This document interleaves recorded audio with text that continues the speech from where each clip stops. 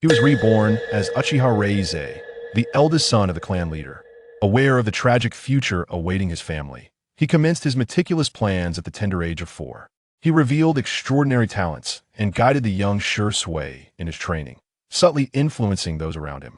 His ambition was not to incite rebellion, but to mend the fissures within his clan with formidable strength and gentle methods, seeking a genuine path for the Uchiha. As his father, the clan leader, proclaimed, "I shall safeguard him," the wheels of history began to turn. Chapter 1. The younger brother and Shui.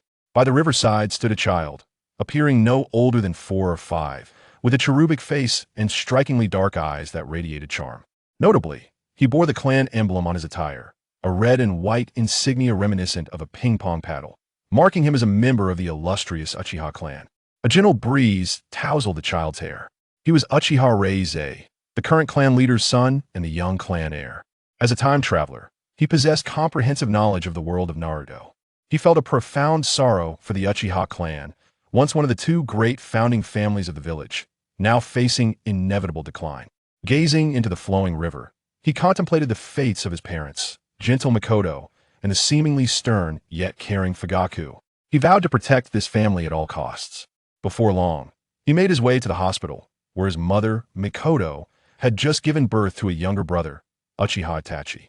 She was still at the hospital. Reizei greeted the medical ninja before entering the room. "Mother, I hope I'm not intruding," Mikoto smiled upon seeing him. "Ah, Reizei, come here. Let's take a look at your little brother." He nodded, observing the tiny Itachi. With a smile, he extended a finger towards him. Cradled in Mikoto's arms, Itachi seemed to sense his brother's presence, lifting his tiny arms to grasp Ryui's finger. Both Mikoto and Reizei were momentarily taken aback. Mikoto chuckled. It seems Itachi has taken quite a liking to his older brother. Reizei, reflecting on the fate of the one who would later annihilate their clan, felt reassured. With him around, he would ensure the safety of their family. "Itachi, I am your brother Reizei. I will protect you. I promise to safeguard you and this family." Mikoto felt a pang of sadness witnessing her son's earnest promise. Reizei had always been mature beyond his years, never crying or throwing tantrums. She worried that he bore too much pressure. "Reizei, you can lean on us when needed," she said, gently ruffling his hair. "Mother, I will." He offered her a reassuring smile. Yet the more he reassured her, the more her concern deepened. With a sigh, she gazed at Itachi, who held onto Ryui's finger tightly, hoping her younger son wouldn't inherit his brother's burdens.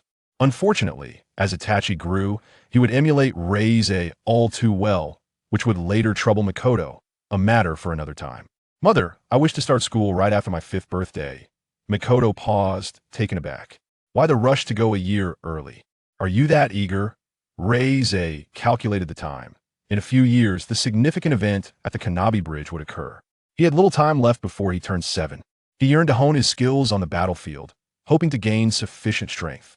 She frowned, clearly reluctant to let her son overexert himself. Just as she was about to refuse, Ryui's voice broke through again. "Mother," with a resigned sigh, she replied, "Very well. It seems there is no way to deter you. Go ahead, my son. I know you have matters weighing on your mind that you haven't shared with us. But remember, we will always support you from behind." She lightly tapped his forehead, having named him in hopes he would be sharp and unstoppable, becoming an exceptional ninja, while Zei symbolized clarity like water. Reizei nodded, conversing with his mother for a while before departing the hospital room. He anticipated that Itachi would be discharged soon. Outside the hospital, he paused to concentrate his chakra at his feet, employing the body flicker technique to vanish from sight. He had long concealed his prowess. Since beginning his training at age 3, he had never ceased, possessing formidable mental strength that continued to grow with age, indicating that his future chakra reserves would be substantial, complemented by an alarming aptitude for Genjutsu. Any Genjutsu scroll he had encountered could be performed by him, surpassing the average genin and rivaling the capabilities of a typical chunin. His chakra had already reached the pinnacle of a genin. With another year of training, he would undoubtedly cross the threshold of chunin-level chakra. After a series of swift flickers, he arrived at his home, where Fugaku was likely still at the security detail. With time on his hands, he decided to review the scrolls he had unearthed from home. Previously, he had acquired 2 fire release scrolls, one for the Great Fireball and one for the Grand Fireball. Though similar, he had yet to find the right moment to practice since obtaining them. Today, however, was fortuitous. There was no better time than the present to train. He made his way to the training grounds, where the Uchiha clan had their own facilities, a testament to their prestigious lineage. He located a sizable lake, devoid of spectators, and unfolded the scroll to examine the hand seals and annotations. After a brief glance, he had already practiced the seals in secret, currently achieving a rate of 3 seals per second. He could complete the Great Fireball seal in just over a second. Focusing his chakra in his throat, he felt his chest slightly swell before releasing a magnificent Great Fireball. Had Fugaku been present, he would have undoubtedly praised Reize for his precise chakra control, releasing only the necessary amount to successfully manifest the Great Fireball. This efficiency would prove advantageous in battle, conserving chakra. Assessing the difficulty, he found it manageable and proceeded to the next scroll, the Grand Fireball, an essential technique known among the Uchiha clan, serving primarily to obscure vision and create distractions without causing fatal harm. The Grand Fireball required 6 seals: snake, horse, monkey, tiger, rat, and boar. Essentially, it was similar to the Great Fireball, but with a broader range and greater power, making it slightly more challenging. Reize glanced at the seals and cast the scroll aside. In an instant, he completed the seals, unleashing a Grand Fireball more powerful than the previous one. The intense heat evaporated the water on the lake's surface, releasing billows of steam in under 2 minutes. Reize had mastered a technique that typically took others weeks to learn. His talent was nothing short of monstrous. While contemplating his next steps, he sensed the presence of another. "Who's there? Show yourself," he called out sharply. A small boy emerged from behind a tree, clearly a member of the Uchiha clan. He looked somewhat familiar. Amidst the Uchiha's lineage of striking beauty, this boy's appearance was slightly less remarkable, particularly his nose. Wait a moment, that nose. Shursui. Though surprised inwardly, he maintained a composed exterior. It was indeed a twist of fate to encounter someone here in such a vast clan territory. "I didn't mean to intrude on your training. I just noticed some movement here. It was impolite to interrupt another's practice, especially by spying." "Never mind. You haven't disturbed me. I am Uchiha Reize. And you are?" Seeing that the other party did not mind, he let out a sigh of relief and began to scrutinize the peer before him. The 2 ninjutsu techniques displayed earlier were clearly beyond the capabilities expected of someone his age, and their power appeared formidable. This individual was undoubtedly a prodigy. "Greetings, I am Uchiha Shursui." As expected, it was evident that the other was merely at the beginning of his training. He could sense a trace of chakra within him. Would you be able to guide me in my training?" Shursui hesitated to speak. Without his parents by his side, he had no one to mentor him. Reize was momentarily taken aback. This was during the Second Great Ninja War. It was likely that Shursui's parents had perished in the conflict. Very well, he thought, he would assist this future master of body flicker, ensuring he did not fall victim to the brainwashing of that Horizonsook. "All right, first tell me how you have been training." "Actually, this isn't too difficult. It's simply that your young age imposes certain limitations that I suggest you focus your chakra at the soles of your feet and attempt to climb trees or walk on water. This will aid you in chakra control. The angle of your hand is slightly off, which alters the trajectory of the shuriken after it's thrown, albeit subtly. And here, you're not applying enough strength. At this level, you would only manage to pierce the skin, resulting in superficial wounds, which are of little consequence." Stop. That was too much force this time." Back and forth they went, and, as the sun began to set, the 2 children continued to practice shuriken, throwing in the training ground. Under Ryui's guidance, Shursui's skills had markedly improved. The sunset stretched their shadows long, and they seemed oblivious to the passage of time. During their brief respite, they discovered that their birthdays were a mere week apart. Reize, being the elder, remarked, "I should head home." He glanced at the setting sun, estimating that in half an hour, darkness would envelop the land. They needed to return before their absence aroused concern. "Will you come again tomorrow?" Shursui inquired. "Indeed. Should you wish to seek me out, come to the clan leader's residence." Shursui paused for a moment, then smiled. "So you are the young clan leader after all." His tone was playful. "Spare me that title. It sounds rather odd. Just call me by my name." "Since the young clan leader requests it, I suppose I must comply," Shursui teased. Reize rolled his eyes, and the 2 exchanged a fist bump before parting ways. Upon returning home, Reize was greeted by Uchiha Fugaku and Uchiha Mikoto, who had been discharged early from the hospital. "Mother, what brings you back so suddenly? Isn't it because you returned home so late?" I was worried about you. I came back early to recuperate. Now wash your hands and prepare for dinner. He nodded, and after washing his hands, he knelt at the table. He noticed Itachi sleeping soundly in Mikoto's arms, which brought a smile to his face. This scene did not escape the notice of Mikoto and Fugaku. Reize truly adores his younger brother. He can't help but smile even during dinner, Mikoto teased, observing how Reize quickly lowered his head to eat, looking rather endearing. Perhaps he was still just a child at heart. Reize, is there a reason you returned home so late today? Fugaku inquired, noting it was the first time he had come back so late. Surely something must have transpired. Father, I encountered Uchiha Shursui today, that he mentioned he is a descendant of Kagami, and it seems his parents perished on the battlefield, leaving him without guidance for his training. He happened upon me while I was practicing ninjutsu and sought my advice, which is why I returned late. Shursui. Uchiha Fugaku pondered briefly. Indeed, he was Kagami's grandson. However, upon further reflection, he remarked, "Wait, you said you trained in ninjutsu?" Fugaku was somewhat taken aback. At just over 4 years of age, with no one supervising him, what if he were to injure himself? Yes, I learned 2 fire techniques, the Great Fireball and the Fireball Jutsu, Reize replied, as if recounting a mundane occurrence. And what were the results? Fugaku asked, his concern deepening. What if he had failed? Had he been injured? After observing the hand seals and notes for the Great Fireball, I was able to execute it. For the Fireball Jutsu, I only needed to see the hand seals, and I could perform it as well.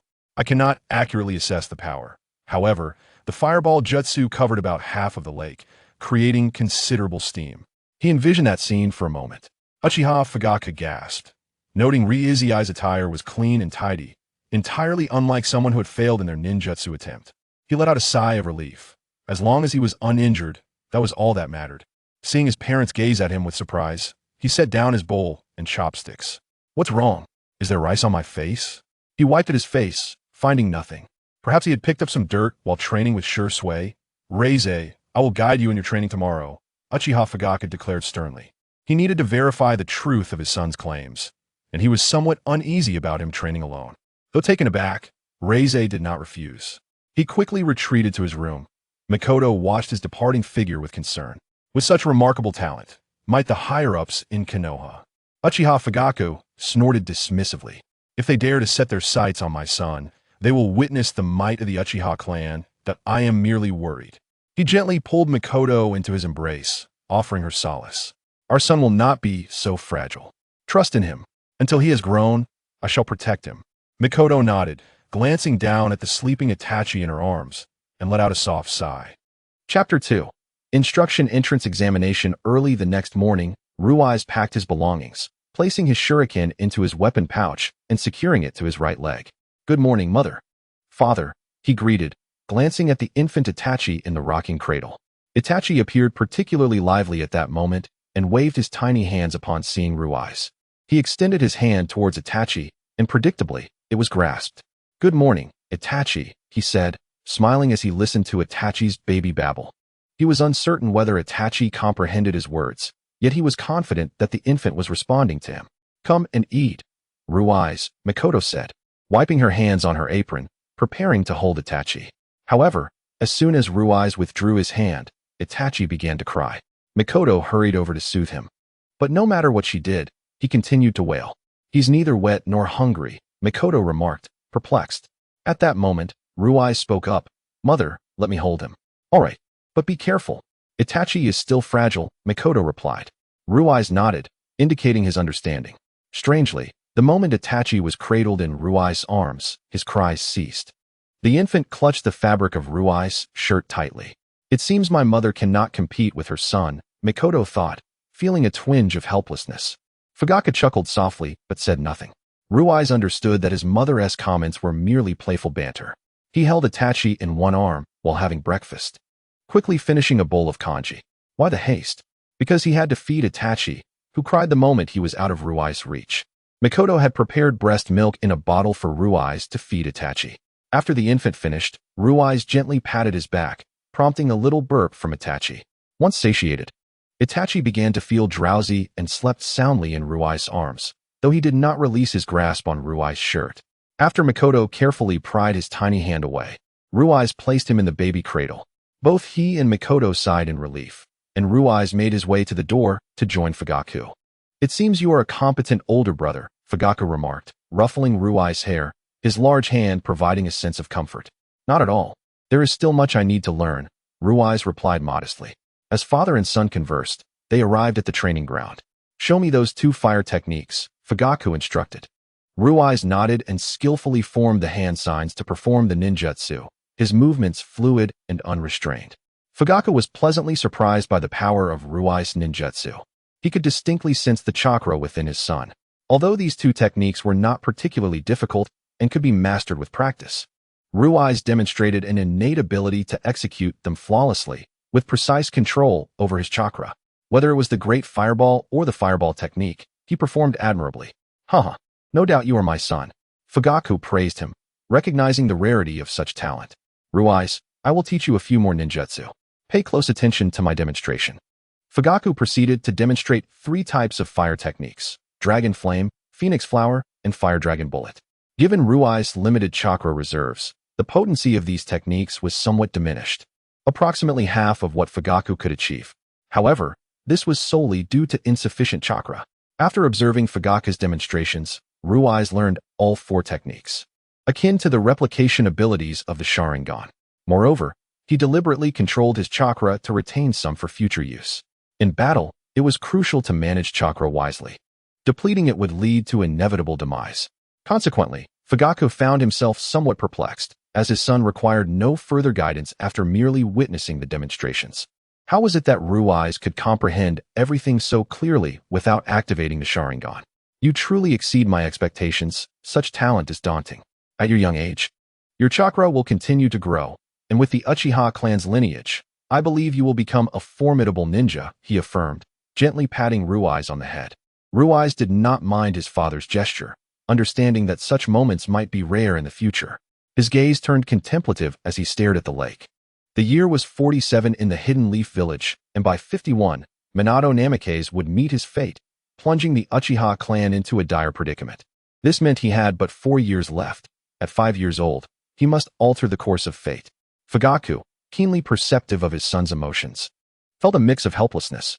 "Rui's, there is an entrance examination for the Ninja Academy today. Would you like to give it a try?" This statement jolted Rui's from his reverie, leaving him confused. Hadn't he just inquired about enrollment yesterday? He looked up at his father, realization dawning upon him. As the leader of the Uchiha clan, Fugaku wielded considerable influence and had yet to be ensnared in any precarious situation. Rui's smiled and began walking towards the Ninja Academy. As they walked side by side, he said, "Father, thank you." Fugaku paused in surprise at Rui's words, but soon a smile broke across his serious face. It seemed that his sentiments had been recognized. A crowd had gathered at the school entrance. As the head of the security team, Fugaku was indeed quite busy, yet he had deliberately set aside an entire day to accompany his son. Rui's spotted the 3 leaders of the Inuzuka, Nara, and Akimichi clans, who appeared to be 2 or 3 years older than him. The 4 clan leaders exchanged nods as a form of greeting. It was then that Nara Shikaku's gaze fell upon Rui's.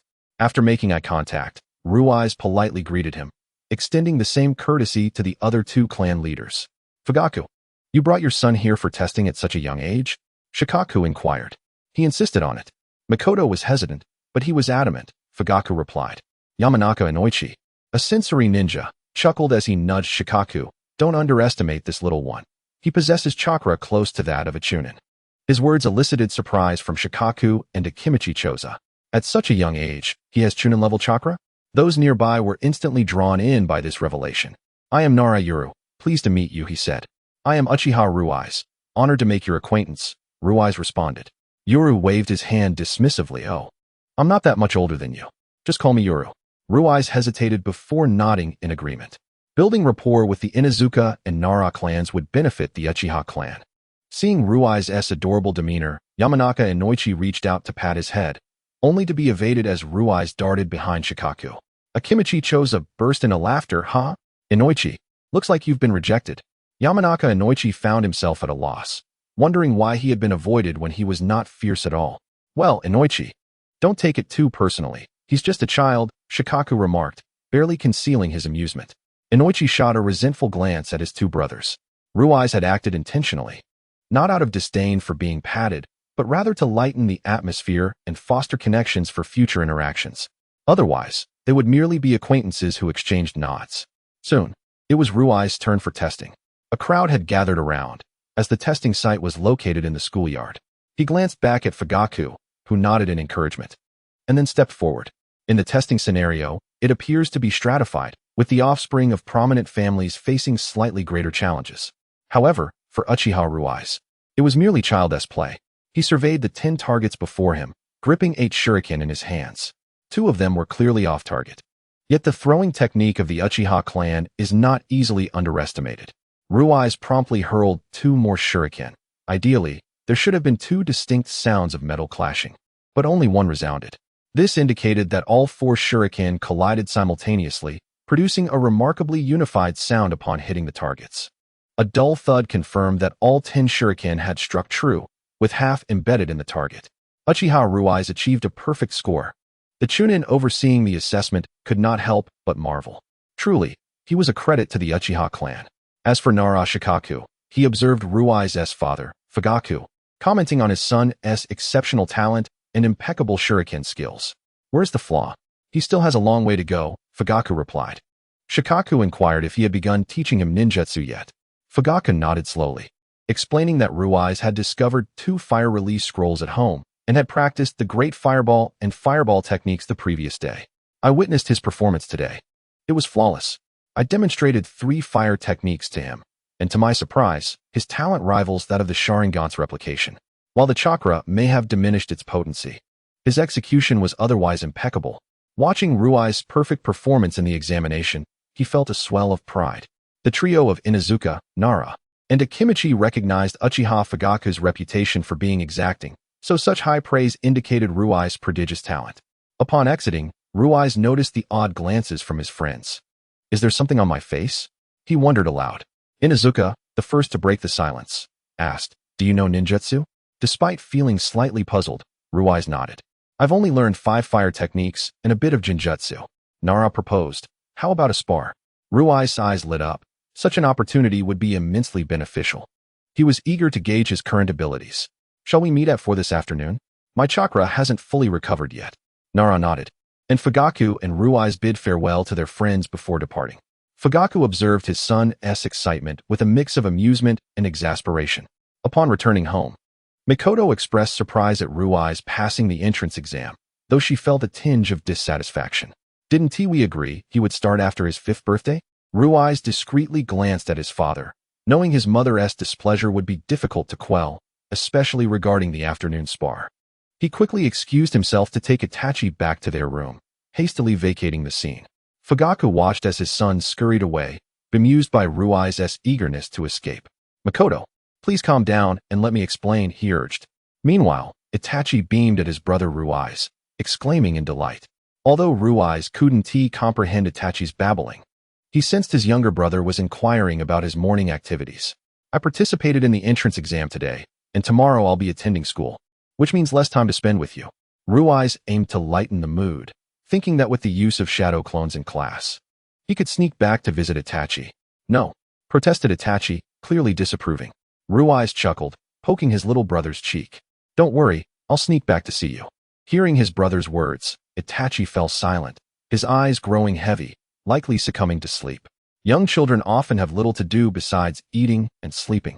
Ruai's patiently comforted Itachi until he drifted off, resting against the wall and feeling drowsy himself. The fatigue of youth was simply unavoidable. As both boys slept, Ruai's held Itachi securely, ensuring he wouldn't come to harm. When Fugaku and Mikoto entered, they were greeted by the sight of their sons in slumber. Why didn't he place Itachi in the crib? Mikoto sighed, shaking her head and reaching to retrieve her sleeping son from Ruai's embrace. However, as she applied pressure to lift Itachi, she inadvertently stirred Ruai's awake. Instantly, he opened his eyes, instinctively protecting Itachi and eyeing Mikoto with caution. Such a vigilant young man. Even in sleep, Fugaku remarked, observing Ruai's alertness. Upon recognizing his mother, Ruai's relaxed and apologized. His reflexive action had been to place Itachi in the crib, as he had genuinely believed someone with ill intentions was attempting to take his brother. Everything is fine, he reassured, grabbing a small blanket to snuggle with Itachi. Seeing their son asleep, The parents quietly exited, closing the door behind them. His vigilance is remarkable. He awakened in an instant, displaying a reflexive protectiveness, Fugaku noted. Makoto agreed, feeling the weight of Ruai's fierce gaze during moments of concern for Itachi. If anyone dared to threaten his brother, Ruai's would undoubtedly be relentless in his defense. The couple returned to their room, with Makoto sewing while Fugaku attended to urgent matters. Chapter 3. An unexpected outcome in the Uchiha household. Ruai's lay asleep, his brow furrowed as if troubled by dark dreams. In his slumber, he drifted through a scene reminiscent of a nightmare, surrounded by a sea of corpses. The earth stained crimson with blood, the air thick with the stench of death. He lifted his gaze to behold 4 familiar figures. Besides himself, he recognized his 2 younger brothers and Shursui. Approaching, he saw Shursui gravely injured, alongside Sasuke, who was desperately trying to support Itachi. "Brother, please stop," Itachi pleaded, gazing at the familiar yet unrecognizable figure of his elder brother, who was once so gentle, now transformed into something menacing. Ruai's turned to face the source of the turmoil. The eyes of the figure bore the Mangekyo Sharingan, a cruel smirk gracing his lips. "Itachi, when did you become so naive? I have no recollection of teaching you this." Bloodied and resembling a harbinger of death, the figure stood before them. "Brother," Itachi faltered, unable to restore his sibling to his former self, feeling utterly helpless. Transparent Ruai's observed Itachi's despair, his heart aching. He disregarded the possibility of Itachi seeing him as he stepped forward, offering a comforting smile. Clearly, both Itachi and the other version of himself were drawn to his presence. Ruai's extended his hand, which transformed from ethereal to corporeal, gently wiping the blood from Itachi's face. "So this is the Itachi of the future, quite dashing, indeed." Itachi gazed at the youthful visage of his brother. Uncertain, he tentatively called out, "Brother?" Ruai's smile widened as he playfully tapped Itachi's forehead. In that instant, a torrent of memories flooded back to Itachi, reminiscent of times when Ruai's would affectionately tap his forehead as a child. "Though I cannot fathom why I am here, allow me to assist you with your troubles." He glanced at Sasuke and Shursui, sheltered behind Itachi. "Please take care of them for me. I truly am a troublesome brother." Once more, Itachi beheld the gentle brother he feared he would never see again. Ruai's turned to confront his future self, uncertain of this place, yet resolute that he would never become that figure. Upon noticing Ruai's, the Mangekyo's power struck him, yet it bore no effect. Ruai's once again transformed into a translucent state. He contemplated, resting his chin on his hand, and yawned. "Itachi, you have been deceived. This individual is not your brother, merely a subpar substitute." Itachi froze, taken aback by the sudden revelation, before bursting into laughter. "Indeed, as you say, I am not Uchiha Ruai's. I am his clone, and I am no different from him." Itachi, momentarily stunned, shouted, "Where is my brother?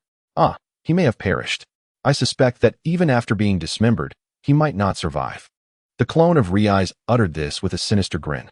Itachi's heart sank. "Is my brother dead? No, you are not the same as me. Even if you possess my abilities and appearance, you will always be a mere imitation. You lack my emotions and memories. You are but a puppet. And now it is time for you to vanish." Before the clone of Ruai's could utter further taunts, he materialized his mental energy. Even as a clone, his spiritual power was undeniably formidable. Itachi stared in awe, a smile creeping onto his face. No wonder his brother's illusions were so terrifying. His mental power was indeed immense. Ruai's forcefully invaded the clone's mind, which was unable to resist. As the consciousness shattered, the clone's gaze turned vacant. A puppet will always remain a puppet. No matter how it is packaged, it cannot become human. Ruai's turned to Itachi and approached him, observing closely and nodding in approval. "You have grown remarkably well." Itachi was acutely aware that his brother could not remain there indefinitely. Ruai stood on tiptoe, ruffling Itachi's hair. "You've grown so tall that I can barely reach you." He wiped Itachi's face clean with his sleeve, looking as handsome as ever. "You are truly my brother. I suspect it is time for me to leave as well. So you should take care of things here. That counterfeit Sharingan is indeed genuine. You should awaken your eternal Mangekyo Sharingan." I deliberately avoided the part of his memories stored in his mind. You can have Yamashiro Aoi retrieve his memories. However, you need not trouble yourself seeking me out. Ruai sensed his vitality in this world gradually waning. Once it dissipated entirely, he would likely depart as well. He believed that this version of himself had expended the last of his strength to bring him here. His existence relied on his own essence. Once he vanished, he too would return to his original place.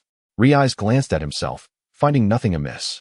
Since he was here, he ought to leave a token behind. He pressed his forehead against Itachi's. Itachi suddenly felt a throbbing pain in his head. Itachi, I have little to bequeath you. I have bestowed a portion of my mental energy upon you. Make good use of it. With it, I believe your illusionary abilities can rival that of Shursui. Brother, Riai's gently shook his head, silencing Itachi. His physical form began to fade, gradually becoming translucent, as his lower body disintegrated into specks of starlight. Itachi, remember my words.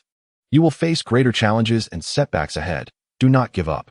Use the power I have granted you wisely. Take care of Shursui and Sasuke for me. I apologize for entrusting my task to you. He forced a smile and, in his final moments, playfully flicked Itachi's forehead, though his fingers passed through.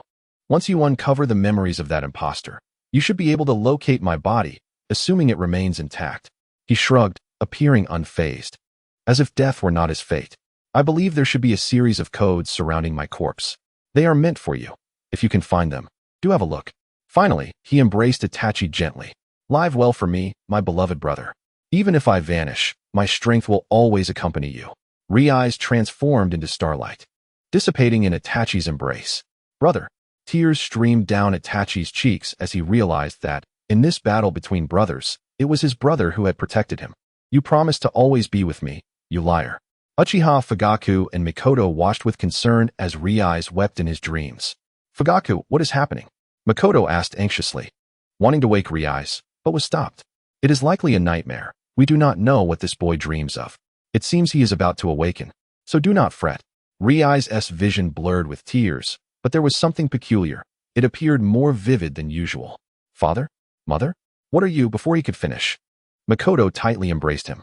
Fugaku comfortingly stroked his head. Mikoto felt a pang of sorrow, wishing her child could find more joy. If possible, I hope you never awaken your Sharingan.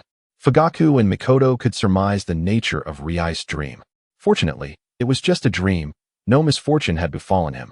Riai's remained silent, vaguely recalling everything from the dream. It was a vision of the future, where he had managed to inflict severe injuries upon Itachi, Shursui, and Sasuke, with Itachi's condition being precarious. This indicated that his power had grown immensely, but who possessed the capability to take his life? Otsutsuki, he murmured. Only them. It seems I cannot afford to let my guard down. I am fine. Mother, let me take my time. The couple exchanged glances and nodded before departing. Riai's rose and gazed at the slumbering Itachi, sighing in relief. Itachi, I will protect you. He had unexpectedly awakened his Sharingan, a fortuitous development. However, he needed to seize the opportunity to grow stronger. In the afternoon, Fugaku took Riai's to the designated location. He noticed that his son seemed somewhat distracted, but being inept at offering comfort, he struggled to articulate his thoughts. Riai's was indeed preoccupied with the events of his dream. Yet he also realized that his mental energy was gradually recuperating. It appeared that even after granting a portion to Itachi, it did not diminish his own strength. Riai's, focus. Take your opponent seriously, Fugaku urged. Riai's lifted his head, exhaling deeply. Yes, father. As he surveyed the training ground with the Inuzuka, Nara, and Akimichi teams, Riai's cast aside all distractions and felt a surge of excitement. Yoru, Kawakawa, Dingyu, he greeted them. The three smiled and nodded in acknowledgement. Riai's, would you like to challenge the Inuzuka Akimichi trio? Nara Shikaku pondered, curious about the prowess of this young lad. Absolutely. Facing the formidable combination of Inuzuka and Akimichi, he had to be on high alert. The intelligence of the Nara clan was not to be underestimated, and he had no intention of falling prey to the Yamashiro clan's mind transfer technique. Although escape was possible, that fleeting moment would allow Yoru to employ shadow imitation technique. Watching both sides prepare, Shikaku announced the commencement of the match. Whoosh, whoosh, whoosh. The sound of shurikens slicing through the air echoed as Riai's launched his projectiles with remarkable precision. This was merely a test. He did not believe that a few shurikens could secure victory. Fire style, great fireball technique. A massive, blazing fireball erupted from Riai's mouth, causing the Inuzuka Akimichi trio to scatter in an instant, encircling him. Riai's attention fixated on Kawakawa. Sharingan. Unbeknownst to Yamashiro Kawakawa, Riai's had activated his Sharingan. In that fleeting moment of eye contact, he felt momentarily dazed, believing nothing had changed, yet he had already fallen prey to Riai's illusion. Yura would not sit idly by. His shadow was nearing contact with Riai's. Riai's channeled chakra to his feet and swiftly retreated. Fire style, Phoenix Fire Technique. This jutsu compelled Yura to abandon his technique, scattering to evade the incoming flames. Upon witnessing the Sharingan of Ruai's, he inwardly lamented the trouble it posed. Dingu had already freed him from the illusion, while Yechuan keenly observed Ruai's, cautioning that his Jinjutsu was formidable. A mere glance had ensnared him. Ninjutsu, Jinjutsu, Shuriken. Could this lad be a monster? Yechuan couldn't help but voice his thoughts, feeling an unprecedented pressure during their confrontation. Fire style, Phoenix Fire Technique. Ruai's seized the opportunity to hurl 3 shurikens, carefully controlling their number, as it was merely a sparring match. Yet, his objective was achieved, cornering the trio into a confined space. He flung a kunai, severing a wire. And in an instant, the necks of Inuzuka, Shika, and Cho were ensnared by the steel line. The victor is Uchiha Ruai's, declared Daku loudly. Ruai's withdrew his trap, conceding. This is the first time for you 3 to experience being outmaneuvered, he shrugged. Realizing that most of his previous plans had been rendered ineffective due to his concern for Ruai's, preventing Dingu from utilizing his jutsu. It seemed he had worried excessively. This was merely luck, considering Dinga hadn't even made a move yet. Is it because Daegu was worried about hurting me? Yechuan chuckled, offering silent agreement. The 4 spectators couldn't help but marvel at the combat talent displayed by this young boy, particularly his initial trap setup. The delicate wire, concealed by sunlight, was undetectable to the untrained eye. Initially, Yechuan had intended to use Yechuan's transformation technique to secure victory, but he hadn't anticipated Ruai's activating his Sharingan. Truly an unforeseen development. Ruai's was aware of the reasons behind his victory. If Inuzuka, Shika, and Cho had regarded him as an adversary, he would have lacked the means to easily overcome them, particularly Dingu. Aside from evasion, he had no solid solution against Dingu's ninjutsu, and the trio's teamwork was impeccable. A single mistake could lead to defeat. Thus, even with this victory, there was little to boast about. Yechuan teased. So, having bested us, should you not express your gratitude? He nodded. Shall I treat you all to barbecue? Dingu's eyes sparkled at the mention of barbecue. Absolutely. The other 2 shook their heads, watching Ruai's with keen interest. It seemed he would be treating them. Ruai smiled, unbothered, for he was quite affluent, courtesy of his parents. He seldom spent it, thus accumulating savings. And he lacked for nothing. Fugaku nodded in agreement, permitting him to join them for barbecue that evening. Let us go. Hooray! Barbecue! Dingu exclaimed, lifting Ruai's high into the air. Long live Ruai's. The airborne Ruai's felt a twinge of exasperation. It was just a barbecue. Were all members of the Akimichi clan so simple-minded? The 4 clan leaders observed the raucous children with smiles, yet after a few words of caution, they departed, as matters of the clan required their attention. However, they dispatched several clan ninjas to provide covert protection, with Fugaku assigning 3 elite ninjas, indicative of their serious concern. Chapter 4. A Life of Ease. Today, Ruai's was to attend the entrance ceremony of the Ninja Academy. With Mikoto cradling Itachi, the 3 made their way to the school, and one could not help but notice the general high attractiveness within the Uchiha clan, turning heads as they passed. Mother, you needn't accompany me today, Ruai's, not a typical child, felt the entrance ceremony lacked significance. Mikoto gently patted his head, a hint of reproach in her voice. What are you saying, Ruai's? As your mother, how could I possibly be absent from such an occasion? He touched his head where she had patted him and fell silent. Soon, he spotted a striking pair at the entrance of the academy. A red-haired woman, upon seeing Mikoto's radiant smile, hurried over. Mikoto! Kukina greeted her warmly, and Ruai's turned to face Minato. Minato bowed his head, exchanging a brief glance with the child before smiling and shifting his gaze to his wife, eyes filled with tenderness and affection. In no time, Kukina insisted on attempting to hold Itachi, only to provoke a torrent of tears from the infant. Even Mikoto was at a loss on how to soothe him. Sighing softly, Ruai's said, Mother, please hand Itachi to me. I'll take care of it. Mikoto understood that only Ruai's could calm Itachi at that moment. Ruai's took Itachi in his arms, softly cooing, No need to cry, brother is here. Hearing his brother's voice, Itachi's cries began to subside, his tiny hands flailing in search of something. When Ruai's extended his hand, Itachi grasped it with his soft, small fingers. Feeling the gentle touch, Ruai's gaze softened.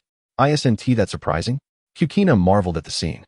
Itachi had taken a liking to Ruai since birth, cradled in his brother's embrace. Itachi was calm and content, and Ruai's relished the moment before the formal commencement of the entrance ceremony. Ruai's held a deep affection for his little brother, as Minato observed. Noting Ruai's expressions and actions, "He is indeed my brother." Itachi seemed to comprehend something, letting out a small sound. Ruai smiled, but quickly turned his attention to Mikoto, who was chatting with Kukina in the distance, lowering his voice. "There seems to be something amiss in the village. Has the battlefield situation changed?" The abrupt shift in topic startled Minato, who regarded the 5-year-old with astonishment. Such matters were not typically the concern of a child. He ruffled Ruai's hair, and Ruai flinched slightly at the force of the gesture. After Minato withdrew his hand, he looked down at Itachi. "I will inevitably go one day." He understood the need to bolster his strength and create a relatively safe environment for Itachi. Minato recognized the yearning for power in Ruai's eyes and comprehended his intent. Was it to protect his younger brother? "If you make it to the battlefield, seek me out. My team would welcome you." With that, he waved goodbye to Ruai before departing. The entrance ceremony proved exceedingly dull. As he listened to Sarutobi Hiruzen denying the achievements of the Uchiha clan, a flicker of impatience crossing his gaze. Finally, after surviving the torturous first day of school, he planned to return home, parting ways with Shursui at a fork in the road. The evening sun bathed the path in golden hues. "You little bastard without parents. How dare you show your face?" Ruai turned toward the raucous voices, spotting several boys cornering a girl, preparing to tug at her hair. Frowning, he reached out to grasp one boy's wrist. "Who are you? Do you know who my grandfather is? Let go of me." Ruai tightened his grip slightly, causing the boy to wail in agony. Upon witnessing his distress, Ruai finally released him. "Scram! Don't let me see you bullying others again." Before he could finish, he noticed the Sharingan glaring coldly back at him. A chilling sensation crept down his spine. The boy stepped back in fear. The Sharingan was a proud bloodline of the Uchiha clan, and even children took pride in its activation. Despite their previous mischief, they now understood one crucial truth: the individual before them was not to be trifled with. He appeared their age, yet possessed the ability to activate the Sharingan. Such innate talent undoubtedly grants a prominent status within the clan. A few children exchanged glances and hurriedly fled. Ruei observed the retreating figures and glanced back at the girl, whose clothing had been slightly torn by those individuals. He promptly removed his coat and draped it over her shoulders. "Return home early, and remember to resist in the future." Ruei did not linger with the girl for long, as he needed to return before Mei-chin would scold him. Thus, he missed the fleeting moment when the girl cast her gaze upon him. "I'm back," Mei-chin exclaimed, peering out from the kitchen with a spatula in hand to welcome him. She noticed the absence of Ruei's coat. "Ruei, where is your coat?" With a nonchalant demeanor, he replied while slipping off his shoes, "It's nothing. I gave it to a girl." "Oh." Mei-chin's curiosity was piqued as she regarded her son, evidently intrigued. Ruei paid no heed to his mother's teasing tone and curious gaze, making his way directly to Itachi's room. At that moment, Itachi was idly playing with his toys. Upon seeing Ruei, he reached out with a series of babbles. Ruei picked him up, a gentle smile gracing his face.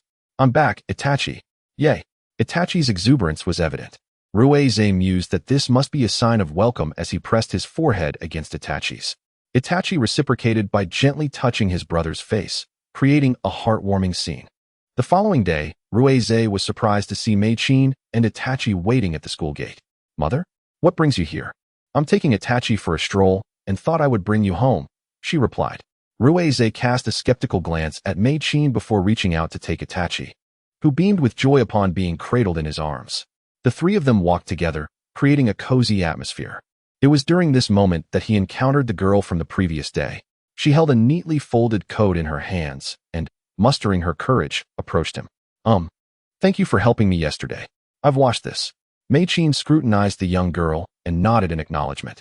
Ruei, oblivious to his mother's peculiar behavior, cradled Itachi with one arm and accepted the coat. A faint fragrance of laundry detergent wafted from it. "Thank you," Ruei said, shaking out the coat, which immediately unfurled. And he flung it over his shoulder before continuing on his way home with Itachi. The girl watched him depart, a hint of reluctance in her eyes, though she remained silent, merely observing him leave. "Ruei, aren't you going to say something to her?" Mei-chin inquired, puzzled by Ruei's indifference. It could be said that Ruei never truly behaved like a child, though he was not one at heart. What should I say? We have no connection, and there is nothing to discuss. His burdens were heavy, leaving him little time for the trivialities of childhood relationships, which was his current perspective. Mei-chin rested her chin in thought, remaining silent. Soon after, he unexpectedly saw the girl at school again. "Hello, I am Uchiha Wing. I am Uchiha Ruize," he replied, casting a glance at the girl before departing with sure sway. School life took on a different hue, as Uchiha Wing often gravitated towards him. Despite her evident apprehension, she still approached him. Both Ruize and Shursui were gentle souls, engaging her in conversation. Unbeknownst to them, the girl began to weave herself into the fabric of their school life, creating a sense of ease and comfort. Chapter 5. Unexpected Gains. Recently, Ruize had taken to using shadow clones to attend school, as both he and Shursui possessed striking looks, garnering them a throng of admirers. Yet, their focus remained steadfastly on their training, with Shursui occasionally seeking Ruize's insights on ninjutsu. Ruize's explanations were lucid and easily comprehensible, underscoring the significance of having a capable teacher to avoid unnecessary detours. Meanwhile, the original Ruize was at a training ground in Konoha, honing his throwing techniques before transitioning to swordsmanship practice. The Uchiha clan swordsmanship had been passed down since the Warring States period. Yet with many clan members distracted by the allure of their bloodline limits, few practiced it nowadays. Among them, Shursui, who had earned the title of Shunshin Shursui, was perhaps the only one proficient in swordsmanship. Originally, Shursui possessed remarkable strength, and his jinjutsu capabilities surpassed those of many Uchiha, being one of the young geniuses who awakened the Mangekyo Sharingan early on. Whether it was the universe's cruelty or Shursui's naivety, his untimely demise was a source of regret. Ruize understood that mastering swordsmanship required patience. It was a pursuit that necessitated long-term commitment to yield results.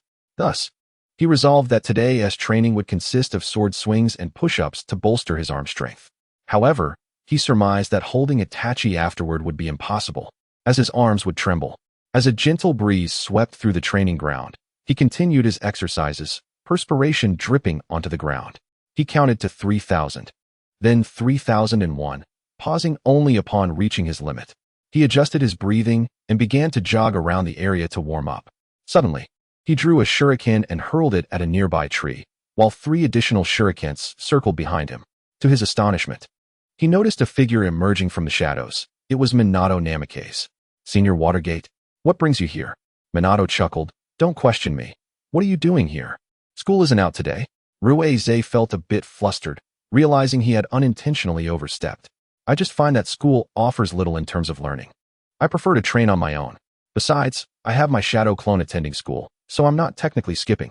Indeed, there was no regulation against shadow clones attending classes, as their experiences would revert to the original.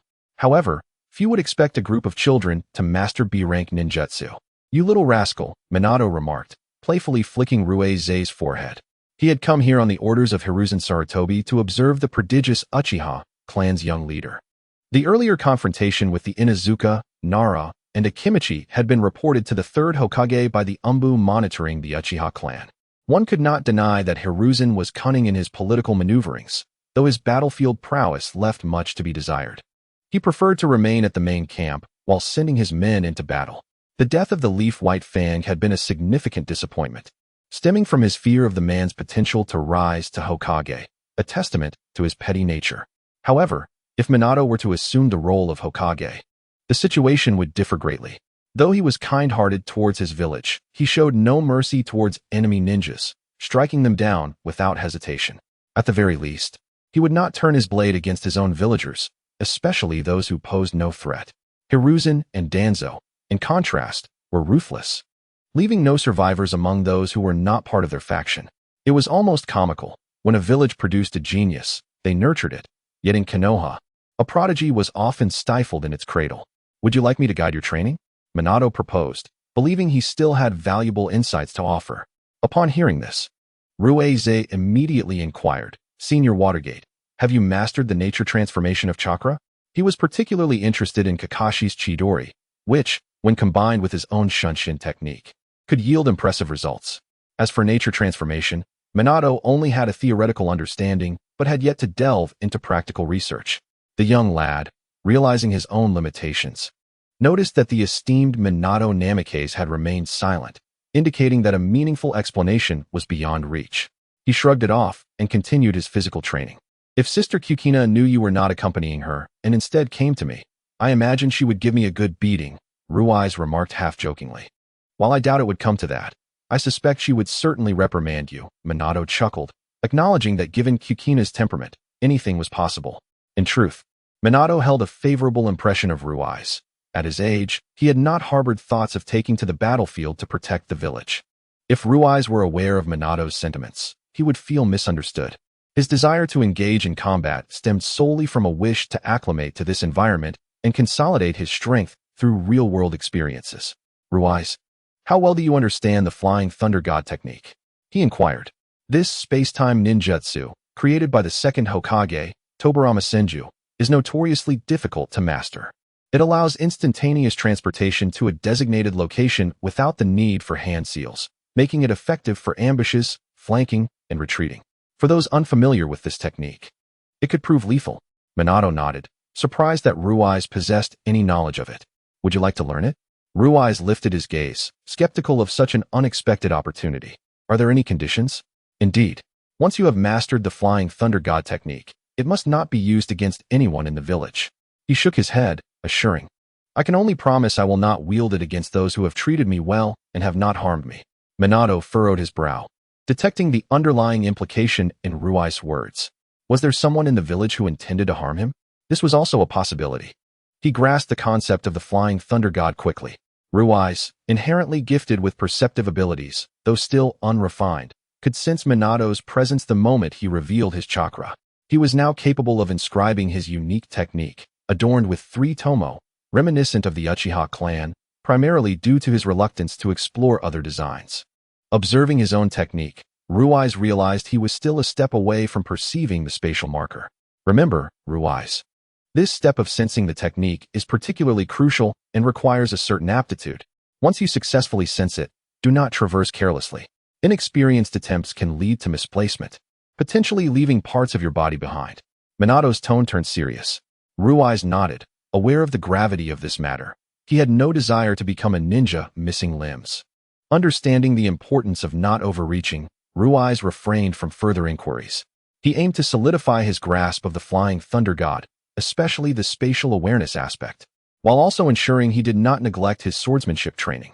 He would likely have to rely on shadow clones to master the Flying Thunder God in the future. Minato-senpai, shall we spar? Ruiz proposed, eager to gauge the distance between himself and a jonin. Of course, I won't bully a child. I'll only use taijutsu. Minato responded with a smile, drawing out his kunai. Though he appeared relaxed, he would not underestimate this young prodigy. After all, he was not keen on suffering humiliation at the hands of a child. Ruiz unsheathed his small tanto, shaking out his arms as he focused intently on Minato, chakra pooling in his eyes. Sharingan. Though Minato had already heard of this from Hiruzen Sarutobi, witnessing it firsthand was still astonishing. A 4-year-old with the Sharingan was likely unparalleled even among the Uchiha.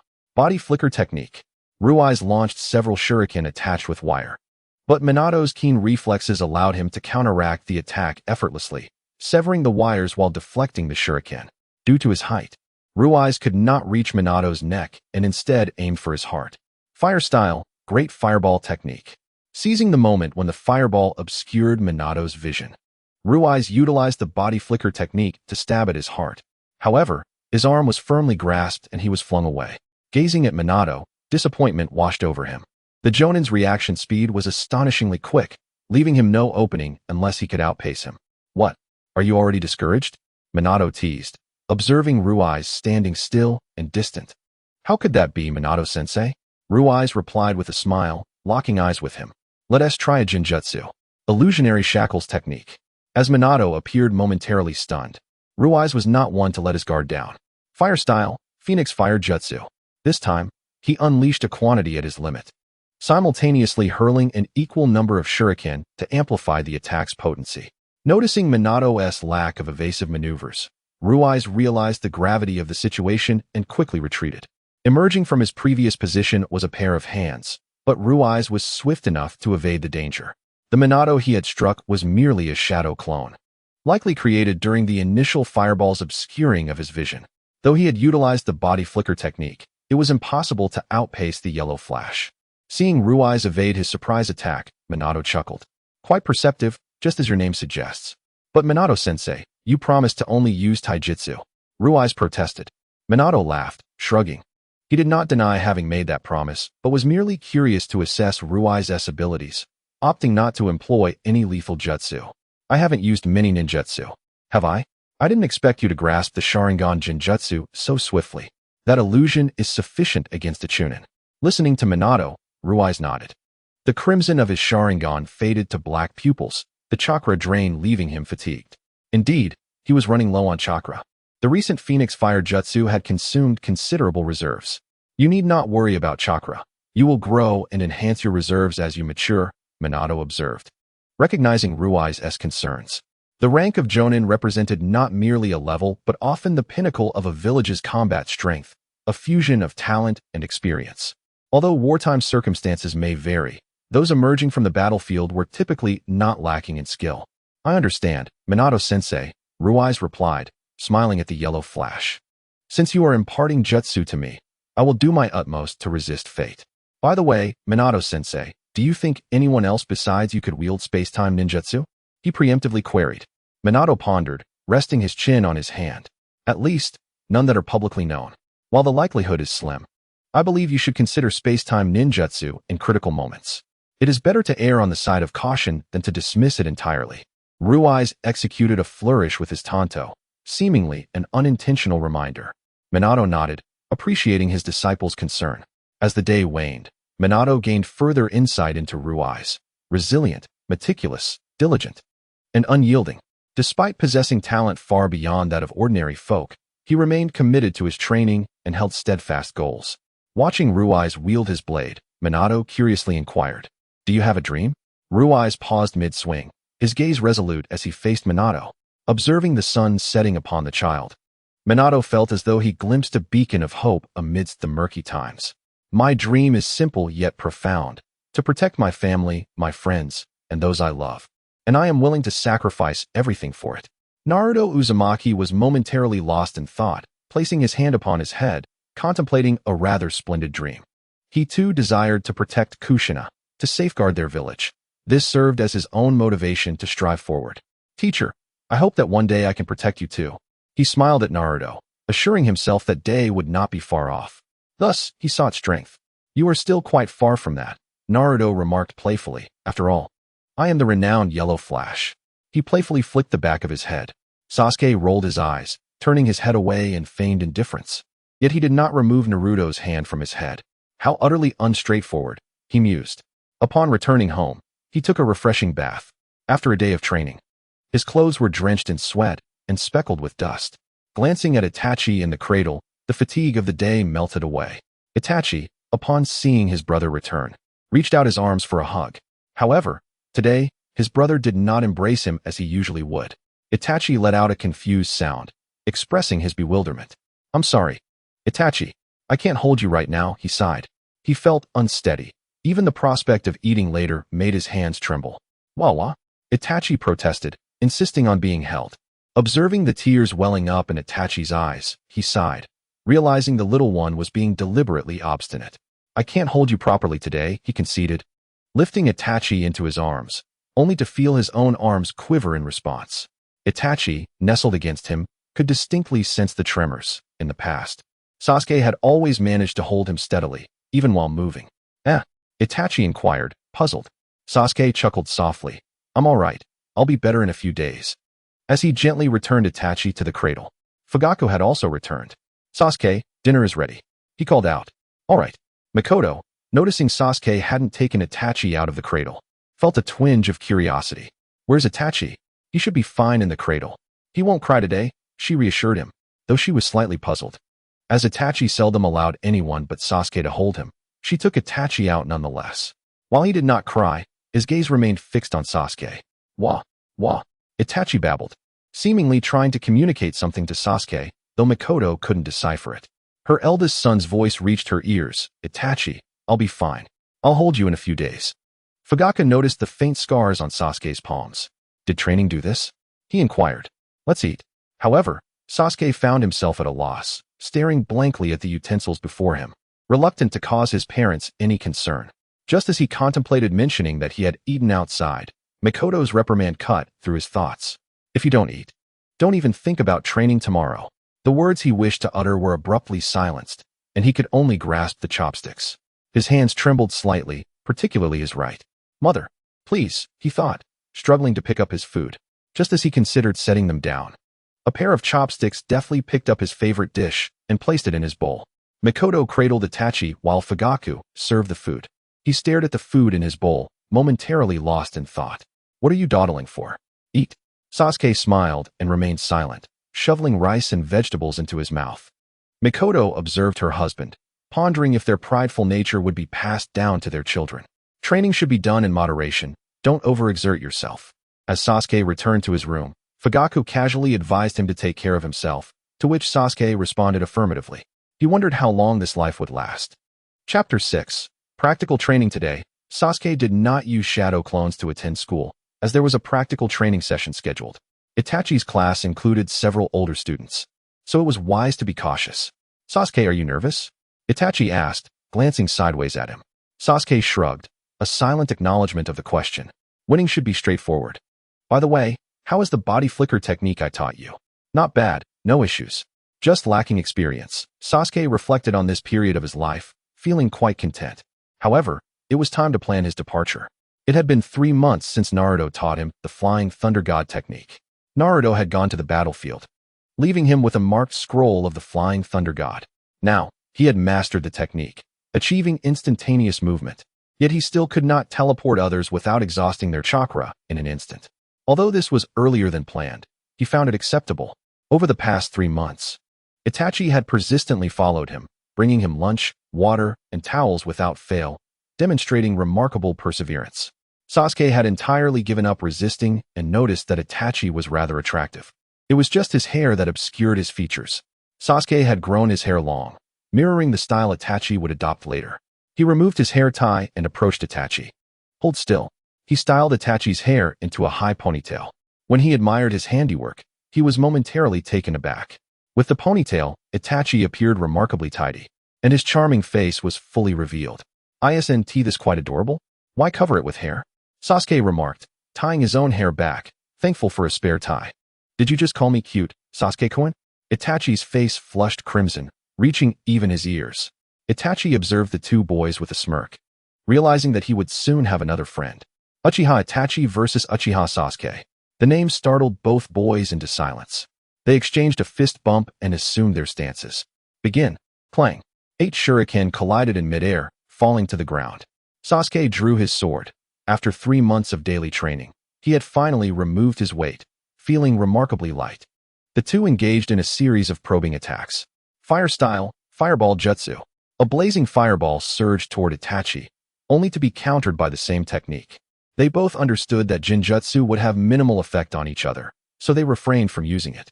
Sasuke's swordsmanship was fierce, each strike aimed at vital points. Itachi, despite lacking the Sharingan, demonstrated remarkable reflexes.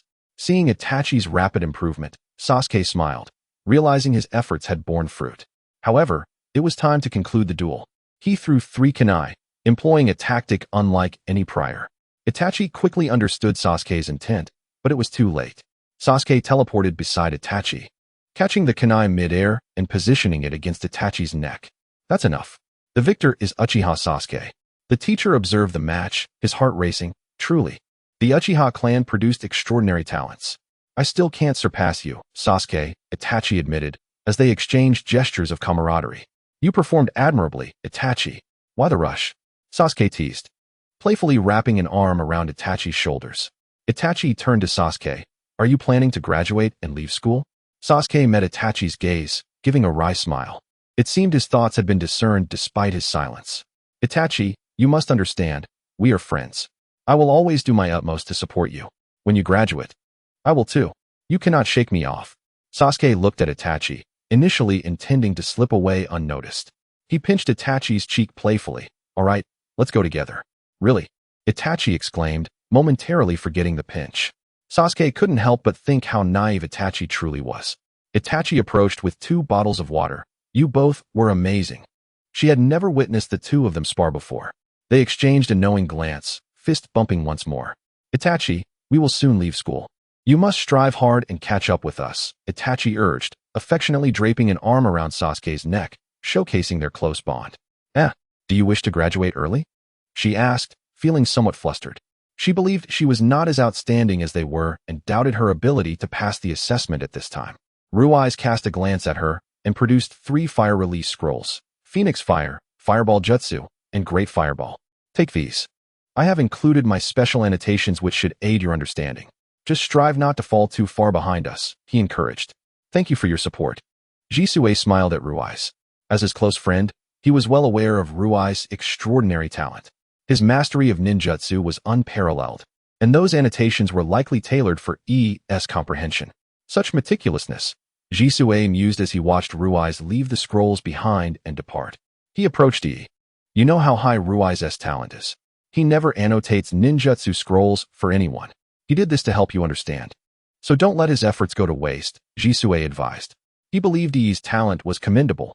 She simply lacked systematic training. E had excellent control over chakra and seemed to possess some aptitude for jinjutsu. I will catch up to you, she declared, looking resolutely at Jisue. She was determined to stand alongside them, even if only a little closer. Keep it up. Jisue instantly returned to Ruiz's side, fully aware of his intentions. However, he did not voice any concerns. If he could gain some strength, that would be beneficial. Unfortunately, things seldom unfold as one hopes. If he were to learn of the hardships E endured because of him, he would certainly regret saving her. A week later, both of their graduation applications appeared simultaneously on Sarutobi Hiruzen's desk. He took a puff of smoke, the haze obscuring the subtle light in his eyes. Knock, knock, knock. I am Namikaze Minato. Sarutobi Hiruzen concealed his smoke. Come in. Upon entering, Minato noticed Ruiz's graduation application. What are your thoughts? He inquired. Hiruzen collected his thoughts. Recognizing that Ruiz's abilities had long surpassed those of an ordinary genin, it was indeed inappropriate for him to remain in school. I believe he has mastered the Flying Thunder God technique during my absence on the battlefield. He recalled witnessing Ruiz's practical application of the technique through the crystal ball. Such talent, if not harnessed, would be wasted. I suspect Ruiz wishes to graduate early to undertake C-rank missions and subsequently apply for deployment to the battlefield. He mentioned this to me quite some time ago. Jisue is a commendable individual as well. Hiruzen nodded, permitting Minato to leave.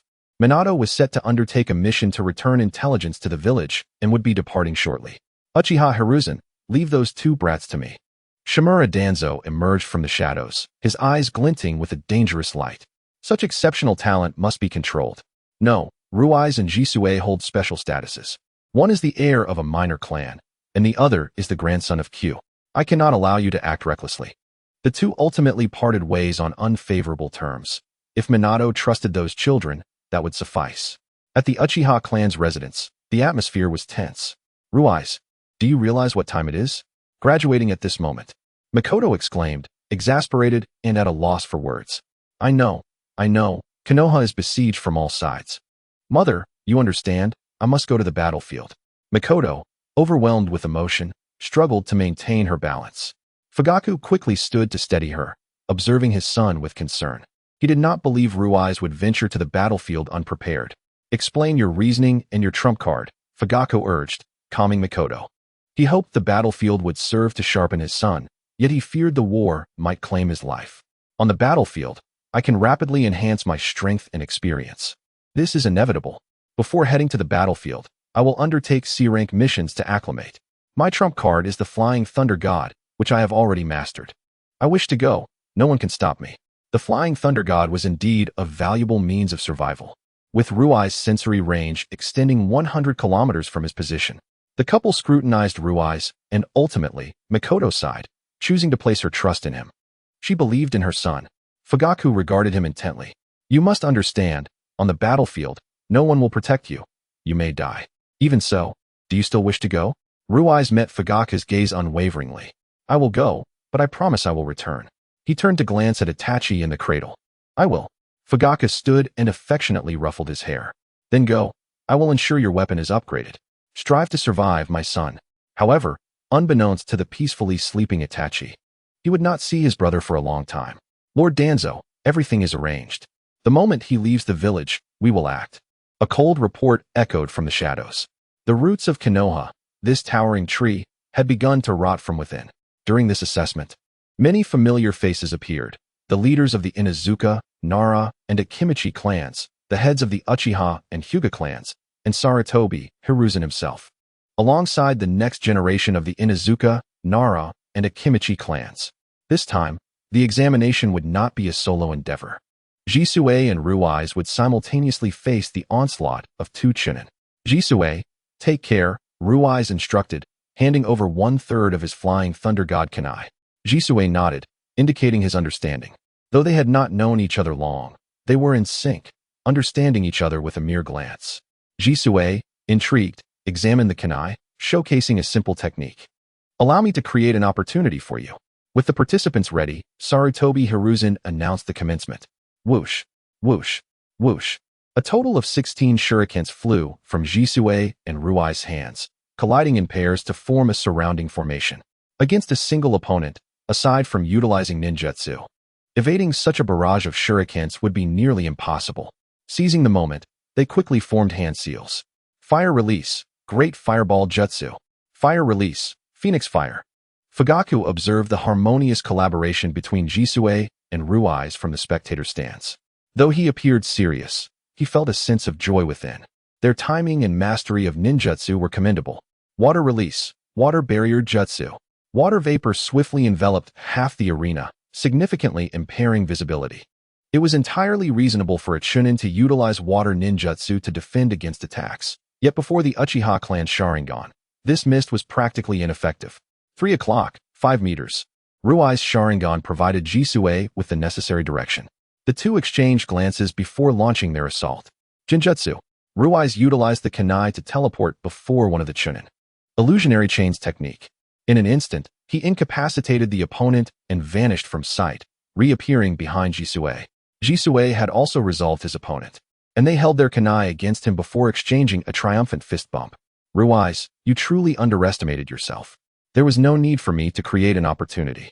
They lost the moment they utilized water ninjutsu. Did they genuinely believe none of us possessed the Sharingan? They were overconfident. Sarutobi Hiruzen, observing the victorious duo, nodded approvingly. Uchiha Rui's, Uchiha Jisue, you have passed the assessment. The two individuals retrieved their kunai, simultaneously receiving their protective headbands while tossing the one in their hand to each other. At times, I find myself genuinely curious about the origin of our unspoken understanding. Shizuki jested lightly as he bound Riai's headband around his forehead. I have no idea. Perhaps it's an innate connection, Riai's replied as he secured Shizuki's headband around his arm. Take care not to get hurt with my headband, Shizuki remarked with a half-joking tone. You too. They exchanged glances, intertwining their arms around each other's necks. From now on, we shall undertake missions together. Do not let me surpass you. Humph. Think you can outdo me? Dream on. Hey, why are you so conceited? The two boys, engaging in light-hearted banter, would eventually grow into formidable warriors. Yet, in this moment, they would cherish these days as their most treasured memories. Chapter 7. Hands stained with blood. The names of Riai's and Shizuki, both prodigies, swiftly spread throughout the entirety of Konoha, earning them the moniker of the Konoha Twin Stars. They had also shattered Kakashi's record, graduating at the age of 5 and remaining at the academy for 3 months. Such achievements seemed insurmountable. Due to their unique circumstances, Sarutobi Hiruzen assigned an exceptionally competent jonin, Sato Haruki, to oversee them. He felt a twinge of annoyance. Had it not been for the Hokage's direct request, he would have preferred to avoid the hassle of supervising children. He sighed and addressed the two young ones. Let us begin with self-introductions so I may gain a clearer understanding of you. Shizuki spoke first. I am Uchiha Shizuki, skilled in fire techniques, genjutsu, and shuriken throwing. I enjoy the days spent with Riai's, and I harbor no dislikes. My dream is to protect those I wish to safeguard. Riai's listened with a smile, continuing. I am Uchiha Riai's, proficient in the same arts as Shizuki, and I have already awakened a one-tomo Sharingan. I cherish my current life, detest those who trouble me, and aspire to protect. It seems these two youngsters are indeed different from the others. The desire to protect is no simple ambition, Sato remarked, introducing himself. I am Sato Haruki, your guiding jonin for a period of time. I am adept in fire, water, and lightning techniques. Though my throwing skills pale in comparison to the Uchiha, As he spoke, he produced a scroll. Due to the unique nature of our team, the Hokage has approved us to undertake a C-rank mission directly. Riai's accepted the scroll, and Shizuki leaned in closely to read its contents. Bandits, C-rank. A small village 1 kilometer to the east. Eliminate all without exception. This was the crucial information, and both boys' gazes fixated on the phrase eliminate all without exception. They exchanged glances, a shared expression of concern and confusion reflecting in their eyes. Shizuki, with his compassionate heart, was the first to voice his thoughts. Sensei, are we not to spare children and the elderly? Sato chuckled lightly. You are indeed still a child, asking questions when you know the answer. It is approximately 5 to 6 in the afternoon. We shall assemble at the village gate. With that, he vanished before them. Riai studied the mission scroll. The atmosphere growing heavy. Let us return to gather our things, he suggested. Shizuki nodded in silence, aware that Riai too was troubled. This boy, typically aloof yet warm-hearted, would not have handed over the scroll to Uchiha Itachi otherwise. He appeared indifferent to everyone, yet a quiet gentleness emanated from him. Riai pondered whether he could swing his kunai without hesitation when the time came. As he made his way home, Riai felt an unprecedented weight in his steps. Upon entering, he found his father, Uchiha Fugaku, waiting in the living room, while Mikoto watched him with concern. Upon seeing his brother return, Itachi waved his arms, seeking a hug. Riai's stern expression softened into a smile as he gazed at Itachi. Have you received a mission? Fugaku inquired after sipping his tea. Riai handed the mission scroll to Fugaku, confirming his suspicions regarding its contents. Mikoto appeared to want to say something, but ultimately held her tongue. Father, mother, I am going to my room to prepare, he announced. The couple exchanged worried glances, knowing this was an unavoidable step in becoming a ninja. He quickly gathered his few belongings: the Flying Thunder God kunai, shuriken, explosive tags, military rations, and bandages. It was a modest load, and soon he was ready. As he stepped out of his room, Mikoto handed him 2 rice balls. Take these to stave off hunger. He glanced at the rice balls, devouring one in a few bites. He tucked the other into his pocket to save for Shizuki. Mother, I am fine. You need not worry about me, he reassured her before approaching Itachi's cradle, gently lifting him. Wait for your brother to return, Itachi. A blissful smile graced Riai's face, a rare sight reserved solely for his younger brother. Riai handed Itachi to Mikoto, offering his parents a comforting smile. Father, mother, your son is not so fragile. When I return, I wish to enjoy your tempura. Very well, I shall prepare it for you upon your return. As he turned to leave, Fugaku's voice echoed, be careful, do not get injured. Riai hesitated at the threshold, a smile gracing his lips. He activated the Flying Thunder God technique and appeared beside Shizuki, tossing him a rice ball. My mother made this, it will help you through. Shizuki took a bite. Your mother's cooking is as delightful as ever. He smiled back, feigning nonchalance. Are you prepared? Riai shook his head. On their way to the village gate, he sensed an unseen gaze upon him, though his perception yielded no results. Uchiha Fugaku had dispatched 6 elite jonin to protect them, underscoring the value placed on Riai and Shizuki. At the gate, Sato greeted the two who had arrived early with a smile. Since we are ahead of schedule, let us set forth. Despite the turmoil within their hearts, the boys maintained the necessary vigilance on their journey. Sato nodded in satisfaction. The trio paused before the distant small village. Sato instructed, your task is to eliminate all inhabitants of this village without hesitation. Do not harbor any false hopes, as I will not intervene unless absolutely necessary. After Sato departed, the boys resolved to take action under the cover of night. As darkness enveloped the village, the waltz of death commenced. In a swift confrontation, Shizuki and Riai dispatched the guard with a swift cut to the throat. The once quiet village soon filled with the stench of blood. Riai lost count of how many slumbering souls he extinguished, his body splattered with the remnants of their life essence.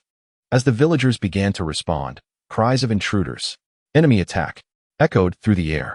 Riai observed the oncoming figures, weapons drawn, men, women, and even children among them. Activating his Sharingan, he gripped his sword tightly, silently apologizing as he began the slaughter. The Sharingan's heightened perception allowed him to witness the myriad expressions of those he killed: despair, hatred, and rage. He remained vigilant of Shizuki, knowing his compassionate nature could lead to peril. As anticipated, he saw Shizuki hesitate against a child who was stealthily drawing a blade. Cursing under his breath, fool, Riai activated the Flying Thunder God, instantaneously appearing beside Shizuki, and with a swift motion, severed the child's head, blood splattering across Riai's. He turned to Shizuki, his voice a fierce roar. Is this the demeanor befitting a genius of my caliber? Pull yourself together. He would rather assume the role of the villain himself than see his dear friend come to harm. As Jishui regained his composure, he took a deep breath, and a glimmer of determination flickered in his gaze directed at Ruize. I cannot be a burden to Ruize. This was the sole thought occupying Jishui's mind.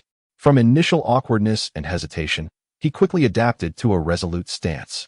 In the shadows, Sato and the Uchiha ninja guarding them couldn't help but express their admiration. The two began to join forces, and time seemed to lose its meaning. The village transformed from a cacophony of noise into a haunting silence, permeated only by the metallic scent of blood and the scattered bodies strewn across the ground. They turned their attention to a woman on her knees, clutching her child and pleading for mercy. Please, spare my child. He is innocent. Her head repeatedly struck the ground, drawing blood, her face smeared with dirt and crimson, hair disheveled, presenting a woeful sight. Jishui hesitated, and just as he turned to glance at Ruize, he had already lunged forward. With a single stroke, he ended the woman's life. The crimson Sharingan bore witness to the shock, confusion, and hatred in her eyes as they fixated on the wailing infant still cradled in her arms. In that moment, he seemed to see Itachi.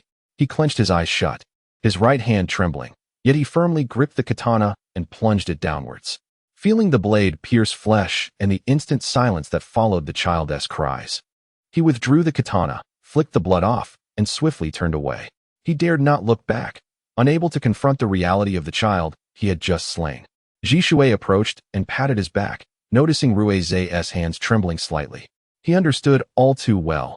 The sight of that child undoubtedly reminded him of Itachi. Ruize was not foolish. He recognized that he was shouldering the burden of Jishui's killings. At that moment, Sato appeared before them. You both performed admirably. The task was executed flawlessly.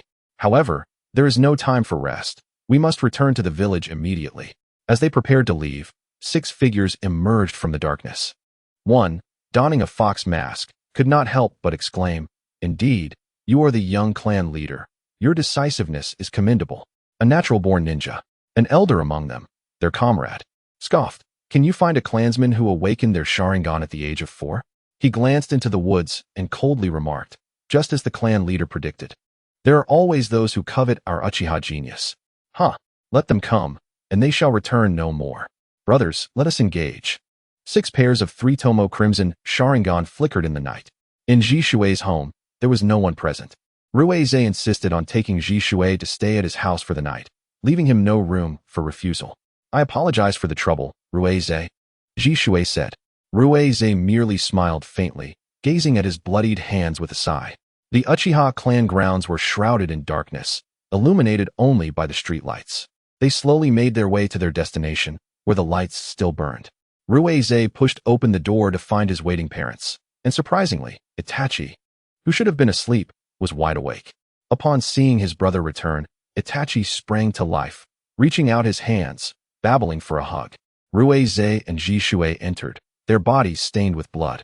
Ruize, looking at Itachi's eager request for a hug, felt a pang of helplessness and instinctively reached out to gently tap his forehead. However, upon seeing the blood on his hands, he immediately withdrew, his expression shifting to one of discomfort, guilt, and fear. Itachi, brother is very dirty right now, so I can't hold you. He forced a smile, albeit strained. Makoto, seeing her children, felt a deep pang of sorrow. They had ultimately arrived at this juncture. Go wash up, the water is ready. And I've prepared some clothes for you, she said, tenderly patting both children's heads. Ruize handed Jishui a set of clothes. Their builds were similar. It was as if they shared a collective sense of futility, feeling that no matter how hard they tried, the blood on their hands would never wash away. Simultaneously, they sighed. When they emerged, Makoto had already reheated the meal, and the table was set. Ruize glanced at his favorite tempura, but at that moment, he could muster no appetite. Yet, to honor his mother's efforts, he forced himself to eat. It's delicious, he said, but he could only taste a hint of blood. He looked towards Jishui, who sighed and nodded, clearly in the same predicament. They placed their chopsticks down, filled with remorse. We're sorry, Auntie. We may not be able to eat anymore. It's all right, you both should rest. I'll take care of the rest, Makoto said, fully understanding the turmoil these gentle boys had endured. When Itachi saw his brother about to leave, he began to whine. Ruize paused, looking at Itachi. In that instant, he recalled the child he had killed, his hands trembling as he stepped back. I'm sorry, Itachi. Brother is not feeling well today, so I can't hold you. With that, he fled in distress, while Jisue watched Ruize's retreating figure. He looked down at his clean hands, yet felt as though they were still stained with blood. He turned to the aggrieved Itachi and explained to Makoto and Fugaku, Auntie, clan leader. We encountered a woman during our mission who knelt before us, pleading for mercy for her child, who was about the same age as Itachi. When I hesitated, Ruize acted. In retrospect, Jisue was somewhat surprised. He had not anticipated Ruize would act so swiftly. After speaking, he retired to his room, needing to process the events of the day. Makoto, anxious for her children, was comforted by Fugaku, who had faith in their strength. Makoto, trust our children. Ruize will not be so fragile. This is a necessary step for us as ninjas. Furthermore, he added, I believe you will find this information intriguing. He handed her a folded note, and Makoto opened it with curiosity. It read, while the young clan leader was departing after completing his mission, 12 Chunin and 2 Jonin attempted to ambush him, but we eliminated them all. Makoto's eyes widened as the 3 Tomo Sharingan manifested. I knew they would not spare Ruize. Fugaku took a sip of tea, his demeanor calm. Given Ruize's talents, I believe he will likely reach the heights of that man in the future. As for Jisue, his abilities are not to be underestimated, particularly his Jinjutsu. Fortunately, I had a contingency plan. It is time to give them something to do. Makoto snorted, clearly enraged. As a mother, she could not remain calm towards those who would harm her children. We need to give them some trouble to prevent them from setting their sights on my son. As night fell, fireflies began to dance outside, and the starry sky was breathtaking. 2 restless souls leaned against each other, quietly gazing at the beauty of the courtyard. Chapter 8. Light through the night, unable to sleep. Ruize found himself sitting in the corridor of his home, staring at the courtyard and the night sky. A coat draped over his shoulders. He didn't need to turn around to know who it was. Jisue settled beside him, their shoulders touching. Indeed, you two cannot sleep, Ruize remarked with a smile. How can one sleep? The moment I close my eyes, I see those images. Jisue hesitated to continue.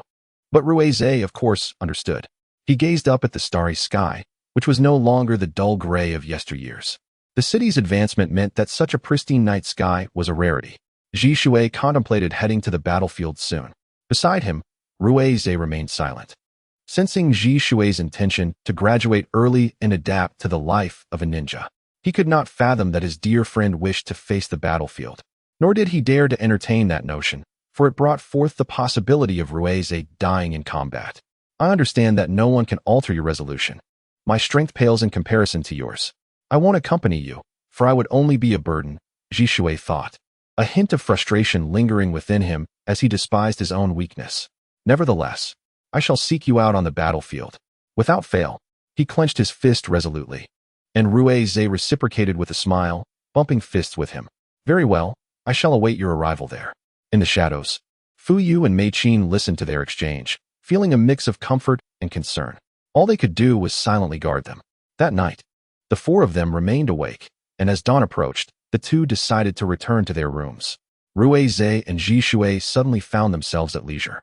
Ruize stood up, intending to check on Itachi. Jisue watched him with a smile, causing Ruize to feel uncomfortable under his gaze. What are you grinning about? He inquired. You, my friend, are indeed sharp-tongued. Perhaps only Itachi can provide you solace, Ruize retorted, turning his face away. Indeed, every time he beheld Itachi, the weight upon him would momentarily dissipate, leaving him solely with the responsibilities of an elder brother. Jisue shrugged, temporarily surrendering the attempt to converse with his brotherly obsessed friend. The 2 exchanged smiles as they gazed at the sleeping Itachi. Ruize contemplated poking his brother, but upon recalling yesterday's events, his hand hesitated mid-air.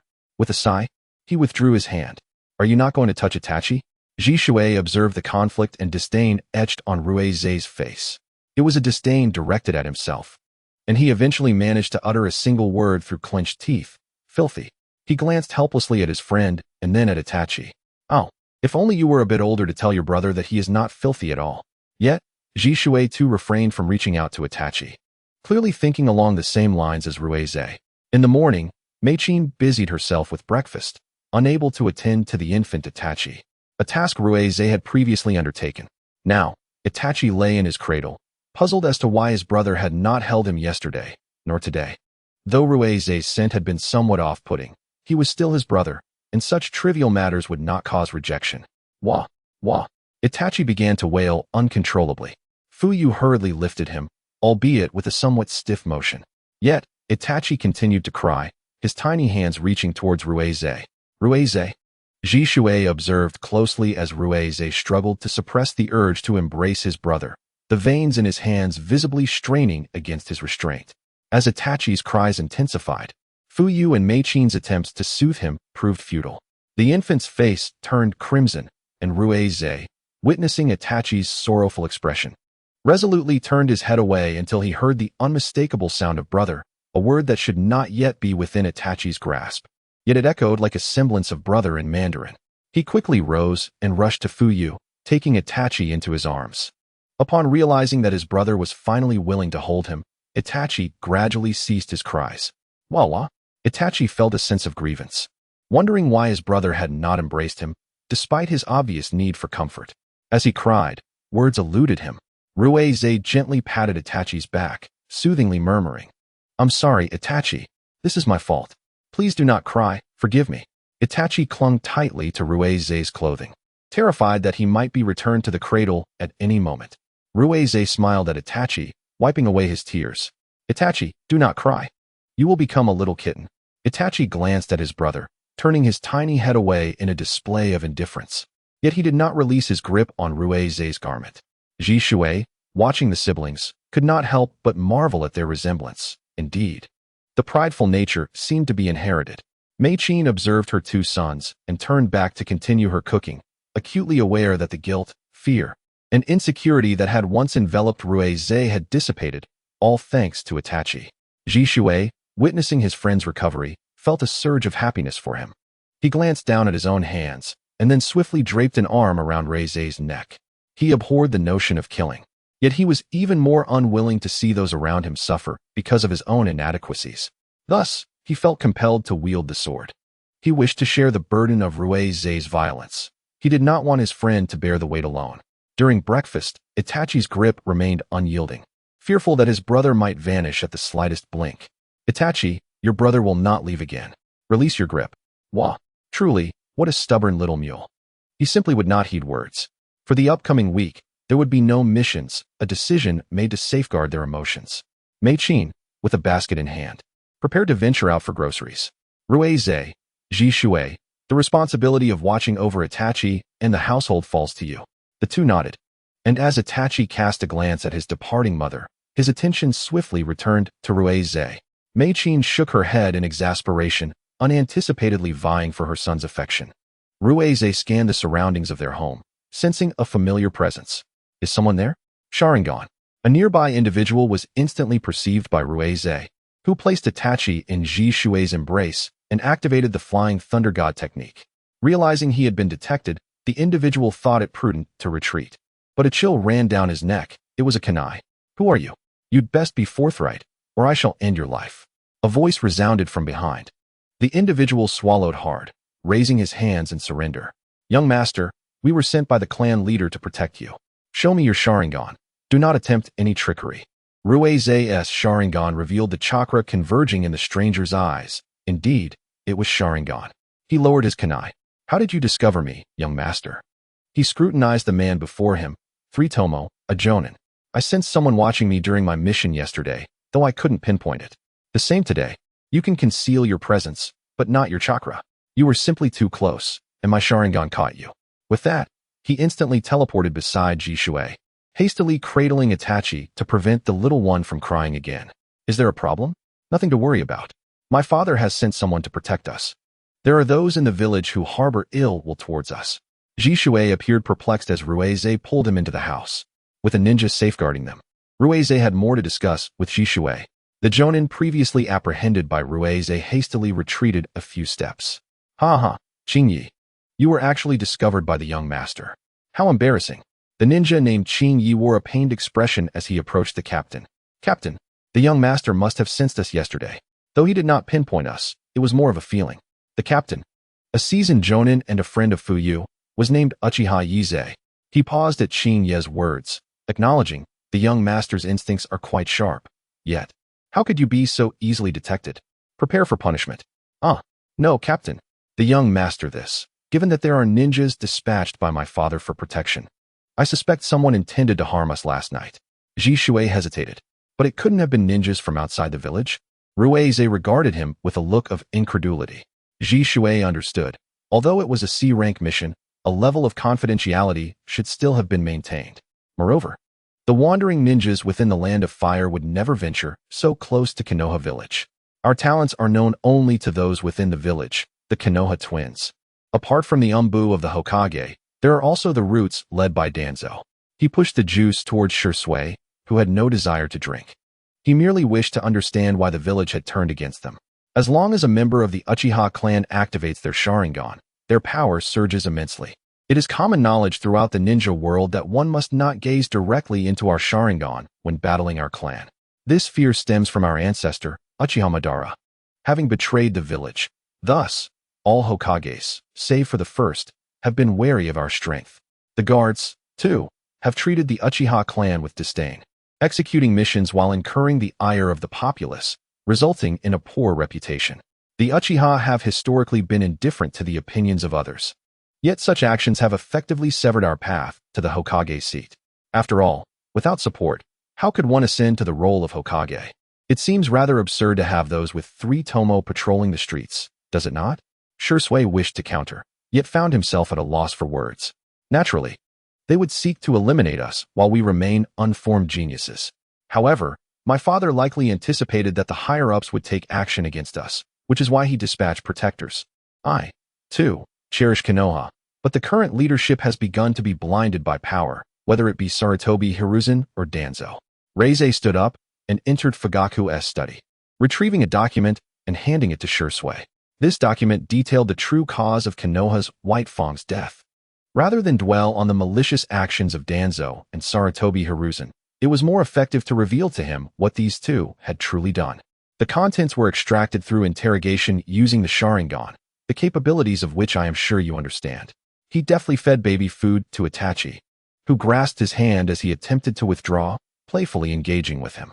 Shui scrutinized the document, his expression contorted in concern.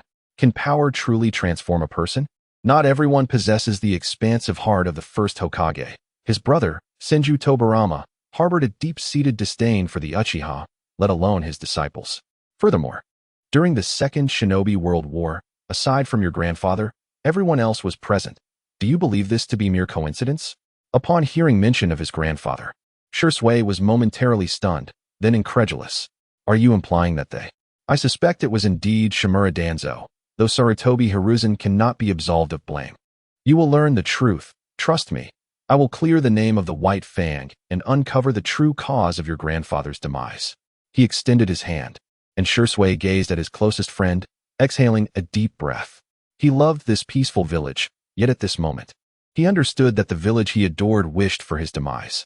Were it not for the protection of the clan leader, there would be no need for mercy against those who sought to trouble him. Yea, Itachi, in a dislike of the situation, grasped his brother's hand and stared at Shui. Reize, your brother is truly terrifying.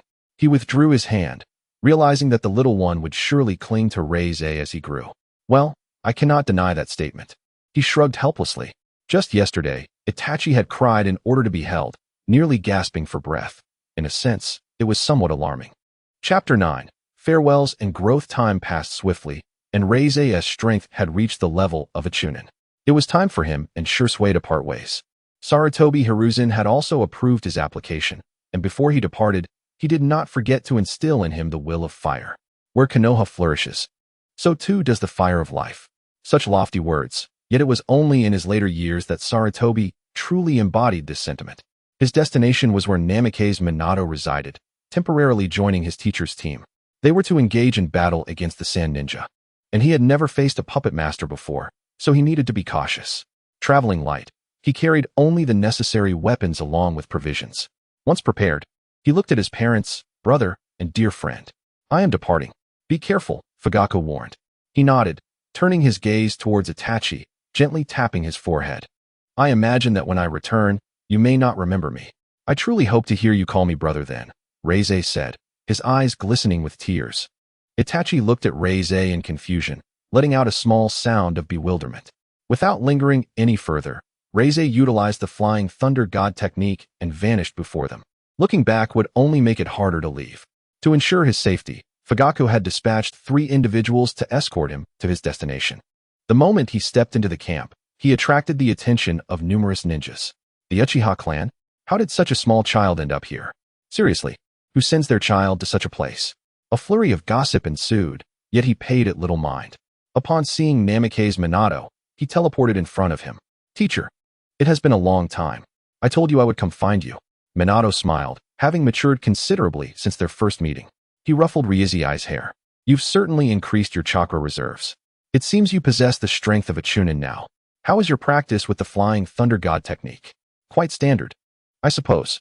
My perception range is limited to 150 kilometers, which is my utmost capability. That is quite impressive. At that moment, Minato's team arrived, Uchiha Obito, Hatake Kakashi, and Noara Rin. Obito, also of the Uchiha clan, was surprised to see such a small clan member. So small? How did your parents agree to let you go to the battlefield? His bluntness was somewhat irritating, and even Minato had to admire his studentess insensitivity. Reize couldn't help but twitch his lips at his words. Not every Uchiha is as naive as Obito.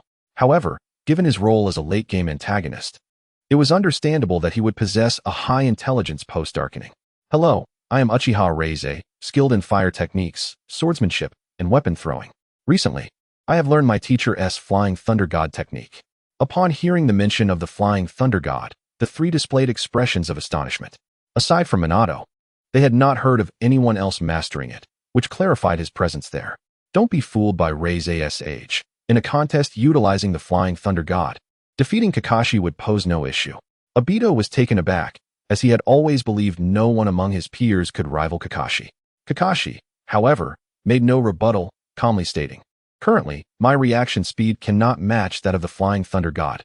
Reize shook his head. I still need to accumulate practical experience. Speaking of which, I heard you jumped from D rank to C rank missions.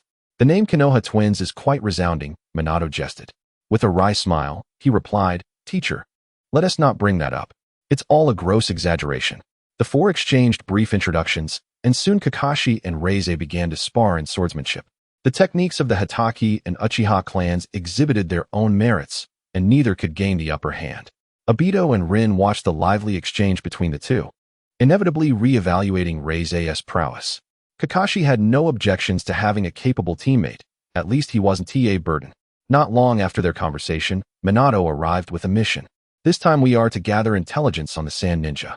With Ryuziai's Sharingan, our task should be considerably simpler, he said, looking at him with a smile. After all, the power of the Sharingan was well known among ninjas. I will do my best. He had yet to interrogate any ninjas using the Sharingan. As that was linked to mental strength, it should pose no problem. Obito chimed in. Even those younger than you have awakened their Sharingan. Kakashi cast a disdainful glance at Obito, his deadpan eyes betraying his irritation. How can there be such a disparity among the Uchiha? Despite Obito's inability to master even his own techniques, he need not worry when facing a formidable opponent like Reize. Without delay, we set forth. Initially, Minato was somewhat apprehensive about Reize's adaptability. However, Reize's performance proved to be quite reassuring. Rin, being the weakest link, positioned herself at the center of the formation, while Kakashi led the charge with Reize covering the rear and Obito guarding Rin's side. Minato sensed a group approaching their direction. Attention, 6 individuals, one of whom is a Jonin. Leave the Jonin to me. The remaining Chunin are yours. Once tasks were allocated, Minato took the initiative. Upon their encounter, it became a mere test of shuriken. In this regard, Reize exhibited unparalleled prowess, catching an unsuspecting Chunin off guard with a swift and unexpected trajectory. Let us resolve this swiftly. Our mission is to gather intelligence and escape before the enemy notices us, Kakashi instructed, turning to 3 adversaries. Reize nodded in agreement. Activating his Sharingan, Kakashi swiftly dispatched his opponent with a single blow. Their cooperation was notably harmonious. Reize's Sharingan detected a wire, one that did not belong to him. Puppet Master. Kakashi, move. He shouted urgently, prompting Kakashi to retreat just in time as a colossal puppet emerged in his former position. Truly remarkable, your Sharingan has discerned this. Kakashi acknowledged. The remaining 3 opponents were formidable, with the puppet master proving particularly troublesome. Riai's felt a pang of sympathy for Kakashi, burdened with 2 liabilities. He handed Kakashi 2 kunai, casting him a glance. Kakashi, momentarily taken aback, soon nodded in understanding. Since you recognize the power of the Sharingan, do not underestimate me. Fire style, Phoenix Fire Jutsu. A multitude of stunningly beautiful attacks erupted forth, allowing Kakashi to seize the opportunity to launch his kunai and shuriken. Earth style, Earth Barrier. Riai's, observing his 2 kunai, altered the trajectory of 2 shuriken, guiding one around to flank the puppet master. With his chakra significantly amplified, he could transport Kakashi along with him. Placing a hand on Kakashi's shoulder, he activated the Flying Thunder God technique. The sound of 2 blades being drawn echoed as they simultaneously attacked the puppet master. Kakashi aimed for the neck, while Riai's targeted the heart. Blood splattered across their faces as the remaining Chunin met Riai's gaze, instantly succumbing to his Jinjutsu. With their opponents dispatched, Kakashi and Riai's exchanged a knowing glance. It was undeniable that apart from Shursui, Kakashi was the first person to comprehend him through mere eye contact. Obito observed their seamless collaboration, feeling increasingly sidelined as he clenched his fists in frustration. Minato approached with the nearly lifeless Jonin, quickly grasping the situation. Riai's retrieved his technique-infused kunai and approached the captured ninja. Peering into his eyes, he activated the Sharingan. Name, this mission, he demanded. My name is Yui, and the task is to eliminate Konoha. He hesitated, struggling to maintain composure despite his imminent demise. Riai's rolled his eyes at the futile resistance. Strengthening his mental control, he continued, your mission to eliminate Konoha's team. What is your strategy? There were 6 squads in total, each comprising 1 Jonin and 5 Chunin, all led by a puppet master. After a brief glance at Minato, who nodded, Riai swiftly executed the Jonin. It appeared there were 5 more squads, and the regular task forces would not match their capabilities. Let us return with this intelligence. You performed admirably, Riai's. Concealing his Sharingan, Riai's felt a peculiar pressure in his eyes, perhaps a side effect of forcibly interrogating the Jonin. Rin, noticing his discomfort, approached and placed her hand over his eyes, emanating a gentle green light. Strange. Riai's removed her hand, expressing gratitude for her kindness. However, the Sharingan of the Uchiha clan is not easily healed, he jested, aware that his eyes were simply responding to the strain of the interrogation. Obito glared at Riai's with an air of hostility as he observed Rin's concern. Despite his formidable mental strength, his current body was still unaccustomed to such exertion. We should withdraw to avoid attracting attention. Minato nodded, prioritizing the safety of the others despite his concerns. Riai's watched as Kakashi utilized Earth Style to conceal their tracks. He yearned to learn more about various dojutsu, but found little opportunity. If possible, he wished to develop an original ninjutsu. He had previously tested his chakra attributes, possessing all types, but had prioritized fire and lightning styles. He turned his gaze to Kakashi, who likely possessed several techniques. Yet, what could he offer in exchange? Kakashi seemed to lack nothing of significance. Perhaps a troublesome predicament. Kakashi was not short on ninjutsu, and he already wielded the blade of the White Fang. Money? The Hitaki clan undoubtedly had resources. With a sigh, Riai's realized that Kakashi was likely contemplating the development of the Chidori. Perhaps discussing it would be beneficial. As they traversed the forest, Riai's suddenly felt a sharp pain in his head, causing him to stumble. Kakashi, who was covering the rear, quickly reacted and grasped his hand to prevent him from falling. Minato noticed as well, prompting the team to halt. Riai's shook his head, recognizing the need to refrain from overexerting his mental faculties. I'm fine, let us move on. The camp is just ahead. He released Kakashi's hand and nodded toward Minato. The group resumed their journey, with Kakashi positioned behind Riai's for added support. Upon returning to the camp, Riai's promptly sought refuge against a tree. He finally felt the throbbing pain in his head. Rin, puzzled by his discomfort, approached him. Riai's took a deep breath, understanding that those with powerful mental abilities often face the risk of strain when pushing their limits. Although he attempted to explain, Obito and Rin struggled to comprehend. Kakashi, observing his 2 bewildered teammates, sighed internally before addressing Riai's. As a child, during the interrogation of the Jonin, your mental strength proved insufficient, resulting in his notable resistance. To obtain the information, you overexerted yourself, leading to your current physical reaction. Ryai's nodded, acknowledging that the headache would likely persist for a while. The one-tomo Sharingan could only interrogate Chunin effectively, as they possessed less information than Jonin. Ryai's exhaled slowly, waiting for the pain to subside before standing. Minato, concerned for Ryai's, decided against continuing missions with the four of them and opted to allow them to bond within the camp. He sighed, realizing their youth was a significant factor. Observing the blade in his hand, he infused it with lightning chakra, causing arcs of electricity to dance along the blade. The Chidori blade represented one of the variations of the Chidori technique. He pondered how chakra could be transformed. Generally, chakra dispersed, but through manipulation. It could manifest in various forms of attack. The Great Fireball technique involves compressing fire chakra into a spherical form. Without proper control, it can become uncontrollable. Ruize suddenly recalled the flamethrowers from his previous life. Chakra could be shaped like a blade. First, one must possess exceptional control over chakra to mold it into a sword, along with a substantial reserve of chakra. He decided to give it a try. As Ruize infused chakra into the blade, he compressed it, watching as his katana sprouted a small blue tip. Success!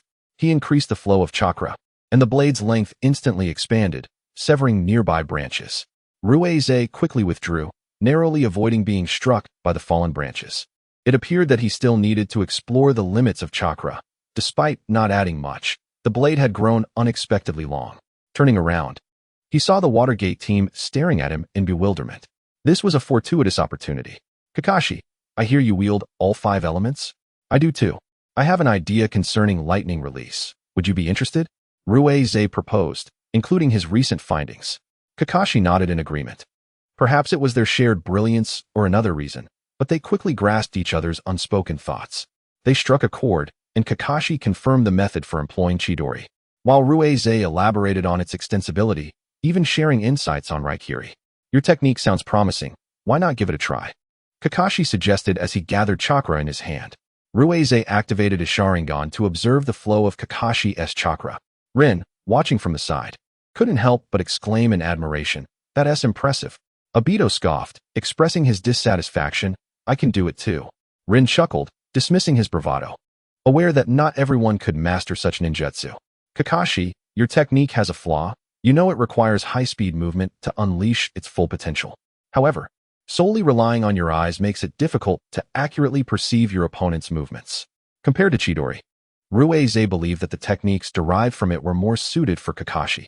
Chidori Sharp Spear, Chidori Stream, and Chidori Blade. After much effort, Ruize successfully executed Chidori, and with the aid of the Sharingan, it proved to be an impressive technique. Observing the pierced tree trunk, he acknowledged its considerable power. Running low on chakra, he sat against a tree to rest. Controlling lightning chakra was indeed a challenge. A moment's lapse could lead to self-inflicted harm. His right hand bore numerous scars, and at his still developing age, he could not afford to use it carelessly. As he closed his eyes to recuperate, a faint fragrance wafted by. Upon opening them, he saw Rin performing medical ninjutsu.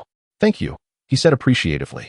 "No need for thanks. We are teammates," she replied, her demeanor warm and considerate. It was a pity that she had become a pawn in testing Obito. He wondered if Tsubasa was training diligently and pondered what Shursui might be doing. He also speculated if Itachi would miss him today. Lost in thought, he snapped back to reality as Rin completed her healing. "That was impressive," he remarked. "Not at all. You're far more skilled." She blushed slightly, feeling bashful at his compliment. Ruize had indeed inherited Mikoto's beauty, with his dark hair and large black eyes giving him an endearing appearance. Obito, noticing the girl he admired neglecting him, felt his jealousy towards Ruize intensify. Chapter 10. One year Ruize accompanied Minato Namikaze on various missions. As their team gelled, his collaboration with Kakashi improved remarkably. They could often dispatch Chunin in a single encounter. Frequent battles rapidly enhanced Ruize's combat experience and chakra control. His Sharingan remained a single tomo, as he had yet to encounter anything that stirred his emotions intensely. Due to his outstanding combat capabilities, he was promoted to Chunin. After watching Kakashi dispatch the last enemy, he utilized the Flying Thunder God technique to reunite with Minato. "Sensei, we have completed our task," Ruize reported. Minato nodded, praising him. "Your mastery of the Flying Thunder God has become increasingly proficient." He smiled but did not respond. Truthfully, he had missed Itachi dearly over the past year. Yet he could not leave without permission. He also worried about Shursui back in the village. The remaining tasks involved eliminating enemies, all chunin. Let us hurry, Kakashi urged. Dashing forward. Ruize shrugged helplessly.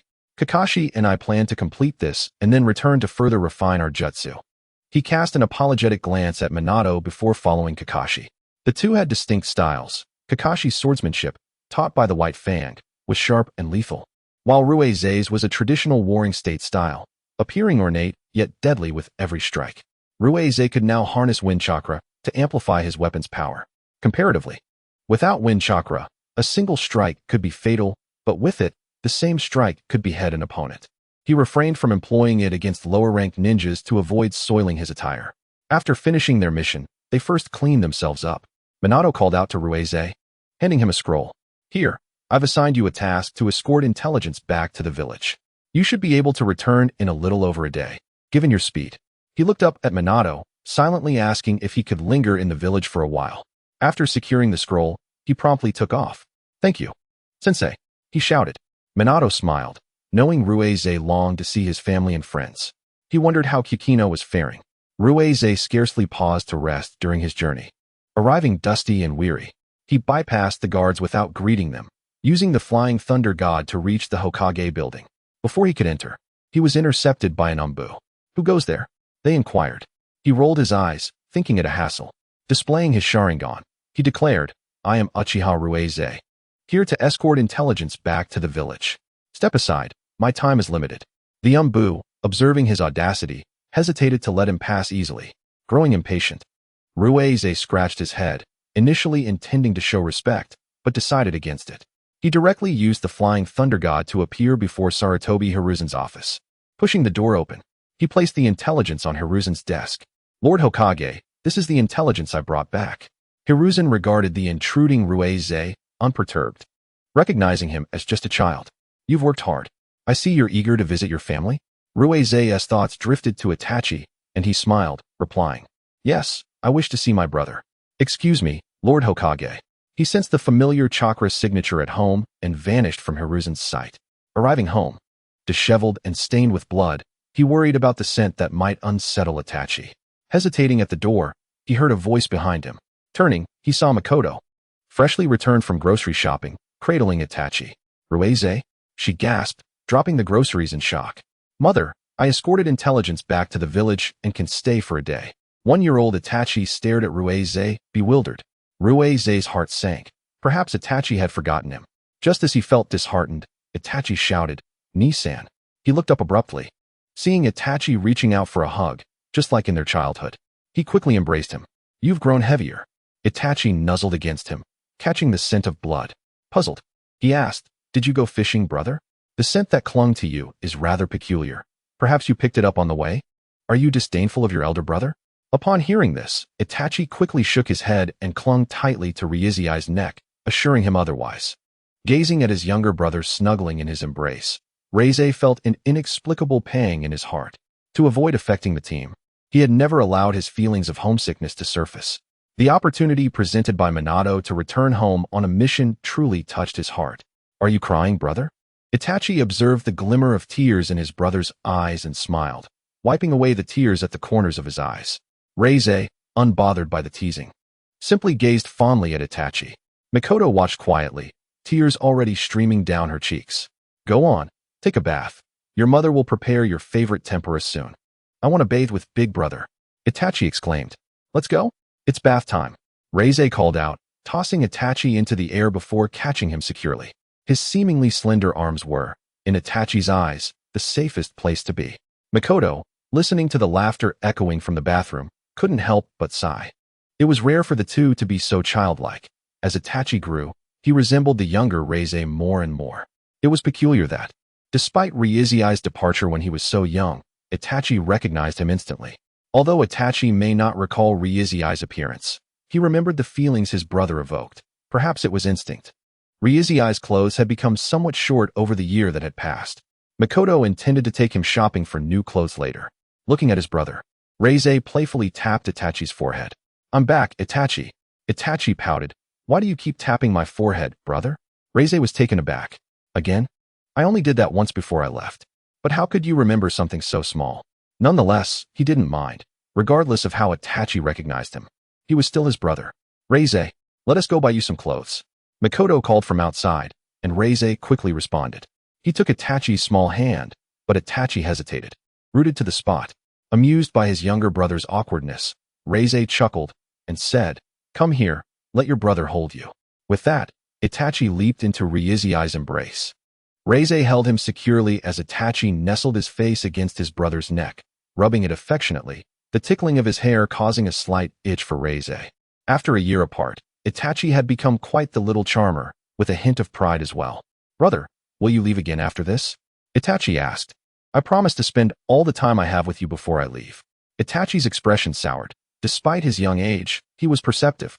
He understood from the beginning that his brother wouldn't just vanish and then return. Moreover, Reize had appeared particularly anxious to come back. Itachi knew his brother would never abandon him, but he didn't want to burden him with worry. Seeing Itachi's downcast expression, Reize gently replied, "I know you're thinking a lot right now, but I have reasons for my actions." "Why?" Itachi looked up at his brother, his small hands gripping Ryui's neck tightly, his breath warm against his skin. "For you, Itachi, I have to leave to become stronger, so that I can protect you, our home, our family, and our village. This is the responsibility of the Uchiha clan's young leader." Itachi lifted his gaze to meet Ryui's eyes, biting his lip. He didn't want his brother to leave. He wanted him to stay. "Itachi, listen. No matter what happens in the future, you must take care of yourself. Aside from your brother and parents, don't trust anyone easily." "But," Reize set Itachi down, squatting to meet his eyes. "I know you might not like this, but this village is not as beautiful as it seems. Because of my exceptional talent, people will come to harm me." Upon hearing that his brother had once been attacked, Itachi's anger flared. Reize chuckled, ruffling Itachi's hair. "It was father who sent someone to protect me and Shursui. I'm certain your talent is no less than mine, so I must become stronger to safeguard your growth." He playfully flicked Itachi's forehead and lifted him up to continue walking. "Itachi, you don't need to worry about these things right now. No matter how you change or what you wish to do, your brother will always support you and be by your side." "Okay, brother, I trust you. Otherwise, you're a little dog." "All right." The two brothers followed Makoto slowly, Itachi recounting amusing tales from the village, sharing snippets of his experiences on the battlefield. Suddenly, he paused, glancing back into the shadows before setting Itachi down and discreetly marking a teleportation seal on his clothing. "Go find mother. I'll be back shortly." He nodded at Makoto, knowing she possessed the strength of a jonin and wanted her to see Itachi. "Brother, hurry up." As he stepped away, he turned to look back at Reize but found only emptiness. "Do you need something?" The Crimson Sharingan glared at the intruder, clearly displeased at the disruption of his reunion with his brother. "Lord Danzo seeks you." The Chunin, under immense pressure, squirmed uncomfortably. Reize, having spent a year on the battlefield, had developed a menacing aura that was palpable to all but those who had reached Jonin level. "Tell him to wait. I'll go tonight. Don't let me see your people again, or I'll kill one on sight. Get lost." He cast an illusion on the Chunin, ensuring that upon entering the roots, it would trigger and eliminate someone nearby. "Huh. Danzo wants to trouble me. I'll give you something to do." Itachi, noticing his brother's sudden appearance, rushed over for a hug. "Let us go. Time to buy clothes with brother." Reize hoisted Itachi onto his shoulder, the little boy's hands clutching his head as he listened to Itachi's small complaints while gradually guiding his worldview. He didn't want his brother to be influenced by the likes of Sarutobi Hiruzen. Previously, Itachi had been swayed by Shursui. Danzo was someone who absolutely could not be allowed to continue existing. For the sake of the Uchiha clan and the inhumane experiments he conducted, he was a threat that could not be tolerated. Minato would never permit such an individual to remain in the village. If Minato gained power, he would undoubtedly deal with Danzo. Reize knew he must lend his support to his mentor, as time was running short and Danzo's interference had become exceedingly tiresome. "Forget him for now. I'd rather spend time with Itachi." As he awaited his father's return that evening, he planned to share his thoughts with him. Reize felt Itachi tugging at his hair. "Hey, what are you doing, brother? Ignoring me again?" "No, I'm just thinking about when I can come back again." "How much longer will that be?" Reize lightly bounced Itachi. "Probably about a year. Regardless, I will definitely return alive." "Humph, brother always lies to me." Itachi struck his own head with his hand, intending to impart a lesson to his brother, yet he hesitated, fearing he might hurt him. This little rascal was becoming increasingly difficult to coax.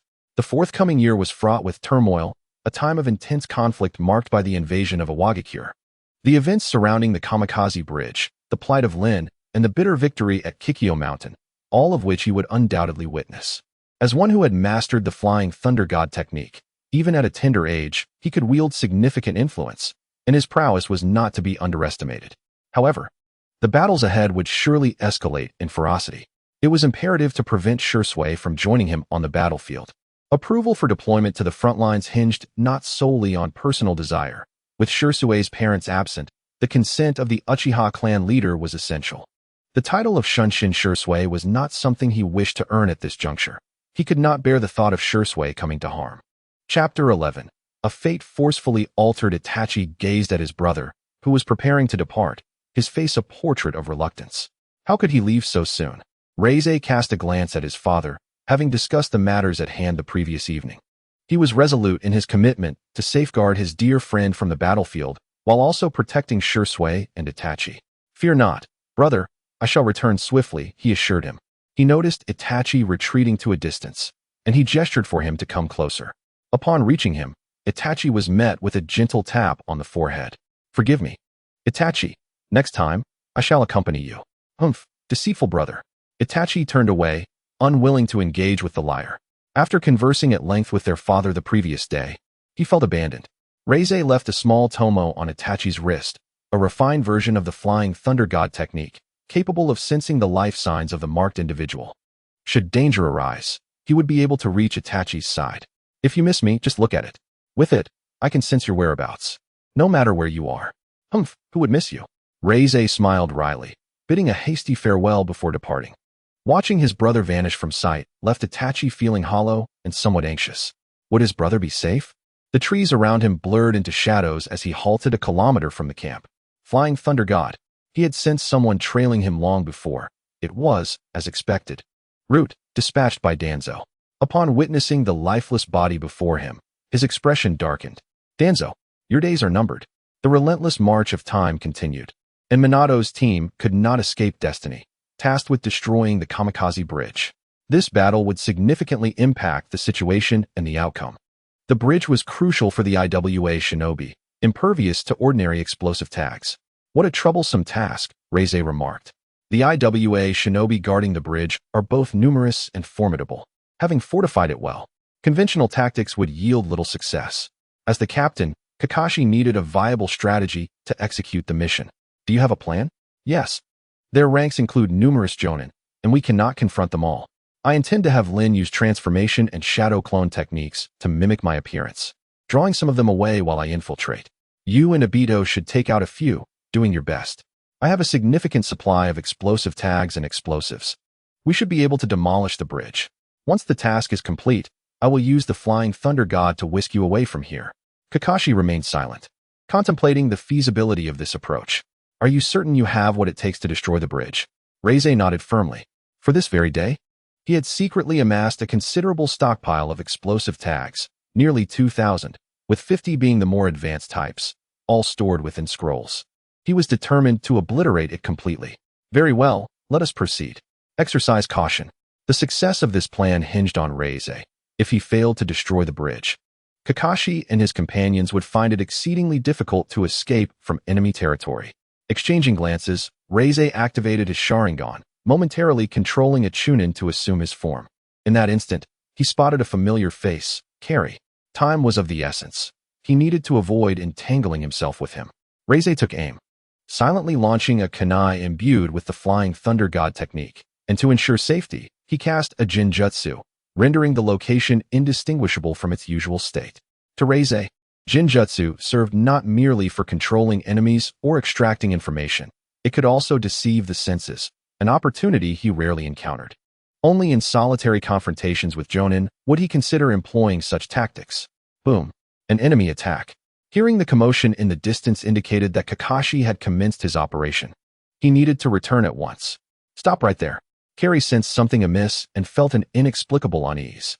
Reize sighed at the sound and turned to meet Carry's piercing green gaze. Sharingan.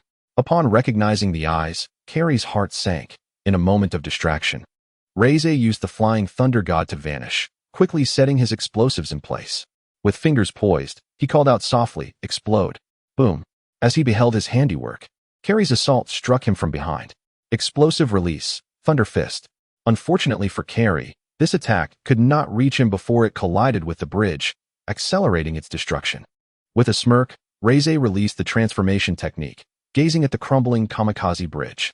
Carrie glared furiously at the Uchiha boy, but Reize merely chuckled, disappearing from sight. He joined Kakashi and Obito, but Lin was nowhere to be found. "Where's Lin?" Obito exclaimed, panic etched across his features. "We must go rescue her." Kakashi shot Obito a withering look. "Our mission is complete. We should not complicate matters further. Our priority is to retreat." Obito regarded Kakashi with disbelief. "But Lin is our teammate. She helped you when you were injured." Kakashi, haunted by the suicide of his father due to rule violations, adhered strictly to protocol. He wished he could reveal that his father's demise was not due to breaking the shinobi code, but rather the machinations of others. "What about you, Reize? Will you join me?" Obito turned to him, seeking his counsel. Reize hesitated, reluctant to pursue Lin. He feared complications. And having just used the Flying Thunder God with both Kakashi and Obito had drained much of his chakra. Ironically, since arriving at the battlefield, his chakra had been steadily increasing. Now, he had reached the pinnacle of a Chunin, just a step away from Jonin. "Sai, you go ahead. To be honest, my views align closely with Kakashi's. It is not yet time. There are matters I must discuss with him." He shrugged. Now was not the moment for certain conversations. Before departing, Obito vented his frustration at Kakashi, casting a disappointed glance his way. Kakashi remained unfazed, for soon he would have the opportunity to speak with him. "The cause of your father's demise was not as you imagined. Senior Baya was indeed a hero, and the misunderstandings surrounding him are truly unwarranted." Kakashi, upon hearing this, felt a sense of confusion. He had once regarded his father as a hero too, yet he observed the hand extended by Ruiz. Every strong individual harbors their own beliefs, and your father prioritized his comrades over the mission. "We have completed our task. Rescuing others is merely an additional undertaking." He cast a deep glance at Ruiz. Unable to fully comprehend this Uchiha, yet he grasped his hand. The trio split into two paths, with Ruiz venturing alone to find Noera Rin. Observing his teammate, ensnared in a jinjutsu, he proceeded to liberate her from the illusion. Kakashi and Obito remained outside. He lifted Rin, who sat on the ground, and as he turned, an overwhelming sense of danger surged within him, prompting a swift retreat. Yet, he was ultimately wounded, blood seeping from his right shoulder. Activating his Sharingan, he thrust a Chidori into the heart of the assailant. Time was of the essence. Saving even one person was crucial, and he quickly transported Rin to Kakashi's side. Confronted with the tense standoff, he glanced at his two teammates. Obito had activated his Sharingan, while Kakashi bore an injury to his eye. "Kakashi, our time is limited. You are temporarily without one eye. Keep a close watch on Rin." After hastily conveying this, lightning crackled in his hand. Chidori. Combined with the Jinjutsu of the Sharingan and the body flicker technique, he swiftly eliminated one opponent. However, this came at the cost of exacerbating his right-hand injury. Having forcibly used Chidori with a previously wounded shoulder left him in a precarious state. Moreover, another adversary remained, and he warily regarded them as their blade approached. With a swift motion, he drew his left-hand blade to parry the attack. The actions flowed seamlessly, and Obito did not hesitate, employing Phoenix Fire to assault the enemy. Ruiz, now fatigued from chakra depletion and physical exertion, found himself outmaneuvered. Suddenly, a rumble echoed around them, signaling impending collapse. "Run!" he shouted, glancing at his wounds. The intense activity had caused his blood to flow uncontrollably, and the loss was disorienting. His steps faltered, nearly causing him to trip, oblivious to the massive boulder looming above. "Ruiz!" Obito shouted, hastily pushing him aside, yet he found himself in peril. Ruiz's heart tightened at the sight of Obito. "You fool!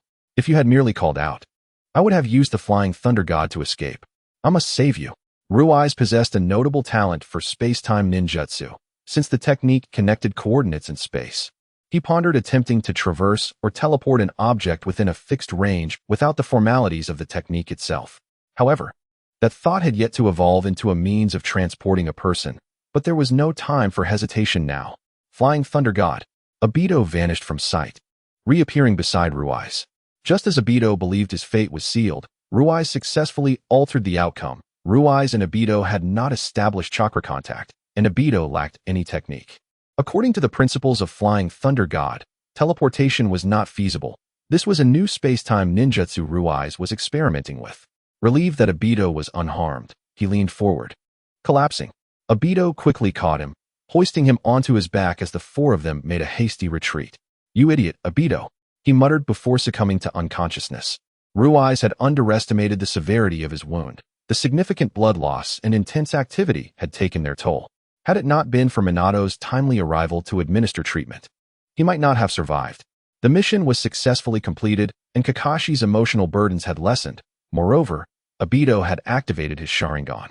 The rewards of this operation were plentiful, and Ruiz had astonishingly developed new space-time ninjutsu, a rare talent in these times. When Ruiz awoke, it was already midday the following day. He had been unconscious for a considerable duration. Sighing at his bandaged wounds, he lamented his earlier carelessness. He had thought he could remain detached regarding Obito's sacrifice. Yet in the moment when Obito risked his life to save him, he made an unexpected decision. The impending decisive battle loomed, yet the current number of allies was insufficient.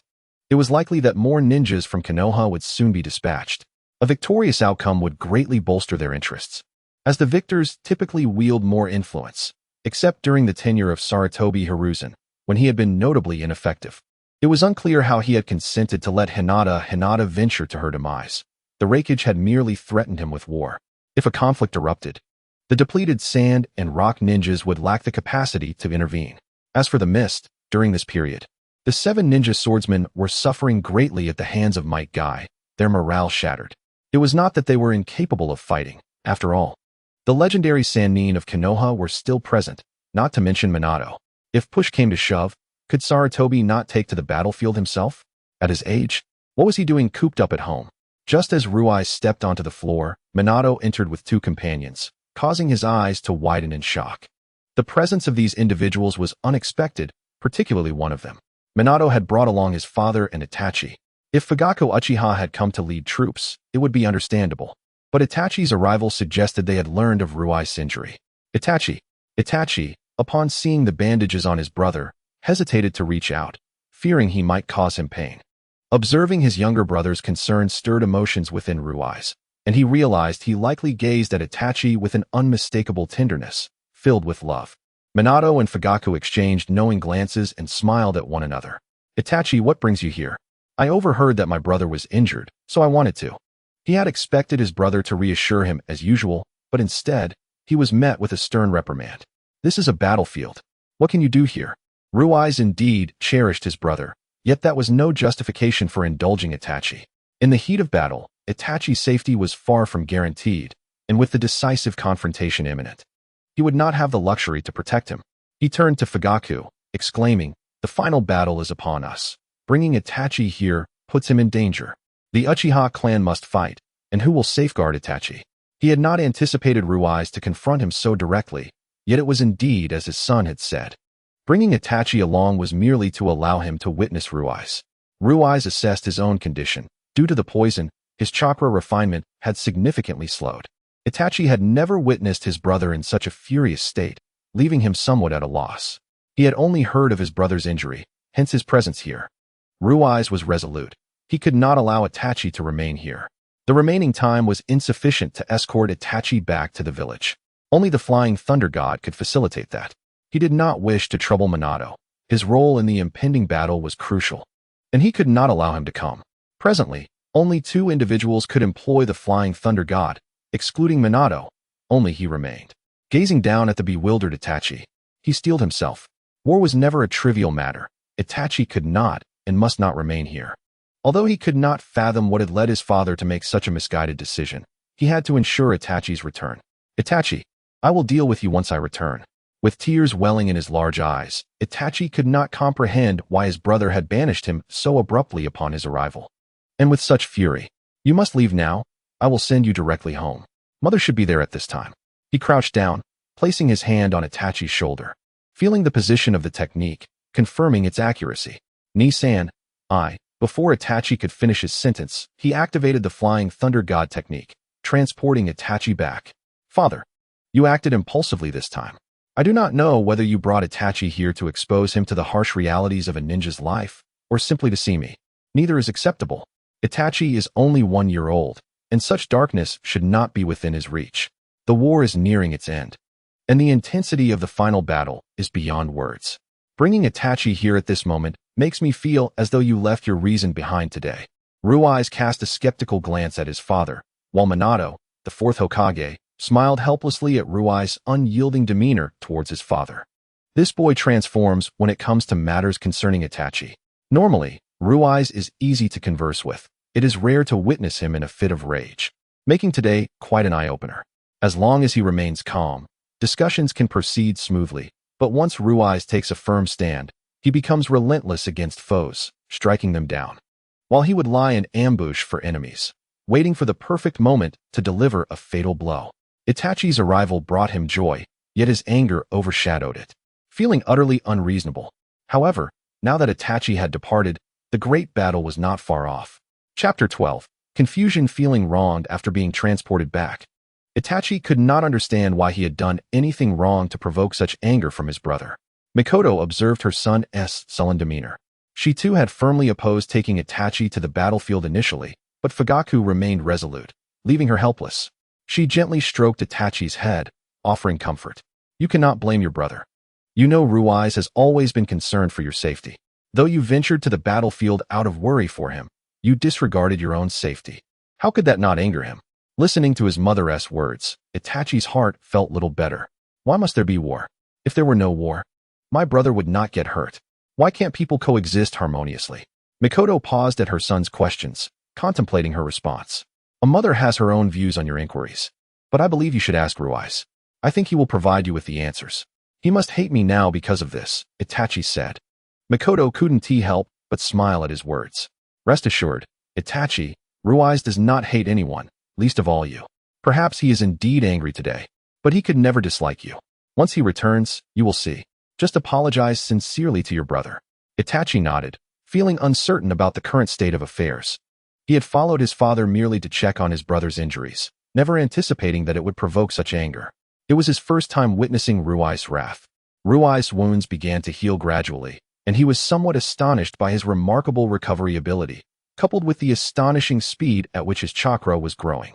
With Rui's mastery of the Flying Thunder God technique, he posed a lethal threat to any ninja below the Jonin rank. And given that Chunin comprised a significant portion of the village, while they might not suffer serious injuries, they would certainly be in dire straits. Moreover, with Minato's handling of the Jonin-level threats, the duo had effectively placed the entire village on a slaughter list.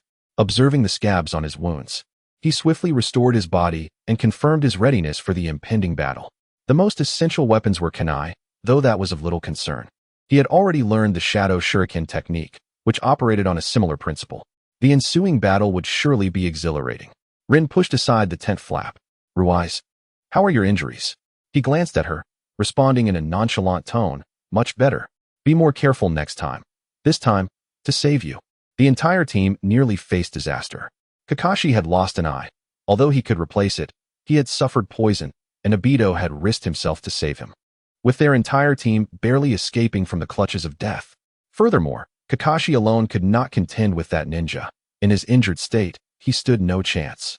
Rin, aware that her presence had compromised the mission, felt culpable for Rui's perilous situation. Had it not been for Minato, he would have perished. He waved his hand dismissively, unwilling to engage in lengthy discussions with her. Although Obito was now fine, he could not predict whether this girl might become a pawn in their struggle. Enough, I'm fine. You should return. The final battle is upon us. Do not let our efforts to save you be in vain. Rui's implication was clear. They had risked their lives to rescue her, and he did not want her to perish in the final fight, rendering their sacrifices worthless. Rui's, while undeniably gentle, reserved such tenderness for Itachi, his family, and friends. At times, however, his words could be brutally candid, leaving others speechless yet undeniably valid. As the decisive moment approached, he surveyed the invigorated ninjas around him and sighed. Were it possible, he would prefer a tranquil existence, but alas, such a scenario was unattainable. He bore the responsibility of the young clan leader, not only due to his Uchiha lineage but also because of his brother. He would willingly embrace the darkness, his hands stained with blood, to shield his brother from such a fate. He knew Itachi would inevitably become a ninja, and that day would come. Yet, as long as he was present, he would strive to delay that day. Rui's exchanged a glance with Minato, and they both leaped into the fray. He sighed, quickly concealing any visible emotions, and unleashed dozens of kunai imbued with techniques. Shadow Clone. A flurry of kunai rained down upon the rock ninjas, marking the commencement of the slaughter. The contrasting figures of black and yellow danced amid the enemy ranks, each appearance reminiscent of the Grim Reaper claiming lives. Yet, they were powerless to intervene. The speed of the flying thunder god was beyond their comprehension. Some did not even register the presence of the two figures, only experiencing a sharp pain in their necks before succumbing to death. Glancing at the blood on his blade, he flicked it off and continued. A third of the rock ninjas were massacred by this master and apprentice duo without any ability to retaliate. A few skilled ones managed to parry a few strikes. Yet they too met their demise. Ruai's felt numb as he witnessed the deaths of the ninjas before him. They too had families, wives, and children. He felt disoriented, questioning why the mere divergence of factions precluded reconciliation. Why must there be war? Why could it not pause, even for a moment? The faces of the slain, etched with terror, confusion, helplessness, regret, and unwillingness, were all too clear to his Sharingan. Ultimately, he halted, surveying the one-sided battlefield, yet he felt no joy. He stood upon a branch, gazing at the extinguished lives. Fingers deeply embedded in the trunk, blood flowed freely, yet he seemed impervious to pain. Is it truly the selfishness of humanity, the pursuit of interests, that perpetuates the cycle of war? What incites such conflict? The scarcity of resources in one's own village compels plunder through warfare. There are no eternal enemies, only perpetual interests. When the stakes are high enough, the bonds between individuals may shatter in an instant. To achieve the unification of the 5 great nations, one must possess overwhelming power, otherwise, one's voice will go unheard. The road ahead is long and arduous. Overwhelmed by despair, he raised his gaze to the scene before him. Severed limbs and rivers of blood. This was the price of resource acquisition. Unbeknownst to Ruize, his Sharingan had undergone a transformation. The victory of Konoha, aided by 2 flying thunder god users, significantly mitigated casualties. Yet, no reward could entice Ruize. He craved solitude to reflect.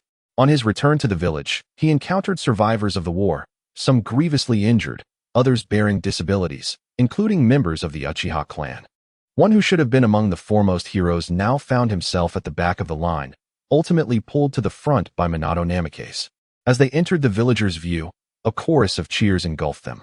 Ruize cast a fleeting glance before turning to Minato and saying, "Sensei, I am feeling unwell. I shall take my leave." He then utilized the flying thunder god technique, departing without a trace. Watching his disciple leave, Minato could only manage a weary smile, knowing Ruize harbored unresolved issues that would eventually find clarity.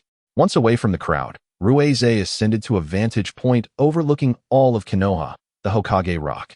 Here, Madara Uchiha and Hashirama Senju had once solidified the founding of the village, likely unaware that their actions would only usher in greater conflict. Peace is not eternal. The moment Hashirama died, the first shinobi world war erupted. Ultimately, it was the presence of the god of shinobi that deterred others from aggression out of fear. Seated at the edge of the cliff, he gazed down upon Konoha until a familiar voice broke the silence. "Ruize." He turned abruptly to find Shirzue, who, brimming with excitement, rushed to embrace him, nearly losing his footing. Yet, as ninjas, they would not falter even if they fell. "Shirzue, it has been a while. Is it you who prevented the clan leader from allowing me on the battlefield?" The question came forth in a challenging tone, to which Ruize simply nodded. Acknowledging his role, "There is no need for haste. I have returned and can rest for a while. I have matters to contemplate." Shirzue, upon seeing him, discerned that Ruize was troubled. The Hokage Rock was a place he visited only in times of distress. The last time was before he departed for the battlefield to confront Itachi. As a close friend, Shirzue could only accompany Ruize, understanding that he would not burden others with his troubles. He preferred to bear his own burdens rather than cause worry for anyone else, a truly gentle soul. The two sat quietly together at the cliff's edge, watching as the village of Konoha was gradually bathed in the hues of sunset. Although the scenery was breathtaking, it offered little solace. "Let us go, Shirzue, it's time to return." He stood, brushed off the dust from his clothes, and, together with Shirzue, utilized the flying thunder god to return home. Upon opening the door, Itachi immediately clung to Ruize's leg. "Nisan, I'm sorry. I should not have gone to the battlefield to find you. I shouldn't have made you worry." Taken aback, Ruize gently patted Itachi's head. As long as you understand that your brother worries for you, that is enough. My words were perhaps too harsh that day. I apologize. Seeing him return, Mikoto inquired. Where have you been today? The village held a celebration for you and Minato, but we could not find you. Holding Itachi, he replied nonchalantly. I want to clear my mind. Itachi tugged at his clothing, his youthful voice inquiring, Nisan, why is there war? Can't people coexist peacefully? Taken aback by the question, Ruize realized that his younger brother shared his thoughts. War, as it stands, is unavoidable. For instance, the sand shinobi dwell in a desert, where resources and water are scarce, leaving them with no choice but to seize resources through conflict. This is an unfortunate reality. In contrast, Konoha is abundant in resources and fertile land, naturally inciting envy from other villages. Thus, wars ensue, as Konoha fights to protect its own land and resources. As for why people cannot coexist peacefully, it lies in the unpredictability of human nature. Some individuals are duplicitous, willing to forsake everything for their own ambitions. Every person harbors selfishness and ulterior motives. Upon hearing this, Itachi, appearing to grasp the complexities of the situation, looked up and asked, Do you have selfish motives too, Nisan? With a smile, Ruize replied, Indeed, my selfish desire is to see the war end swiftly, allowing you to live in a relatively peaceful era. My hope is for the safety and well-being of those around me. That is my selfishness. My selfish desire is for Nisan to be happy. Itachi exclaimed. You never share anything with us and shoulder everything alone. Although you always smile, I can see that you are actually very tired. Hearing Itachi's words, Ruize's smile faded. He gazed at his brother, sighing deeply. How perceptive his younger sibling was. This is not something you should concern yourself with. You ought to rest early, little one. Nisan, just wait. I will definitely help you when I grow up. Itachi, I can assure you that you will be formidable when you grow up, but if possible, I would prefer not to require your assistance. Why not? He playfully flicked Itachi's forehead, who looked at him with a wounded expression. There is no reason. Isn't it a brother's duty to protect his younger sibling? That is why I shall not allow you to get involved. Itachi pouted, silently resolving to assist his brother, no matter the cost. The atmosphere during the meal was somewhat oppressive. Ruize bore his own burdens, while Itachi and Shirzue worried for him, and the Uchiha couple fretted over their 2 children. Ruize reflected on his considerable talents. If he genuinely aspired to achieve unification, the challenges would be immense. After all, even Hashirama Senju and Madara Uchiha had failed. Moreover, the looming threat of infinite Tsukuyomi and the formidable power of Kagaya Otsutsuki raised the stakes even higher. Aside from the reincarnations of Indra and Ashura, few could contend with her prowess. He sighed deeply, realizing that the new generation's reincarnations had yet to be born, and he could only focus on the present, especially since the war had not yet concluded. The Battle of Kikyo Mountain against the Sand Shinobi was still ahead, with 3 particularly challenging foes among them. The bloodline user Raza, who commanded Golden Sand, and the 2 elders, Chiyo and Iroso. Chiyo's puppet master jutsu was notoriously troublesome, and both elders possessed formidable strength, with Chiyo being especially adept with poisons. The most concerning aspect was Chiyo deploying toxins to disrupt Konoha's shinobi, which could result in devastating casualties. Fortunately, Tsunade was proficient in antidotes. She was not only a master of medical ninjutsu, but also a force to be reckoned with in combat. Regrettably, at this moment, his brother and beloved have already fallen, leaving him afflicted with hemophobia. Now, only this battle remains, and the situation in the hidden mist continues to escalate. Ultimately, he set down his bowl and chopsticks. Not due to a lack of appetite, but because he found himself devoid of any. Wars are ignited by personal desires, with the aim of acquiring benefits. Yet, the quest for resources is merely a means of survival, and the incessant cycles of war only lead to death, a veritable death spiral. Presently, he is weak and still quite young. How could he possibly devise a solution?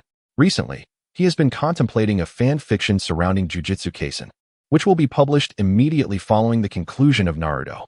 I hope everyone will lend their support. Chapter 13. Bonds in the Shadows. The battles of the Rock Ninja have come to a close, and as for the specifics of the compensation negotiations, Ruize has lost interest. For Sarutobi Hiruzen has requested to see him. The hazy smoke envelopes the air like a thick mist, obscuring the true thoughts of this formidable ninja. Lord Hokage Ruize. Why weren't you at yesterday's victory banquet? You are one of the heroes, Sarutobi remarked. Ruize had been preoccupied with troubling thoughts. The defeat of the rock ninja was a collective achievement, and he dared not claim undue credit. Sarutobi scrutinized the boy before him, pondering what could possibly trouble such a young mind. What dilemma weighs on our little hero? Speak, and perhaps I may assist you in resolving it. He raised his gaze to Sarutobi, doubting the man's ability to alleviate his concerns, yet refraining from concealing anything to spare the Hokage's pride. Is it true that humans cannot coexist peacefully?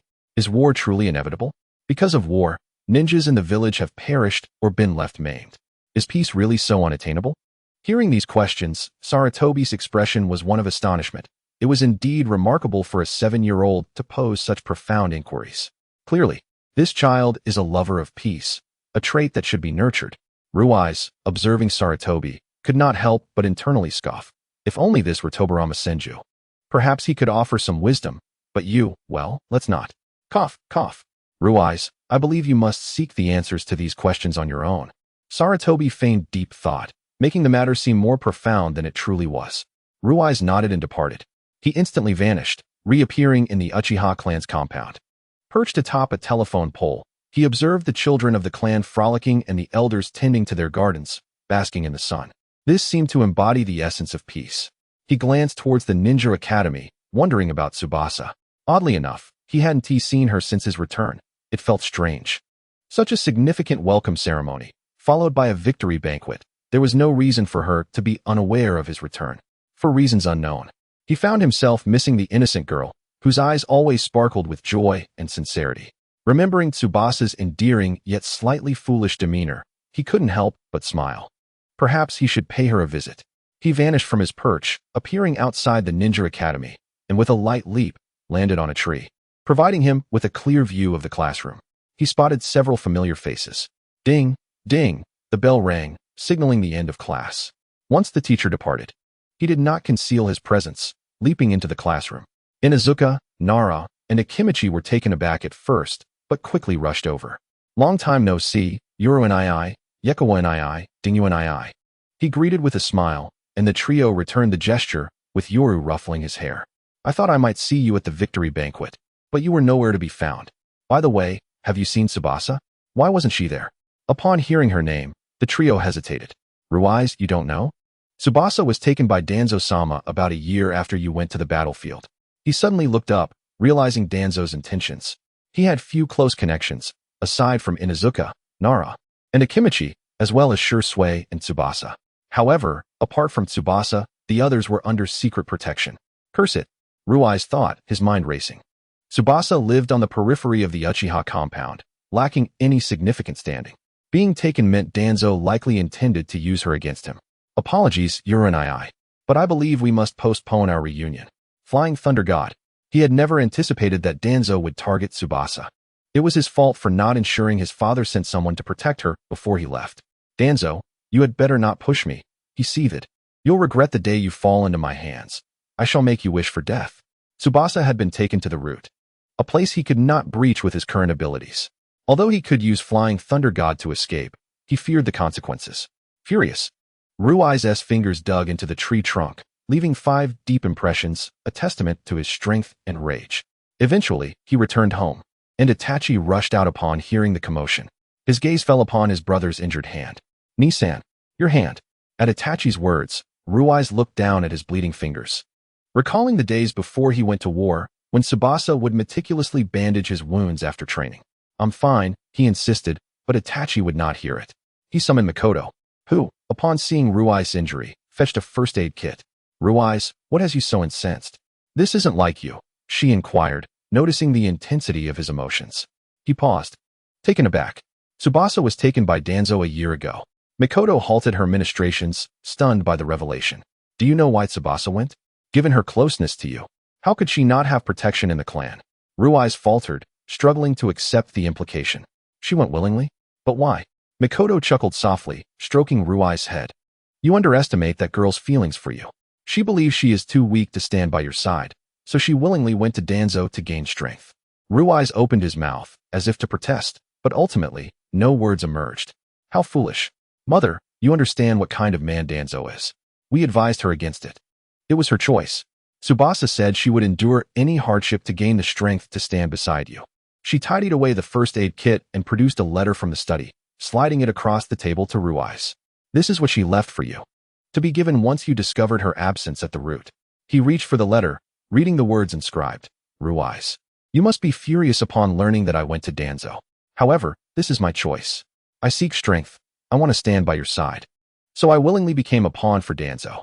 I concealed this from you and Shursui, for if you were to discover it, you might seek out Danzo, putting yourselves in danger. I cannot predict what lies ahead, but I promise I will return to stand by your side. Wait for me.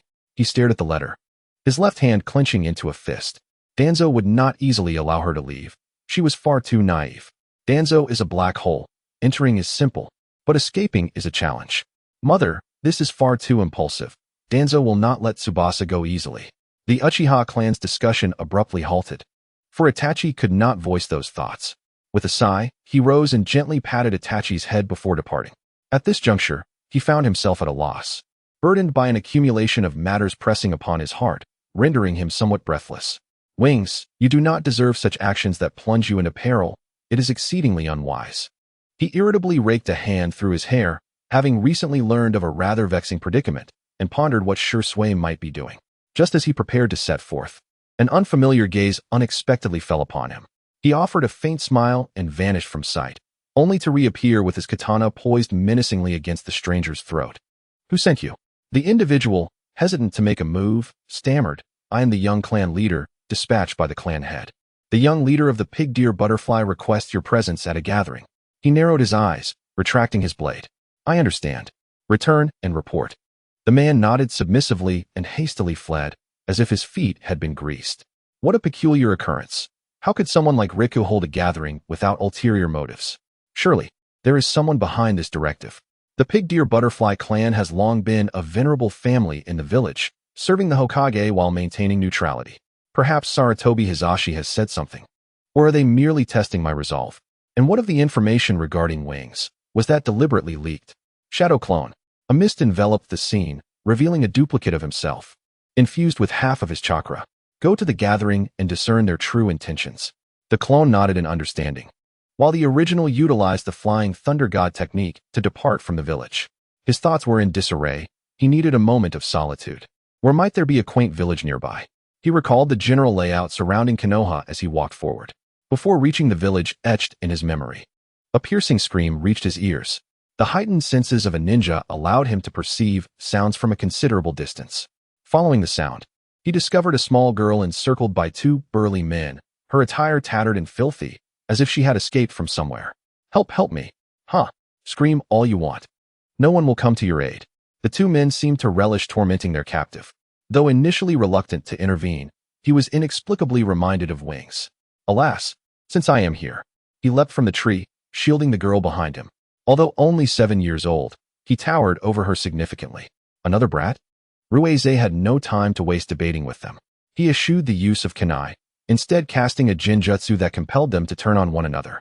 Shielding the girl's view with his body to spare her from the gruesome sight, he turned to see her astonished expression. Thank you. I'm merely passing through. Since you are safe now, I shall take my leave. As he bent his knees to ascend the tree, he suddenly felt a tug at his pant leg. Without a doubt, he knew who it was. What are you doing? Let go. I have matters to attend to. The blood-red pupils of his eyes radiated a warning. Can I follow you? At that moment, Ruize regretted saving her.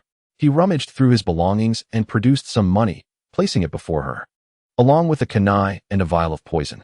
I cannot have inept individuals by my side. Survive first, then we shall see. Be cautious with that poison. It can serve to kill, or you may choose to end your own life. Should you aspire to become a ninja and wish to seek me out in the future, remember my name, Uchiha Ruize. Until we meet again, if you can endure. With that, he shook off her hand and departed. The girl gazed at the 3 items before her, resolute in her determination to become a formidable ninja and find her benefactor. I will. Chapter 14. The dark chess piece. Feeling somewhat aimless, Ruize returned to the village, disinterested in the gathering. Such events laden with ulterior motives were best avoided. He arrived by the banks of the Southie River, contemplating the crystal-clear waters, reflecting on how, had he not come, this place would have been Shusui's south final resting place. However, he was perplexed as to why no one had ever discovered Shusui's remains. It seemed exceedingly strange. Even Kabuto had failed to locate him, and that individual had managed to retrieve Madara's corpse. This led him to question whether Shui had truly perished. If he had survived? Amidst the turmoil of the ninja world, a benevolent soul like him could not have remained indifferent. Conversely, if he were dead, why was there no sight of his body? Where had the South He River taken Shui's remains? After much contemplation, he found no resolution and decided to abandon the inquiry. He retrieved scrolls from the clan's treasury, acquired at his father's behest, to enhance his offensive capabilities, wind, water, and earth techniques. It was undeniable that the Uchiha clan's resources were substantial, boasting numerous ninjutsu scrolls, including several of A rank. While the Uchiha often relied on their copying abilities during battle, Ruizei was an exception. He could master techniques without needing to see them through the Sharingan. Apart from him, only his brother Itachi shared this capability. Thus, sometimes, genius does not shine as brightly as others might perceive. Those gifted with extraordinary talent must bear the corresponding responsibilities and burdens. Just like Ruizei, whose prodigious talent seemed boundless, possessing all elemental affinities combined with Yin chakra, an exceptional memory, and formidable mental strength. Whether in Jinjutsu or chakra reserves, he stood at the pinnacle.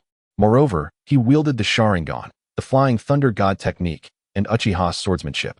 Thus, Ruizei was a ninja proficient in ninjutsu, jinjutsu, and taijutsu. Undoubtedly, if he were to unlock the Mangekyo Sharingan, Susanoo would be a formidable weapon. As he practiced, he paused, gazing at the river before him.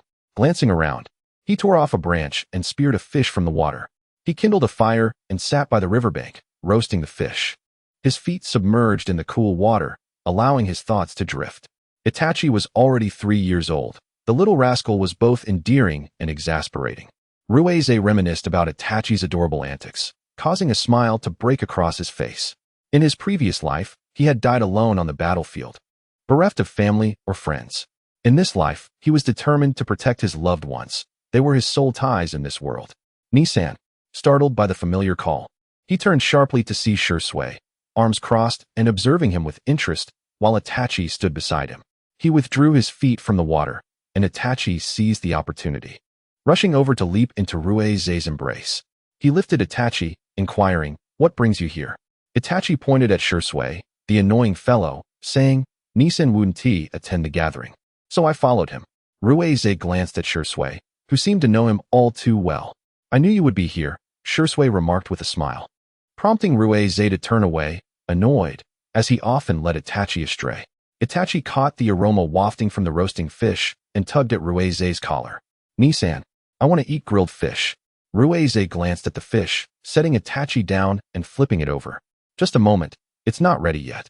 He skewered a few more fish on sticks, cleaned their insides, and placed them by the fire to roast. Shui suddenly broke the silence. "Ruizei, let us have a spar. It has been 2 years since we last crossed paths, the last time being at school." As Ruizei paused momentarily while grilling fish, a hint of surprise flickered across his face, but he nodded in agreement. "Go for it, Eisaku. Bring him down." Itachi, with an eager expression, watched with anticipation, while Shui felt a slight itch in his teeth, fully aware of his own capabilities. He merely wished to gauge the disparity between himself and his dear friend. The two stood upon the river's surface, and as a breeze swept by, a single leaf descended onto the water, prompting them to launch their assault. Their sparring was purely physical, yet the difference in their skills became immediately apparent. Ruizei's kunai and shuriken, honed by the crucible of battle, targeted critical points with astonishing speed. Although it was merely practice, Shui could acutely sense the underlying intent to kill. Shui's shuriken were commendable but bore the mark of inexperience, lacking the refinement that came with time. Yet, when compared to his peers, he would undoubtedly overwhelm them. The moment Ruizei drew his katana, Shui was struck by an icy chill. The blade, exquisitely crafted with a snow-white sheen, radiated a cold aura. This sword, infused with chakra-conducting stones, was highly dense and remarkably resilient. Accompanying Ruizei for over 2 years, it had claimed the lives of countless adversaries, and Shui could feel its unique presence. As expected, when Ruizei launched an attack with the katana, Shui began to feel overwhelmed. He suddenly noticed the upward curve of Ruizei's lips. "This is bad."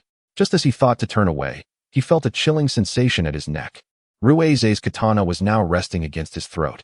"Ah, you really are insufferable," Shui exclaimed.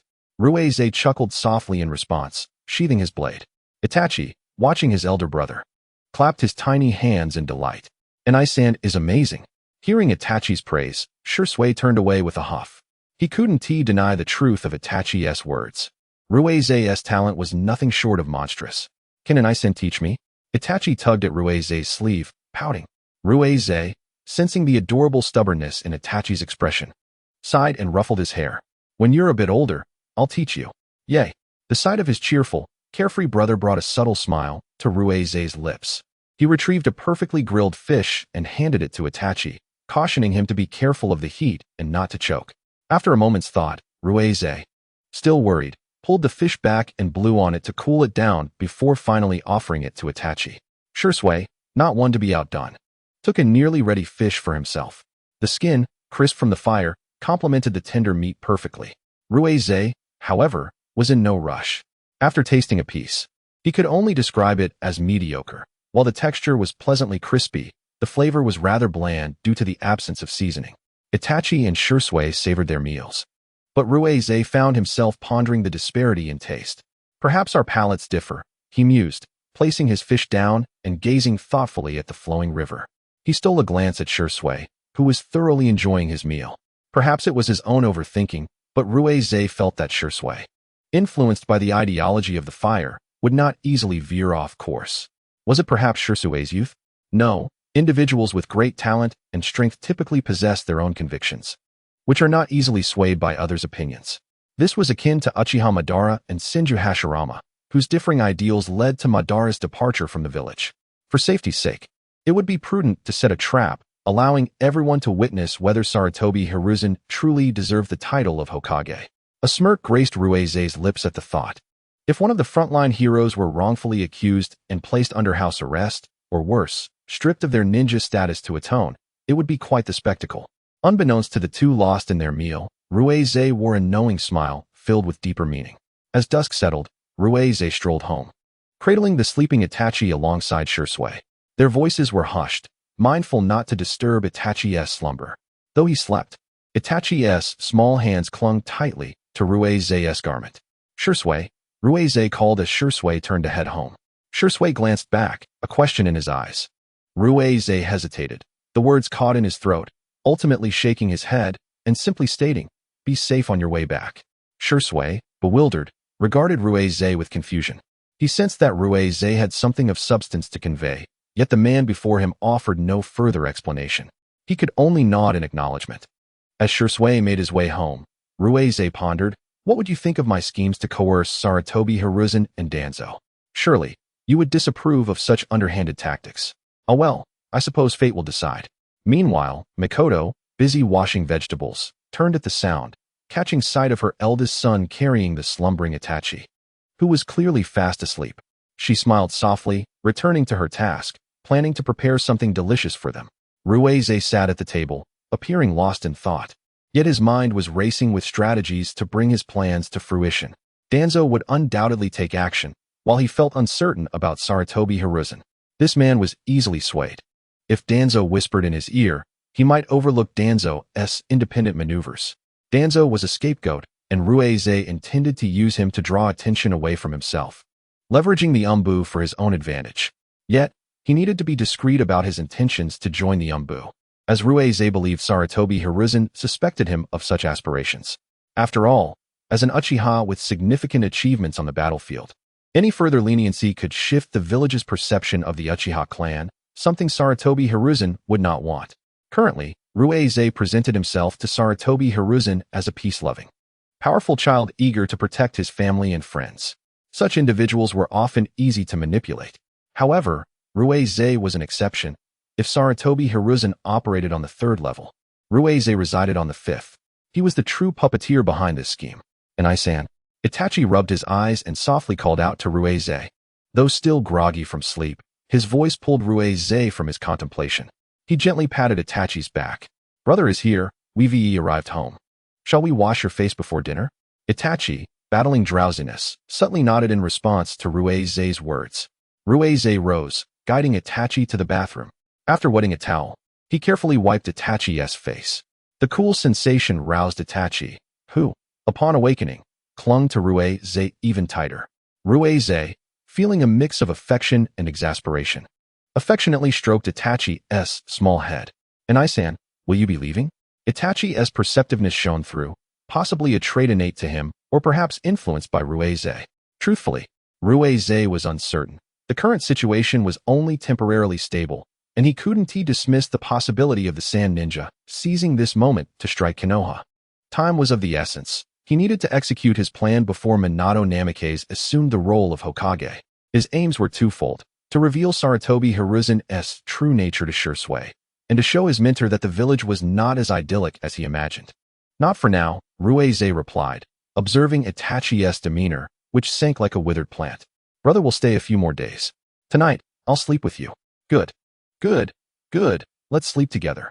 As night fell, Ruize listened to the steady breaths of Itachi in his arms, knowing he had drifted into slumber. With his left hand, he raised 2 fingers in a vertical position and declared, Shadow Clone. He cast a glance at the sleeping Itachi, a smile gracing his lips. Utilizing the Flying Thunder God technique, he exchanged his position with a Shadow Clone. Noticing that Itachi showed no signs of awakening, he vanished into the depths of the night. The evening breeze carried a slight chill as Ruize arrived at the Southie River. The gentle moonlight bathed the water's surface, creating a shimmering silver sheen, while fireflies flitted about in the nearby thicket. At such a late hour, it seemed unlikely that anyone would expect to find a child here. However, exceptions exist in all matters. Ruize sensed a presence encroaching upon his awareness, a familiar chakra fluctuation. In an instant, he vanished from his spot, concealing himself behind a tree, carefully masking his aura and chakra. Soon, a petite girl clad in black entered his line of sight. She stood quietly by the riverbank, and as Ruize observed her, a sense of familiarity washed over him. Is that Tsubasa? Yet her demeanor was markedly different. She now exuded an air of detached indifference. The former Tsubasa had been a compassionate girl. Indeed, the roots of one's being could enable swift transformation, albeit at a cost. No longer hiding, Ruize utilized the body flicker technique to appear beside Tsubasa, only to be greeted by a lethal attack aimed directly at his throat. With remarkable reflexes, he swiftly retreated. Having sneaked out in the dead of night, he carried no weapons, a grave oversight. He vowed to always be better prepared in the future. Upon seeing his face, Tsubasa hesitated and tentatively called out, Ruize, is that you? He sighed, revealing his Sharingan. It's me. Too bad I almost met my end at your hands. Long time no see, Tsubasa, he added. Upon recognizing the Sharingan, Tsubasa dismissed the possibility that this was a transformation technique. She chuckled lightly at Ruize's words. With your strength, I could hardly kill you. Ruize regarded her with a serious expression. You have made a poor decision. Tsubasa smiled nonchalantly. Don't worry, Ruize. I will not be consumed by darkness. I aim to return safely to you and Shursui. Yet, I truly did not expect to encounter you here. Out for a late-night stroll? Ruize inquired. Otherwise, Itachi would cling to me and prevent my departure, Tsubasa replied, her words laced with a hint of complaint. Though she was essentially boasting about her younger brother. Ruize, you still care for him as you always have. What is my place in his heart? Tsubasa, Danzo has not caused you any trouble, has he? Ruize's concern surprised Tsubasa, who merely shook her head in response. Danzo might be wary of the Uchiha, or perhaps needed her for something else, which was why he had yet to act against her. That's good. Otherwise, I would make sure to disrupt his plans thoroughly. Tsubasa took Ruize's words as a jest, unaware that after her departure, he indeed fulfilled that promise. The roots were eradicated by Ruize's own hand. Of course, it was Danzo's loyal followers who were vanquished. Those who had broken free from their seals returned to their respective clans. Nevertheless, countless souls perished at Ruize's blade. Tsubasa, give me a kunai. Without hesitation, she handed it over. When Ruize returned the kunai, she noticed the 3 tomo on the handle. If you encounter danger, channel your chakra into this, and I will assist you. She lifted her gaze to Ruize, sensing a change in him. Tsubasa tucked the kunai away and glanced at the moon. She could not linger outdoors for too long. Seizing the moment before Ruize could react, Tsubasa swiftly leaned in and placed a light kiss on his cheek. Ruize, wait for my return. With that, she vanished without a trace. Having committed a secretive act, Tsubasa's cheeks flushed crimson, though Ruize remained oblivious to the apple-red hue. In a daze, he extended his hand to the spot where Tsubasa had just kissed him, chuckling to himself, I can't believe I just got taken advantage of. Gazing at the moon above, he too disappeared from that place. Tsubasa, you must be cautious. Danzo is not so easily dealt with. Concern for Tsubasa's safety weighed heavily on his heart. All he wished for her was to remain unharmed. Unbeknownst to him, Tsubasa had already carved out a place in his heart. Chapter 15. The invitation from the Umbu. A week had passed since Ruize's unexpected encounter with Tsubasa by the Southie River. He spent his days either accompanying Itachi or being clung to by him. Even when training outdoors, Itachi quietly sat beneath the trees, providing him with water and towels. Ruize had attempted to dissuade him, but Itachi remained resolute. Turning his gaze to a certain spot, he felt puzzled. "Itachi, could you fetch me some water?" Hearing his brother's request, Itachi quickly retrieved a bottle from the basket. During this moment, Ruize activated a shadow clone to replace his original self. "What do you need me for?" he asked as he approached the Umbu member standing before him, who wore a Tengu mask. The Umbu wasted no time, stating, "The Hokage wishes to see you." Ruize was taken aback. What could Sarutobi Hiruzen want with him? He glanced at Itachi below, reassured that his shadow clone was with him and that all would be well. "All right, I shall go at once." With that, he used the Flying Thunder God technique to leave the training ground. Arriving outside the Hokage's office, he felt countless eyes upon him and chose to ignore them entirely. Filtering them out, he approached the door and knocked. Although Sarutobi Hiruzen likely already knew of his arrival, Ruize felt it respectful to announce himself. "Come in." Upon hearing the Hokage's voice from within, he pushed the door open. A thick haze of smoke greeted him upon entry. Ruize discreetly frowned. He despised the smell of smoke. "Hokage-sama, you summoned me?" Sarutobi Hiruzen regarded Ruize with an appraising gaze and nodded. "Ruize, have you heard of the Umbu?" Ruize paused, realizing that Sarutobi Hiruzen was extending an olive branch. "Of course, I have heard of them. The Umbu operate directly under the Hokage, specializing in high-risk assassination and intelligence missions. Do you wish to join?" He lifted his head, a hint of surprise crossing his features as he looked at Sarutobi Hiruzen.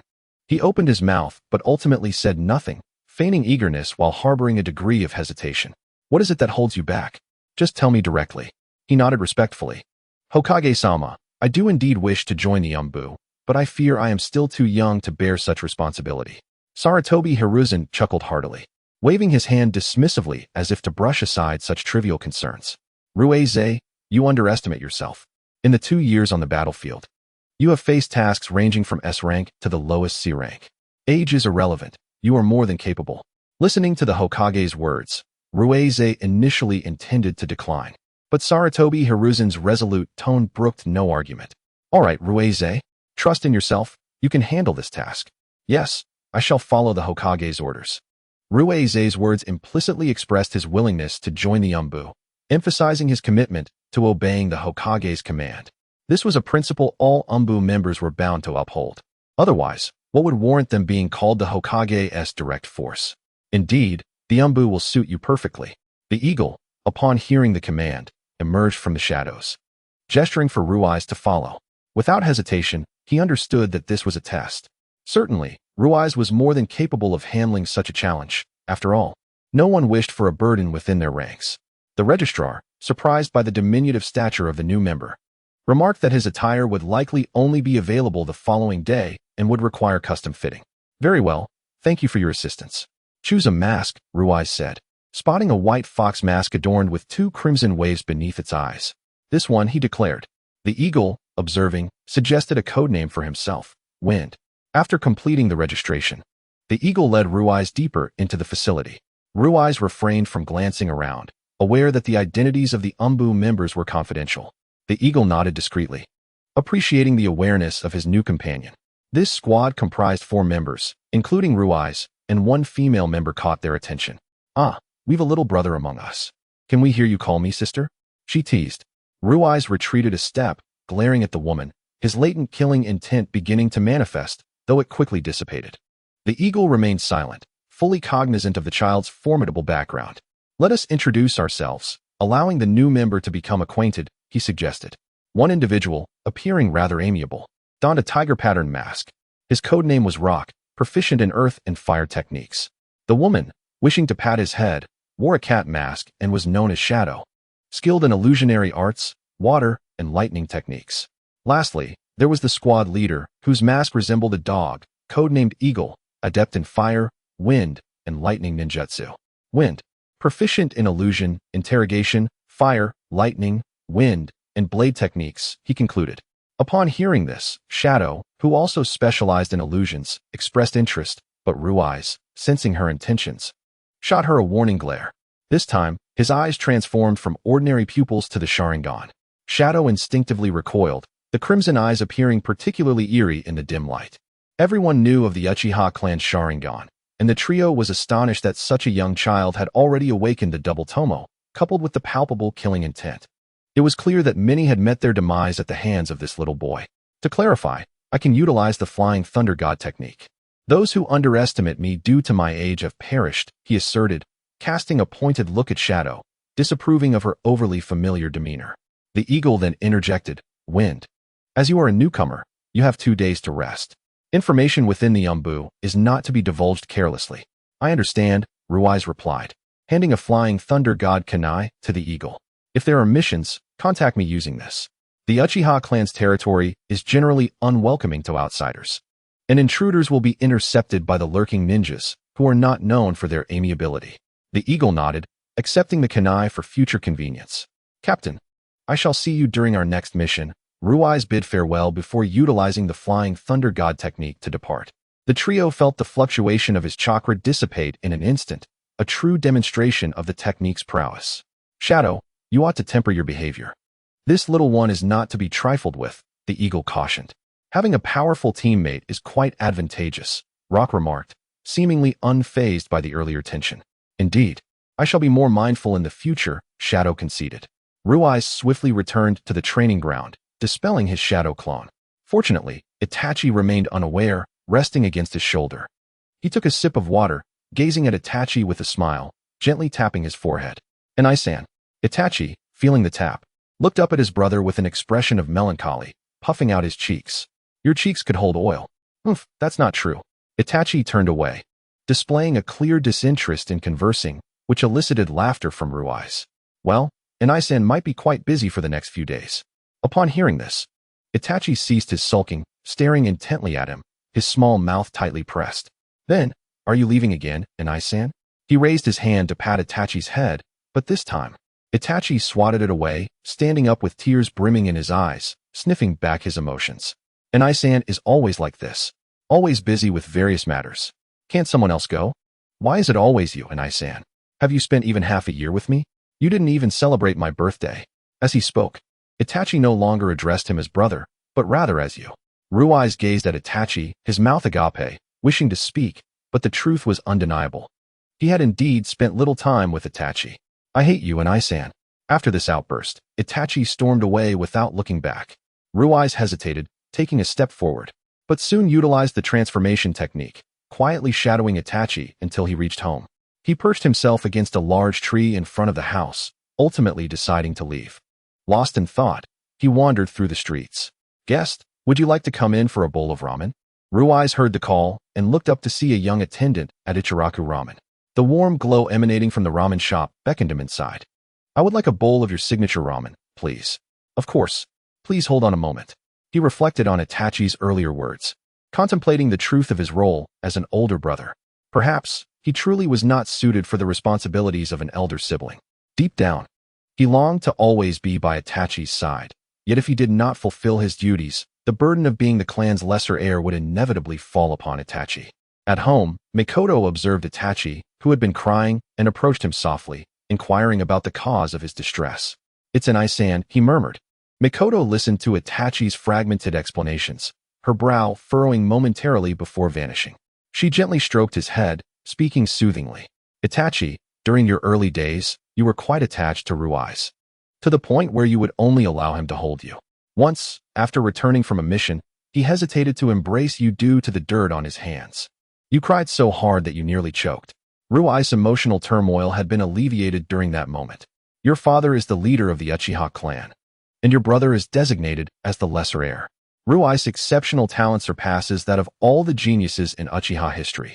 His formidable abilities imply that he must shoulder significant responsibilities to lead the Uchiha and safeguard the clan. If he neglects this duty, the weight will inevitably rest upon your shoulders. Do you believe Rui's would shirk such a responsibility?" Itachi shook his head in response. Mikoto noted that Itachi had stopped crying and produced a handkerchief to wipe his face. Ruiz is constantly on the battlefield, and it is precisely because of his prowess that he stabilizes matters so swiftly. Konoha's victories owe much to your brother's efforts. If the war could conclude sooner, one advantage would be that you could soon attend school. During times of peace, the dangers associated with carrying out missions after graduation will significantly diminish. Perhaps it is precisely because Ruiz is always preoccupied with protecting others, including you, that he is constantly on the move. From your childhood, Ruiz has been by your side, caring for you without fail. Others may not comprehend Ruiz, but he remains indifferent to their opinions. At this point, Meichin's expression turned serious. However, the words you just spoke have deeply wounded your brother. Ruiz goes to war, despite the strong opposition from both your father and me. Do you know what your brother once told us? He ventured into battle not only to enhance his own strength, but also to acquire the formidable power necessary to protect you, safeguard the Uchiha clan, and defend our family. Moreover, he aimed to bring an end to the war promptly, allowing you to grow up in a relatively peaceful environment. Itachi appeared momentarily dazed. Thus, everything Ruiz is doing now is for your protection. He will not disclose these burdens to you. Instead, he will quietly shield you from the shadows. When you ran back, weeping, Ruiz undoubtedly followed you, aware that you did not wish to see him at that moment. He would have employed transformation techniques to discreetly guard you until you returned home. Although your mother has ceased being a ninja, your brother was indeed watching over you from the tree across the street as you arrived home safely, only departing after ensuring your safety.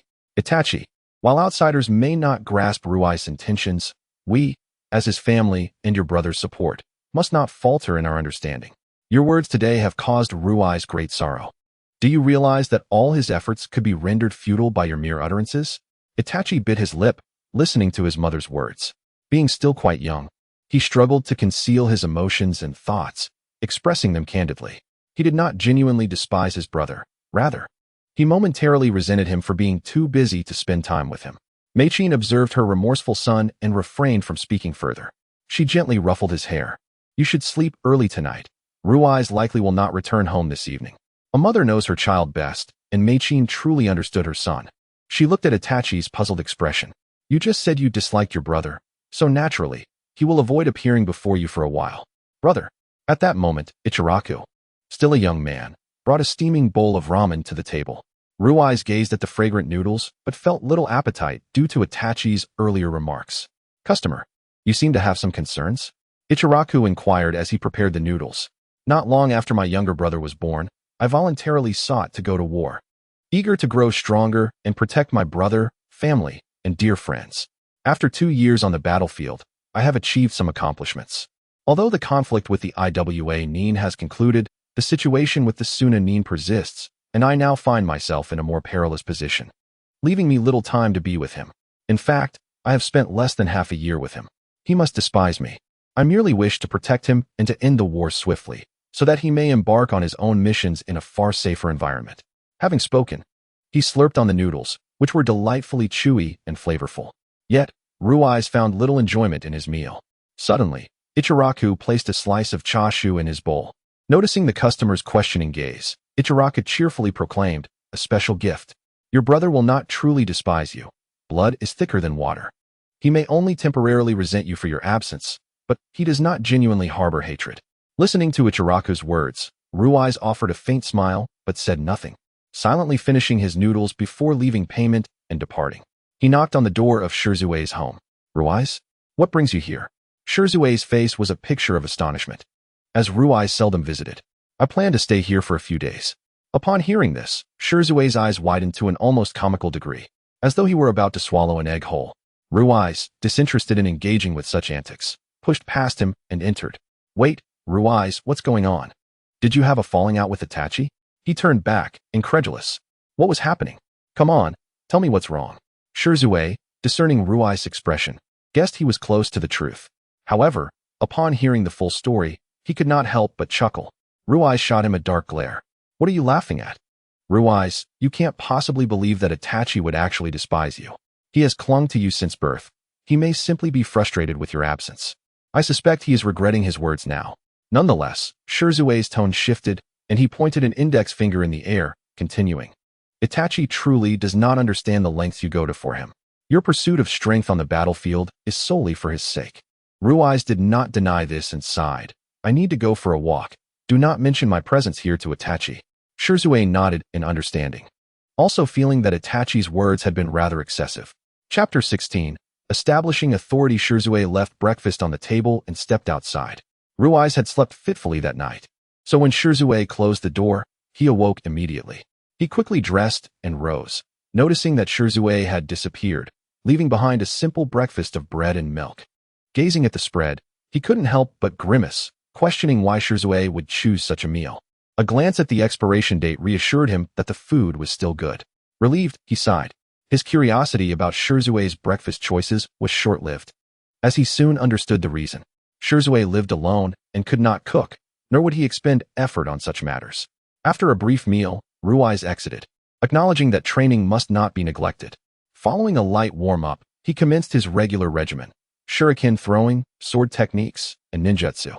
Holding a shuriken, he reflected on how infrequently he had used it since mastering the Flying Thunder God technique. However, he remained diligent in his training. Recognizing it as a fundamental skill for a ninja, he calmed his mind, closed his eyes, and attuned himself to his surroundings. In an instant, he opened his eyes and hurled 2 shurikens forward, the sound of their collision resonating clearly. The trajectory of the first shuriken was altered, ultimately embedding dozens of leaves into a tree trunk, while the second lodged deeply into another tree. Approaching the trunk, he retrieved his shuriken, pondering whether he could devise a different technique with it. As he contemplated, he suddenly sensed Itachi's chakra fluctuations. Hurriedly, he leaped into the tree, only to see his shuriken resting on another branch. Oh no! Itachi had entered. There was no time to retrieve it. The young boy scanned his surroundings, searching for someone. Ultimately, disappointed by the absence of any figures, he decided to leave. Upon witnessing this, Ruiz breathed a sigh of relief. He descended to collect his fallen shuriken, only to hear a familiar call from behind. "Brother!" His figure paused.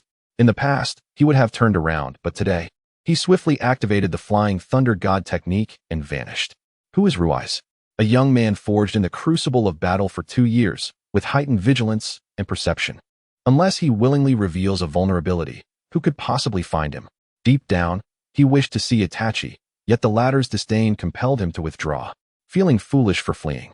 Ruiz knew Itachi had not strayed far, yet he chose to remain hidden. With a sigh, he employed a transformation technique. Upon arriving at a new training ground, Ruiz found himself surprisingly unburdened. The morning's rigorous practice had not left him fatigued. Engaged in routine exercises, he contemplated the fusion of water and lightning release, suspecting that the elusive wind release might be a product of their amalgamation. Sitting cross-legged with intense concentration, he gathered lightning chakra in his right hand and water chakra in his left, akin to performing 2 distinct tasks simultaneously, employing a multitasking approach. The 2 dense chakra spheres coalesced in his hands, and as he took a deep breath to initiate their fusion, he felt a jolt of electricity course through his left hand upon contact with the water. Yet, neither chakra sphere showed signs of dissipating. Encouraged by this, he recklessly accelerated their fusion despite his injuries. Observing the diminishing resistance between the 2 forces, his anxious heart began to settle, until, in an unforeseen moment, the chakra spheres erupted violently in his grasp. The force of the explosion hurled Ruiz against a tree, producing a heavy thud. The impact was so great that a trickle of blood seeped from the corner of his mouth, and he glanced down to find his hands still crackling with electricity. The sensation in his elbows entirely absent. He had clearly underestimated the situation. Attempting to wiggle his fingers proved futile, and with a sigh of resignation, he acknowledged his recklessness, vowing to exercise greater caution in the future. After all, the wind release was a unique bloodline of the Lightning Village. Achieving it on his first attempt was overly ambitious. "Uchiha Ruiz, have you lost your mind?" he mused, chastising himself for his impatience. Utilizing the Flying Thunder God technique, he teleported near his home. With Shirzue absent and unaware of where he had stashed the medical kit, he decided to retrieve it himself. Swiftly, he slipped into the courtyard and scanned his surroundings, remembering that his mother had placed the medical kit on a shelf. Just as he turned, he spotted Makoto leaning against the doorframe, a knowing smile gracing her lips, causing him to involuntarily shiver as he hastily concealed his hands behind his back. "Mother," he stammered, realizing he had underestimated her perceptiveness. The elite Jonin was fully aware of his clandestine actions and skillfully retrieved the medical kit without uttering a word, merely gesturing for him to approach. As he opened his mouth to inquire about Itachi's whereabouts, She interjected reassuringly. Don't worry, Itachi is going to find you and will return shortly. However, concern gnawed at him regarding Itachi's safety, venturing out alone. Mikoto, attuned to her son's thoughts, interrupted his unvoiced worries. Someone is watching over him, so you need not fret. Relieved by her words, Ruize knelt beside Mikoto and extended his right hand. She cast a glance at him, her expression darkening as she reprimanded. What on earth were you doing during your training to end up like this? Were you hastily developing jutsu? After tending to his wounds, she insisted on escorting him to the hospital. How are you allowing a child to be injured by lightning chakra like this? Fortunately, there's no damage to the meridians, and his recovery ability is impressive, but for the next few days, you must refrain from training, instructed the medical ninja while reviewing the examination report. Mikoto promptly acknowledged the advice, but Ruize remained indifferent, his gaze lost in the sky, murmuring softly, how I envy those birds soaring in the air. I wish to join them. In the shadowy realm of the Umbu, Ruize bore the codename Wind. From the moment he entered this familiar yet foreign world, he was destined to quietly endure secrets unknown to others. Regardless of for whom, he must alter the tragic destinies that lay ahead. Wind is both tangible and ephemeral, omnipresent and free. Deep within, Ruize yearned for a lighter burden, yet he understood that he could not escape his responsibilities. The future's trajectory remained uncertain. Mikoto, having overheard his murmured thoughts, parted her lips slightly before sealing them tight, choosing silence. Mother, I must take my leave now. Please do not worry about Itachi, he stated as he prepared to depart. What nonsense is this? Itachi is my son too, she countered, realizing her child's understanding of his own errors. Ruize shook his head, preempting her words. He was still grappling with how to confront Itachi, as the latter's assertions were undeniably true. His own life was perpetually tangled in various affairs, making him unable to step aside. Thus, their time together was limited. If he had an elder brother like that, he might struggle to cope as well. Time was of the essence. The Sand Ninja were likely mobilizing for an assault on Konoha, and he could not afford to be complacent. He needed to inform Fugaku about his inclusion in the Umbu. Mikoto watched her son vanish from view, torn between her desire for him to live a carefree life and her expectations for him to become formidable as the wife of the Uchiha clan leader. She understood that the Uchiha clan was no longer as powerful as it once was. Its members held a sense of superiority, and Fugaku's methods were often gentle, yielding minimal results. The Uchiha had always revered strength. Why did Ruize elicit such anxiety in Fugaku and the entire clan? When he first undertook C-rank missions, Fugaku had dispatched elite jonin to protect him, not merely out of paternal concern, but also due to the clan's heightened regard for him. With a prodigious talent in their midst, it was evident that the Uchiha would grow even stronger, lest dissent arise over the resources allocated for his protection. The elders recognized Ruize's potential and pledged their unwavering support. Everyone hoped for a powerful young leader to emerge from the Uchiha. Arriving at the gates of the guard unit, this was not Ruize's first visit. He had come a few times before, even as a child when Fugaku had introduced him to the clan's upper echelons. His exploits were renowned throughout the Uchiha, earning him the recognition of the young clan leader. The two guards, upon seeing him, greeted him with utmost respect, acknowledging his remarkable achievements on the battlefield at such a tender age. Ruize offered them a faint smile and nodded appreciatively, expressing, "Thank you for your hard work." The guards, elated, responded, "No, it is an honor to serve you, young leader." As their words echoed in his ears, Ruize's smile broadened, and he nodded before entering. Mastering the art of gaining favor was a skill he had honed under Fugaku's guidance. Once out of their sight, his smile vanished as if it had never existed. He adeptly located Fugaku's office door and knocked softly. "Come in," came the voice from within. After pushing the door open, he saw another ninja reporting to Fugaku and politely nodded in acknowledgement. Turning to his father, he stated, "Father, I have something important to discuss with you." He subtly emphasized the word you, glancing at the other ninja. Fugaku, perceptive as ever, waved the other ninja away. "Speak freely. It's rare for you to request my undivided attention. I have accepted the third Hokage's invitation to join the Umbu. The day after tomorrow, the mission will officially commence." Stunned by the unexpected revelation from his own son, he paused for a moment. "Ruize, how could you make such a significant decision to join the Umbu?" Ruize's expression remained composed, devoid of any emotional upheaval. He replied at a leisurely pace, "I believe joining the Umbu bears no detrimental consequences, father. I have my own plans and merely hope that you will assist me when the time comes. Observing Ruai's unwavering confidence, he surmised that further persuasion would be futile. Once his son had made a decision, no one could alter it. Since you have a plan, I will certainly support you. But first, may I inquire about your objective? Upon hearing this, Faye's gaze intensified.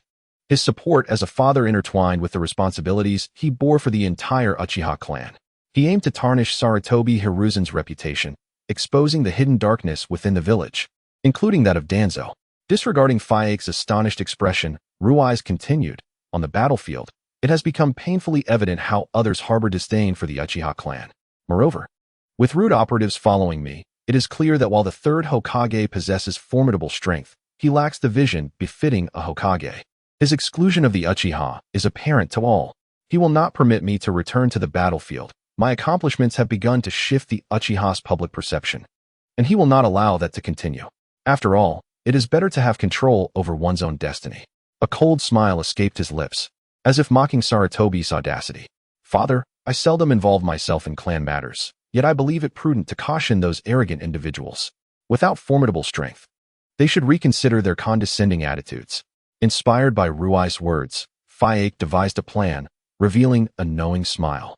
Ruai's, are you interested in building your own influence? Ruai's chuckled at his father's suggestion. This was an opportunity to confront those arrogant individuals and establish his authority within the clan. Though he had achieved great feats, he had rarely intervened in clan affairs, primarily due to his indolence. Now that this opportunity presented itself, he wouldn't refuse and nodded in agreement. After all, those individuals still possessed a measure of pride. With proper guidance, he could cultivate a formidable following. Very well, let us convene at the training grounds tomorrow morning. It is time to temper their arrogance. After discussing the arrangements with Faye, he did not linger. As the leader of the Uchiha clan, he had much to attend to. According to the original narrative, Faye might have been a good father, but he certainly fell short as a clan leader. He believed that a momentary concession would spare the Uchiha clan from Sarutobi's wrath, only to invite disaster upon them. Furthermore, as the leader, Faye sacrificed the interests of his clansmen. The relocation had extended the ordinary Uchiha's journey for groceries by nearly half an hour. Life had become far less convenient than before. The mystery of the Mangekyo Sharingan lingered in Ruai's mind. He had never witnessed its true capabilities, raising questions about why Itachi had not seized Faye's Mangekyo. If it had been taken by Obito or Danzo, the subsequent events would not have featured the Mangekyo at all. Exhaling a deep breath, Ruai's rubbed his temples with his fingers. Since his return, he had not seen Kakashi and the others, likely because Sarutobi intentionally prevented his deployment to the battlefield. They probably left the village days ago. Although he had saved Obito, he did not believe that Uchiha Madara would easily spare the foolish boy. This time, he also had his own plans regarding Obito and could only silently apologize. Chapter 17. Establishing authority. That morning, Ruai's and Shursui stood by the cliffs of the Nanga River. Shursui, I have joined the Umbu, Ruai's announced. Shursui, who had been enjoying the scenery, displayed little emotional reaction. Naturally, he admired his dear friend's exceptional abilities and was determined to keep pace with him. Really? Be cautious. The Umbu may not be any easier than the battlefield. Hearing Shursui's concerned tone, Ruai smiled and nodded. I understand. I leave tomorrow. You must also exercise caution. Shursui nodded but suddenly recalled something, turning to ask, you leave tomorrow? What about Itachi? Upon mentioning his younger brother, Ruai's previously indifferent expression softened. Isn't it perfect? Itachi despises me. It will be for the best if he does not see me. Shursui, hearing this, could only facepalm in exasperation. My friend, are you truly so oblivious in such matters? It's often said that the observer sees clearly, while the participant remains blind. Forget it, I will not press you further. Just handle it as you see fit. Itachi does not harbor any disdain for you. Rest assured, you both merely need to communicate.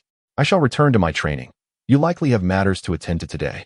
After patting Ruai's shoulder, he turned to leave. Watching Shursui's retreating figure, Ruai's felt a pang of bitterness. If Shursui were to learn of his plans, how would he perceive him? Nevertheless, even if Shursui were to harbor resentment, he could not turn back. Sarutobi had ceased to be a competent Hokage the moment he allowed the death of the Leaf's White Fang. Moreover, with Orochimaru likely commencing human experimentation, he thought, he better not give me any leverage. His gaze resolutely fixed on the horizon, he saw Makoto tending to a gloomy Itachi, who was unable to eat his breakfast. She gently ruffled his hair. Ruiz has a sparring session at the clan's training ground this morning, where many powerful ninjas will be present. This may be your only opportunity to be near him today. Instantly, Itachi perked up. I want to go? I want to go? All right, I will take you there. But first, finish your breakfast. As expected, Itachi quickly grabbed a sandwich from the table, while Makoto nudged the milk closer to him. Ruiz, not wasting time, engaged in training by the Nanga River before slowly making his way to the clan grounds. There was no haste. Time was still on his side. Observing the bustling villagers, he couldn't help but smile. Many capable ninjas lack the discernment to navigate the complexities of human nature. When the day of public condemnation arrived, former friends might join the chorus of blame to protect themselves. Add to that the misunderstandings and criticisms from family, and it would serve as the final straw. Crushing like the fate of the Leaf's White Fang, Hatake Tsukumo was a hero, tragically slain due to the village's power struggles. It was truly lamentable that a shinobi of such caliber could fall victim to his own people. Only the Leaf could commit such an atrocity. Oh, and then there was Yashiro, who had also been betrayed by the village. Eventually arriving at his destination, he surveyed the empty training ground, noting the terrain and leaving his mark in several places. Though he did not intend to use the Flying Thunder God technique, it was wise to have contingencies. The technique was indeed quite formidable. If one hesitated, they would only find themselves at risk. He found a tree, pushed off with his right foot, and landed securely on a branch. Leaning against the trunk, he stretched one leg out straight while bending the other slightly, concealing his presence. As the participants gathered, Fayek discreetly cast a glance toward Rui's hiding place. All right, since everyone has arrived, let us wait. After all, no one has seen the young clan leader here. Approximately 20 individuals stood in the arena, representing a notable faction. In terms of strength, Ruiz had roughly assessed the situation. Only 5 were jonin, while the rest were merely elite chunin, easily manageable foes. His concern lay in whether this batch possessed the capability to detect his presence. Upon hearing the words of his clan leader, only the 5 jonin comprehended the unspoken implication. The young clan leader had already arrived, and they had failed to sense him. Among them, one individual, whose prowess was nearly at the elite jonin level, appeared to sense something unusual. The young clan leader must be atop that tree. Fujitake observed this person and smiled, nodding in acknowledgement. Since his position had been revealed, Ruiz no longer concealed himself and leaped down, standing beside his father. Today, I have invited you here to speak plainly. The Uchiha clan has always revered strength. It would be wise for you to temper your arrogance. Thus, if any of you can defeat the young clan leader, not only will you gain full access to our clan's advanced ninjutsu, but I shall also arrange for you to occupy a higher position within the security forces.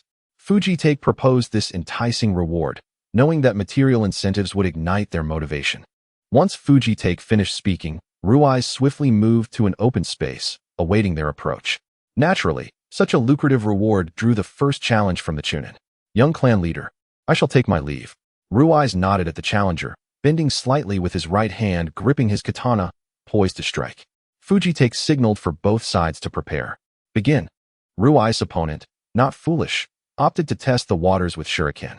Observing the cleverly aimed projectiles, he internally shook his head, although they seemed cunning. They failed to completely seal off his escape routes. The shuriken required refinement. As he utilized the body flicker technique to evade, he noted the situation. In the next moment, his originally dark pupils transformed into Sharingan. The chunin, bearing double tomo, believed he would not easily succumb, but after locking eyes with Ruiz, he found himself ensnared in a jinjutsu due to his insufficient mental fortitude. Ruiz leisurely approached the chunin, positioning his katana against the man's throat, dispelling the jinjutsu. Observing the clarity return to his opponent's expression, he spoke.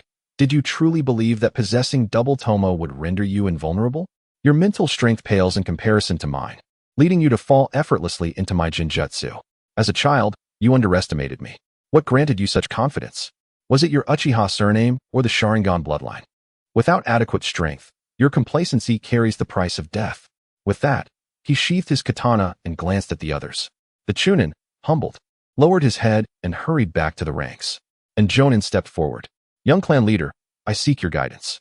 Ruiz nodded in response. As a jonin, he needed to be more vigilant. Clang. Their weapons clashed. The jonin exerted 80% of his strength. only to find that the young clan leader showed no signs of being overwhelmed, prompting silent astonishment. Previously, he had only heard tales of the young clan leader. Now, in battle, he understood those rumors were not unfounded. Suddenly, the katana in Ruai's hand emitted a blue glow, setting off alarm bells in the Jonin's mind. He hurriedly retreated. Ruai's katana extended nearly 3 meters, its blue-white blade crackling with lightning. The transformation of Chakra's form. As a Jonin, he recognized the complexity of this technique and was astonished that the young clan leader had mastered it at such a young age. Quickly retracting his weapon, he began to form hand seals. Fire release, dragon flame song technique. Ruai's beheld several dragon-headed flames, their intense heat causing the very air to warp, and his seal formation speed was on par with that of a Jonin. Earth release, earth barrier technique. Earth release, heart-cutting technique. After successfully unleashing the earth barrier to defend against the flames, he did not cease his offensive. However, it appeared that his opponent had some expertise in earth release, effortlessly evading the attack. Yet, Ruai's had no intention of prolonging the encounter. With numerous adversaries present, he needed to conserve chakra. Sharingan. Chidori. Lightning-infused chakra coalesced in Ruai's right hand, emitting a cacophony akin to 1,000 birds' cries. Flying Thunder God. Though his Chidori lacked the power that would come from a charged sprint, it was merely a spar, so he did not mind. Ruai's appeared behind the Jonin, launching a strike aimed at his back. Just before contact, he swiftly moderated his force, but the Jonin reacted, using earth release to reinforce his right arm in defense. However, Ruai's had already halted his attack, withdrawing his chakra and calmly gazing at the Jonin before him. Thank you for your restraint, young clan leader. It was evident to any discerning observer that had Ruai's not tempered his strike, the man would have surely perished. Your reaction to the Flying Thunder God was commendable. Youthful clan leader, I must inquire. When did you leave the technique on me? Indeed, even Fujitake, observing from the sidelines, had not noticed Ruai's actions. As his mastery of the Flying Thunder God was not a secret, everyone who battled him would remain vigilant. Nothing of great significance. The improved Flying Thunder God requires no seals. Within a certain range of sight, one can teleport. A collective gasp arose from the listeners. This meant that the point of emergence was utterly unpredictable and defenseless. If one was slow to react, they could meet their end before even realizing it. So, is there anyone else willing to step forward? The Chunin had lost their ambition, while the remaining 4 Jonin appeared eager yet hesitant to take the stage. Simplifying matters. Ruai's tossed a scroll to the Jonin. This is the lightning release technique I just employed, Chidori. The Chidori blade I used earlier is one of its transformations. Practice with it. This ninjutsu, when combined with the Sharingan, yields greater power. The other 4 Jonin may also observe. If you master it, it will enhance the Uchiha clan's strength. He added a warning. This ninjutsu was co-created by myself and Kakashi Hitaki. If the 5 of you learn it, ensure it is only taught to those of talent within the Uchiha clan. Do not let me discover any malicious leaks. As his words fell, an overwhelming aura of menace enveloped the 5 Jonin. Despite their formidable nature, they could not help but feel the weight of Ruai's strength. Clearly, he had not been honed solely through casual training. Yes, young clan leader. Ruai's gathered the group, sharing insights on shuriken techniques with the Chunin. Fujitake observed his son amidst the crowd, a smile gracing his face. He turned to the side, having sensed an approaching presence. Makoto, Itachi. At that moment, Itachi's thoughts were solely focused on Ruai's. He absent-mindedly called out to his father before swiftly inquiring, "Where is Nisan?" Did he truly not endear himself to his son? Always clinging to his brother, he gestured towards Ruai's, who stood amidst the throng, oblivious to the unfolding situation. Itachi, spotting his brother, broke free from Makoto's grasp and dashed toward the gathering. Who is this child? The nearby ninjas, observing Itachi's attempt to push through, regarded him with curiosity. Nisan, Itachi shouted, attracting the attention of Reize, who paused mid-explanation. The crowd parted, revealing Itachi's elder brother, and he felt an overwhelming urge to rush forward and embrace him. Yet, the distant and slightly aloof expression on Reizei's face made him hesitate. "What are you doing here?" Reize asked, though he too longed to mend their estranged relationship. However, tomorrow marked the beginning of his tenure in the Umbu, and perhaps it was not entirely unwelcome for him to harbor disdain for himself. "I'm sorry," Nisan, Itachi spoke, lifting his gaze, hoping to see some warmth in his brother's cold demeanor, but disappointment awaited him. Reize cast a cold glance at the surrounding crowd and admonished. What are you all doing idling about? Are you waiting for ninjutsu to simply infiltrate your minds? Yes, young master. They scattered like oil slicks underfoot. Brother, Itachi began. But Reize interrupted him. I have matters to attend to. Go find mother. Nisan. Hearing his brother's departure, Itachi hastily ran over and grasped his sleeve. His large, dark eyes welled with tears. I'm sorry for what I said before. I just wanted you to spend more time with me. I'm so sorry. Stop crying, Reize replied, looking down at his sobbing brother and shaking off Itachi's small hand. Itachi froze, staring at his empty palm, feeling a swell of grievance. You never treated me like this before. But in the next moment, the very sleeve he had just clutched was being used to wipe his tears. Itachi, brother will soon leave home for a prolonged period to undertake perilous missions. I may not have much time to be with you. Whether you resent or despise me doesn't matter, he said, gently tapping Itachi's forehead with a faint smile. I have promised to always protect you, and I shall never break that vow. I have never blamed you. I merely feel inadequate as an elder brother, unable to provide even the most basic companionship. That's not true. You are the best brother in my eyes.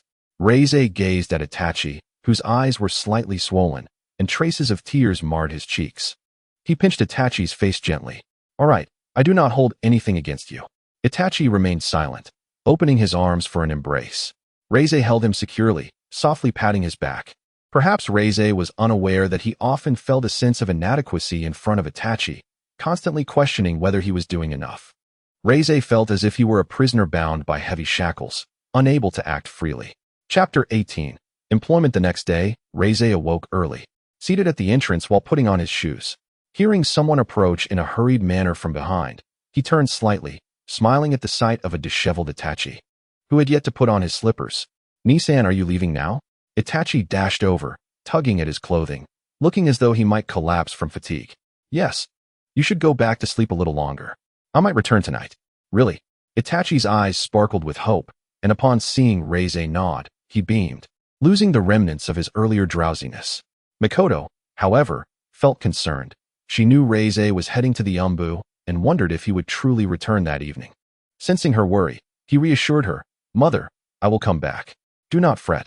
After tousling Itachi's hair and exchanging brief farewells, he set off for the Umbu. Once he changed into his attire, he quickly sensed the arrival of someone. It was Oishi. They exchanged nods in acknowledgement. Soon, a woman known by the codename Shadow approached, elbowing the simple-minded Oishi. Good morning. Morning. Having grown accustomed to Oishi's lackluster responses, Shadow turned her attention to Reize, who was resting against the wall with his eyes closed. Reize, good morning. Today marks your first mission in the Umbu. How do you feel?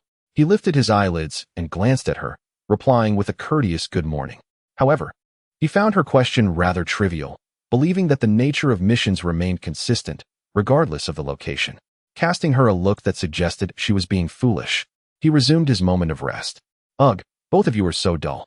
This is so boring, Shadow lamented, shrugging her shoulders before turning to chat with Oishi. Hey, I remember your brother's birthday is approaching. What do you plan to give that little guy? Oishi scratched his head, appearing a bit foolish. I haven't decided yet. I was thinking of giving him some kunai, but that seems too ordinary. I'm afraid he won't like it. Shadow stroked her chin thoughtfully. That kid doesn't show much interest in anything, so it's no wonder you're at a loss. He spends all his time training. He has quite the bore. Reize, overhearing their conversation, fell into contemplation. He had never given Itachi a birthday gift and did not know much about his preferences, making it difficult to choose something suitable. However, recalling Oishi's words, he thought that gifting a chakra-conducting stone would be a good idea, though such items were both expensive and predominantly held by prominent families. The Uchiha clan possessed a substantial stockpile of chakra-conducting stones, reserving the finest quality for crafting weapons for their talented members. His own sword had been crafted at great expense by Uchiha Fugaku. During the Warring States period, the Uchiha clan had once owned a mine, leaving behind many treasures. Oishi, have you considered gifting your brother a sword forged from chakra-conducting stone? Shadow, surprised by Reize's unexpected contribution to their conversation, leaned in with curiosity. Reize felt like a mosquito buzzing persistently in his ear as Shadow bombarded him with questions. Oishi pondered for a moment, setting aside the high cost of chakra-conducting stones. Even the forging fee is substantial. I'm not sure I can afford it. He had indeed considered crafting a suitable weapon for his brother, but financial constraints loomed large. The Uchiha clan has both chakra-conducting stones and skilled craftsmen. If you truly wish to pursue this, you can accompany me to the Uchiha clan's territory in the near future. On my account, they might offer you a considerable discount. Oishi was taken aback, wondering why someone he had only known for a few days would extend such assistance. Was this stroke of fortune truly falling into his lap? Reize discerned the confusion in Oishi's eyes. Because I am also a brother. As a fellow elder sibling, he had his own way of protecting those he cared for. Perhaps it was this shared bond that allowed Reize to overlook the matter of personal gain in this situation. Upon hearing this, Oishi let out a hearty laugh. In that case, thank you. Not at all. It's merely a small favor. Though he said this, how many could truly benefit from the Uchiha clan's generosity? At that moment, Taka arrived, knocking on the table to signal the presence of a mission. He spread the mission scroll across the table, revealing its contents. Reize glanced over it briefly. B rank, requiring the interrogation of intelligence. The enemy was estimated to comprise 10 Chunin and 2 Jonin, with the possibility of reinforcements. Noting that the enemy hailed from Sunagakure, Reize cautioned the team leader. Does this enemy have a puppeteer? Taka shook his head. While there may indeed be a puppeteer, we lack intelligence on that matter. If we encounter one, let us remain vigilant. The attacks of the puppets are sometimes rather difficult to evade, as their weapons are often laced with poison. Out of goodwill, he offered a warning. After all, he certainly did not wish for his first mission to end with the loss of a teammate. With 5 minutes for preparation, they were soon ready to depart. Reize produced 3 vials of antidote, deftly flicking them towards the trio. Noticing the inquisitive gazes directed at him, he chose to feign ignorance. Shadow smiled, realizing that Phone was quite the proud individual. Ignoring the teasing, he continued to rest his eyes, and soon the 4 of them set off. Their destination was a hidden sand ninja outpost to the north of the village, a secretive location for spies to relay information. Reize was quite capable of completing this mission alone. Previously, he had often undertaken tasks solo, achieving a perfect success rate and remarkable efficiency. Aside from teaming up with Namikaze Minato on the battlefield, the group moved swiftly, and upon spotting a small cabin in the distance, Ing signaled them to halt. Reize discreetly assessed the captain, an elite Jonin, cautious and composed in demeanor, while Shadow and Rock were both elite Chunin in strength. Phone, can you interrogate the Jonin? Ing inquired suddenly, observing the enemy ahead. Yes, he replied. His eyes had long since adapted to the Sharingan, and both his chakra and mental fortitude had significantly improved. 2 years prior, he could interrogate Jonin. Now, he was even more formidable. Phone, hand over your technique kunai to the 2 of them. You are tasked with eliminating the Chunin. After that, we will capture the Jonin alive, swiftly. Reize did not voice any objections, but silently complied. Just 10 Chunin. He provided 4 kunai, and dispatching them would take no more than half a minute. Commenced the operation. Facing the vigilant sand ninjas, Shadow ensnared them in a jinjutsu. To Rueize's surprise, Rock, who appeared somewhat slow, moved with remarkable speed. Once Shadow successfully subdued the enemies, he swiftly dispatched them with his kunai, then threw another. Flying Thunder God, he did not hesitate against the sand ninja before him. Drawing his blade, he activated his Sharingan. As the opponent fell into his jinjutsu, he eliminated them swiftly, minimizing their suffering. The Chunin was unable to react to his Flying Thunder God technique. Just as his blade was about to strike down the last sand ninja, a puppet intervened, blocking his attack. His eyes narrowed, and he stepped back using the puppet as leverage. He regarded the Chunin before him with displeasure. It was already around 2 in the afternoon, and he wished to conclude the mission and return home promptly. With a dissatisfied click of his tongue, Rueize observed the array of hidden weapons before him. In a flash, he moved behind the Chunin and swung his blade, only to have it grasped by a puppet's hand. You think it's so easy to kill me? The blade crackled with lightning as it elongated, piercing the heart of the Chunin before him. Look at you, dying with your eyes wide open, a foolishly arrogant fool. He then joined the fray against the Jonin, noticing Shadow sustaining injuries.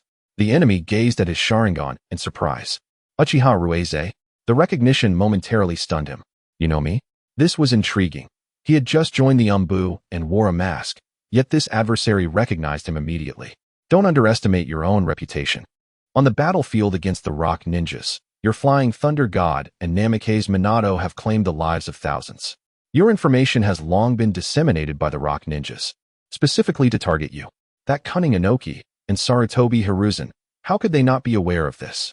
It is obvious they want to incite hostility against you. So what? Many have perished by my hand. I am not concerned with a few more pests. As soon as he spoke, he activated the flying thunder god and appeared behind the jonin. The blade glimmered with lightning as he struck at the jonin's back. It must be noted that the ability to injure Shadow indicated some level of skill. However, the jonin's intellect seemed lacking. Sensing numbness in his hands, the jonin furrowed his brow and attempted a kick at Ruize, but the attack missed, only to watch as Ruize evaded his line of sight. Ruize appeared before Shadow, raising his left hand with 2 fingers poised, his chest swelling. Fire style, fireball jutsu. A massive, searing fireball surged toward the opponent. He did not expect this jutsu to defeat the jonin, but he quickly grasped Shadow's wrist, pulling her away to safety. From his ninja tool pouch, he produced a bandage and pain relief medication to tend to her. 2 people facing a jonin and sustaining such injuries was unacceptable. Shadow had a deep gash across her chest, blood soaking her clothing. If left untreated, she might faint from blood loss. Thank you, little brother. Less chatter. Let's get this done. He moved to Rock's side. I'll take Shadow aside to treat her wounds. Let us finish this quickly. After handing Rock a shuriken, Rock appeared puzzled, but upon touching it, he understood Ruize's intent. Shuriken are not commonly used in battles against jonin, but it depends on who wields them. The 2 launched their shuriken with fierce precision, their murderous intent evident, completely sealing off the enemy's escape route. Clang! A shuriken thrown by Ruize collided with Rock's, altering the trajectory of the opponent's shuriken.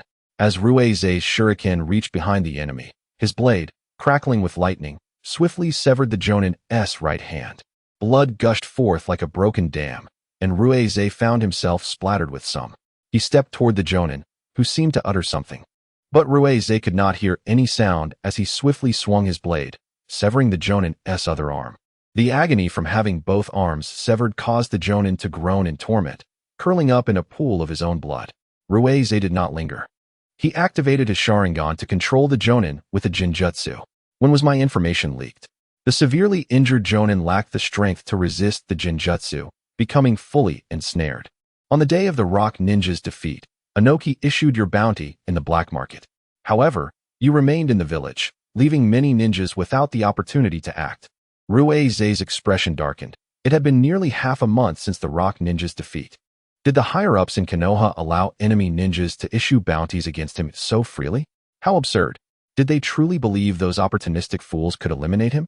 Aside from targeting me, did it involve my family? No. Upon receiving this response, Ruize felt a weight lift from his shoulders. He was accustomed to being targeted. What concerned him was the safety of Itachi. As he observed Ing bringing another jonin over, he left the questioning to them, opting to maintain control through Jinjutsu.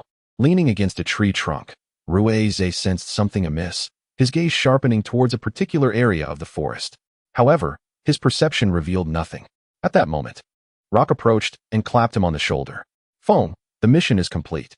We can return. Ing quickly cleared the area and assisted Shadow back. Captain, you all may head back first. I have always felt as though something is watching me, and once I resolve this matter, I will catch up with you all. Upon hearing this, he hesitated for a moment, casting a glance at the imposing Shadow. Ultimately, he acquiesced, nodding and advising caution. Observing the figures of the 3 vanish, he swiftly ventured into the depths of the forest.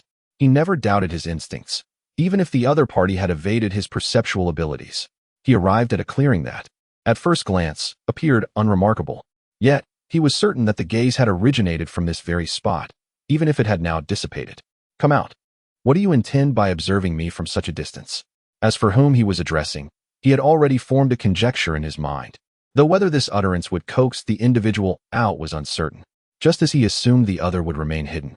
A half-figure emerged from the ground approximately 5 meters in front of him, cloaked in contrasting shades of black and white, accompanied by a peculiar object reminiscent of a pitcher plant, partially shrouding its head. Ruize fixated on them, understanding that the presence of Kurizetsu signified that Obito had taken note of him. Kurizetsu's hoarse voice reached his ears, seemingly a commendation of his perceptual prowess. What a terrifying intuition. Ruize sheathed his katana, deducing that this being had likely come to surveil him under Obito's orders. He held little hope of extracting any intelligence from Kurizetsu, deeming it futile to engage in such endeavors. I do not care what you are, who sent you, or what your motives may be, but do not overstep my boundaries. Kurizetsu, intrigued, inquired, is it your brother Itachi? Or your dear friend Shursui, perhaps even that little girl? At these words, Ruei's body froze, his gaze brimming with murderous intent, akin to a razor-sharp blade poised to strike. It seemed he wished to reduce this entity before him to mere fragments. You do not wish to know the consequences of taking action against them. Calm down. We harbor no intent of enmity towards you, merely a curiosity. Yet Ruei did not buy into this narrative. Convey to your superiors not to reach too far. With that, he employed the Flying Thunder God technique to depart. Kurizetsu's appearance had undoubtedly sounded an alarm within him, given their elusive capabilities. He presently lacked the confidence to capture this creature. From Kurizetsu's earlier words, it was evident that they had been monitoring him for some time. Yet he had been oblivious until now. Did Kurizetsu allow him to discover this intentionally? And if so, for what purpose? Chapter 19. The Lost Mask. Due to the Shadow's injury, the group's pace was considerably slow, allowing Ruei to catch up with them effortlessly. The trio did not inquire about what Ruei had done, as their mission had been accomplished. Their camaraderie was not deep enough to delve into one another's personal affairs. In all honesty, the infiltration of Konoha by a spy could either denote an exceptionally skilled operative from an enemy village or signify a significant lapse in the village's defenses. The Uchiha's dungeon had extracted numerous confessions from spies, given the notorious reputation of the Sharingan. The interrogation methods were straightforward, with the Yamanaka clan being particularly renowned for their memory-reading abilities. As the group journeyed back to the village, the sky gradually darkened, and they still had over 20 kilometers to traverse. Alas, time is rather tight, Ruei mused, glancing at the three ahead. To expedite our return, I shall offer you a ride. Captain, I am eager to return home. Let us use the Flying Thunder God, he suggested. Placing a hand on the arm of the hawk and another on the shoulder of the rock, the shadow was carried by the rock, simplifying matters. In an instant, they found themselves back in the Umbu headquarters. The hawk surveyed the familiar surroundings and marveled at the convenience of the Flying Thunder God technique. Transporting others consumes chakra several times greater than solo teleportation. I must return home now. Captain, I have tasks to attend to, he stated. Understood. With the captain's consent, Ruei promptly departed, genuinely wishing to avoid wasting time. However, he underestimated the chakra expenditure required to teleport 3 individuals, as it had nearly depleted his reserves. Nevertheless, utilizing the Flying Thunder God technique posed no issue. In the blink of an eye, he arrived at his doorstep, hurriedly pushing the door open. I'm back. Itachi, who had been listlessly waiting at the table for his brother's return, instantly perked up upon hearing the familiar voice and dashed toward the entrance.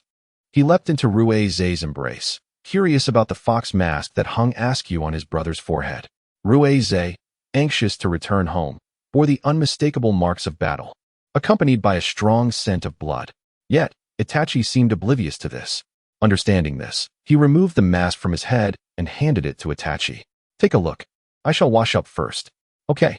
Itachi eagerly examined the mask, inspecting it from various angles, finding it quite special. As the Uchiha heir, he had occasionally passed by shops selling masks while shopping with Mikoto, but none had captured his interest quite like this one, especially since it belonged to his brother and was an Umbu mask, distinctly superior to those from small shops. Upon returning home, Faik immediately recognized the mask in Itachi's hands, his expression turning serious. Itachi, do not play with your brother's belongings. Itachi pouted, hiding the mask behind him to prevent his father from taking it away, exclaiming, This is a gift from Nissan. Ruei emerged from the bathroom, a towel draped around his neck, droplets of water glistening on his face, steam rising from his body. His long black hair was tied in a ponytail, the ends slightly damp from his shower, adding a touch of vigor to his already handsome visage. Itachi, Ruei, come to dinner. Mikoto called from the kitchen, prompting both brothers to respond promptly. Noticing Itachi's fondness for the mask, Ruei contemplated gifting it to him while retrieving another from the Umbu. Observing the dishes Itachi favored, he realized the boy seemed to enjoy fish. He selected a piece of fish and placed it in Itachi's bowl, gently asking, Itachi, would you like this mask? Nissan can give it to you as a belated birthday gift. Upon hearing this, both Mikoto and Faik paused mid-bite, astonished at the casualness of gifting Umbu equipment. A rarity indeed within the organization. Is that permissible? Ruei nodded, and Itachi immediately donned the mask, which was slightly oversized. However, This did not dampen his excitement as he joyfully wore the ill-fitting mask, beaming with delight. Ruize chuckled, removing the mask from Itachi's face and setting it aside. He gently ruffled Itachi's hair, advising him to eat properly and not to get distracted. The couple exchanged glances, shaking their heads in mild exasperation. Ruize, you are spoiling Itachi. Makoto offered a cautionary reminder. Not at all. I have yet to gift Itachi a birthday present, and this is merely a rectification of my oversight. Besides, Itachi is and always will be my brother. He affectionately tousled Itachi's hair, his gaze filled with fondness. Ruize's own mask, while slightly large, was chosen with the foresight of remaining in the umbu. Thus he selected one that would not obstruct his vision and would spare him the hassle of later replacements. Yet, Itachi's keen interest in his mask was an unexpected delight. This mask had been meticulously preserved by Itachi until he entered the umbu, and it was the very same he used thereafter. The three sons of Uchiha Fugaku have always been regarded as prodigies, each possessing an unparalleled talent that their peers can scarcely fathom. Itachi and Sasuke have been fortunate enough to receive personal tutelage from Reize, who incisively addresses their errors with clarity and simplicity, encouraging them to develop their own unique ninjutsu. Their respective creations owe much to Ryui's guidance. However, neither of them realized that their strong and gentle older brother would willingly place himself in peril to safeguard them. That moment marked perhaps the peak of their self-loathing. Why were they so weak that they required their brother's protection? Nisan is the best. Itachi cooed as he clung to Ryui's arm, who, albeit helpless, considered the possibility of bringing back something for Itachi on future missions. As night fell, Reize awoke from a troubled sleep, sighing as the details of his dream eluded him. Though he had a nagging sense of foreboding. Was it Shursui? Or perhaps Taka? Or even Obito? Was fate truly irreversible? If Obito were to ultimately turn against them, what significance did his earlier rescue hold? He gazed at the peacefully sleeping Itachi, gently stroking his head, careful not to rouse him. As dawn approached, he sensed a fluctuation in chakra. Taka was likely summoning him for a mission. Noticing that the rest of the family had not yet risen, he left a hasty note, snatched a piece of bread from the refrigerator, and departed. The note, though urgent, was neatly penned. Umbu mission, urgent departure, do not worry. Upon arriving at the Umbu headquarters, he instinctively donned a mask. The three members of his team stared at him in surprise. Taka could not resist asking, what happened to your previous mask? Reize now wore a fox mask, distinct from the last, adorned in deep red with black patterns beneath the eyes. I accidentally lost it, he replied, eliciting a chuckle from the shadow, who found the excuse rather flimsy. Each Umbu mask bore a unique identification number. Losing one necessitated changes to the member's file. But that was not the time for such concerns. We have a rather urgent mission that will likely require us to split into two teams. As he unfurled the scroll, Ryui's brow furrowed at the complexity of the task. To investigate the movements of the one-tailed Jinchuriki, classified as an S-rank mission. Captain, may I inquire if this task was assigned by higher-ups? He asked, knowing their shadow had just sustained injuries, making it unlikely that Taka would have accepted the mission otherwise. Taka nodded in confirmation. The one-tailed Jinchuriki might be stationed at the Sand Village's base in the Land of Fire, or even within the Sand Village itself. Regardless of the location, detection would be perilous. Ryui's brow tightened. He could accomplish the task alone while ensuring his safety, particularly with the Flying Thunder God technique, which allowed him to evade capture. However, he was not alone this time, which compelled him to consider the safety of his teammates. Captain, the risks associated with this mission are exceedingly high, especially with the Shadow still recovering from injuries. He expressed his concerns. The Sharingan could indeed control tailed beasts, but that was only with the Mangekyo Sharingan. He currently possessed merely a Tsutomo. Confronting a tailed beast was simply unfeasible. I understand, but this mission comes directly from Lord Hokage, Taka replied, prompting Reize to roll his eyes beneath his mask. Sarutobi Hiruzen's incomplete vision of the fire was truly problematic. Sigh, I request to team up with the Shadow. I can utilize the Flying Thunder God to facilitate her rapid extraction. I intend to head to the Sand Village's base in the Land of Fire. Taka glanced between Reize and the Shadow. Upon receiving no objection, he nodded. Reize handed a Flying Thunder God kunai to Iwasaki, stating earnestly, if you find yourselves in a predicament, notify me. Even if it drains all my chakra, I will ensure your safe return. The two were momentarily taken aback, then shared a light laugh, with Taka speaking first. Fine. But under no circumstances do I wish for you to rescue me. Let us regroup in half an hour at the designated location. If there is anything else to discuss, make haste. It was no wonder Taka was so cautious. This mission was perilous, with many who ventured on similar tasks rarely returning. However, should they uncover the one-tailed Jinchuriki's whereabouts, it would provide a significant advantage for future battles. Upon returning home, Reize encountered his parents, who were just reading his note. Itachi was likely still asleep. Makoto, startled by his sudden arrival, inquired, "Is there something wrong?" After a moment's consideration, he organized his thoughts. Our team is tasked with investigating the movements of the one-tailed Jinchuriki, necessitating deep infiltration into enemy territory. The couple's reaction was one of shock. They understood the mission was fraught with peril. Although they were aware of Ryui's ability to use the Flying Thunder God, concern lingered, especially given the formidable nature of both Chiyo and Hiruzen. Observing their silence, he added, "I may be gone for a while. Do not fret."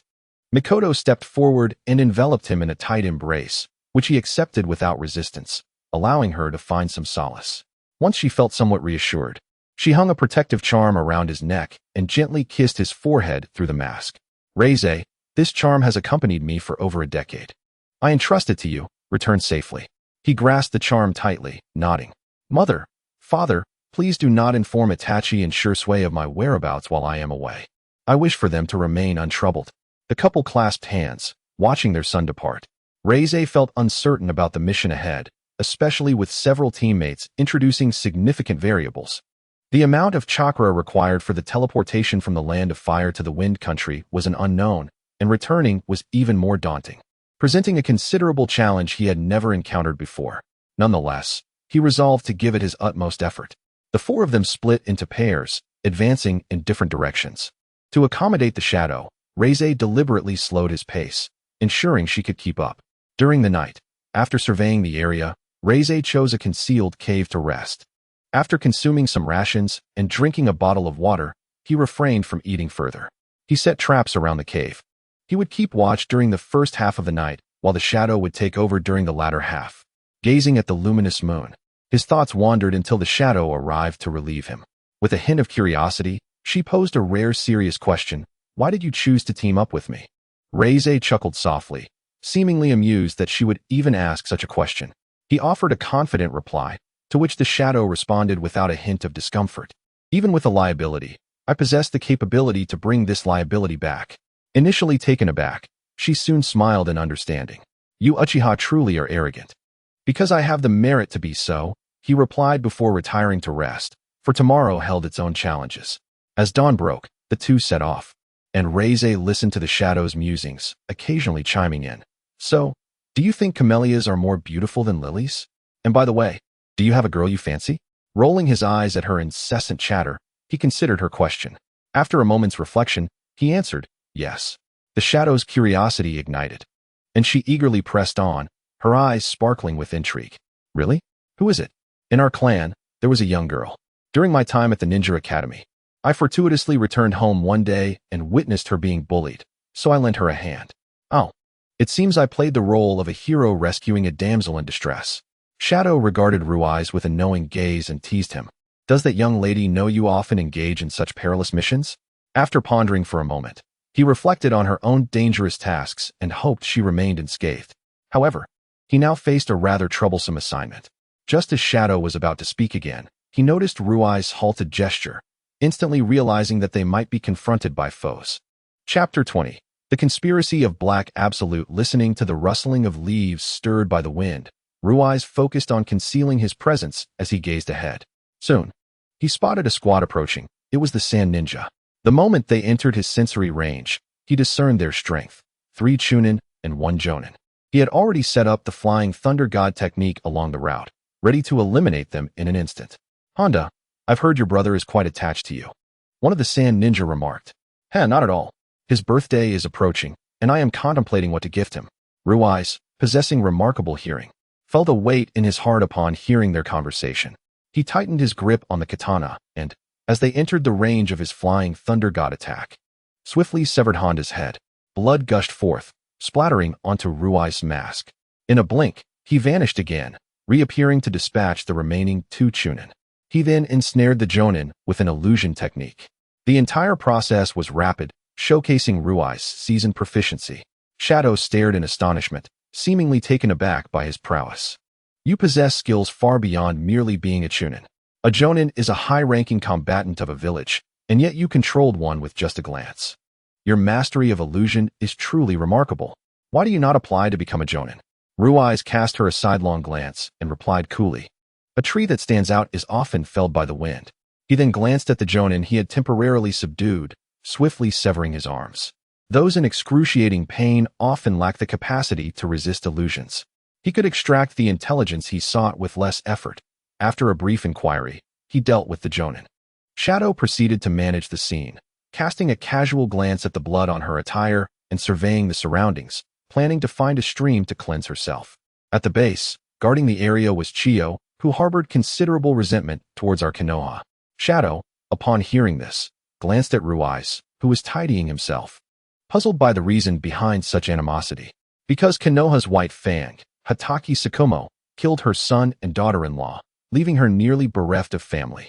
Yet, before she could exact her vengeance, White Fang took his own life, a tragic turn indeed.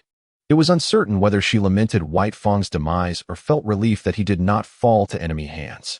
Shadow internally scoffed, if possible. I would prefer not to be a ninja. Ruai's serious gaze met hers. The prodigious young clan leader of the Uchiha clan does not wish to be a ninja? Shadow halted her laughter, realizing her position as a competent civilian ninja. She had perceived the resources and talents of clan ninjas as mere honors and symbols of status, forgetting the burdens that accompanied being a clan leader. Especially within a prominent clan like Uchiha, if one lacks the talent to earn the elders' respect. Even the clan leader would not allow a mediocre individual to ascend to the role of a young clan leader. I cannot escape the role of the young clan leader. I must protect my brother, my dear friends, my family, and the Uchiha clan. This is the responsibility you see in the Uchiha young clan leader, who said that being a genius absolves one from hard work. Is Ruai's swordsmanship the result of mere practice? The Flying Thunder God technique was not mastered overnight. It is the fruit of relentless training and combat experience. He continually challenged his limits, never retreating or giving up. He must safeguard those behind him, and for that, he would go to any lengths.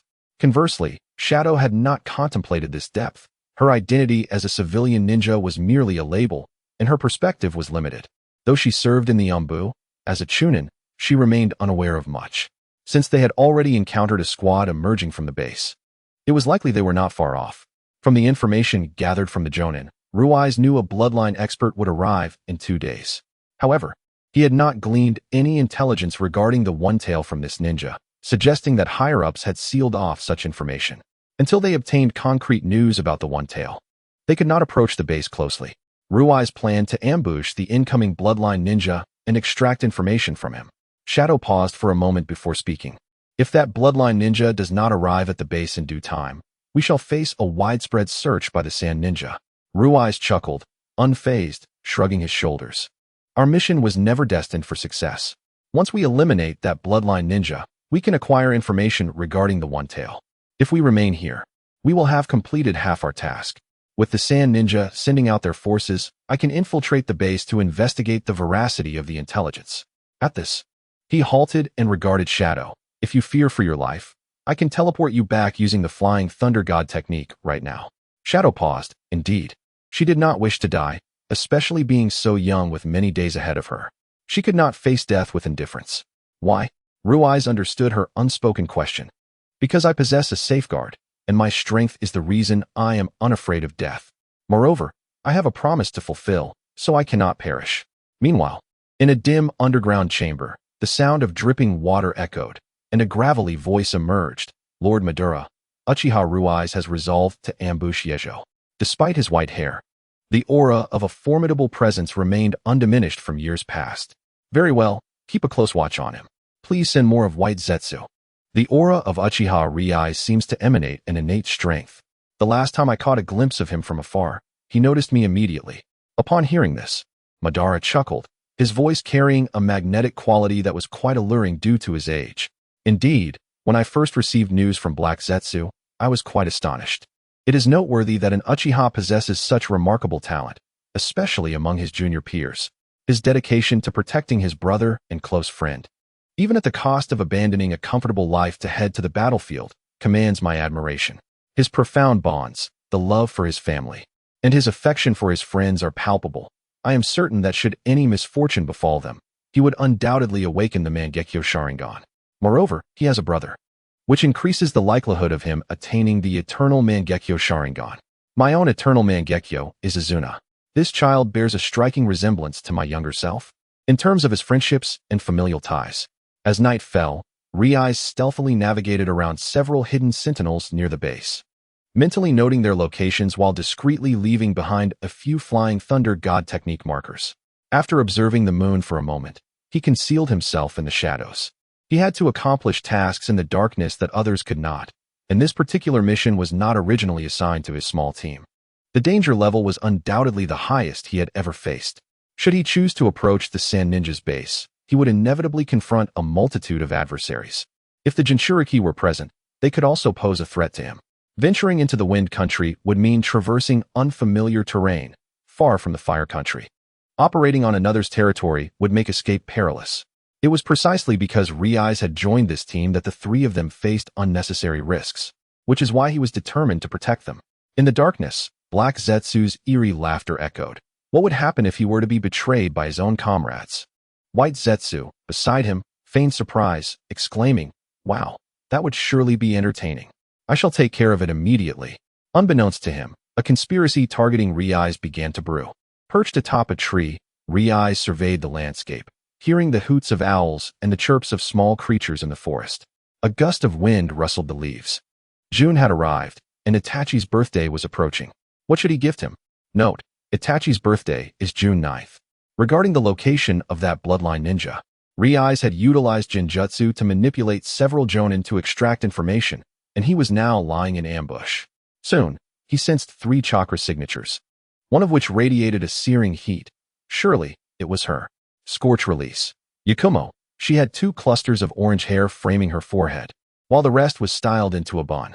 According to the original plot, she was a victim of national policy, an excellent taijutsu practitioner, and a commendable teacher. Truth be told, he was quite eager to recruit this ninja. However, Yakumo had a deep love for her village, which was truly unfortunate. Yakumo halted, gazing toward Riai's hiding spot. "Come out." Upon hearing her voice, he leaped down to stand before her.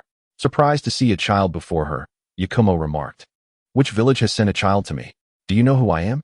He toyed with a kunai inscribed with the Flying Thunder God technique, smiling as he replied, "Scorch release, Yakumo. But you best not underestimate me." The moment she sensed the child's presence and silhouette vanish, her mind recalled the rumors spread by Inoki. Flying Thunder God. As expected, the 2 chunin behind her perished instantly. "So, you are Uchiha Riai," she said, drawing her katana. The gleaming white blade sent a chill through Yakumo, who could not help but wonder how many lives this child had claimed. Scorch release, steam murder. Numerous red orbs, the size of adult heads, surged toward her. Faced with such an assault, he dared not underestimate it. A direct hit would turn him into something akin to a mummy. As Riai evaded the attack, Yakumo also brandished her kunai, and their weapons clashed, creating sparks. A smile graced his lips as he locked eyes with her. Genjutsu, magical restraint. Observing the vacant look in her eyes, he instantaneously positioned himself before her, just as his katana was about to slice her throat. He activated the Flying Thunder God to escape. The fireballs that had just pursued him now turned to attack her. "You managed to break free from my Genjutsu?" Yakumo, regaining her composure, cast a wary glance at him and exhaled deeply. "Your Genjutsu is indeed terrifying. Ordinary jonin would stand no chance against it. Had I not possessed some resistance, I too could have become a victim of your blade." Riai found her humility somewhat understated. He had exerted 80% of his power with that Sharingan Genjutsu, and controlling a jonin was well within his capabilities. It seemed that Yakumo possessed considerable mental fortitude. "Yakumo, would you consider working under me?" Uchiha truly values talent. Although he anticipated her response, he felt compelled to inquire before hearing her answer. "Perhaps not. I have no such intentions." She tightened her grip on the katana, sighing inwardly. Had she known she would eventually be betrayed by Rozuna, she would have undoubtedly left without hesitation. Yet, she had not been privy to Riai's future abilities, which was indeed regrettable. "Then I shall bid you farewell, Yakumo." In the instant his figure vanished, She positioned herself amidst the fireballs, leaving no gaps, as a precaution against his close-range assault. One had to admit, this woman was exceptionally clever. She devised an effective countermeasure against the flying thunder god quickly. Riai's found himself at a disadvantage against her scorch release techniques. Yet he had not abandoned hope. Lightning release, Chidori sharp. A flash of blue flickered before Yakumo's eyes, sending a wave of panic through her. She swiftly sidestepped, allowing the elongated Chidori sharp to pierce one of the orbs beside her. Unfortunately, the scorch release, a combination of fire and wind, effectively countered lightning, causing the Chidori to melt partially. This was indeed troublesome. Assessing his chakra reserves, he was reluctant to employ a technique that would deplete them significantly. Shadow clone. For shadow clones materialized around her, encircling Yakumo as they began to retreat while rapidly forming hand seals. Fire release, Fire Dragon Flame Bullet. Water release, Water Dragon Bullet. Earth release, Earth Dragon Bullet. Fire release, Phoenix Fire Jutsu. Wind release, Vacuum Sphere. After unleashing their jutsu, the shadow clones dissipated into clouds of smoke. Faced with the onslaught of ninjutsu, Yakumo gritted her teeth. Earth release, Earth Barrier. Consuming over half her chakra, the Earth Barrier enveloped her tightly, absorbing the attacks and kicking up a cloud of dust. Through his Sharingan, Riai's witnessed the crumbling wall, realizing his own chakra was running low, down to 1/3. At the moment Yakumo appeared, he struck her right arm with his katana. Where's the tailed beast? I don't know. Observing Yakumo's defiance despite her severed arm, he couldn't help but admire her resilience. He intensified his mental control. Speak. In the headquarters, having obtained the desired answer, he swiftly eliminated her. Reize gazed at her with a tinge of regret, gently closing her eyes with his hand before using fire release to cleanse the area. Farewell, Yakura. Chapter 21. The betrayal of a teammate. As the battle unfolded between Reize and Yakura, a shadow assisted in intercepting several nearby ninja sentinels. Upon spotting Reize, she hurried to him, inquiring about the outcome. At the headquarters, but I need to confirm the information first. Stay here and create a significant distraction. Then flee without waiting for me. She nodded, fully aware that if captured, the intelligence would be compromised, and perhaps the enemy would relocate the Jinchuriki. Moreover, given her capabilities, she could only hinder the operation. Reize employed a transformation technique, assuming Yakura's appearance. After contemplating this relatively minor character in the narrative, he devised a plan to ensure he would not be discovered. He then proceeded towards the headquarters, where he inevitably encountered vigilant sand shinobi. Their lack of surprise upon seeing Yakura and their demand for identification was anticipated. Faced with this predicament, a simple jinjutsu sufficed. He successfully infiltrated, where he laid eyes upon a figure named Chiyo. As she approached, a hint of confusion crossed her face. Weren't there two others? Upon encountering a Leaf Village ninja, she remarked, "It is Uchiha Reize, who dispatched the two with Flying Thunder God. Even with my heat release for protection, he remains unscathed." Chiyo, upon hearing the name, was momentarily taken aback, followed by suspicion. "Did you not capture him?" He shook his head. "With Flying Thunder God, I had no means to do so." Indeed, the reality was as such. The technique was exceedingly formidable, making it quite challenging to apprehend someone who wielded it. Chiyo gestured for her to rest, and Reize, without lingering, discreetly surveyed the headquarters. Upon reaching his tent, he found several jonin resting within. He merely exchanged brief greetings before closing his eyes to recuperate. "Yakura, have you not yet decided whose side to take?" a jonin inquired. He opened his eyes, contemplated, and shook his head. To his surprise, the individual casually placed a hand on his shoulder. "Don't be like that. If Rasha becomes Kazekage, it will bring you numerous benefits. Think it over." Reize shot him a cold glare. "Remove your hand." Seeing Yakura's apparent insolence, the jonin felt slighted and retracted his hand, not refraining from a parting jab. "Yakura, you truly lack foresight. Rasha's ascension to Kazekage is inevitable. Your presence matters not. Do not overestimate your importance. Some consequences are beyond your capacity to bear." Reize regarded him with disdain. "You are equally foolish." With that, he revealed his Sharingan, subduing the surrounding jonin, demanding information regarding the whereabouts of the one-tail. Receiving a unanimous response at the headquarters. "Huh, Yakura, is this the village you cherish?"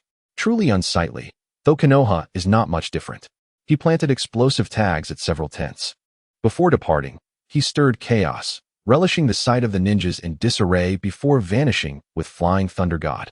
Soon after, he rejoined the shadow, encountering Iwashiro and their captain, indicating they had been united for some time. Captain, you've returned so swiftly? The Wind Country, being a desert, starkly contrasts with the Land of Fire, making such a rapid return peculiar. Meanwhile, lurking in the shadows, Black Zetsu watched the unfolding drama, anticipating a climactic moment. The Sand Village is unusually vigilant. I could not infiltrate with the Washiro and thus returned. The One Tail should be with you, correct? Reize sensed an oddity, but nodded nonetheless.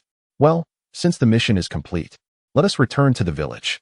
Throughout the journey, an inexplicable unease surged within him, compounded by the fact that the shadow, usually playful during their return, remained silent this time. Just as they approached within 10 kilometers of Konoha, Iwashiro unexpectedly stabbed him in the back, aiming for a critical hit. Although he narrowly evaded the blow, he sustained an injury and stared in disbelief at Iwashiro, lips trembling, at a loss for words. You. Eagle stood beside Iwashiro, his gaze icy as he lunged at Reize with a kunai, while the shadow merely observed. You fools. He was concerned for your safety during this dangerous mission. Drawing his katana, the Sharingan flared to life. You show no mercy. Do not expect me to be bound by loyalty. Reize's heart sank, a tumult of sorrow and rage coursing through him. Why did his comrades betray him when he had done nothing wrong? His katana merely severed their right hands, sparing their lives. Why? Convinced they would behave under his weakened state, he was taken aback when they lunged at him, wielding kunai with their remaining left hands, aiming for the unguarded Reize. Blood seeped from his lips as he swung his katana, ending their lives. Then turned to the shadow. Will you also kill me? His murderous intent mingled with confusion, while a flicker of hope remained as he faced the shadow. To his surprise, the shadow removed its mask, gazing at him with a smile. How pitiful. May you not become the second Konoha White Fang. With that, it took its own life. He stood in shock, surrounded by the bodies, a cry of despair escaping him. Why? His eyes, once two tomo, evolved into three, and the hatred within him began to fester, ready to erupt. Uchiha Reize, you have slain fellow villagers. Surrender at once. Hearing the approaching voice, he turned to face the root ninja who had emerged seemingly from nowhere. He was no fool. The timing was too convenient. Danzo, how clever of you. Truly, you have plotted against me. You have one last warning. Leave. Faced with the unrepentant crowd, he wasted no words. They were but fodder. He focused on disarming their right hands before kicking them aside. As he gazed upon the heap of severed limbs, he did not look back, utilizing Flying Thunder God to arrive at the village entrance. To his astonishment, Danzo and Sarutobi Hiruzen awaited him, accompanied by a throng, including the couple Minato and Kushina, along with his parents, Itachi, and Shursui. Before he could utter a word, Danzo seized the opportunity to accuse him. Uchiha Reize, you have committed the unforgivable act of slaying fellow villagers. Do you confess? One exposed eye glared at him menacingly, a smirk playing on his lips, a smile of triumph. Huh. His three-tomo Sharingan locked onto Danzo and Sarutobi Hiruzen, then shifted to the forehead protector on his arm. He yearned to slash it, yet it bore Shursue's mark. I killed ninjas within the village. They sought to kill me. Should I not resist? With injuries sustained in the team, an S-rank mission was dispatched. Splendid work. From his ninja tool pouch, he retrieved a scroll inscribed with his mission report, kicking it towards Sarutobi Hiruzen's face. Huh, mission accomplished. A Jinchuriki lay in the main camp, having intercepted the scorching release ninja, Yekom, along the way. I kindly warned Chiyo to guard diligently. Her expertise lies in the use of poison, and she would not want the ninjas of the village to perish. It would be prudent to prepare antidotes promptly. Furthermore, caution must be exercised regarding the individual known as Rasha, as 3 wounds on his abdomen were oozing blood. Upon catching sight of his brother, Itachi felt an overwhelming urge to rush forward, yet he was firmly restrained by Fugaku. Unfortunately, Danzo had no intention of squandering time. With a wave of his hand, dozens of root ninjas surrounded him. Just as they were about to strike, Shursui utilized the body flicker technique to appear beside him, kicking away several ninjas and brandishing a kunai defensively. My apologies, Hokage-sama, Danzo-sama, he stammered. I have faith in my dear friend. Is it wise to hastily reach a conclusion? Reize is indeed a hero of Konoha. Itachi noticed that the irritating Shursui had dashed forward, igniting his own desire to act. Realizing his father no longer held him back, Itachi swiftly retrieved a kunai from his ninja tool pouch and dashed to Shursue's side, albeit with a slight clumsiness. Yet, The memories of his training days lingered in his mind, and he resolved, no one shall take my brother away. Mikoto and Fugaku simultaneously moved to shield their children, standing resolute against Danzo's intimidation. Hokage-sama, Reize is the young clan leader of the Uchiha. Our entire clan stands behind him. Fugaku emphasized the significance of both Uchiha and belief. If Sarutobi Hiruzen were to recklessly pursue Reize, the entire Uchiha clan would take action. The Uchiha's influence was at its zenith. The clan boasted a multitude of 3 Tomo Sharingan users, with the 2 Tomo majority, not to mention the promising younger generation emerging annually. The Uchiha clan had never lacked in talent. The older generation still possessed formidable strength, including himself and several elders, whose prowess had not diminished significantly despite their age. Reize, being the young clan leader, could not be so easily taken away. He steadied his slightly disordered breath, fixing his gaze upon Danzo and Sarutobi, tearing off the forehead protector from his arm and casting it towards the latter. I stand unrepentant. It is they who have betrayed me. I return this protector, hoping you might restore my honor, Hokage-sama. Though he was undeniably furious, he resolved to turn the tables. If Minato were to see his disciple framed, what choice would he make? Sarutobi replied, very well, but until then, you shall endure. I will dispatch 3 Umbu to protect you. Fugaku's expression darkened at the notion of monitoring their young clan leader within Uchiha territory. How dare they perceive the Uchiha in such a light? Just as he was about to voice his dissent, he felt his eldest son grasp his hand, stifling his words. Reize turned his attention to his mentor and mentor's wife.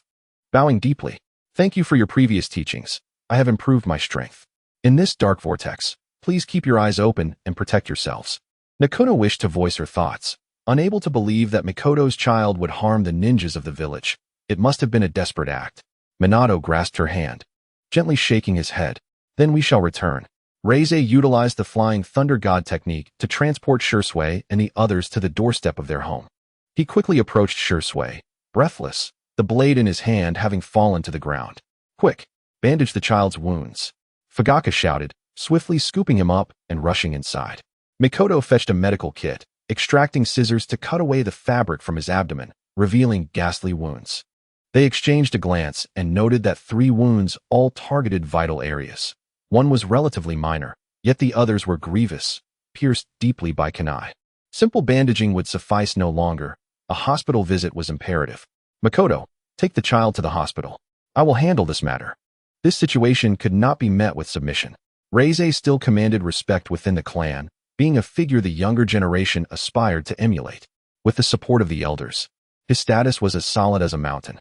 Given the current predicament, the clan's collective strength must rally behind Reize. Otherwise, he feared that his child might become the second Konoha White Fang, perishing amidst malicious rumors. As the leader of the Uchiha, how could he fail to discern the cause of the White Fang's demise? The ensuing rumors were inevitable, and all he could do was mobilize the entire Uchiha to support his son. Although he had always believed in his son's resilience, he could not bear the thought of his son dying by his own hand or being maliciously slain. Mikoto utilized the body flicker technique, racing forward, while Shursui, carrying Itachi, kept pace. Itachi tugged at Shursui's hair. Could you move a bit faster? Why are you so slow compared to brother? Shursui rolled his eyes in exasperation, internally lamenting. You little brother complex. Not to mention your brother employs space-time ninjutsu, Flying Thunder God.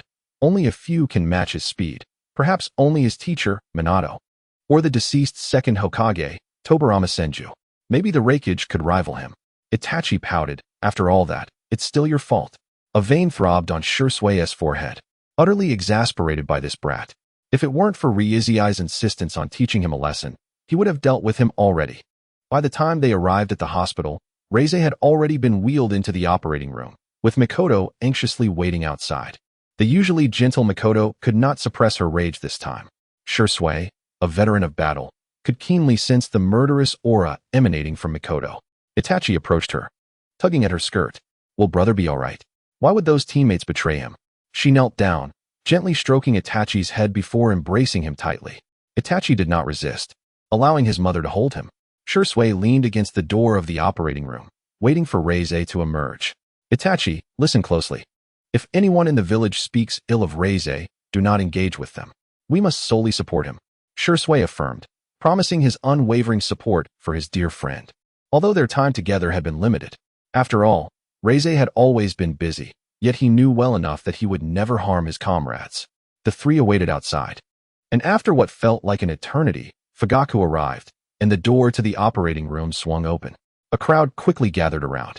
The patient's injuries required a fortnight of recuperation, and excessive blood loss necessitated replenishment. Aside from that, there were no significant concerns. It was imperative to keep his emotions in check. Subsequently, the medical ninjas wheeled him away to a hospital room. By the time Reize awoke, Itachi was asleep beside him, Shursui at the bedside, and his mother slumbered in another bed. He propped himself up, gazing at the twinkling stars outside, reflecting on past events. He recalled teasing his shadow, the affable Rock, and the composed Captain Hawk. Although their time together had been brief, they were nonetheless his comrades. Especially Rock, his fellow elder brother. He had anticipated many conversations in the future, yet it seemed fate had other plans. The roots of Danzo's schemes were disturbingly coincidental. Someone must be orchestrating events from the shadows. Who could it be? After much contemplation, only one individual possessed such capabilities, and the trio's peculiar states were undeniable. Truly, it was you, Kagaya, manipulating events with such finesse. Itachi's small hand clutched Reize's clothing as he lowered his head, gently stroking Itachi's hair. A smile of contentment gracing his face. Itachi slowly opened his eyes, recognizing his most familiar brother, adorned with a gentle smile. For a moment, he was bewildered, struggling to believe it was real, tentatively calling out, "Nisan?" He nodded with a smile. "You've worked hard, Itachi." The emotions that had been buried deep erupted. A mix of grievance, confusion, worry, and joy at his brother's awakening. Itachi's cries roused both Shursui and Mikoto. He watched as Itachi wept in his embrace, softly patting his back. Itachi truly was a little crybaby. How often did he find him in tears? Itachi, upon hearing this, hastily wiped his tears, exclaiming, "But Nisan, you always make me worry." Reize gently wiped away his tears, pinching his little face. "You're just a little brat, and you dare lecture me?" He then turned to Shursui and his mother. "I'm fine. You need not worry." They both sighed in relief. Mikoto stroked Reize's hair, her beautiful face etched with exhaustion and concern, her eyes tinged with red veins and shadows beneath them, a stark contrast to her usual appearance. Chapter 22. Prelude. During his recovery in the hospital, Reize felt as though he was being pampered to the point of idleness. Especially with Shursui and Mikoto relentlessly administering nourishing tonics and blood replenishment meals. He had lost his appetite, while Itachi rolled around beside him, making enough noise to give him a headache. Aside from the incessant nagging of family and friends, it was relatively peaceful. However, numerous individuals were covertly monitoring him. Categorized into three groups, the Umbu, Root, and the Uchiha. Every day, at least 10 individuals surrounded him, their stares utterly bothersome. When he finally returned home, the journey was eerily quiet. Few conversed along the street until a younger shinobi, slightly older than him, burst forth, pointing an accusing finger. "You killed my brother. You owe me my brother." Reize had never seen Rock's face, but the chakra fluctuations of the person before him were strikingly similar. It was not hard to deduce this was Rock's brother. Yet, Reize maintained a poker face, betraying no hint of emotion. "Your brother attacked first, stabbing me in the back. I have no desire to engage in this. Step aside." At this moment, he simply yearned for quietude, to return home and sleep, allowing the rumors to simmer without inciting further conflict. Moreover, this foolish child was clearly being manipulated. "No, I demand you pay for my brother's life." With that, he charged forward with a kunai. Such a direct assault was ludicrously ineffective. Shursui, ever the spectator, understood this attack could not harm Reize. He sighed, swiftly evading the kunai, his fingers aligning to deliver a precise and forceful strike to the assailant's neck, rendering him unconscious. Reize had the courtesy to assist him, preventing his face from meeting the ground. "Mother, is everything truly fine in the village?" The road he once traversed, bustling with life, now lay silent. It was hard not to associate this with the Uchiha. Was his father once again taking action? Gazing into his mother's eyes, he found no trace of deception. Yet, he could not fully trust her words, for he possessed the ability to discern truth from falsehood. Under his father's clandestine machinations, he returned to the clan grounds. Immediately sensing the discontent of his kin, the Uchiha clan had never been adept at concealing their emotions. Those who greeted him were primarily the younger generation. all addressing him as the clan's junior leader. However, Riai's could easily perceive their anger and dissatisfaction. No matter how powerful the Uchiha clan became, they could not dominate the public perception of Konoha. The journey home was fraught with tension, and it was inevitable that such actions would invite scrutiny and gossip. Next time, Danzo might very well use this to make life difficult for the Uchiha clan. Upon returning home, he felt a rare sense of relief. Yet, many matters awaited his attention, including the current rumors.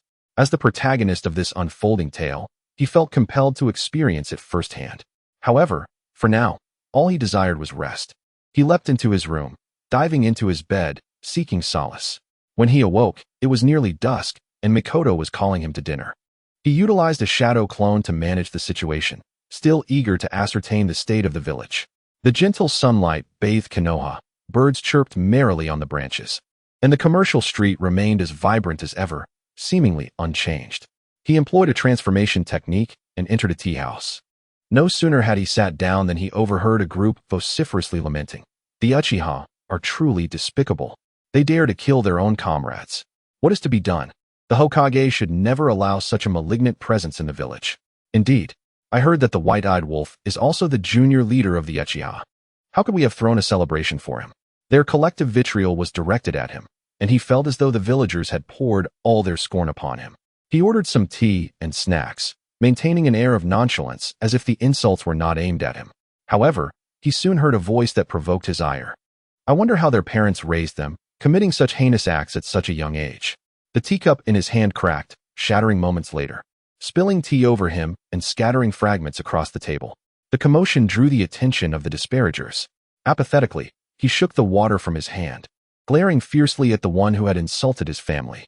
The Uchiha clan is one of the two founding families of Konoha, alongside the Senju. It was we who established this village you reside in. To slander others without cause is sheer folly.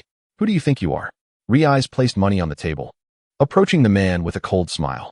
He towered over him, exuding an imposing presence that made the man uncomfortable. Yet, unwilling to back down, he defiantly shouted, "What do you want? This is Konoha. We have a security force." This only elicited a chuckle from Riai's. He placed a hand on the man's shoulder, fingers tightening. The force caused the man to gasp. The security force?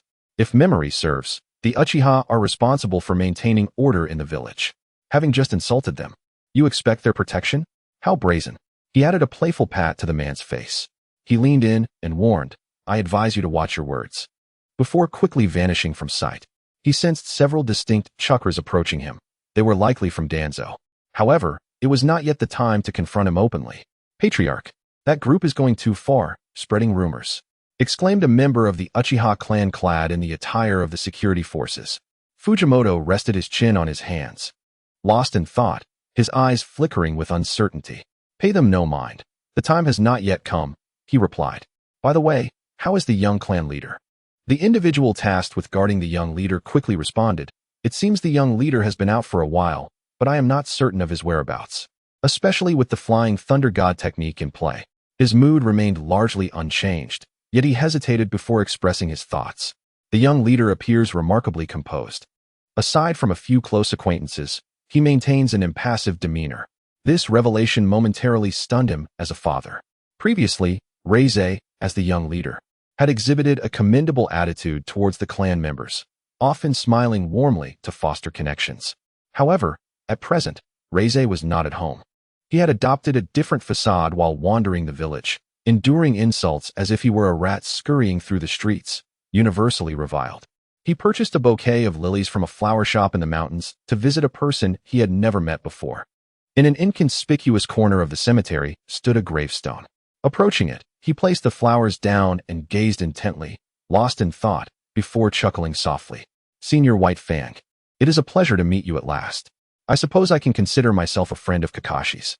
Now, I find myself at the center of rumors, much like you once were. However, unlike you, I shall not evade reality." Uncertain whether White Fang could indeed hear him, Reize recounted Kakashi's recent circumstances, leaning against a tree as a gentle breeze rustled the leaves against his face. He wondered how Kakashi was faring now. Noticing the sky had grown dark, he hastily returned home.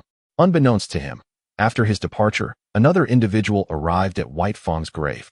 the evening breeze lifting his cloak to reveal half of his face adorned with an orange whirlpool mask. He stealthily returned home and dispelled his shadow clone, feigning nonchalance. He pushed open the door, finding Itachi emerging from his room, who quickly rushed towards him. In his brother's embrace, he inhaled the scent of flowers. "Brother, have you been out?" Reize paused, surprised that Itachi had guessed so quickly, and chose not to respond. He simply carried Itachi down the hallway. Gazing at the stars in a daze, Itachi nestled against him, and he gently stroked his brother's head. "Ni-san."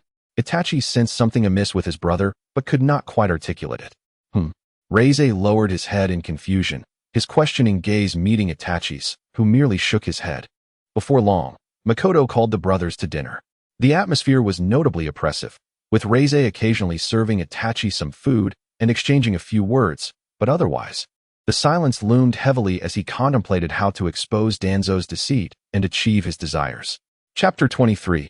Itachi's birthday. As night fell, Reize donned his stealth attire and swiftly navigated through the village of Konoha, eventually stopping 500 meters from a cave. Based on the kunai left on Tsubasa, the root base lay in this vicinity. The kunai had been bestowed for two reasons: to protect Tsubasa and to ascertain the precise location of the root base. It was a twofold benefit he had no reason to forego. Concealing his chakra 500 meters away, Reize cautiously advanced, but before he could reach his intended position, something detected him. 3 distinct chakras approached him, despite his utmost efforts to mask his presence. He could only attribute this to 2 possibilities: either the Oil Woman clan's insects or the Inuzuka clan's sharp sense of smell, or perhaps even the Byakugan, known for its all-seeing prowess, if not all 3. While clad in rude attire and a mask, the lack of distinctive features made identifying the individuals challenging. However, his Sharingan was not merely ornamental. He clearly discerned the multitude of insects within one of the individual's bodies, indicating that these 3 were indeed a reconnaissance team. After acquiring the information he sought, he swiftly concealed his Sharingan. "Who are you?" inquired the ninja from the Oil Woman clan, donned in a dog mask. Based on the information relayed by the insects, this individual possessed considerable strength. Shrugging, Reize replied, "If you pretend not to see me, I will not engage you." The trio prepared for battle upon hearing Ryuziai's words, but rather than eliminating them, it would be far more advantageous to use Jinjutsu to control them as pawns. Now a 3-tomo Sharingan user, Reize found it effortless to manipulate them. As a flash of crimson flickered before their eyes, alarm bells rang within their minds. Yet at the moment Ryuziai's Sharingan manifested, they were already ensnared in a Jinjutsu. "Act as if you have not seen me, and continue your mission, lying in wait." Danzo's insidious schemes had not yet met with a solution. This sealing technique could only be undone by either Danzo's demise or by attempting the sealing technique itself. Presently, the only one capable of such was likely Kushina Uzumaki. Suddenly, a thought struck him, prompting him to stop the 3. "How has Tsubasa been lately?" One of them quickly responded. "Tsubasa has been at the root base, honing his skills, familiarizing himself with his newly awakened Sharingan." Reize was momentarily taken aback, his voice involuntarily chilling. How was the Sharingan awakened? It was Danzo who stimulated her awakening with Jinjutsu. He intends to covertly cultivate a bond with her, using someone as a sacrificial pawn to facilitate her awakening. At this revelation, the air around Reize grew even colder, his murderous intent palpable enough to suffocate the space. "Understood. You may leave." The 3 vanished in an instant, and the news deepened Ryuziai's animosity towards Danzo. He inhaled deeply. Emotional fluctuations were a ninja's greatest taboo, easily revealing vulnerabilities. Regarding Danzo's slanderous actions, he needed to maintain his composure and clear his name. However, this news compelled Reize to revise his plans against Danzo. In a year, Minato Namikaze would become Hokage, and the entanglements with Orochimaru would undoubtedly be significant. Thus, that night, he controlled several root ninjas to discreetly gather evidence against Danzo's slander. When the time came, he could easily capture one of them and interrogate them in the streets using his Sharingan, in conjunction with the Uchiha clan's public demonstration, which would serve as a powerful deterrent. The younger generation of the Uchiha clan had all heard of Ryuziai's exploits on the battlefield. He had garnered many admirers. Despite their busy schedules, they would always greet him warmly when encountering clan members, holding him in high esteem among the grassroots. After laying the groundwork, he returned home. For tomorrow was an important occasion, Itachi's birthday. He would celebrate Itachi's first birthday, an unexpected turn of events due to the abrupt betrayal that had afforded him this time. However, he was at a loss as to what gift to present. He gazed at the katana that had accompanied him for 2 years, its blade gleaming white, emanating a chilling aura. This sword was precious to him, crafted by his father specifically for him when he headed to the battlefield. Gently caressing the blade, he reflected on its countless battles alongside him. Yet, considering Itachi was only 3 years old, he pondered if gifting a sword was premature. After careful contemplation, he ultimately decided to proceed with his intentions. Though young in age, he yearned for his younger brother to possess the ability for self-preservation. The following day, Ruize rose early and, utilizing his transformation technique, ventured to the market, intending to purchase 5 fish along with some vegetables. It appeared that ever since Itachi had savored the grilled fish he prepared in Minakawa, he had developed a fondness for fish, a taste he had not previously embraced. "Boss, I would like 5 fish that are relatively small in bones, fresh, and of moderate size," Ruize called out as he halted at a stall. "Certainly. That will be 500 mon. Would you like me to clean them for you?" He also decided to buy some seasonings, as he was somewhat unaccustomed to the Japanese cuisine he had been consuming lately. Ruize gently shook his head to decline the offer. He preferred to handle it himself since it was not particularly troublesome. As for money, Ruize had no precise understanding of its value. Being the young head of the Uchiha clan meant he would not face financial hardships, particularly given the numerous missions he undertook on the battlefield, which yielded considerable rewards. Beyond necessary living expenses, he had not purchased anything particularly useful. The only regret he harbored was the S-rank mission regarding a Jinchuriki, for which Saratobi Hizashi still owed him money. He shrugged, feeling somewhat helpless, yet a fierce determination quickly replaced that sentiment. It was not forgotten, merely a matter of timing. Carrying the groceries, Ruize returned home. He had used his transformation technique to leave the house, and the individuals assigned to monitor him were likely already familiar with his chakra. However, he chose to disregard their annoying gazes entirely. Upon returning home, Ruize swiftly and adeptly prepared the fish.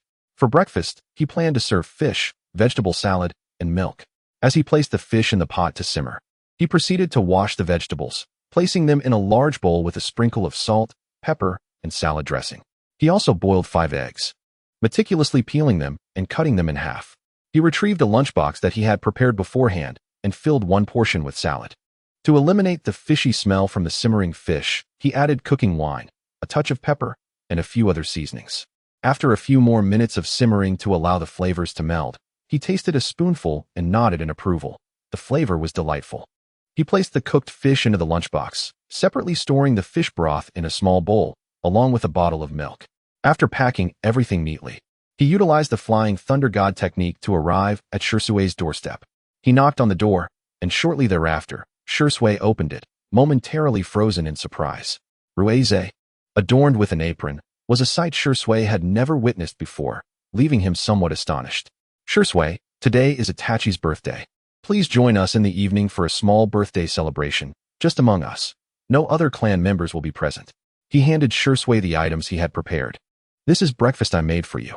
You shouldn't always rely on bread and milk. It makes it seem as though the Uchiha clan is neglecting you." Feeling a bit embarrassed, Shursue scratched his head, admitting that he often found it inconvenient to prepare breakfast. "Thank you," he replied. Ruize smiled, but did not respond to Shursue's gratitude. "Remember to come over in the evening. I'll take my leave now." With that, he vanished from sight. And Shursue, glancing at the items in his hands, couldn't help but smile. "Don't forget to prepare my portion." Upon arriving home, Ruize heard his parents stirring awake and sent a shadow clone to rouse Itachi from his slumber. When Mikoto and Fugaku entered the kitchen, they were greeted by the sight of Ruize, apron-clad, diligently ladling fish soup into bowls. Mikoto found nothing amiss, but Fugaku maintained a stern expression, unable to restrain himself. He remarked, "Ruize, you should refrain from doing such things in the future." Fugaku was quite traditional, believing that cooking was a task suited for women. "I understand, father. But today is Itachi's birthday, and I wanted to show a little thoughtfulness. I can't just cook for Itachi alone, can I? If I did, you might feel a bit envious," Ruize teased, eliciting a chuckle from Mikoto. As Ruize arranged the meal on the table, Itachi emerged, freshly washed, and eagerly took a seat.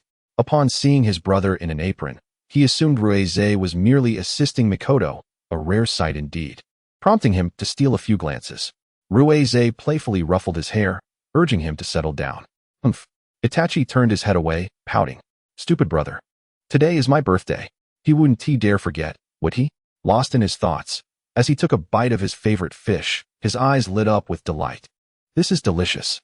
Ruize, secretly amused by Itachi's expressions, chuckled inwardly. Mother, this is so tasty. Makoto, hearing his exclamation, took a bite herself, incredulously covering her mouth with her hand, unable to believe how delectable the fish was. Only Fugaku appeared unfazed, yet Ruize, with his keen observation, noticed the surprise in his father's widened eyes. Ruize, how did you prepare this fish? Teach me. Nodding, Ruize agreed. Such a small request would be easy to fulfill. This was made by your brother? Itachi exclaimed in astonishment, and upon receiving Ruize's nod, his face brightened with joy. Since it's your birthday, consider this one of your gifts. I would never forget your special day. Feeling slightly embarrassed, Itachi scratched his head at Ruize's words. Watching as Itachi relished the breakfast he had prepared, Ruize felt a surge of happiness. Once Itachi finished his meal, he snuggled into his brother's embrace, beaming with delight. Ruize could tell Itachi was eagerly anticipating what gift he would present. Itachi, your birthday gift will be given tonight. Shursui will also come. Upon hearing Shursui's name, Itachi's expression soured, and he muttered, that annoying guy. Would you like me to take you out for a stroll today?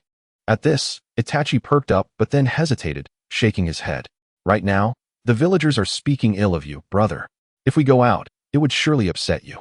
Unbeknownst to Itachi, Ruize was already aware of the gossip. Observing the anticipation that Itachi was suppressing, he smiled and playfully ruffled Itachi's hair, making it even messier, with a rebellious strand sticking up. Come along, my little birthday star. Today, we shall go out and have some fun. He extended his hand toward Itachi, who hesitated for a moment before clasping his brother's hand, resolved to stand up for Ruize against anyone who dared to speak ill of him. Then let us go? Ruize raised 2 fingers in a peace sign, and with a flash of chakra, he transformed into a version of Itachi as an adult. The 2 brothers stepped outside, taking in their surroundings. Ruize observed Itachi's transition from tension to relaxation, a faint smile gracing his lips. Itachi, come here. Hearing Itachi's call, he quickly made his way over. Upon seeing him grasping a pair of cat ears and the expectant glimmer in Itachi's eyes, he found himself at a loss. Resigned, he accepted the headband and donned it atop his head, his cheeks tinged with a hint of crimson, feeling somewhat bashful. Itachi, thrilled at the accomplishment, joyfully took his brother's hand, skipping along as he exclaimed, Ni-san, shall we indulge in some dango? He nodded, marveling inwardly at Itachi's unwavering affection for the sweet treat. After they found a place to sit, he ordered 3 skewers of dango, despite his general aversion to sweets. He felt the sweetness of the dango was quite excessive for his palate.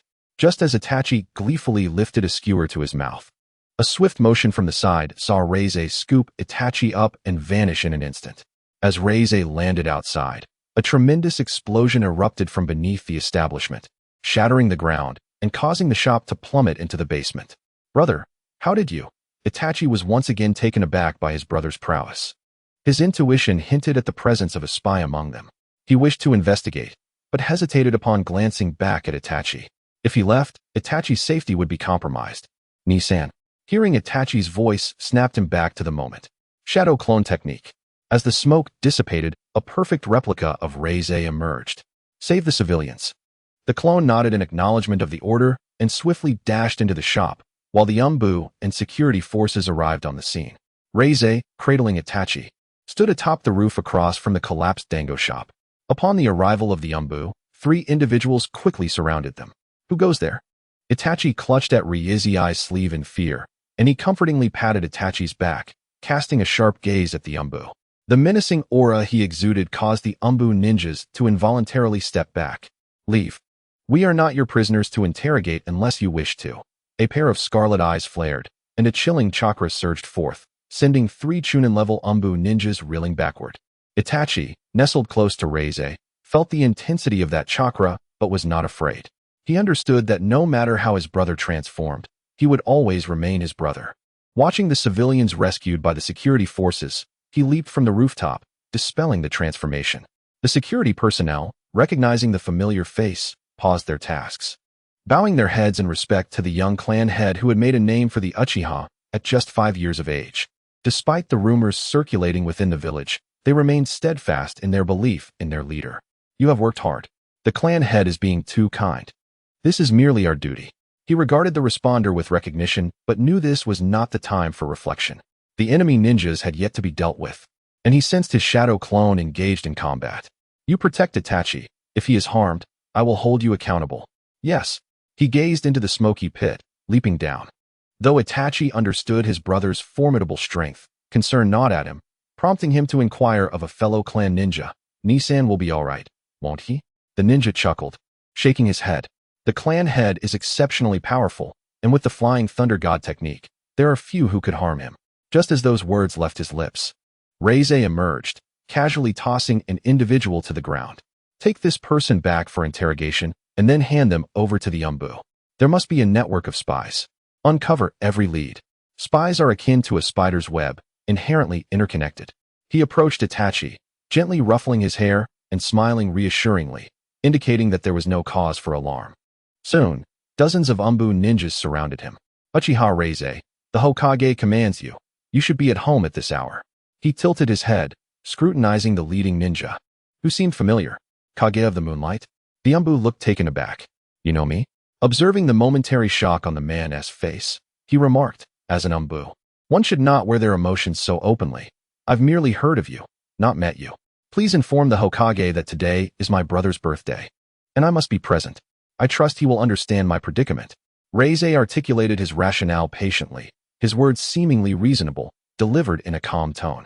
Were it not for the striking crimson eyes and the palpable chakra and killing intent emanating from him, one might mistake it for a mere discussion rather than a veiled threat.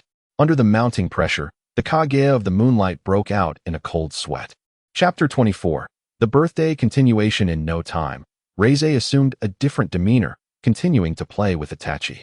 However, after the earlier incident, Itachi's enthusiasm had waned. Observing his brother's lackluster spirit, Reize pondered, Itachi, would you like to see some ninjutsu? Shall I demonstrate? Upon hearing this, Itachi's eyes widened as he eagerly nodded. I want to see. Though still a child, he was undeniably a spirited boy, utilizing the flying thunder god technique. He transported himself and Itachi to the edge of a serene lake. Allow me to showcase the Uchiha clan's classic ninjutsu, fire style, fireball jutsu. This technique was one Reize had mastered. Where he once required 6 hand seals, he could now execute it with merely the tiger's seal.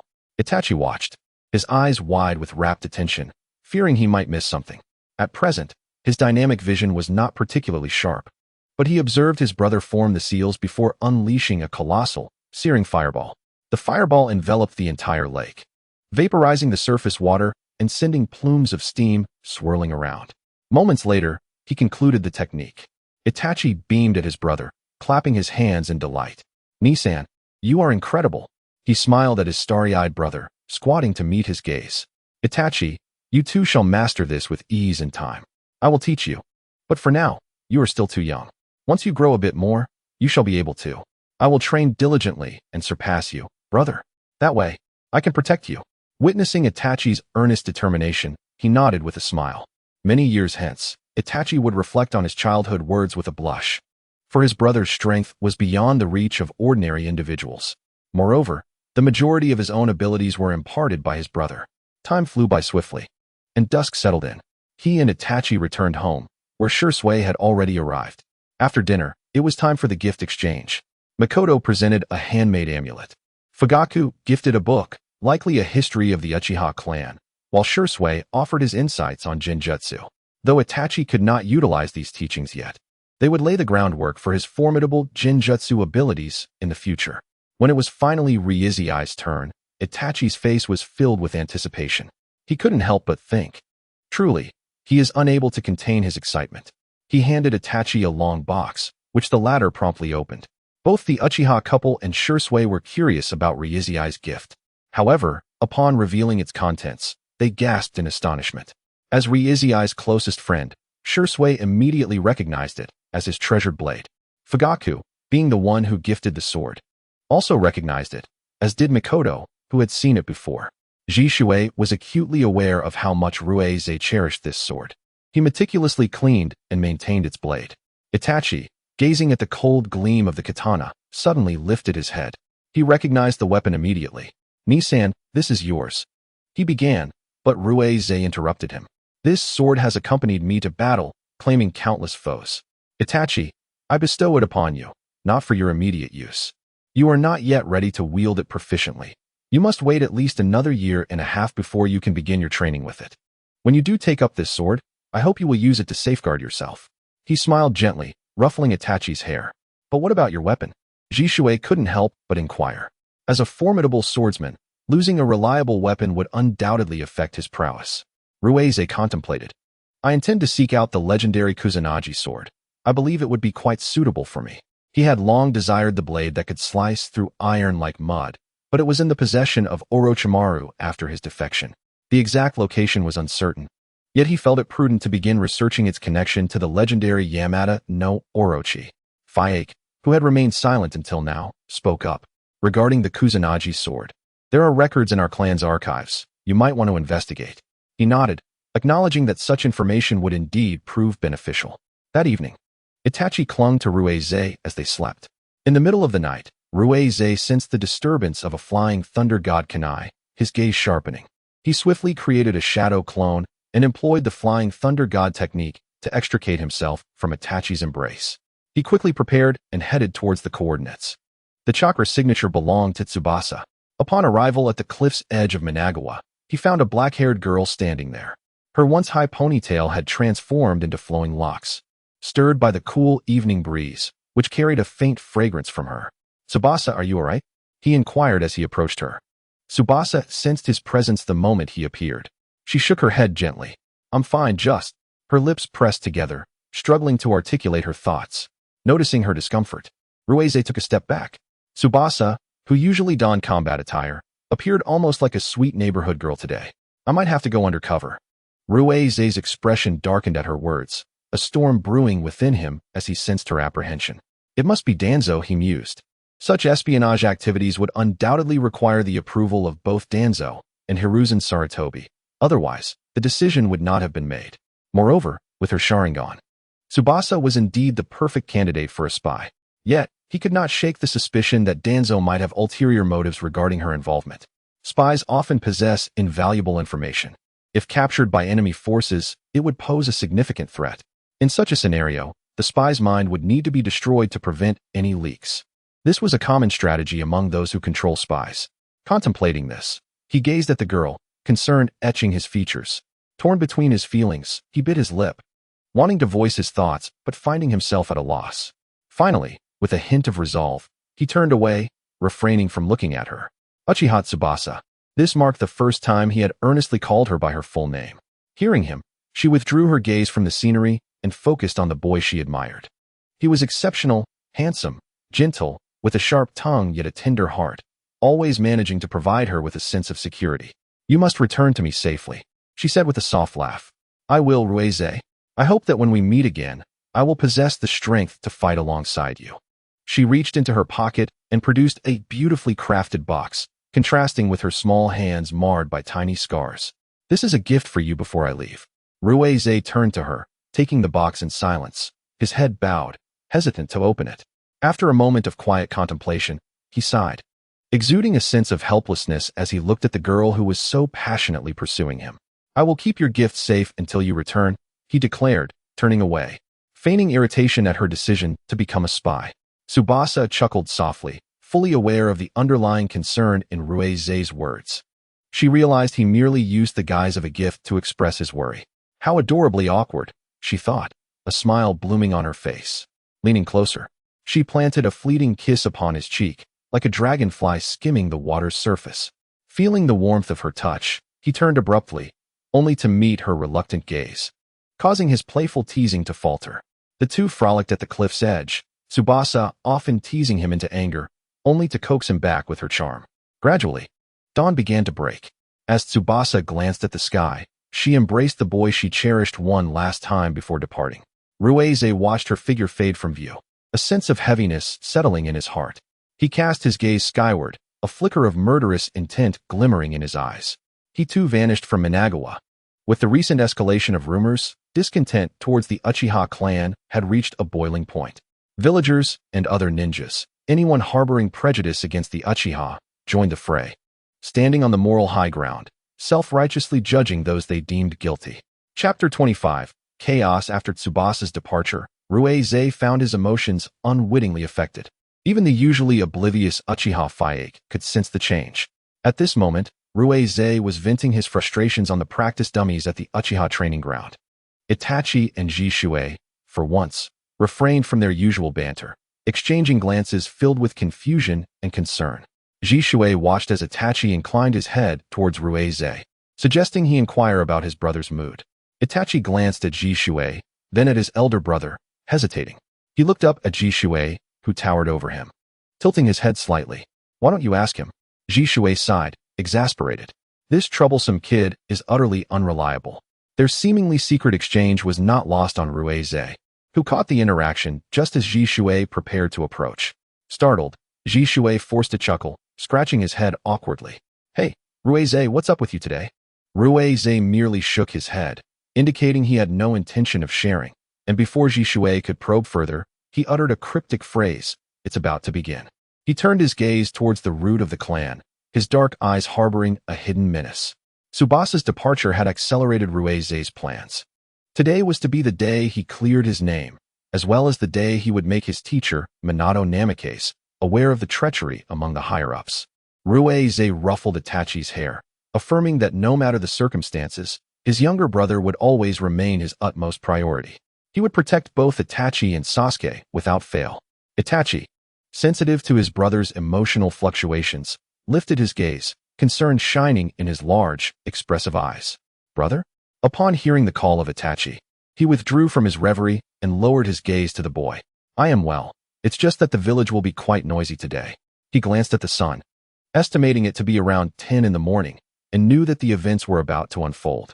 True to his expectations, a deafening explosion echoed from somewhere within the village just as he finished speaking. Shursui regarded him with a peculiar expression, seemingly inquiring how he knew. However, Izumi paid no heed to Shursui's curiosity. He merely provided a suggestion to those ensnared in the Jinjutsu, leaving their subsequent actions to their discretion. He lifted Itachi into his arms, bending his legs slightly to exert force, and effortlessly leaped onto a branch, heading towards the source of the thick black smoke. Shursui observed the two brothers, a flicker of inscrutable emotion in his eyes, before sighing and following Izumi. As Izumi landed on a rooftop not far from the scene, several Umbu ninjas who had been monitoring him quickly surrounded him. "Uchiha Izumi, you cannot proceed any further." Itachi, nestled in Izumi's embrace, cast an indignant glance at the Umbu ninja who had spoken, clutching his brother's clothing tightly. Ignoring Itachi's discontent, Izumi regarded the Umbu with calm composure, his lips parting to assert, "Step aside, lest I be compelled to take action against you." Seeing that the frontline Umbu remained unmoved, he sighed in resignation, preparing to act when a more intense explosion erupted nearby. Itachi tugged at his collar, exclaiming, "Nisan, that's the dumpling shop I often visit. There are many children inside." Izumi's heart tightened, and he held Itachi closer. In an instant, he activated the Flying Thunder God technique and arrived outside the shop. The thick smoke obscured the interior. But for Izumi, who possessed the Sharingan, it was as if the smoke were non-existent. After surveying the surroundings, he breathed a sigh of relief. There was no one inside. The thought of children being harmed due to his plans weighed heavily on his conscience. He glanced around but saw no sign of the instigator, who seemed to have fled. Just as he contemplated pursuing, the relentless Umbu returned. "Uchiha Izumi, you openly defy the Umbu and disregard orders. Are you a traitor?" One of the masked Umbu spoke in a grave tone. Yet, Izumi paid little mind. Recognizing that his presence would not alter the outcome of this farce, he was merely an observer. At that moment, he sensed several familiar chakra signatures entering his perception. The Uchiha clan's security team had arrived. Upon seeing the two young masters of their clan, they hurried over to greet them. Regardless of Itachi's youth, Izumi was a figure of great significance within the clan. "Young clan leader, young master," they acknowledged respectfully. Izumi nodded, instructing, "Please investigate the situation and be mindful of the village's losses." The team had indeed come for this purpose, and upon receiving the young clan leader's orders, they became even more diligent. Itachi, accustomed to such interactions, was unfazed, After all, everyone in the clan respected his brother. Surviving the battlefield at the tender age of 5 was an extraordinary feat, unparalleled even in the Warring States period. With the presence of the Uchiha ninjas, Izumi lost any desire to linger for entertainment. He cast a glance at the Umbu, his expression betraying no emotion. The crowd had been efficiently evacuated, leaving the street devoid of people. As long as this matter festers and eventually reaches the Uchiha clan's hands, I have faith that Sarutobi Hiruzen will yield. As for Danzo, Izumi was acutely aware that as long as Sarutobi held power, this malignant tumor would not perish. They would have to wait for Minato Namikaze to assume real authority. Once Shursui arrived, the three of them leisurely returned to the clan's grounds. Izumi, did you discern what transpired? Shursui inquired earnestly, sensing that his close friend might be involved, though lacking evidence. What could I possibly know? Did you not see how the Umbu obstructed me? Besides, with the Uchiha clan's presence, my input is superfluous. He shrugged, rolling his eyes as if Shursui's question were utterly trivial. Noticing Izumi's response, Shursui awkwardly scratched his head, feeling that something was amiss. The three walked at a leisurely pace, engaging in playful banter, with Shursui occasionally involving the onlooking Izumi, until they reached the entrance of the clan grounds. However, just as they were about to step inside, they were intercepted by an Uchiha ninja. Coincidentally, this was someone Izumi recognized, the ninja who had discreetly protected him 2 years prior and whom he had managed to detect. The ninja was named Aoi. Uchiha Aoi respectfully bowed to Izumi, aware that he had been tasked with safeguarding the young clan leader since childhood. Young clan leader, we have received word that a ninja from the root has defected, taking with him sensitive information, including evidence implicating Danzo in your framing. He paused, gauging Izumi's expression for any signs of change before continuing. Once our people secured the information, they promptly delivered it to the clan leader. Currently, the clan leader is in discussions with Lord Hokage, alongside your teacher, Minato Namikaze. The clan leader has instructed me to escort you there. Upon hearing Aoi's words, Itachi, nestled in Izumi's arms, was filled with excitement. Really? Brother, hurry. Someone is framing you maliciously. I knew it. Itachi wriggled free from Izumi's embrace. While Shursui's expression darkened at the implication of Aoi's words, this was indeed a betrayal from the root. Who controlled the root? It was none other than Shimura Danzo, a man who had been a thorn in their sides for years. Their first C-rank mission had already seen his interference. Had it not been for clan head Fugaku's covert protection, they might have met their end during that initial mission. Only living geniuses could transform their talents into strength. Otherwise, they would be mere tragic figures. All right, I shall go now. He glanced at Shursui, signaling him to protect Itachi, though they had arrived at the clan grounds. Vigilance was paramount. Shursui nodded, watching as Izumi and Aoi departed until they were out of sight before leading Itachi away. Shursui, why is it that people constantly target my brother? Itachi pondered aloud, having long been aware of the unseen obstacles placed in Izumi's path, yet he had never delved into the reasons behind them. Shursui cast a fleeting glance at Itachi. It is born of envy. Izumi's prodigious talent allows him to grow rapidly in strength. For some, he is an uncontrollable element, necessitating his removal. Itachi, puzzled, voiced his concern, but the stronger Nisan becomes. Wouldn't the village be safer? Shursui halted, gently tapping Itachi's head. That is indeed true. However, some fear that Izumi might threaten their positions. This is not your concern. Even if the sky were to fall, I and Izumi would shield you. Itachi rubbed his head, shooting Shursui an indignant glare. He huffed, ignoring him as he walked towards home. Yet, he kept Shursui's words close to his heart, vowing to train diligently to protect his brother, and perhaps even to guard this annoying Shursui along the way. What is the current situation? How long has it been since father passed away? Approximately a quarter of an hour. During the leisurely stroll of the three individuals, they had already apprehended the person and gathered evidence. To his astonishment, father even sought out the Hokage. The duo swiftly arrived at the Hokage building. Although Chingya was covertly safeguarding Ruai's, his standing within the clan was not insignificant, and he was one of those accompanying Uchiha Fugaku to negotiate with the Hokage. Upon reaching the door of the Hokage's office, Chingya, aware that the individuals inside were cognizant of his arrival, nonetheless knocked symbolically. Come in, he heard Sarutobi Hiruzen's voice, prompting him to push the door open. Chingya observed the young clan leader of his family and could not help but acknowledge his composure. Despite knowing that the root had conspired against him, he remained unfazed. The small office was indeed a haven of hidden talents. Present were the fourth Hokage, Minato Namikaze, the current Hokage, Hiruzen Sarutobi, the leader of Root, Danzo Shimura, and the head of the Uchiha clan, Fugaku Uchiha. Among them, he noticed a senior Uchiha figure, presumably an elder, who seemed vaguely familiar, though his memories from childhood had largely faded. Ruiz, you have arrived. Fugaku's voice snapped him back from his wandering thoughts, and he nodded in acknowledgement.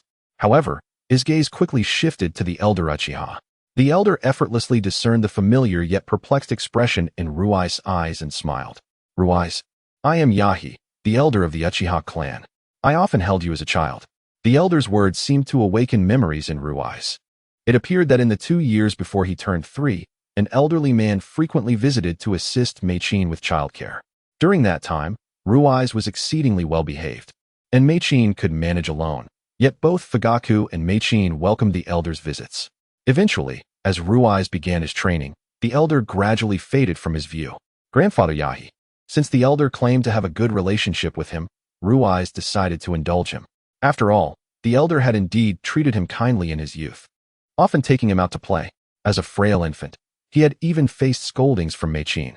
I still remember when you took me out to play, only to be scolded by my mother. Ruiz jested, noting the humor in an elder being reprimanded by a woman.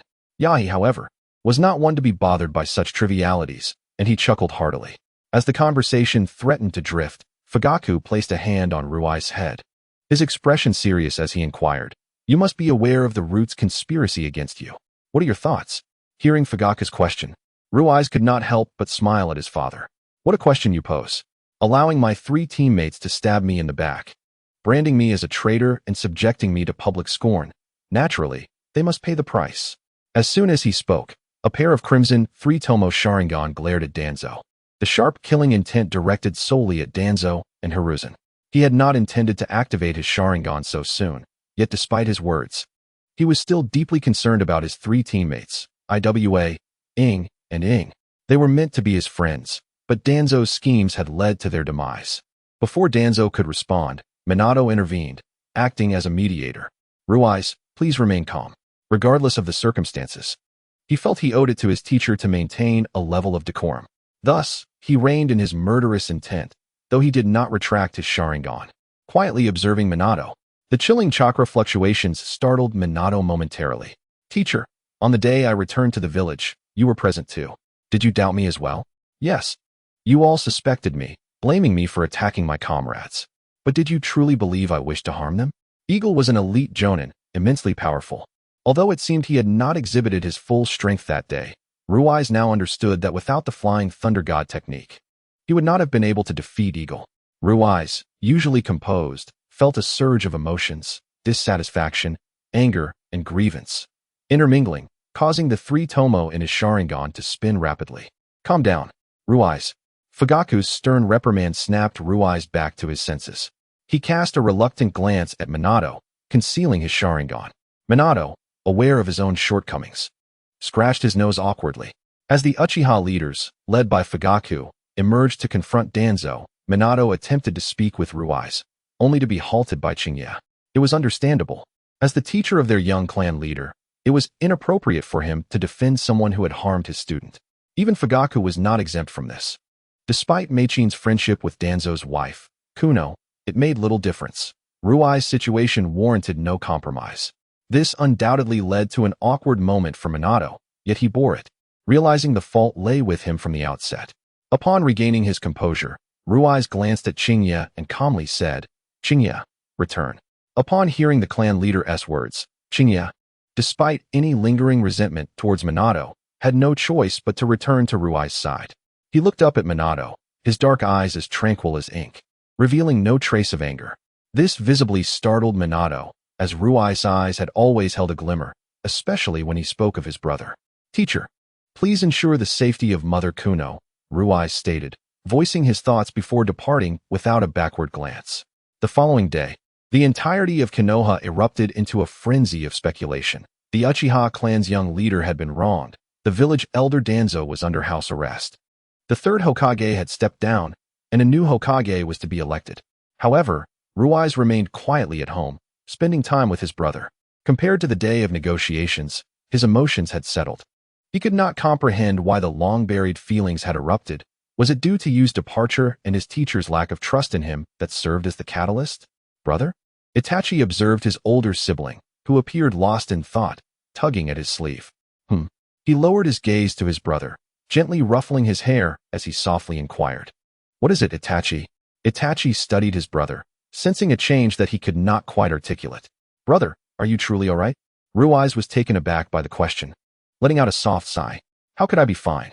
I am but human. It is impossible to be devoid of emotion. The departure of Yu had already left him disheartened, but Minato's actions he forced a smile, tinged with helplessness. Itachi, although you are still young, would you like me to teach you how to train? At a similar age, I too commenced my training. The moment I heard that my elder brother would teach me the art of cultivation, I felt an immediate surge of excitement. Without hesitation, I dashed to change into my sports attire and prepare myself. In a flash, I returned to my room, causing Ruiz to chuckle at my eagerness. As he stepped outside, he addressed the heir, stating that he would soon take me to practice and requested that I refrain from informing him about village matters, as he felt exhausted and wished to take a break from involvement. Just as he finished speaking, several swift gusts of wind announced the arrival of others. They undoubtedly intended to report his words to the clan leader. Before he could turn around, I came sprinting towards him, landing directly in his embrace. Had he not noticed my approaching footsteps and reacted swiftly, he would have been taken by surprise. It's dangerous to charge at me like that, Itachi, he admonished gently, tapping my forehead playfully before slipping on his shoes and guiding me to the training ground. As we walked, my excitement was palpable. Under Ruiz and our parents' nurturing love, I had developed my own thoughts while benefiting from Ruiz's mentorship.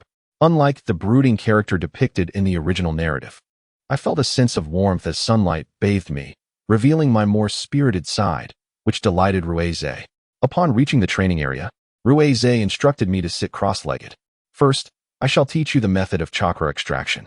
As you are aware, both ninjutsu and jinjutsu require chakra. In essence, chakra is a blend of physical and mental energy. When these two elements reach a certain equilibrium, they coalesce into chakra. After a brief pause, he continued once he sensed my understanding. Mental strength typically increases with age, yet each individual has their limits. This is one of the factors determining a person's chakra capacity.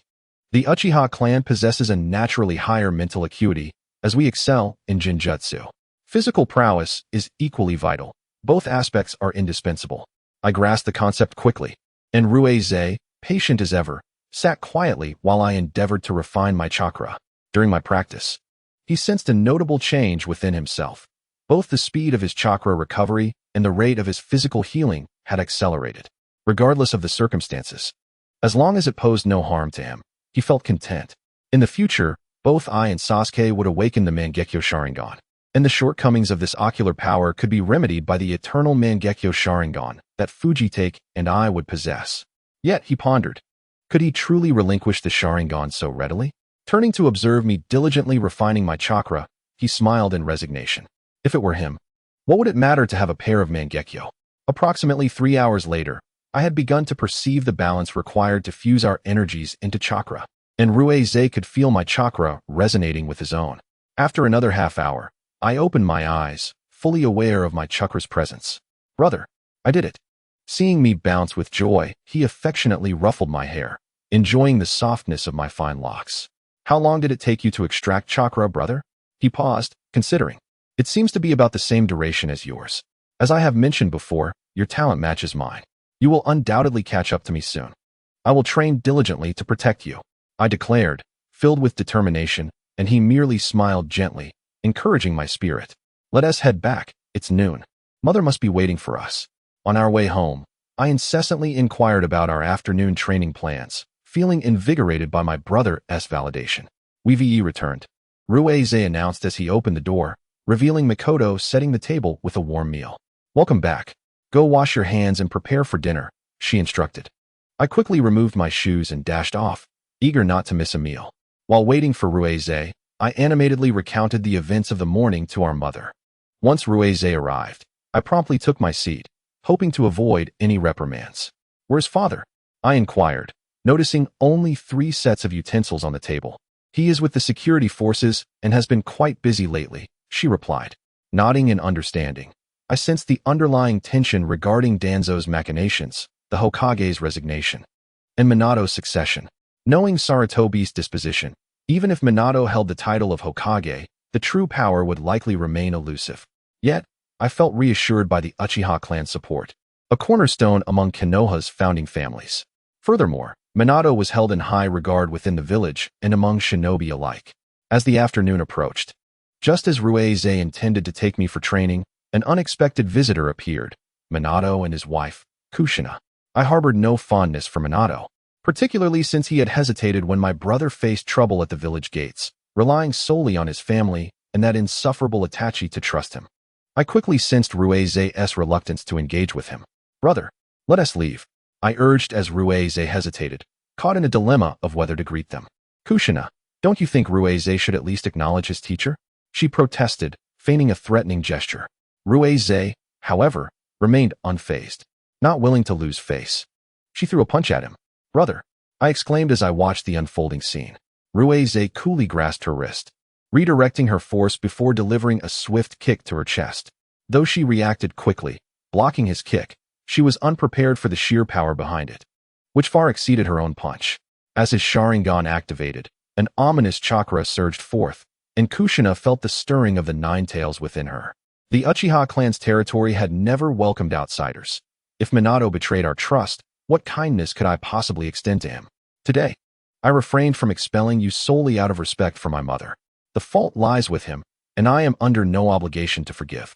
The Uchiha will eventually be under my command, and I am aware of his future as Hokage. However, I shall always maintain a distinction between personal and public matters. For I am not merely one person, but a representative of my entire clan. Having declared my intent, I took Itachi by the hand and departed. Though it was not the first time I had unleashed my chakra in his presence, I quickly reined it in after resolving the matter. "Brother, what will we practice next?" I asked with eagerness. "Tree climbing and water walking," he replied. "Having successfully refined my chakra, we would first work on chakra control before moving on to shuriken techniques." Ruize led me to the place where he had trained previously, a quiet area on the outskirts of our clan's territory, free from disturbances. This was my first visit, and I marveled at the array of targets scattered about, most showing only the marks of shuriken strikes at the bullseye, while many tree trunks bore the scars of past training. It was evident my brother had devoted himself diligently to his practice, and I felt invigorated by the prospect of not falling behind. Climbing trees and walking on water can be succinctly described as the act of channeling chakra to the soles of one's feet, allowing one to stand upon the surface of trees and water. The precise amount of chakra required is something one must discover through practice. Itachi quickly identified a tree, the trunk of which bore faint footprints, some deep, some shallow, but all sparse. Ruize positioned himself beside Itachi, ready to catch him should he fall from the tree. Itachi took a deep breath, concentrated chakra into his feet, and cautiously placed one foot on the trunk. After confirming his stability, he began to ascend. As Itachi took 4 or 5 steps upward, Ruize prepared himself below, and indeed, moments later, Itachi lost his grip due to insufficient chakra and tumbled down. Falling into Ruize's arms, Itachi swiftly sprang back up, eager to try again, perhaps due to his impatience. His initial step this time resulted in excess chakra shattering the tree trunk. Ruize observed quietly, confident in Itachi's innate talent. He too had once navigated the delicate balance of chakra, finding mastery after understanding the thresholds of excess and deficiency. As anticipated, Itachi soon found his footing firmly on the trunk. "Brother, I did it." Ruize beamed at Itachi's joy, yet an unfamiliar chakra presence intruded upon his senses. Noticing his brother's sudden change in demeanor, he quickly descended from the tree. This was the Uchiha clan's territory. What external presence could be here? Ruize hastily gathered Itachi into his arms to conceal him. The chakra's fluctuations suggested a strength nearing that of a jonin. It was suspicious indeed. He had chosen this secluded spot years ago to hide his talents, training in solitude without interruption. When he finally caught sight of the newcomer, his eyes widened in shock, characteristic white hair. Kakashi? As a former teammate, it was impossible for him not to recognize that chakra. This meant it was the Sharingan. Then, confirming the familiarity, he cautiously led Itachi from their hiding place, facing the taller Kakashi who was obscured by an eye patch. "Long time no see, Kakashi. Your eye?" It is the Sharingan, isn't it? Kakashi blinked in surprise. He had come to reconnect with his former comrade and to discuss the matter of the eye. It was left behind by Obito. The Sharingan had fallen into the hands of others, and as the Uchiha clan's youngest branch leader, he had heard no whispers of it. The information flow had become rather obstructed lately. And Rin? I still have some fondness for that girl, despite her occasional clumsiness. I can sense her sincerity. Ruize keenly noticed Kakashi's body stiffen, only for Kakashi to shake his head in resignation. Is that so? It seems nothing can change. A heavy atmosphere enveloped them, causing Itachi to feel uncomfortable, tugging at Ruize's garment. Kakashi, the combination of the Sharingan and Chidori is indeed formidable, but for those of foreign blood. Implanting the Sharingan is a burden one cannot dismiss. It will continuously drain your chakra, and your reserves are not particularly vast. Instead of focusing on the Sharingan, I recommend you study the swordsmanship of the esteemed White Fang. Every individual's path is unique. There is no need for you to impose limitations upon yourself due to Obito. Ruize spoke with genuine concern for Kakashi, recognizing the Sharingan as a potential burden. Thank you, Ruize. I need to think it over. Kakashi nodded. Every genius possesses their own convictions, which are not easily swayed by others' words. Otherwise, the legendary Uchiha Madara would not have departed due to differing ideals. Kakashi, I have some thoughts regarding Chidori. I believe we should find time to discuss them. I'm free in 3 days, Kakashi replied, raising his gaze. Training Ground 8. Let us meet there.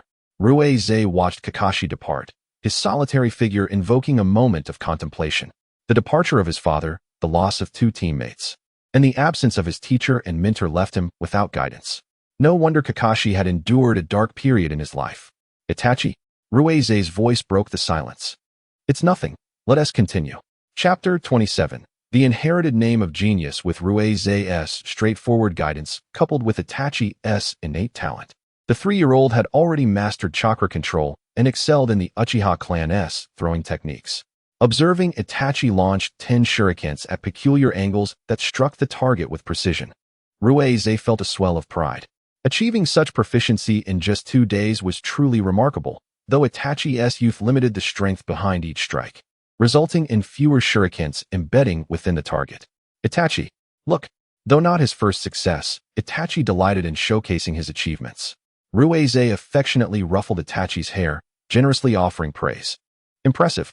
I believe you will soon be renowned as a genius, equal to my own standing. After concluding their training for the day, Ruize led Itachi home. He observed the child, whose demeanor reflected less of the weight of responsibility and more of youthful exuberance, a smile gracing his lips. It was enough for him to bear the burdens alone. His brother needed only to flourish, and Ruize would guide him along this path. Itachi, do you have any dreams? Yes. I want to protect you, brother. Safeguard our home. Protect our clan. Defend the village. Watching Itachi passionately declare his aspirations, Ruize smiled. Itachi, influenced by Ruize, had matured beyond his years, grasping the essence of his brother's thoughts.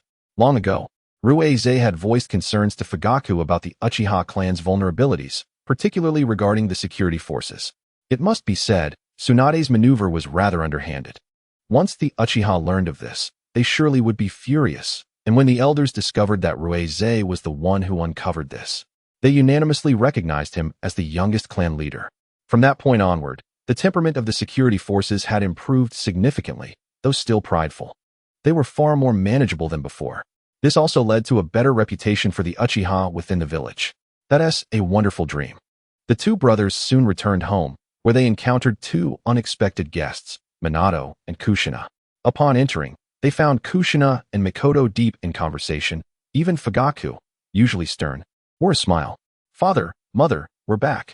They greeted the 2 guests with a symbolic nod, neither disregarding them nor appearing petty. However, young Itachi was less gracious. Huffing and turning away, rarely did he understand why his father appeared so joyful. Ruize, Itachi, you're going to have a brother or sister. Upon hearing Mikoto's words, Ruize realized the reason for the commotion, which thrilled Itachi immensely. Itachi was now 4 years old, indeed. It was about time for a sibling. He had not been attentive to such matters recently, but in a few months following Sasuke's birth, the Ninetales incident would arise. Itachi wondered whether they would have a brother or sister, but to his surprise, both Ruize and Itachi chimed in unison, a brother. This left Mikoto and the others momentarily stunned. Don't you want a sister? This time, the brothers exchanged a knowing glance and shook their heads in unison. Mother, Itachi, and I feel you are carrying a brother. Knowing the entire progression of events, Ruize understood well that Mikoto was indeed expecting a boy. However, Itachi, relying on his intuition, was quite impressive in knowing about this matter. Aside from the issue of Mikoto's pregnancy, there was nothing that brought any joy to Rise. Being betrayed by someone he trusted is a feeling that no one can bear. Rise had not yet matured to a point of graciousness. Since Minato Namikaze accepted him as a disciple, the number of people he wished to protect naturally increased.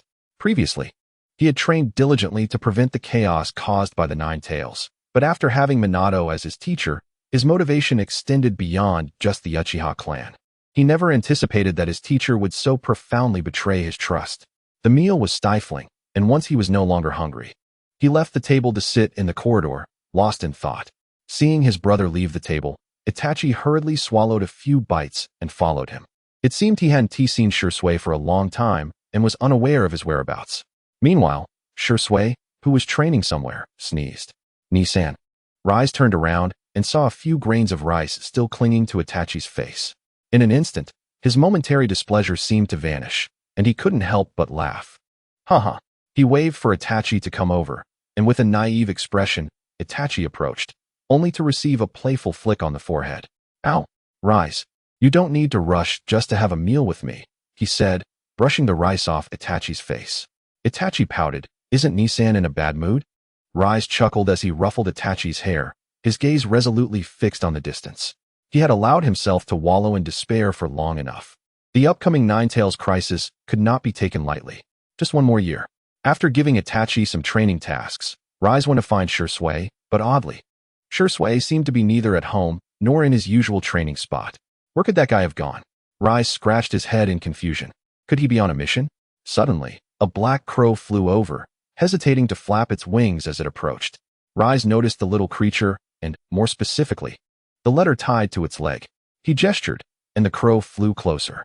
Upon retrieving the letter, he discovered it was from Shisui. The message primarily conveyed that Shisui had joined the Umbu and had been quite busy, apologizing for not having time to discuss this matter with him. Umbu.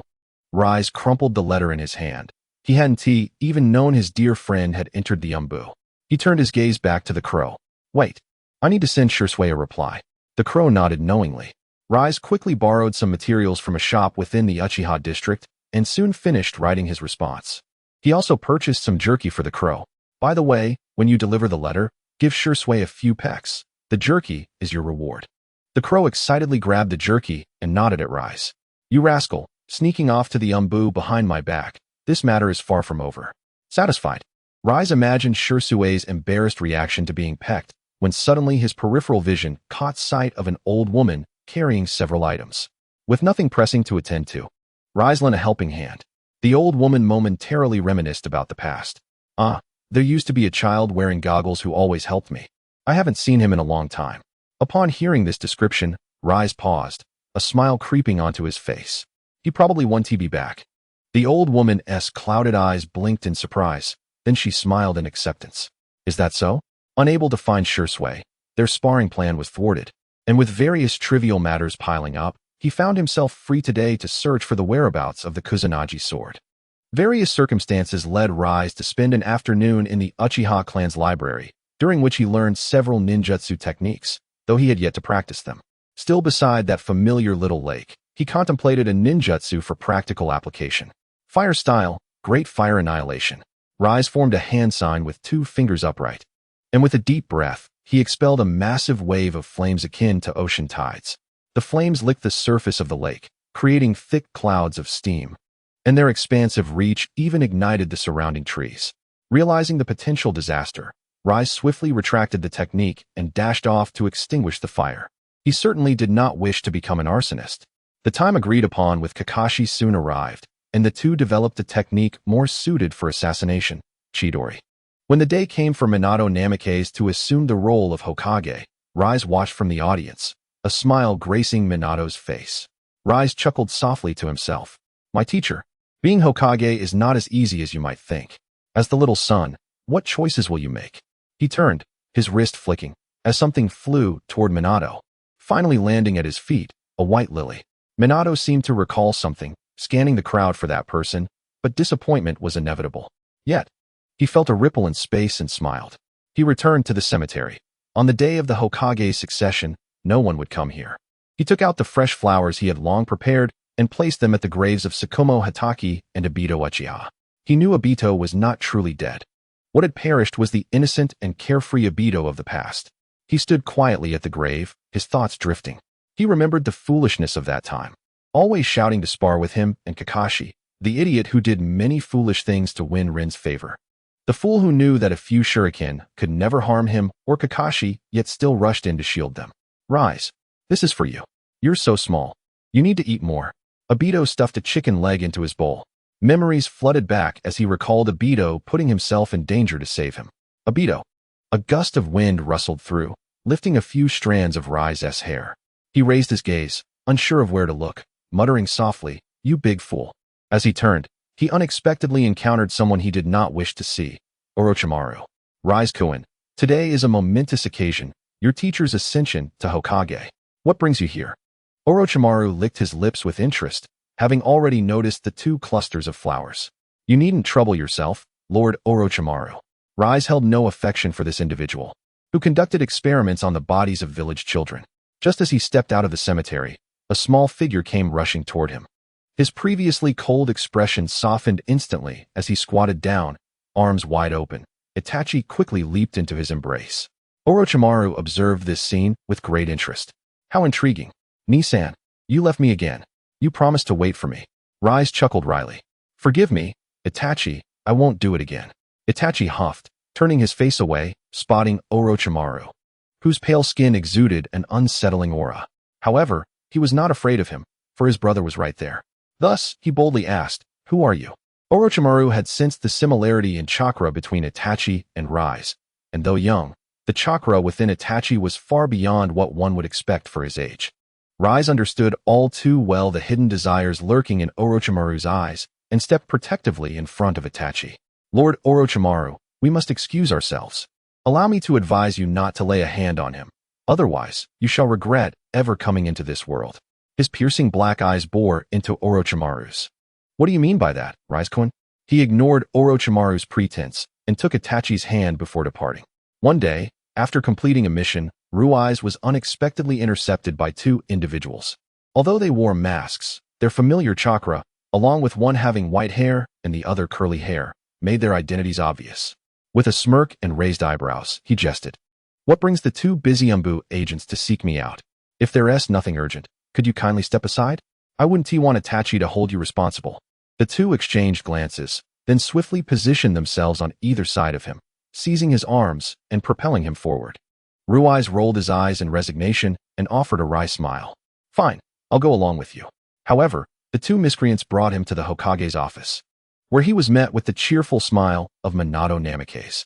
His irritation flared, and he turned to leave, only to be blocked by Kakashi and Shirzue at the door. With a sigh, he considered using the Flying Thunder God technique, but found himself unable to sense any coordinates. Surprised, he glanced back at Minato. Impressive, 4th Hokage. To think you could disrupt spatial perception, it seems you and Kushina have put in considerable effort. Minato chuckled, Rui's. Since you brought me flowers on the day of my inauguration as Hokage, why are you still acting this way? Who sent you flowers? Do you have any proof? Rui's replied, his expression unperturbed as he fabricated a lie. Minato smiled helplessly. Rui's, I have a favor to ask of you. Oh. Utilizing him as free labor doesn't sit well with him, Rui's thought. Why not go to Shirzue for help? You've already gotten him involved in the Umbu without my knowledge. I haven't even settled the score with you 2 yet. He shot an accusatory glance at Shirzue, who sheepishly scratched his head. He had deliberately kept this from Rui's, aware that his friend would never allow it if he found out, complicating matters further. Rui's, I admit my error regarding the previous matter. I intended to transfer you into the Umbu as a captain after I became Hokage. Rolling his eyes, Rui's retorted, how quaint. 4th Hokage, are you constrained by the 3rd influence? Otherwise, how could you possibly lack personnel to request my assistance? He shrugged. The 3rd Hokage is no longer the formidable ninja he once was, ever since that incident involving Tsukumo Hatake. Kakashi blinked in surprise at the mention of his father. Was it truly because of his reputation and strength that the third bore such resentment? Was it really just a failed mission that led to the vilification of the White Fang? With the barrier in place, he felt no need to hold back. He idly fiddled with a few strands of his hair. Teacher, since you are now Hokage, please stand firm and prove to the third that you are not his puppet. As for your request regarding the recent disappearances in the village, I presume? Minato paused. How did you know about that? The Uchiha's intelligence network is broader than you think. Moreover, what you do not know is that I am in charge of this matter within the security forces. Our investigations indicate that the culprit is Orochimaru, along with Danzo providing cover. The atmosphere grew heavy with tension. Ruiz observed Minato, who was deep in thought, before turning to Kakashi. Kakashi, do you wish to understand why your father committed suicide? This, too, was orchestrated by Danzo. Your father's accomplishments posed a threat, and he was not aligned with the Hokage lineage. Naturally, he could not be allowed to remain. How could a confidential mission become common knowledge? Hadn't your father executed numerous missions that outweighed a single failure? He understood this, which is why he chose to take his own life. In a sense, it preserved your dignity. Kakashi was taken aback by this revelation, struggling to process it. Yet Ruiz moved on, adopting a serious demeanor as he addressed Minato. Conducting human experiments on the village's children would certainly reach the third Hokage. He would obstruct your investigation. As it stands, the Umbu still answer to the third. However, elite Uchiha ninja can be assigned to assist you. Even Shirzue could not hold back any longer. But Ruiz, the clan, he shot Shirzue an exasperated look. Did you forget to bring your brain today? The Uchiha clan has individuals I can assign, all of whom are elite Chunin or above, numbering around 30. As he spoke, he tossed a command token onto Minato's desk. Here, a transfer order from the Uchiha clan's junior leader. Show this to those guarding the clan grounds, and they will bring the individuals before you.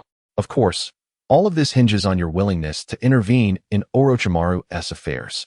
Minato remained silent for a long moment, finally taking the order. With a resolute gaze, he looked at Ruiz. Thank you, Ruiz. Once I take charge of the Umbu, I will reserve the captain position for you. Ruiz waved his hand dismissively. Teacher, I do not seek any repayment. However, you must understand that the Uchiha clan requires trust, not suspicion. If anyone dares to harm the Uchiha clan, I shall not hesitate to sever their hand. It is said that the Sharingan is the power born from the sacrifice of friends and family, but who truly comprehends the anguish endured to awaken such power? Great strength always comes at a price. Chapter 28. Reshuffle. Not long after Ruiz departed, someone followed him from behind. He halted in a concealed spot and teased. What brings the renowned Shirzue to intercept me? What do you want? Shirzue emerged from the shadows, a hint of concern in his expression. Ruiz raised his hand to halt Shirzue's words. I'm aware of your worries. Rest assured, I am not so fragile. He retrieved a scroll from his equipment pouch and tossed it to Shirzue. Consider this a gift for your entry into the Umbu. I believe it will aid you in your upcoming research. Ruiz had long known that Shirzue was exploring a unique body flicker technique. The gift he provided was related, but not limited to that. Inside, he had included new genjutsu he had been researching, which utilized light refraction through blades. Given Shirzue's proficiency with swords, this genjutsu would undoubtedly be a significant boon. As for the Kusanagi sword he sought, he had unfortunately come up empty-handed. It was likely already in Orochimaru's possession. Truth be told, he was quite irked by Shirzue's abrupt decision to join the Umbu. Yet he understood that the Uchiha clan could not confine Shirzue. After a while, he grew weary of holding it against Shirzue, as the pressing matter now was Orochimaru, a man who regarded life as expendable. Shirzue, you should get back to your duties. I must return to the clan. Shirzue nodded. Given their relationship, there was no need for pleasantries. It was better kept in their hearts. Ruiz used the Flying Thunder God technique to return home, and as he opened the door, he was immediately met by Itachi leaping into his arms. Itachi nuzzled against him, the burdens of anxiety dissipating in that moment. Itachi, I'm back. To his surprise, Fugaku was also at home. He had assumed that Fugaku would be at the security forces at this hour, likely due to some pressing matter. Father. Fugaku. Uchiha nodded, gesturing for him to take a seat. Ruiz sat down with Itachi opposite him. I am aware of the matter you accepted. What is the Hokage's stance? Naturally, he is handling it impartially. Currently, the teacher is still constrained by the third, and the Umbu's authority has not been fully entrusted to him. Otherwise, He wouldn't have allowed Shirzue and Kakashi to bring me here. Fugaku chuckled, knowing full well that with his son's strength, escaping the binding of Shirzue and Kakashi would be effortless. He too wished to meet his teacher. Because of the third Hokage's influence, his teacher was currently left without capable personnel. I entrusted my 30 or so individuals to him. I will not show leniency regarding Orochimaru's matters simply because of the third Hokage. Uchiha Fugaku, upon hearing this, took a sip of tea and exhaled softly. Given your character, you would not fixate on Orochimaru without reason. Is there a motive behind it? He nodded, casting a glance at Itachi, who was playfully nestled in his embrace. On the day Itachi assumed the role of Hokage, we encountered Orochimaru. The look in Orochimaru's eyes when he gazed at Itachi was quite unsettling. Moreover, the recent disappearances have predominantly involved children. The person sitting across from him, clutching his teacup tightly, shared an unspoken concern with Fugaku. He would never allow Orochimaru to harm his two sons, just as Reize would not permit Orochimaru to lay a hand on his younger brother. Fully aware of the unfolding narrative, Reize understood Orochimaru's malicious intent towards Itachi. Following Itachi's defection, Orochimaru had sought to possess Itachi's body, though he had failed to overpower him. Reize even suspected that Orochimaru had previously set his sights on himself. However, with his own growing strength and the support of the fourth Hokage and the Uchiha clan, Orochimaru would have to consider his actions carefully. Listening to his brother, Itachi, astute as ever, grasped the underlying meaning. Yet, he refrained from interjecting, recognizing that his current abilities did not afford him the power to alter the situation. Once he strengthened himself, he would undoubtedly assist his brother in alleviating the burdens. By the way, Itachi has requested to enter the Ninja Academy early. What are your thoughts? Fugaku set down his cup, regarding his eldest son with a hint of seriousness. Reize was momentarily taken aback, hesitating. Although the war had concluded, underlying tensions likely persisted. The surface appeared calm, but beneath it, turmoil brewed. He understood that Itachi could not remain under his protection indefinitely. He too set his cup down, replying earnestly, I understand. I have no objections to this. However, there is little to be learned at the academy. Itachi can use this opportunity to build connections and befriend individuals from other clans. He recalled that Itachi had previously made acquaintances at school, particularly with the next leader of the Inuzuka clan. He affectionately ruffled Itachi's soft hair, chuckling lightly.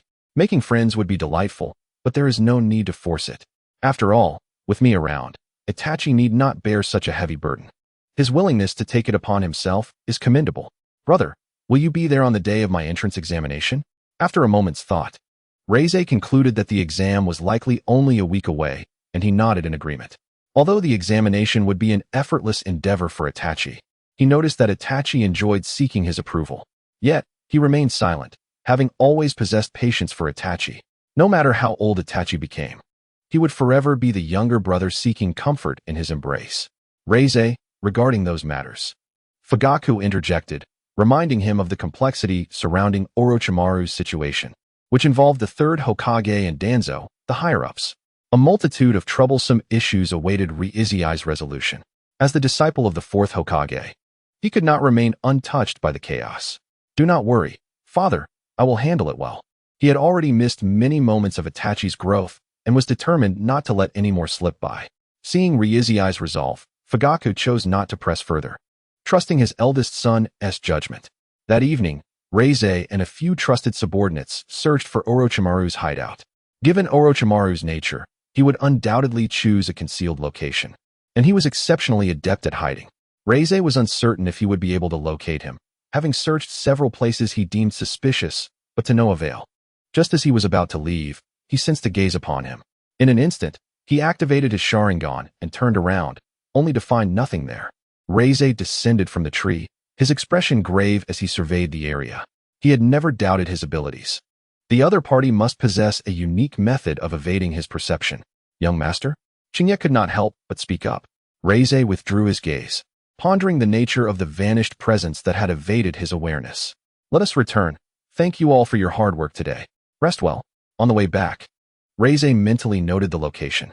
He contemplated the white Zetsu. Its capabilities were beyond his current perception, presenting a significant challenge.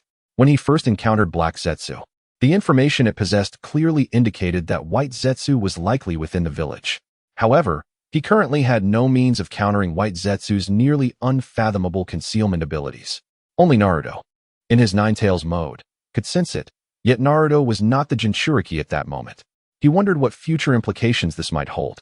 In the early morning, he returned home, weary. Just as he changed out of his shoes, he heard rustling behind him. Turning around, he saw Itachi, bleary-eyed and dragging a pillow, approach him. "Brother." Stumbling toward him, Itachi leaped into his embrace.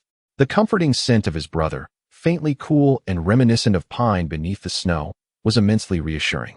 Before long, Itachi fell into a deep slumber. Reize chuckled softly, carrying him back to his room. However, the little one clung to his clothing tightly. With no choice, he settled down beside his brother, drifting into sleep alongside him. When Mikoto noticed her eldest son's shoes but did not find him in Ryuzui's room, she headed to Itachi's room and, unsurprisingly, found the two brothers asleep together. Observing Itachi's grip on his brother, she comprehended the situation's context. After covering them with a blanket, she proceeded to prepare breakfast. Itachi, unusually awake before Reize, gazed at his brother's sleeping face before snuggling back into his embrace. Unbeknownst to him, Reize had already awakened, his instincts as a ninja kicking in, though he feigned sleep remarkably well.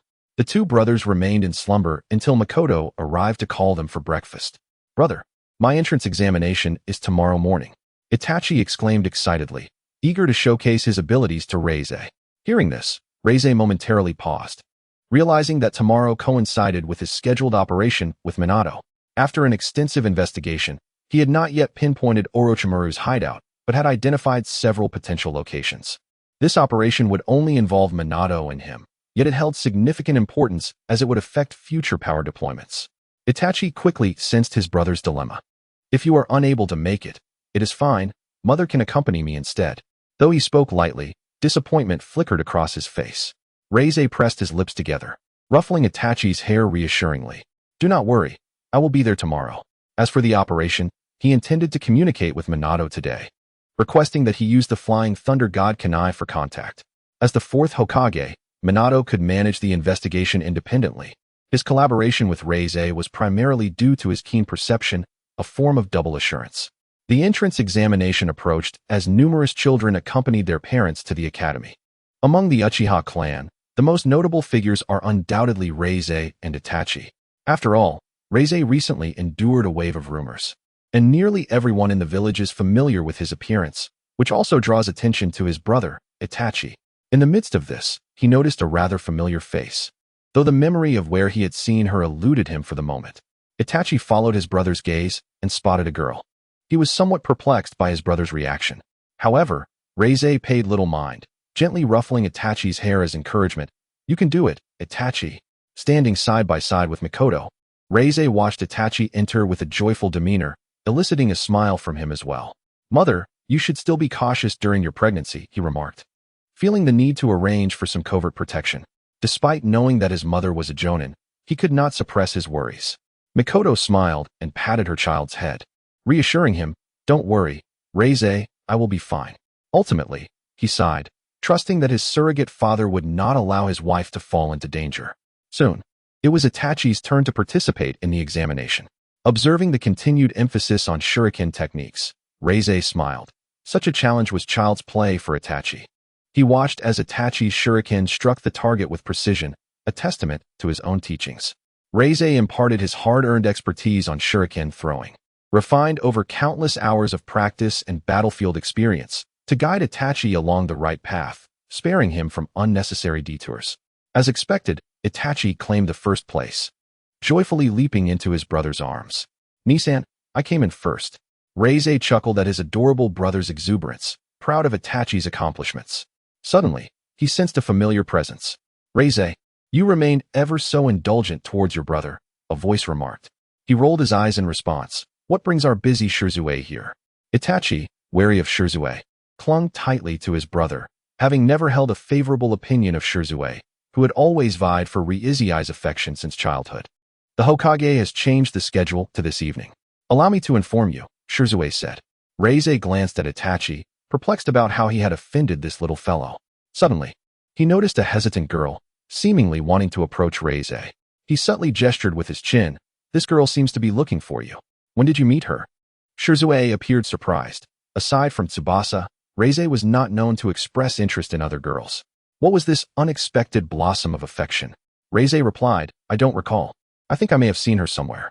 Eventually, the girl approached, her demeanor devoid of the previous hostility, instead radiating a gentle aura. Of course, this gentleness was merely a reflection of how Reize treated her differently. Had it not been for family and close friends present, she would not have recognized this side of him.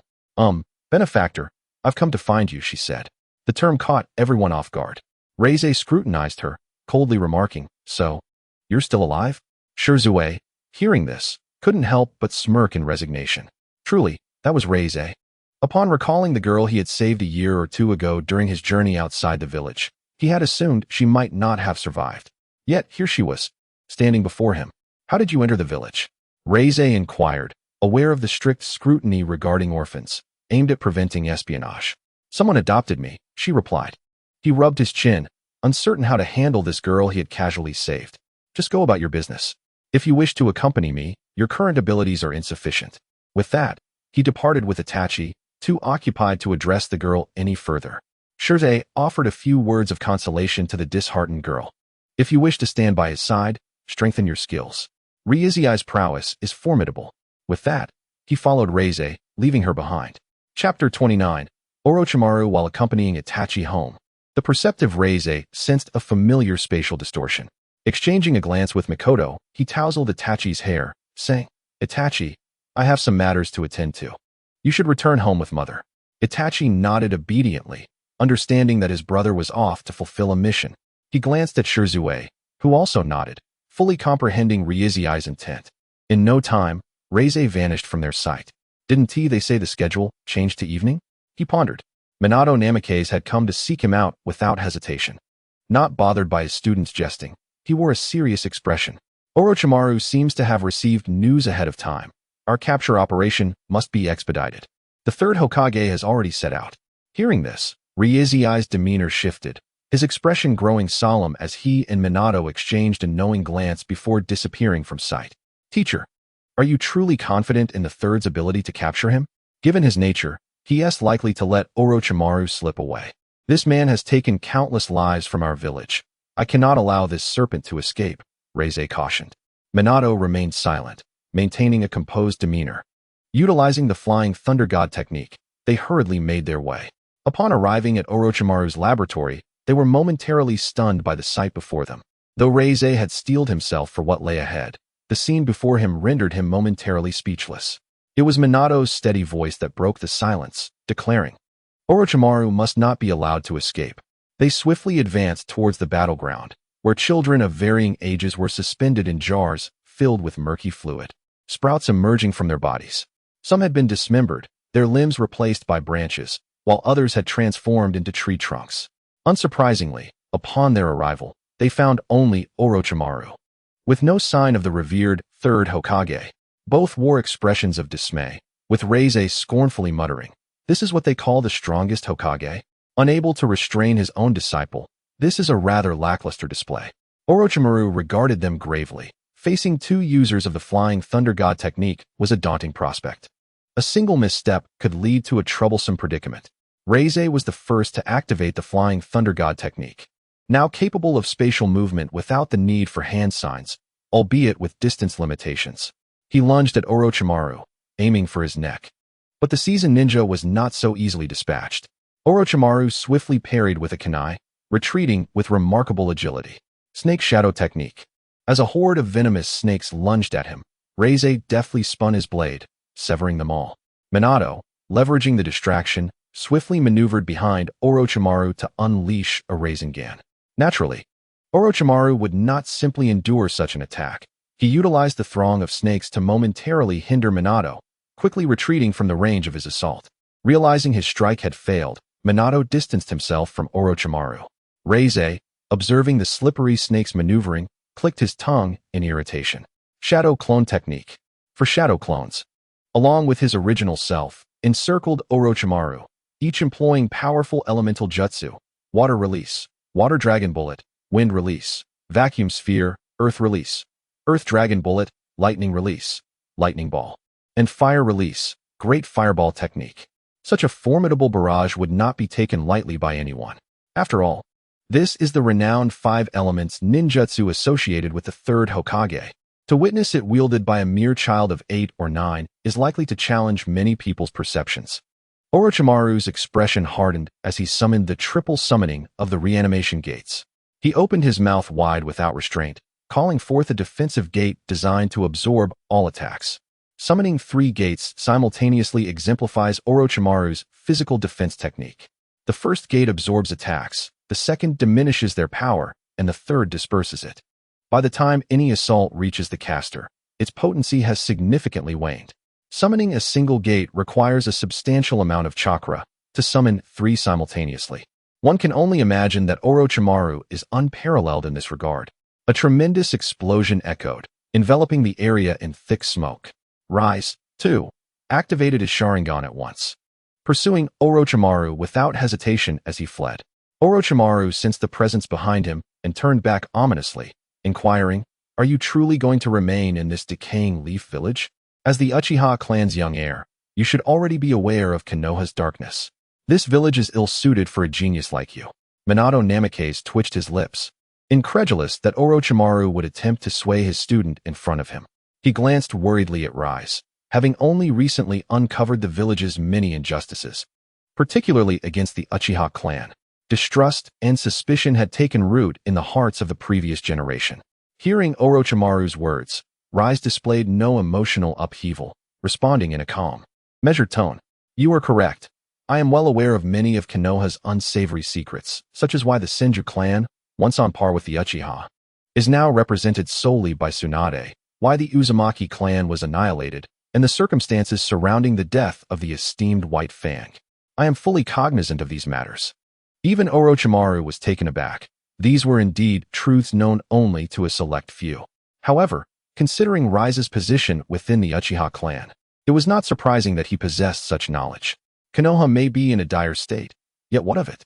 As long as I am here, I can help make Konoha better. Truth be told, I do not harbor much affection for this village, but for the sake of my family, dear friends, and a certain foolish teacher, that is sufficient. For them, I will turn this misfortune into fortune. Orochimaru couldn't help but smile wryly at Rise's reference to him as a foolish teacher, realizing his significant place in Rise's heart. Had Rise not possessed such a profound sense of responsibility, he might have severed his ties and defected from Konoha without hesitation.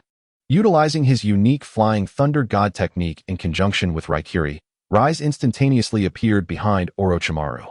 The ever-cautious Orochimaru contorted his body at an odd angle to evade this strike. Frustrated by his repeated failures to land a blow, Rise felt vexation mount. Orochimaru had too many life-preserving techniques, and Rise lacked confidence in being able to detain him. His aim was merely to impart a lesson. Despite his surprising effectiveness in catching opponents off guard, Rise realized that against such a high-level adversary, his tactics were insufficient. Thus, he resolved to employ the Sharingan. At that moment, he summoned all his chakra, a chilling aura emanating outward, momentarily halting the flow of space around him. Orochimaru, unable to evade the sudden onslaught, fell prey to Rise's Jinjutsu. Seizing the opportunity, Minato arrived beside Orochimaru, wielding a kunai infused with the Flying Thunder God technique, launching a brilliant blue sphere of concentrated chakra aimed at Orochimaru's heart. Predictably, the attack sent him hurtling away. Rise's Sharingan clearly perceived the chakra flow within Orochimaru beginning to dwindle, becoming almost imperceptible. Should the chakra cease to flow entirely, Orochimaru would meet his end. Without hesitation, Rise closed in, executing a swift body flicker combined with Raikiri that pierced Orochimaru's heart. The sensation was unmistakable as he withdrew his arm, crimson, viscous blood coating his forearm. He flicked it away and, through his Sharingan, confirmed that Orochimaru's chakra had ceased to exist. He could no longer sense his presence. Minato approached, examining the lifeless body. He retrieved a sealing scroll, preparing to transport Orochimaru's corpse back with him. Rise felt an unsettling instinct urging him to look around. He was convinced that Orochimaru was not truly dead. This man possessed an abundance of life-preserving methods, and he was certain that the toll on him was significant. Nevertheless, he had achieved his objective of severely wounding Orochimaru. This individual still held value, and Rise was not yet assured of his ability to eliminate him entirely. For now, He would remain alive, a potential training target for future generations. After they departed, a small white snake emerged from the shadows. Upon returning to the village, they encountered the third Hokage. Rise smirked coldly, questioning, "What brings you here, Lord Third? To collect the remains of your prized disciple? I regret to inform you that this corpse bears no relevance to you."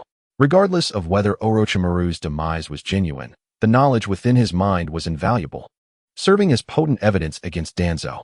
Rise had already hinted at this to Minato during their return. Both were astute enough to understand without excessive explanation. Minato, seeing the once bright sun dimmed, found himself at a loss for words. "Lord Third, please take your leave. It is I who now holds the title of Hokage." Rise could never condone Orochimaru's actions in killing the village's children. Observing the contest of wills between the two Hokage, he felt he had aided his mentor in a small way. "Third Hokage, times are progressing. In the realm where Konoha flourishes, the fire of life persists." This phrase has been passed down since the first Hokage.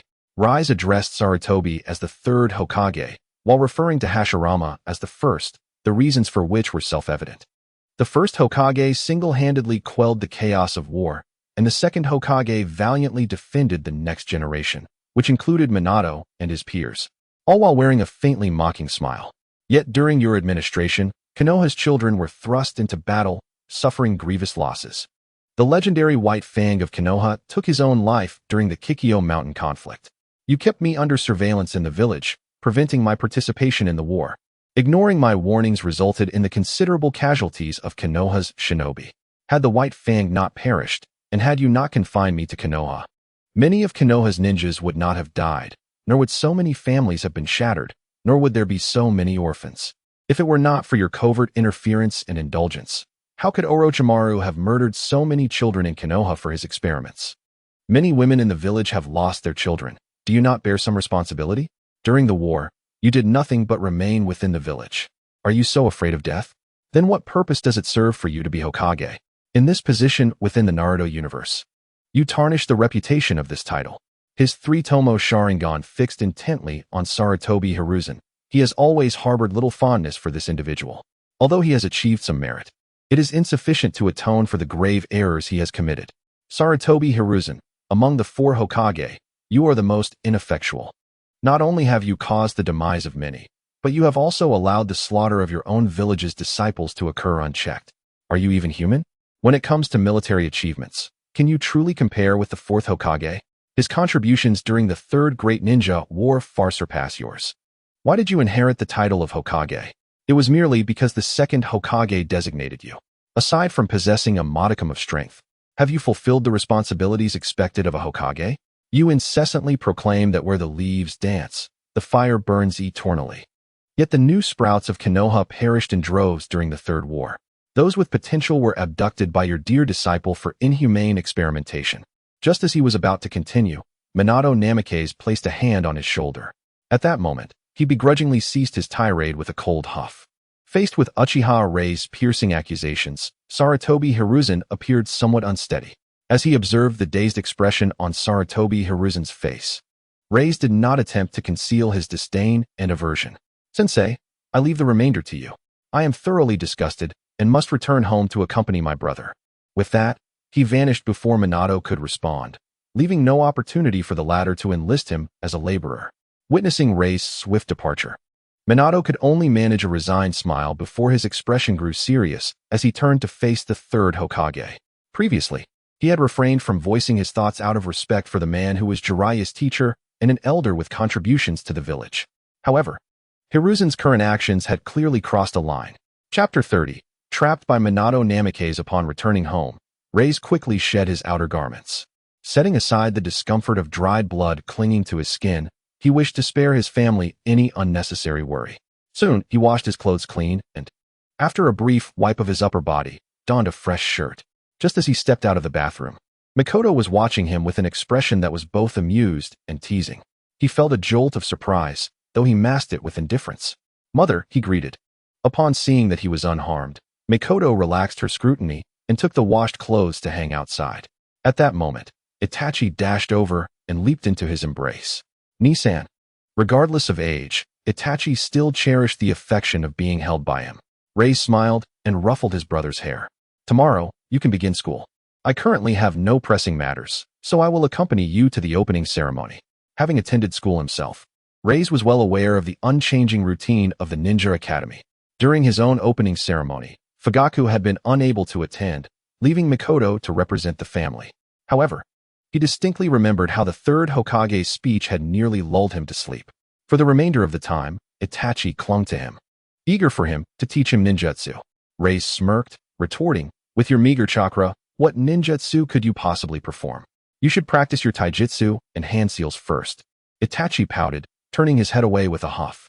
Seeing his brother's reaction, Reis couldn't help but chuckle with resignation. He suspected that Itachi had approached Fugaku, who, either due to his busy schedule or because Itachi had not yet met the criteria to learn ninjutsu, had turned him down. Reis recalled that he had secretly studied ninjutsu without Fugaku's knowledge, and it seemed that ever since then, the family scrolls had been tucked away. Otherwise, Itachi might have discovered a couple of scrolls to learn from, which could have led to unforeseen consequences. "In a month, I will teach you ninjutsu, but you must diligently train in taijutsu. I will guide you when I have the time." Hearing his brother's promise, Itachi's eyes sparkled with excitement. "It's a deal," he exclaimed, extending his pinky finger, which Reis matched with a playful link. The next day, Reis observed Itachi, who appeared particularly spirited and could only shake his head in bemusement. It was merely an opening ceremony, yet his brother was brimming with enthusiasm. This reminded him of Shursui, who had once tugged at his hand with wild excitement on the same occasion. Although Reis had expressed his disdain at the time, he had never managed to shake off Shursui's grip. Smiling at the nostalgia, he realized some moments were irretrievable. As he walked along familiar paths, past unchanged little shops, he noticed that the faces of the students had changed. He glanced down at Itachi, who held his hand, and a smile crept onto his face. The child who once pulled at him was now replaced by Itachi. Would it be Sasuke next, holding their hands in tandem? Gazing at Itachi's beaming smile, he felt no regret for his choices. Finally, he and Mikoto stood beneath a large tree within the school grounds, watching as the seats before the podium gradually filled. They both noticed a girl from the Uchiha clan take a seat beside Itachi, exchanging knowing smiles without uttering a word. The speech that had once been delivered by the third Hokage was now entrusted to Minato Namikaze, who spoke nonchalantly as Reis listened to his surrogate teacher's address. "Lastly, I would like to invite my esteemed disciple, Uchiha Reis, to share his insights." Reis, who had been stifling a yawn, nearly choked on his own saliva upon hearing this. He shot a glare at Minato, whose ever-present smile elicited a roll of Reis' sighs. Yet, Itachi turned to look at him, eyes shining with anticipation.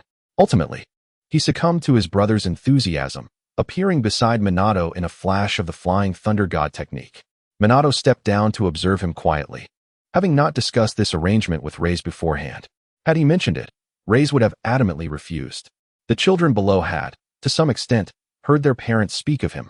Thus they possessed a modicum of familiarity with his persona. Naturally, he would show courtesy to Minato in public, addressing him respectfully. The Ninja Academy is merely the first step. I hope that when you graduate, you do not become overly arrogant. A mere chunin could easily overwhelm a genin. Of course, if any of you are capable of graduating ahead of schedule, heed this advice. The world is vast, and there are many who surpass you.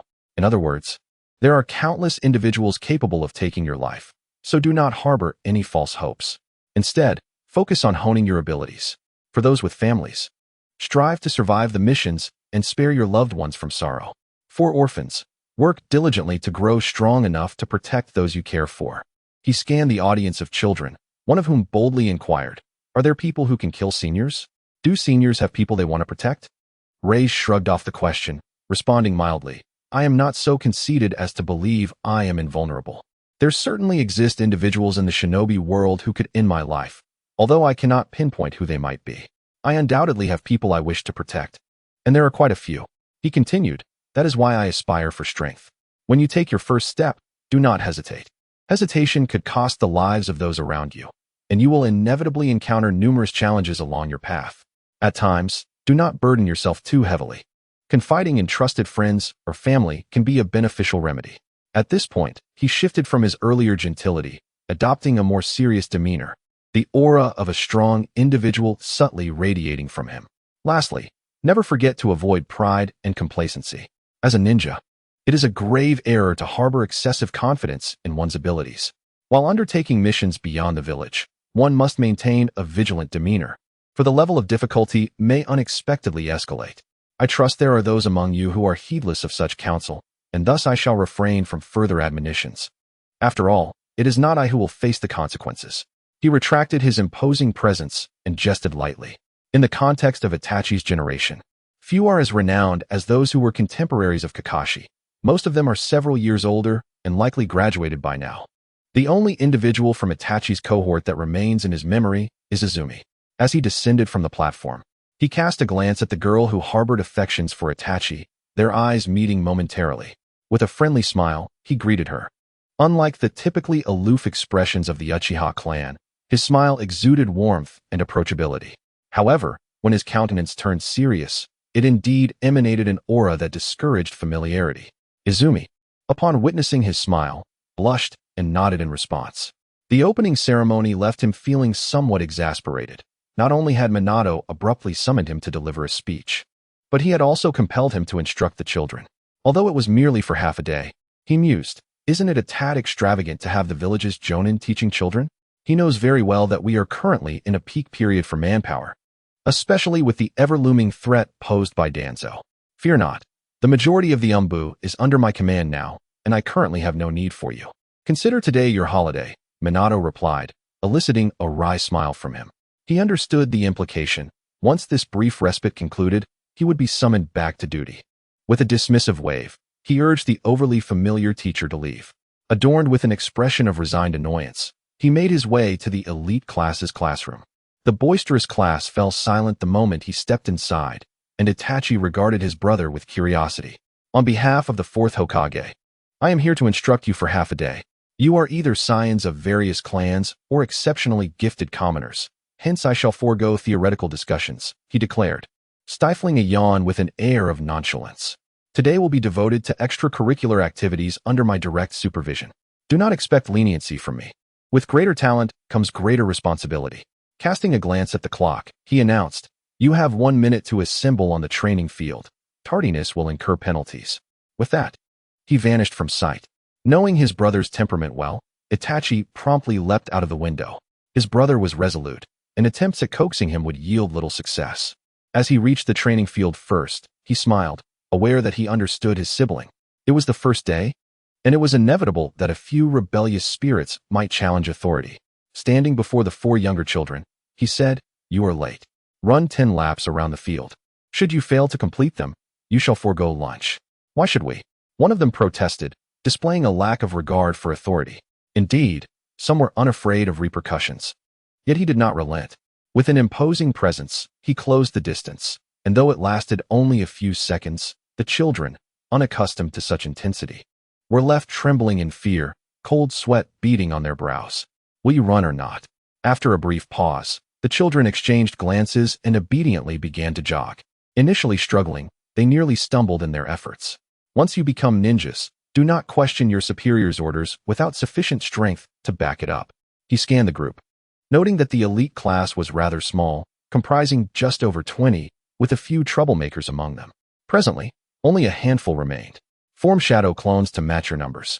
He commanded, summoning equivalent clones to appear in the training field. Utilize everything you have learned thus far to engage my clones. Those who manage to harm a clone shall be rewarded. Those who do not, well, we'll see. He left them in suspense. Aware that even the shadow clones would be beyond their current capabilities, this one-on-one scenario was merely to facilitate guidance. Yet, he desired to see some motivation.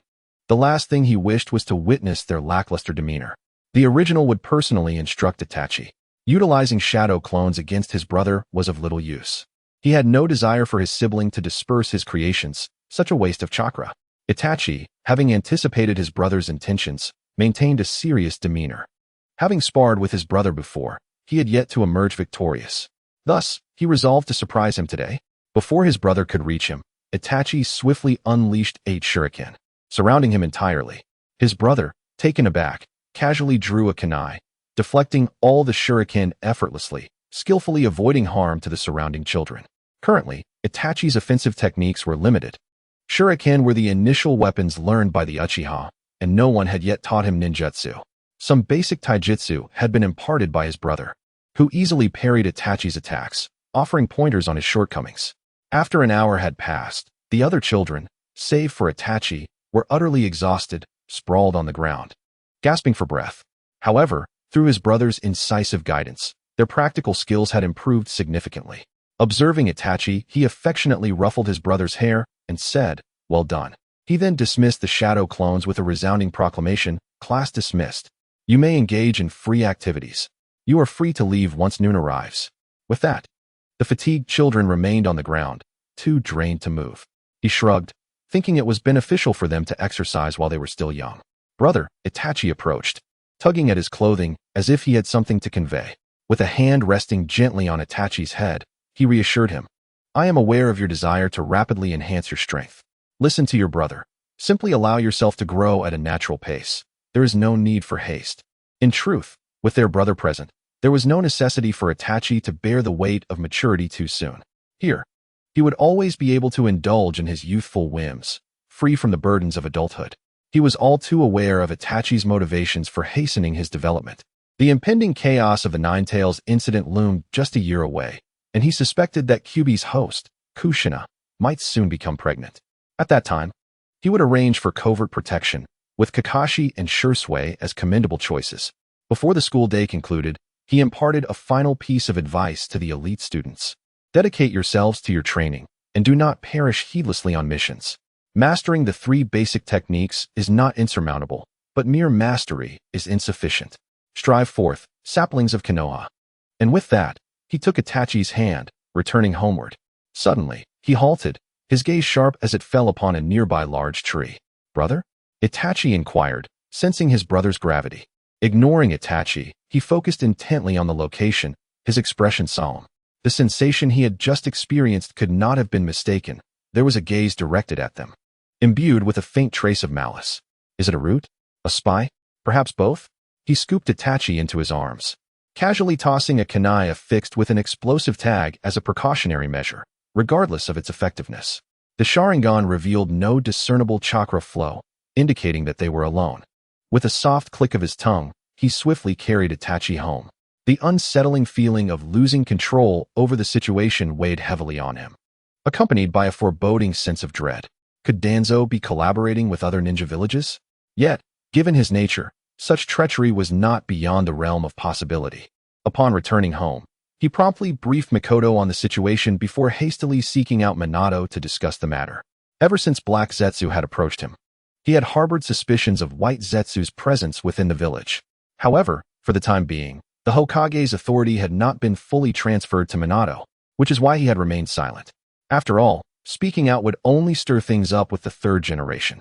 He did not knock, but instead pushed the door open and entered. The surrounding dark forces had likely informed Namake's Minato long ago. Given the other's heightened perception, he would have sensed his presence.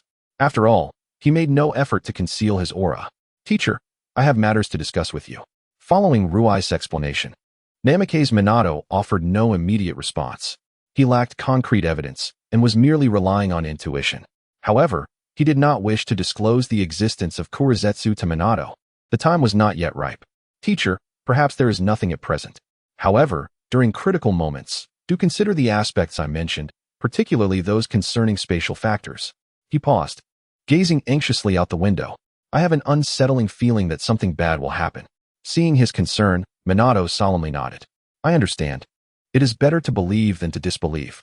He also spoke of the Uchiha security forces, planning to recruit some civilian ninjas and those from other clans. Currently, many formidable Uchiha ninjas were dispatched on missions, often paired with other clans or civilian ninjas. Despite the Uchiha's notorious temperament, having a powerful ally was undoubtedly desirable. Moreover, those dispatched had been admonished by Ruais. He did not expect them to abandon their arrogance, but he insisted they temper their attitudes in the field, maintaining pride commensurate with their strength. "I want to tolerate any trouble caused by the Uchiha name if your arrogance does not match your abilities. Otherwise, I will personally confront you." Chapter 31. Confused memories. Itachi was currently in a state of distress, for he had not seen his brother for an entire week. Throughout this time, he diligently followed his brother's advice, training in taijutsu and the speed of hand seals. The Ninja Academy, as his brother had described, was exceedingly dull. Therefore, he had seized the opportunity before his brother's departure to request instruction in a B-rank jutsu, the shadow clone technique, and had secretly ventured out to practice. In short, he was reminiscent of Ruai's from back in the day. Over the past week, Ruai's had been exceedingly busy.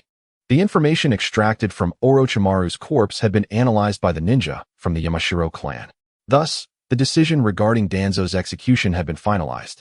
Such direct evidence would leave even Hiruzen Sarutobi unable to shield him. However, the other two elders, namely Tsunade and Minato, managed to persuade Hiruzen Sarutobi. And the three of them surprisingly went to the Hokage's office to plead for Danzo, much to Ruai's bewilderment. The lives lost in the village were not yours. You have not incurred losses. It's easy for you to speak from a position of comfort. Danzo's crimes would ultimately be exposed, and considering the contributions of the three, they should not seek trouble. Otherwise, I would not hesitate to have Minato and Tsunade swap clan leaders. Faced with Ruai's blatant threat, Hiruzen Sarutobi remained silent, as he was merely fulfilling a promise to his friend. After dismissing the three, Ruai's unceremoniously sat on the Hokage's desk, crossing his legs and casting a displeased glance at Namake's Minato. Teacher, that scoundrel Danzo has been lurking, which is untenable. Moreover, many of his root members have been ensnared by his sealing techniques. The majority of root members are fiercely loyal, which complicates matters. It would be a shame to kill so many ninjas, but those who can adapt will be absorbed into the Umbu work. Ruai's, now one of the Umbu captains, had two capable subordinates, Kakashi and Shursui. After learning the truth about his father's death, Kakashi harbored thoughts of vengeance and had lost all respect for Hiruzen Sarutobi, redirecting his admiration towards Minato and Ruai's. Ruai's entrusted Kakashi with matters related to Danzo. Perhaps Itachi's longing reached Ruai's, for he had just dealt with a defiant root member when he sneezed. His teammate, Shursui, looked at him quizzically. Ruai's, are you unwell? Ruai's tossed aside a sword he had acquired, assessing the exhausted root member before him. He yawned nonchalantly. The dark circles under the man's eyes indicated he had not rested in a long while. I've been busy this week. Itachi must be thinking of me. He kicked the corpse in front of him, wondering how Danzo managed to brainwash so many people. Dealing with it was genuinely troublesome. Shursui chuckled at Ruai's complaints about Danzo and Minato's close friend. This past week, he had closely followed Ruai's on missions. Even urgent matters were deferred to allow Ruai's time to rest. This was one of the reasons for Ruai's exhaustion. However, Shursui's presence helped alleviate much of the burden. Otherwise, he would be even more fatigued. Observing the finishing Umbu members, he wiped the playful smile off his face. You've all worked hard this week, so take a day off to rest properly. Yes, Captain. Although there were initial doubts about Ruai's capability as an Umbu captain, those concerns gradually dissipated. A leader who empathized with his subordinates, possessed outstanding abilities, and exhibited no airs was precisely what they desired. Ruai's rubbed his aching temples and gestured for Shursui to return. You should head back. I need to report some matters to the teacher. Shursui hesitated, suspecting Ruai's wish to send him away. I want to go too. Taken aback. Ruai's thought, when did Shursui become so difficult to deceive? Suppressing his doubts, he resolutely refused, no. Before Shursui could respond, he vanished from sight using the Flying Thunder God technique. In the Hokage office, Namake's Minato regarded his disciple with a face full of complaints and smiled wryly. Ruai's, your visit cannot solely be for a mission report. Ruai's rolled his eyes. This overbearing teacher always exploited him.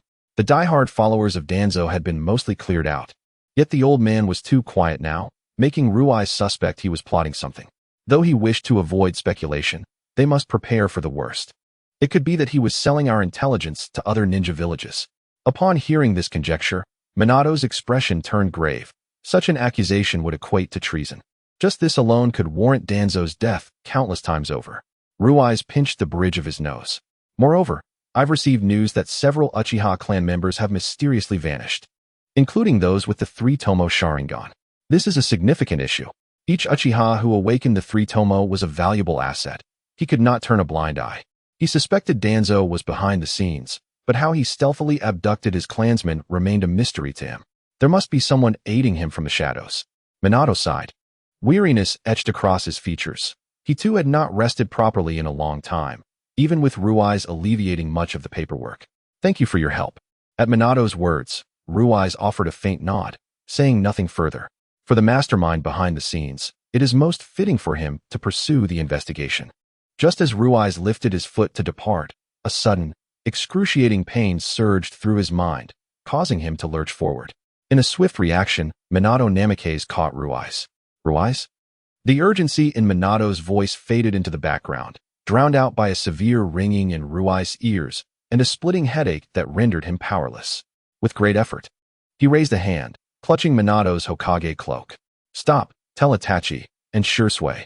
With those words, he succumbed to unconsciousness. Minato, in a frantic rush, took his apprentice to the hospital. In the depths of his coma, Ruiz felt as though he had experienced a vivid dream, one in which he had perished and found himself in the world of Hokage, only to be abruptly returned to his original place. He lingered in the liminal space between two worlds, uncertain of his direction. Upon awakening, he beheld the ceiling of the hospital, a flicker of confusion crossing his eyes as he turned to the familiar figure beside him. As he sought to delve deeper into his thoughts, another wave of pain gripped his head. The moment Shursui entered, he found Ruiz clutching his head, agony etched across his face. "Ruiz, what is wrong?" Shursui's gaze fell upon the person before him, the bloodshot eyes and the tone laced with concern. "Who is this?" The headache returned with a vengeance. Time seemed to blur as he surveyed the gathering around him. Black hair, blonde hair, red hair, white hair, a strangely humorous sight amidst the chaos. Ruiz retained memories of his past life, coexisting without issue, yet now, as a being from two disparate worlds, he found himself in a tumultuous state of memory confusion. The individuals before him evoked a sense of familiarity, but any attempt to think further resulted in excruciating pain. "Does Itachi really not remember me?" Tears welled in Itachi's large eyes, disbelief etched upon his face, unwilling to accept that his brother could forget him. Ruiz gazed at the small child before him and instinctively uttered, "Itachi." Confusion flickered across his eyes, grappling with the inexplicable reason behind his instinctive call. Shursui, equally perplexed, was at a loss. Everything had seemed fine until calamity struck, leaving them without a clear cause. The loss of memory posed an uncertain timeline for recovery. In these tumultuous times, should Danzo become aware, he would undoubtedly stop at nothing to eliminate Ruiz, for a loss of memory would severely compromise his strength. Eventually, Ruiz departed the hospital with the group of black-haired individuals, under Minato's strict orders for confidentiality regarding the matter. He observed Itachi, who held his hand, and fleeting memories danced in his mind. Yet, he remained silent, surrounded by the familiar, yet perpetually plagued by the feeling of being an outsider in this realm. Suddenly, sensing something amiss, Ruiz turned sharply to glance at the roof behind him, his expression sharpening. "Itachi?" Itachi watched his brother's abrupt halt, confusion etched on his face. Fugaku, too, sensed the presence of someone lurking in the shadows. However, being aware of Minato's arrangements, he refrained from intervening, redirecting his attention to his son. Despite the memory loss, Rui's keen instincts remained intact. Soon enough, he withdrew his gaze. Addressing the child named Itachi, he spoke softly, "It's nothing." Itachi, seeing his brother's unsmiling face, felt a strange distance, yet he firmly believed that his brother would eventually remember everything. As night descended, Ruiz found himself restless, an unsettling feeling gnawing at him, as if he had forgotten something profoundly significant. Each attempt to recall was thwarted by the sharp pain in his head. He sat in the corridor, gazing at the stars scattered across the night sky, lost in thought, his eyes vacant, as though he existed beyond this world. Itachi stealthily rose from his bed, cautiously approaching Ruiz. At that moment, he felt a mix of apprehension and determination. In the past, any attempt to draw close to his brother had resulted in the blade of a kunai at his throat. Now, with Ruiz's memory lost, he was uncertain. Yet when he leaned against his brother, there was no response, allowing him to breathe a sigh of relief. Mikoto and Fugaku, each draped in a coat, quietly accompanied their two children. Ruiz, unaware of when he had regained his scattered thoughts, looked down at Itachi, who was nearly asleep against him. A hint of confusion in his eyes, wondering why Itachi chose to stay instead of retreating to his room, or how long he had been there. As he surveyed the courtyard, he noticed a tree marred with countless scratches. 3 phantoms appeared before him, one resembling himself, another resembling Itachi. Mikoto was marking their heights with kunai, noting that Itachi, despite his efforts, was still a bit shorter. This realization seemed to vex Itachi, while the phantom of Ruiz appeared to console him, with Mikoto gaily covering her mouth. Watching her two children, he observed quietly, sensing that the version of himself before him had noticed him. This place belongs to you. With that proclamation, the vision dissipated. Since the onset of his memory confusion, Rui's had spoken little, his expressions becoming few and far between. Itachi, determined to help his brother regain his memories, took him on a tour of the village. As he held the child's hand, a flicker of joy blossomed within him, despite not understanding the origin of this emotion. Itachi led him to a dango shop, where he slowly picked up a skewer of three-colored dango, taking a bite. So sweet, yet so sticky. However, he noticed Itachi relishing the treat, prompting him to suppress his discomfort. Itachi, keenly observant, recognized his brother's distaste for the dango and offered him a cup of tea, sliding it across the table. Unbeknownst to them, Danzo had caught wind of Rui's memory confusion and dispatched numerous ninjas to eliminate the hidden protectors in the shadows. As the threat loomed, Rui's instinct for danger kicked in, compelling him to flee with Itachi swiftly. In Rui's embrace, Itachi felt unease, not for his own safety, but for his brother. With Rui's abilities hindered and himself a burden, he cast a fleeting glance back at their pursuers, frustration bubbling within him.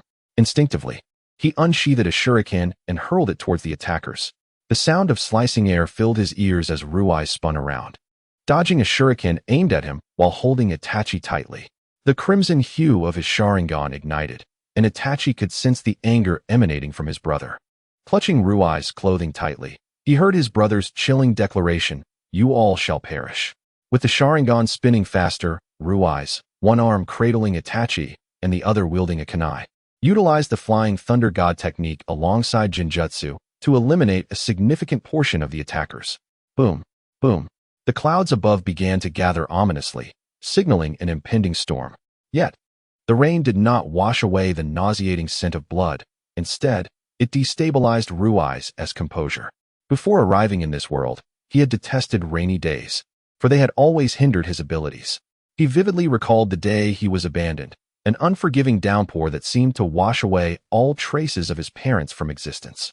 He could not comprehend why he had been forsaken. Seizing the opportunity, the assailants surged forward. They commenced their remote ninjutsu assault, leaving him with no means of evasion. Earth-style, earth wall. A wall of earth surged upwards, shielding him from the majority of the onslaught. Reize gazed at his right hand in bewilderment, struggling to believe that the wall before him was of his own making. However, he did not linger on his confusion for long. He swiftly vacated his original position, initially believing he could elude those bothersome pursuers. Yet, before he could find respite, several shurikens embedded with explosive tags rapidly sealed off all his escape routes. All around him, that was the grim reality. Had he regained his memories, he would have marveled at the extravagant measures Tuanzo had employed to eliminate him.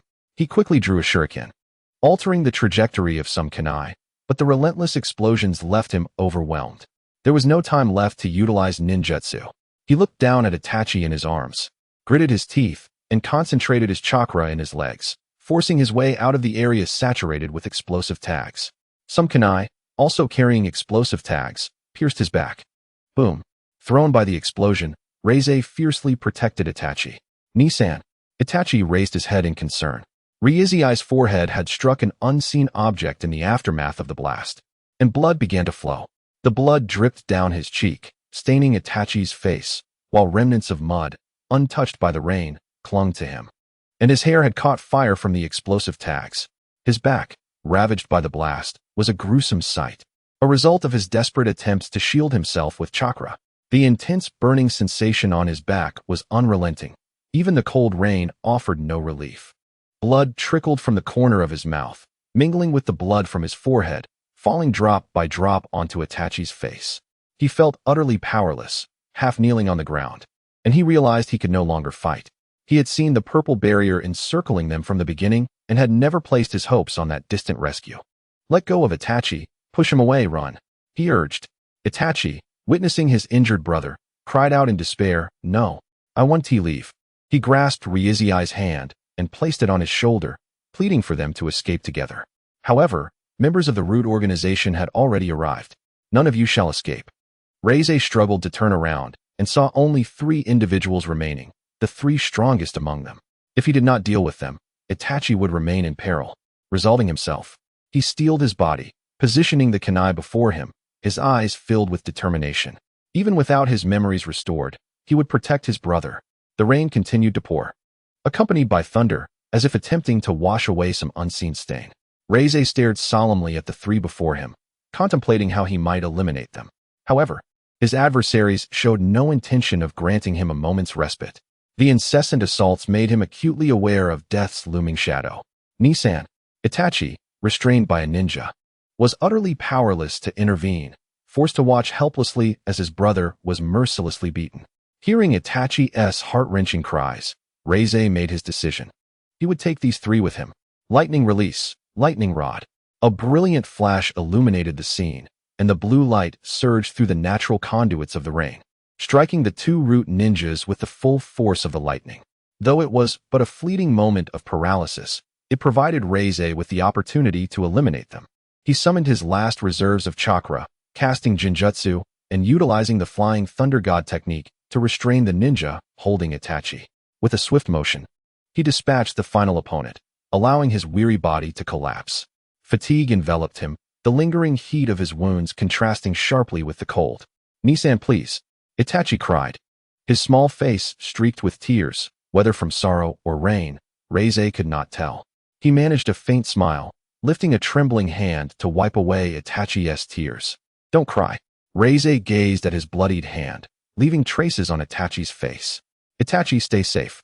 He looked at Itachi's innocent visage, his strength waning. He longed for slumber and slowly closed his eyes. "Reize." The voices of Shirzue and Minato echoed as they breached the barrier. In the depths of his unconsciousness, he heard various calls. Who were they? In the hospital, Mikoto and Fugaku anxiously awaited outside the operating room, while Itachi fidgeted nervously with his clothing. After examination, it was determined that Itachi had been well protected, suffering only minor abrasions. Based on Itachi's brief account, they felt fortunate that he had been safeguarded and that all adversaries had been dealt with. Shirzue stood nearby, filled with regret, wishing he had discovered the situation sooner to prevent such an outcome.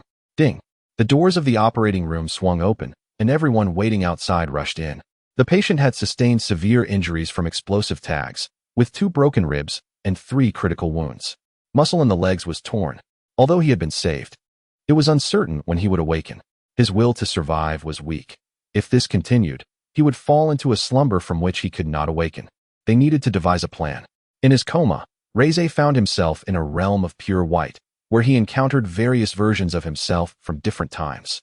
There he was, using shadow clones to spar with his teacher, sneaking out to train, sharing grilled fish with Shirzue and Itachi by the Nango River, and observing Obito and Kakashi bickering, thoroughly enjoying the spectacle. Finally, he saw a phantom embrace him and gently push him away, and then he exited that pristine realm. When he awoke, it was already deep into the night. The pain in his back throbbed faintly as he turned to gaze at the stars outside the window, sensing someone perched in a tree. Before he could speak, the fatigue coursing through him compelled him to close his eyes. "Kakashi, did you really see Reize wake up yesterday?" Shirzue questioned, glancing at the still unconscious figure, skepticism creeping into his voice. Kakashi pondered the events of the previous night, seemingly wanting to say something. Upon hearing this, Shirzue felt a wave of helplessness. He lowered his voice to converse with Kakashi. "Quit your chatter, Shirzue, you talk too much." Shirzue, taken aback by the raspy voice, quickly turned his attention back to the hospital bed. "Reize." He saw Shirzue's face suddenly draw near, and with great effort, he lifted his hand to push him away. "Stay back. How is Itachi? Don't act like that. That boy is well protected thanks to you. However, Towanzo certainly invested heavily to eliminate you." He now bore the wrath of the entire Uchiha clan, and unexpectedly, the Inuzuka, Nara, and Akimichi clans had also offered their assistance. He closed his eyes to recuperate, contemplating Shirzue's words. The Inuzuka, Nara, and Akimichi clans typically obeyed the orders of the Hokage. Whoever occupied that position, they would naturally heed. Furthermore, the next generation of the Inuzuka, Nara, and Akimichi clans had some rapport with him, granting face to the Uchiha. Before he could speak again, Fugaku and others burst through the door, transforming the once spacious room into a crowded space. "Nissan." Itachi rushed towards his brother the moment he saw him awaken, embracing him tightly. "Wowu Nissan, I'm so sorry. It's all my fault. If it weren't for me." Before Itachi could stammer out the rest of his apology, he received a gentle reprimand. Itachi, his brother said, his voice slightly hoarse from prolonged unconsciousness. I don't blame you. I have never held you at fault. Do you remember what I once told you? For a moment, Itachi was taken aback, reflecting on the many conversations they had shared. But he knew precisely which words his brother referred to. It is the duty of an elder brother to protect his younger sibling. Hearing Itachi recite those words brought a smile to his face, and he affectionately ruffled Itachi's hair. However, he soon succumbed to a fit of uncontrollable coughing. Ah, cough, cough. Cough, cough. His companion hurriedly poured him a glass of water. After finishing it, he felt slightly relieved. How long have I been unconscious? He queried, noticing the leaves outside had started to turn yellow. For months, Mikoto replied, her voice trembling. She had feared for her child's life. And without her husband's unwavering belief in their son's recovery, she might not have endured. Has it truly been over 10 months? He glanced at his parents, lowering his head in apology. I'm sorry for worrying you. This time, he could not muster the comforting smile he usually wore. It felt as if joy eluded him. It's all right, they reassured him. After a brief moment of warmth, he inquired about the village's situation. Danzo had been imprisoned, and the root organization had been disbanded. Those willing to comply had been integrated into the Umbu. During his stupor, Kakashi had temporarily taken over his responsibilities. Yet, Danzo's demise was inevitable, and the Uchiha clan would undoubtedly face repercussions. Who would be responsible for Danzo's end remained a question. Originally, Minato had intended for Reize to take on that task. But his injuries posed a significant challenge. Now that Root has been disbanded, shouldn't Tsubasa return? He propped himself up, his upper body wrapped in bandages. Mikoto, who had been caring for him, supported him as he sat upright. Mother, I wish to see Danzo. Mikoto was momentarily taken aback, preparing to dissuade him. But upon meeting Ryui's earnest gaze, she relented. I will accompany you. Reize grasped Mikoto's arm, moving forward cautiously. The once lush Konoha had transformed into a somewhat golden hue. Leaves crunched underfoot as they walked. The beautiful scenery felt surreal, as if separated by time. During his unconsciousness, he had traversed the memories of 2 lifetimes. Perhaps he had long been ensnared in the web of fate. Despite this, he felt fortunate to have his brother, parents, friends, and teachers by his side. Perhaps the challenges ahead would be surmountable. The damp air carried a faint metallic scent, accompanied by the sound of dragging chains as Reize approached the cell where Danzo was held. The latter was sealed, his chakra suppressed, rendering him incapable of resistance. Upon seeing Reize, Danzo glared at him with venomous intensity. Truly, you possess a remarkable tenacity, Danzo sneered. Reize nodded calmly. I concur. And what of Tsubasa? Understanding her son's intent to confront Danzo, Mikoto finally grasped the urgency behind his request. Perhaps she has perished in the land of water. I have not received any reports from her in over a month. A sinister grin crept across Danzo's face, as if reveling in Ryui's discomfort. The land of water. You say? That place is perilous indeed. Obito had feigned death, and the area was under his control, currently embroiled in turmoil. The moniker Blood Mist was not without reason.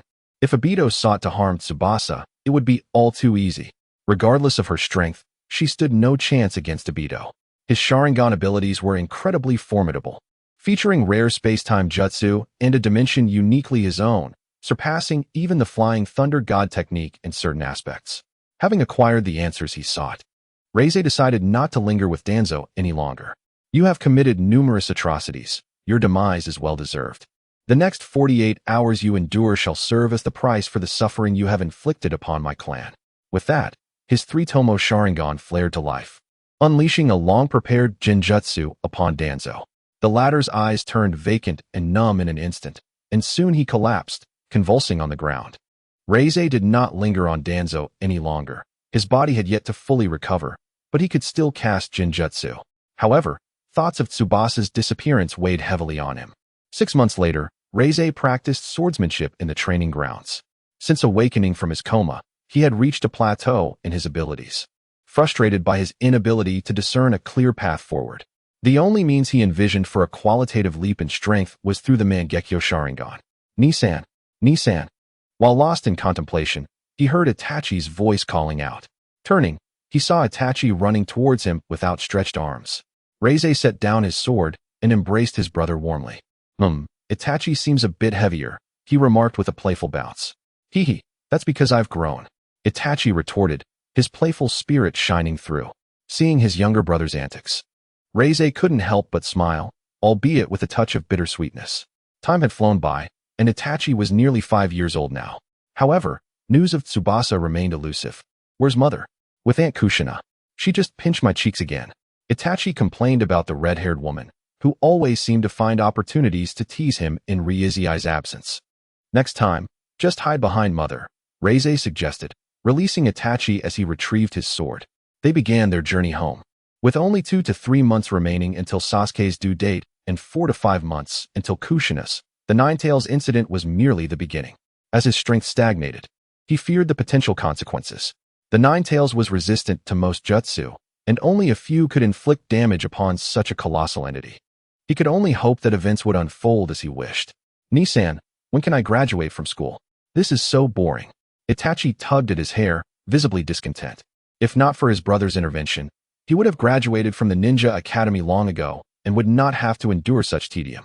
You haven't even attended school yet. Why are you bored? Reize countered, causing Itachi to pout and tug at his ear in response. I want to become a ninja sooner.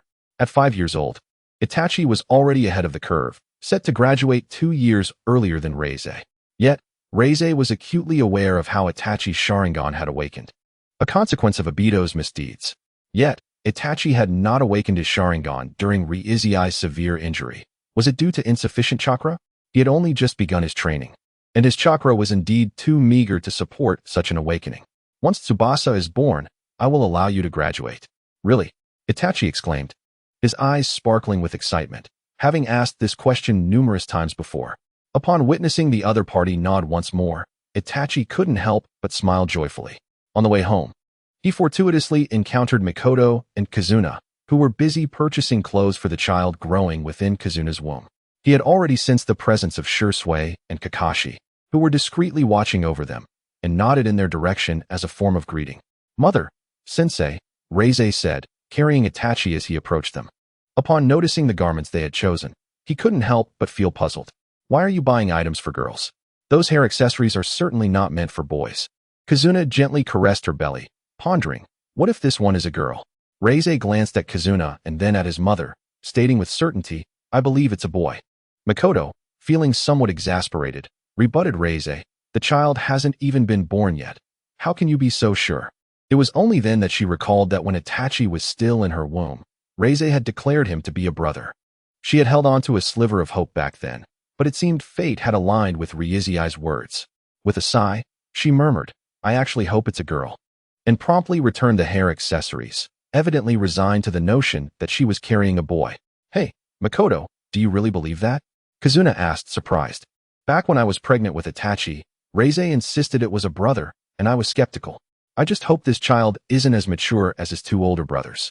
This thought induced a headache for her. Although Itachi enjoyed being spoiled in front of Reize, he transformed into a little adult whenever Reize was absent, almost reminiscent of Ryui's own childhood. Throughout the journey, he observed the carefree Kazuna and couldn't resist offering a gentle reminder to his mentor. You're still. But before he could finish, she waved him off. I'm not that fragile. I'm fine, she reassured, patting her chest. Seeing her demeanor, Reize sighed in resignation. Chapter 33. Sasuke's birth. Months later, Mikoto went into labor.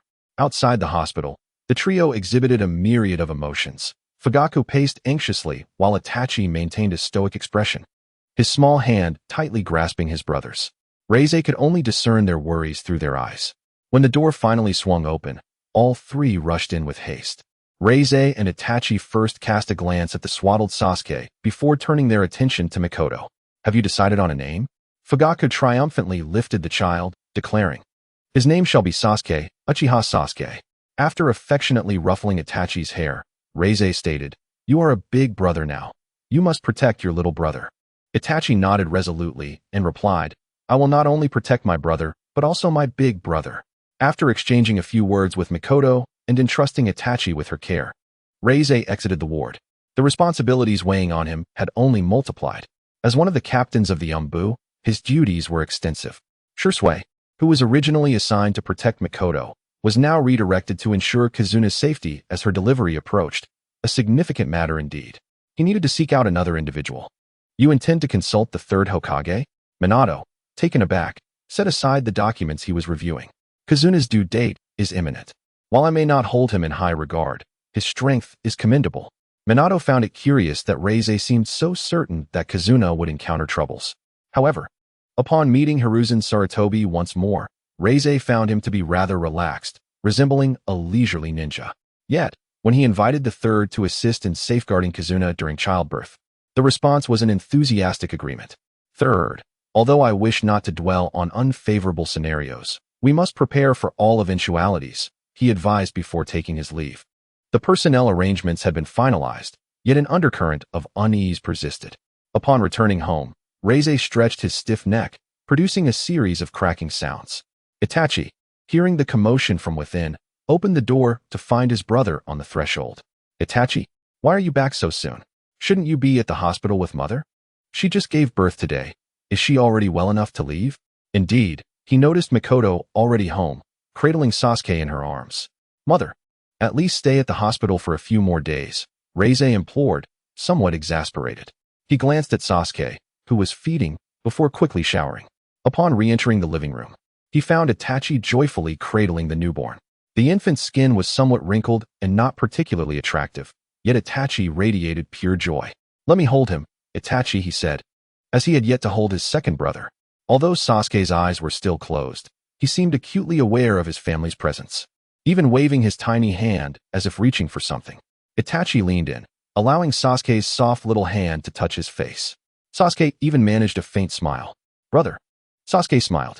Itachi exclaimed. Reize eventually handed Sasuke back to Itachi, knowing he would soon become quite busy. Brother, do you still stand by your word? Reize recalled having promised Itachi months ago that he would allow him to graduate from school once Sasuke was born. Before you take the exam, let us have a match. I want to see how you've progressed, he said. Upon hearing this, Itachi's expression fell. Brother, you're going back on your word. Reize chuckled. Realizing he had indeed promised Itachi that he would agree to his graduation after Sasuke's birth, but he had not mentioned the duel. Since recovering from his injuries, he had rarely sparred with Itachi, as he had been exceedingly busy. Nevertheless, he often left shadow clones to guide Itachi in his training. I wish to witness your current abilities. In Reizei's perception, Itachi's chakra reserves had significantly increased compared to before, likely equivalent to that of a lower-ranked ninja, which was commendable for a 5-year-old. This was his own assessment. Most children at that age struggled to harness their chakra. Of course, when Reize himself was 5, he had nearly the chakra capacity of a chunin. However, there remains a vast difference between a prodigy and a genius. Itachi pouted, displeased, for he had never once bested his brother. On the training field, their contrasting figures faced off. Itachi initiated the confrontation, launching shuriken with various unpredictable trajectories that blocked all of Reizei's potential escape routes. As he observed the incoming shuriken, Reize felt a wave of satisfaction. Itachi's shuriken technique had finally reached the standard he had envisioned. All that remained was for Itachi to fully mature, at which point the shuriken would become a formidable weapon in his arsenal. However, Reize swiftly extracted a kunai from his pouch, deftly deflecting the approaching shuriken. By then, Itachi had concealed himself. Well done, Reize silently commended. Hidden behind a tree, Itachi scrutinized his brother, who appeared vulnerable in the clearing, causing his heart to race. The shuriken would hardly pose a significant threat to his brother, and ninjutsu wouldn't yield much success either. Perhaps illusions? The wielder of the 3-tomo Sharingan possesses a remarkable resistance to illusion techniques. Faced with this challenge, Itachi quickly devised a rather crude plan, aware that no strategy would suffice to overcome his brother. In the center of the arena, Reize sensed Itachi's intention to launch an attack and prepared himself for the impending confrontation. As anticipated, the sound of shuriken slicing through the air filled the space, and Reize engaged in both defense and contemplation of Itachi's intentions. He understood that Itachi never undertook futile endeavors. Even if he recognized that such an assault would yield little effect, he felt compelled to attempt it nonetheless. As the shuriken advanced towards him, Itachi emerged from his concealment, swiftly unleashing a jutsu, fire-style, grand fireball technique. For such a straightforward technique, Reize utilized body flicker technique to evade the attack. However, the moment his feet touched the ground, an instinctual alertness surged within him, warning that Itachi had laid a trap nearby, and he had unwittingly stepped into it. Itachi launched his offensive from behind Reize, wielding the very katana that Reize had gifted him. The clash of the katana and shuriken echoed sharply in the air. Reize was taken aback by Itachi's strength, though he found it manageable to counter. Still, the force exhibited was reminiscent of Itachi's prowess from years past. Itachi, you are doing quite well. Let me see what surprises you have in store for me. Seeing his attack thwarted, Itachi swiftly retreated, his fingers dancing as he sent another volley of shuriken toward Reize. Amidst this, he sensed a flicker of light that momentarily distracted him. As he shifted his footing, a wave of danger compelled him to activate body flicker technique once more. Yet, despite relocating to a different area, his right hand became ensnared by wire. He gazed at the now revealed Itachi and smiled, realizing the cleverness of the trap. Initially, Itachi had maneuvered him into the trap with shuriken and jutsu, then utilized the reflection of light on the blade to cast an illusion, subtly altering his perception and obscuring the hidden wires. This was why he had evaded the trap, yet found himself ensnared. The finesse of the illusion was impressive. Itachi, your growth is astonishing. I wholeheartedly approve of your participation in the graduation examination. Itachi momentarily stood in disbelief, having assumed his brother would not fall for his trap. Nonetheless, this was his first success in causing his brother to stumble. He retracted his trap, his face lighting up with joy. The illusion technique had been taught to him by Shui, which he had subsequently passed on to Itachi, never anticipating that he would falter against something he had imparted. Despite having ensnared Reize in his trap, Itachi did not indulge in pride. He understood that this was merely a display of cleverness. His brother's true strength far exceeded what he had exhibited today, as Reize had relied solely on physical techniques and body flicker technique during their encounter. Regarding Itachi's graduation examination, Reize had already determined that he would pass, yet he took a brief respite to accompany Shui to observe the event. Given that Itachi was Reizei's younger brother, the audience was particularly numerous. Nevertheless, Itachi had never failed to meet the expectations of others. Of course, Reize hoped that Itachi could remain true to himself and not overly concern himself with the opinions of others. Reize, I had thought you would wait at least a year before approving Itachi's graduation. At this age, just as we once were, are you truly at ease? Shui leaned against Reize, adopting a rather relaxed demeanor. Rest assured, that is impossible. Itachi cannot remain under my protection forever. He possesses considerable talent and has his own aspirations. My duty lies in safeguarding him when he encounters peril and guiding him when he feels lost. He observed Itachi, astonished by the growth he had exhibited during this period. Perhaps he would soon catch up to him. Shui too was steadily advancing in strength. Yet, the opportunity for his own breakthrough had yet to arrive. Leaving only time to wait. Reize, sometimes you should lean on me a bit. After all, my strength is not to be underestimated. He gazed at Shui, who wore a disgruntled expression, and smiled, nodding in agreement. Though Shui felt he had not been of assistance to Reize, the latter recognized that without Shui's presence, he might have been overwhelmed by the weight of his burdens. As they observed Itachi on the field, they noticed a young girl, Izumi. Reize, I believe that girl harbors feelings for Itachi. What do you think? He glanced at the girl, a knowing smile gracing his lips. That is undeniably the case, though Itachi likely has no such thoughts at present. While Itachi remained silent, Reize, as an elder brother, could sense his yearning for strength, as well as the guilt and remorse buried deep within him. The pursuit by Danzo had left an indelible mark on Itachi's psyche. During his recovery, Itachi had quietly apologized. Nisan, if it weren't for your protection, you wouldn't have sustained such severe injuries. It's all my fault. As time passed, Itachi buried this incident within himself. Yet the obsession lingered. Furthermore, the intelligence department relayed rumors of Orochimaru's continued existence. Shui lowered his voice, his expression turning serious. Reize nodded in acknowledgement, indicating that he had received the same information. Capturing Orochimaru, the elusive serpent, would prove to be no easy task. Remain idle, do not hastily investigate, lest we lose ourselves in the process. Shui agreed, recalling that Orochimaru had successfully evaded capture by Reize and the fourth Hokage, highlighting the severity of the situation that surpassed the capacity of an ordinary jonin to resolve. Their conversation meandered as Itachi triumphed over the chunin tasked with the examination. Receiving his forehead protector, both men shared a smile of relief. Reize, while I am reluctant to rush you, it would be prudent to return to the Umbu soon. The matters concerning that individual have become increasingly pressing. He nodded, acknowledging the uncertainty surrounding Orochimaru's survival and the need for investigation. with his flying thunder god technique. He was indeed the best candidate for the task. Shursui, be cautious, he advised, aware that Shursui's current undertaking raised the risk level significantly. Shursui merely smiled at the warning and vanished from his sight. He leaped down from the stands, embracing Itachi as he approached. You did very well, Itachi. However, brother has an urgent mission now. Next time, I will accompany you. Mother and Sasuke are waiting for you outside. Upon hearing that his brother would embark on another mission, Itachi felt a twinge of disappointment, but nodded nonetheless. All right. He observed his brother's crestfallen expression and gently tapped his forehead. Forgive me, Itachi. I promise to accompany you next time. With that, he vanished from sight, leaving a somewhat upset Itachi behind. Umbu, Captain. An Umbu member wearing a dog mask respectfully called out, to which Reize nodded in acknowledgement before donning his own mask. 2 elite jonin prepared for departure. In the land of water, Ban, Uchiha Reize has dispatched numerous elite ninjas in search of information regarding Tsubasa over the past 6 months. A white Zetsu emerged from the ground, his tone revealing a hint of delight. Beside him stood a man adorned with an orange spiral mask. Now is not the time to use her. Obito reminisced about his past interactions with Reize, though he deemed them trivial compared to his memories of Rin. In a forest within the land of rivers, 3 figures moved swiftly, the leader among them slightly shorter than the other 2, with long hair tied into a ponytail, exuding an air of confidence.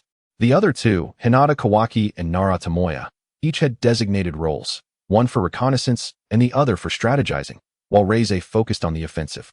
Though he alone could possess all abilities, no one would willingly invite unnecessary troubles upon themselves.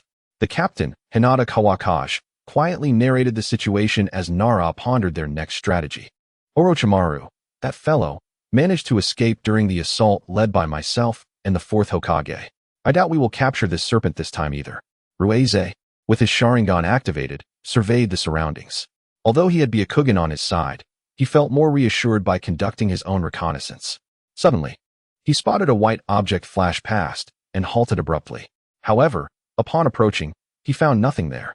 Hinata Kawakash and Nara Tomoya distinctly sensed a shift in the atmosphere, realizing that their captain was now angry. Our movements have been detected. They exchanged glances, each interpreting confusion and uncertainty in the other's eyes. Before they could voice their questions, Reize divulged the reason. There was likely a snake nearby just now, and even I cannot sense its location anymore. As a user of the flying thunder god technique, he prided himself on his extraordinary perception. Had he not caught a glimpse of its tail, he might have remained oblivious. What shall we do next? Nara Tomoya inquired hesitantly, aware that their captain was unlikely to accept a fruitless return. The upcoming action would likely prove perilous. You both need to remain vigilant. He furrowed his brow and led the 2 towards their target location. A chilling voice echoed from below. Hee, Reize, you have finally come. It slithered through the air like a venomous snake revealing its fangs. Chapter 34. Pawns. As Reize and Shursui embarked on their respective missions, Minato Namikaze in the Hokage office sensed an inexplicable apprehension. With his wife nearing childbirth, he could not afford to be careless, deploying numerous personnel to safeguard Kushina. On Shursui's end, he found himself surrounded by individuals clad in black, letting out a reluctant sigh.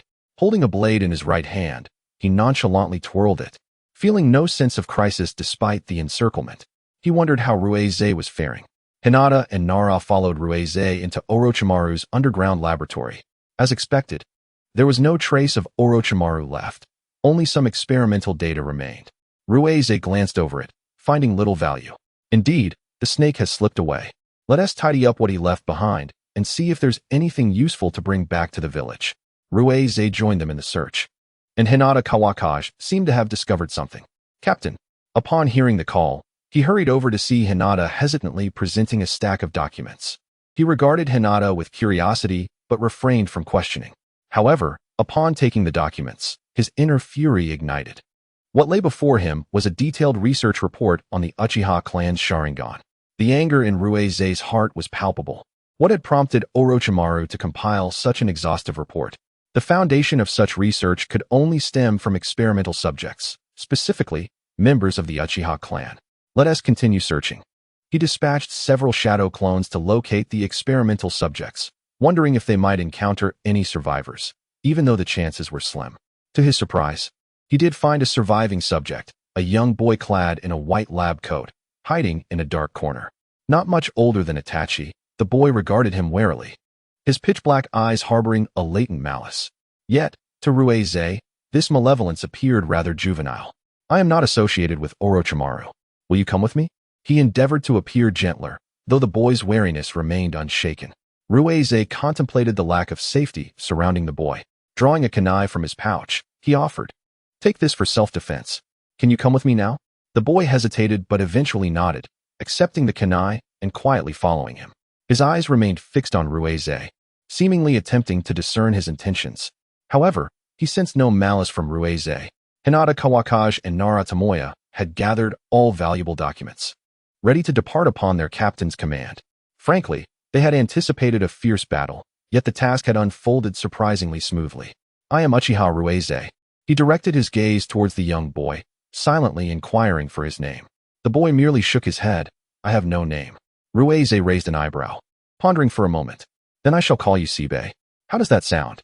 After muttering the name softly, the boy nodded in agreement. The two turned their attention back to the boy, and it was Nara Tomoya who spoke first. "Captain, shall we bring him back?" Given the current circumstances and the need to ensure Kushina's safe delivery, Konoha had restricted the entry of outsiders. As one of the leaders of the Umbu, Ruize understood the unspoken implications. "I know. I will manage it."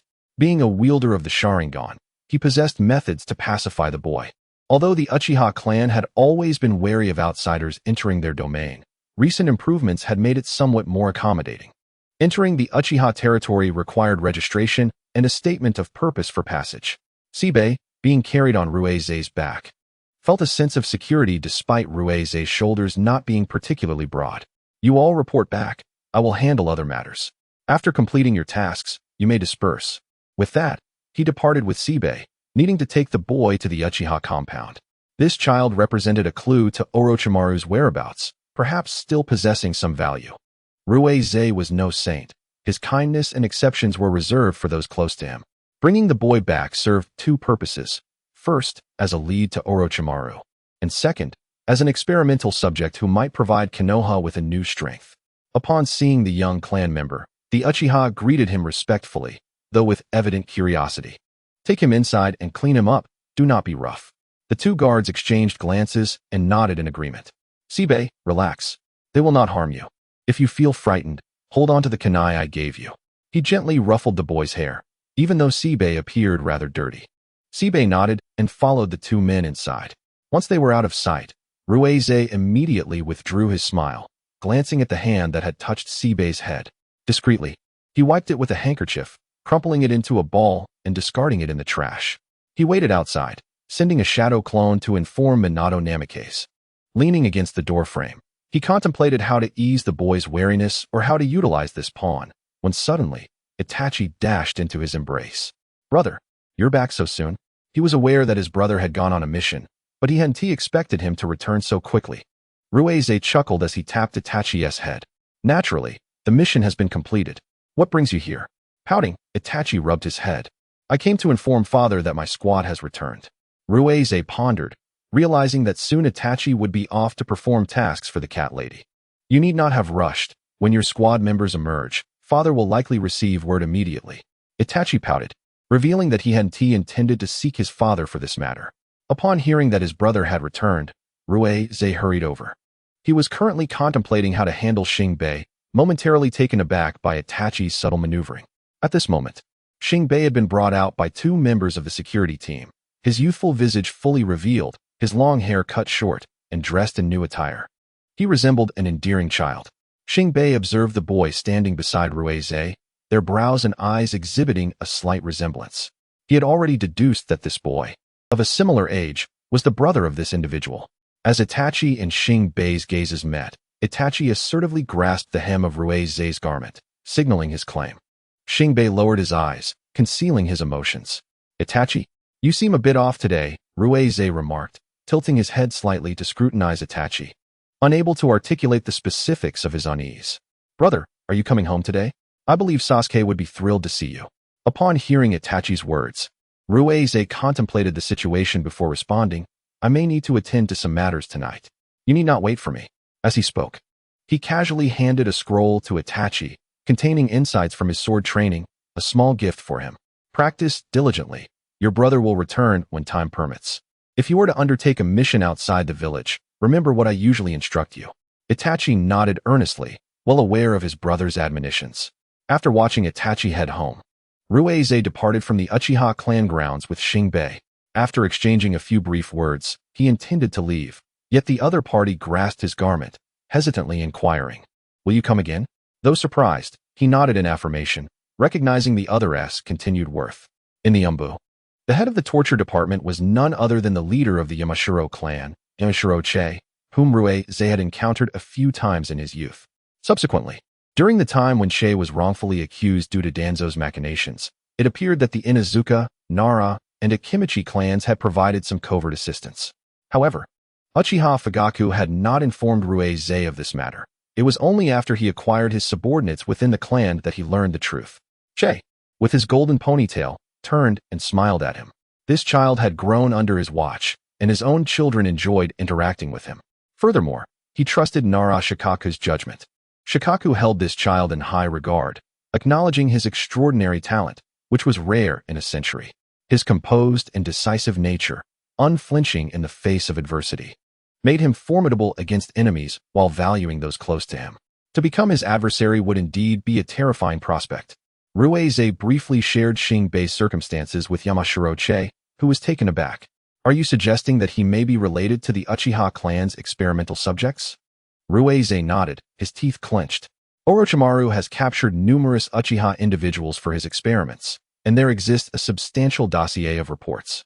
Should I encounter him, I will ensure that this serpent meets a gruesome end. Every Uchiha clan member is a treasure to me, regardless of whether they have awakened their Sharingan. He had indeed been utilizing his influence to seek the whereabouts of Tsubasa, which included clansmen who had gone missing during missions. However, when he dispatched individuals to search, they too vanished without a trace, compelling him to abandon the search.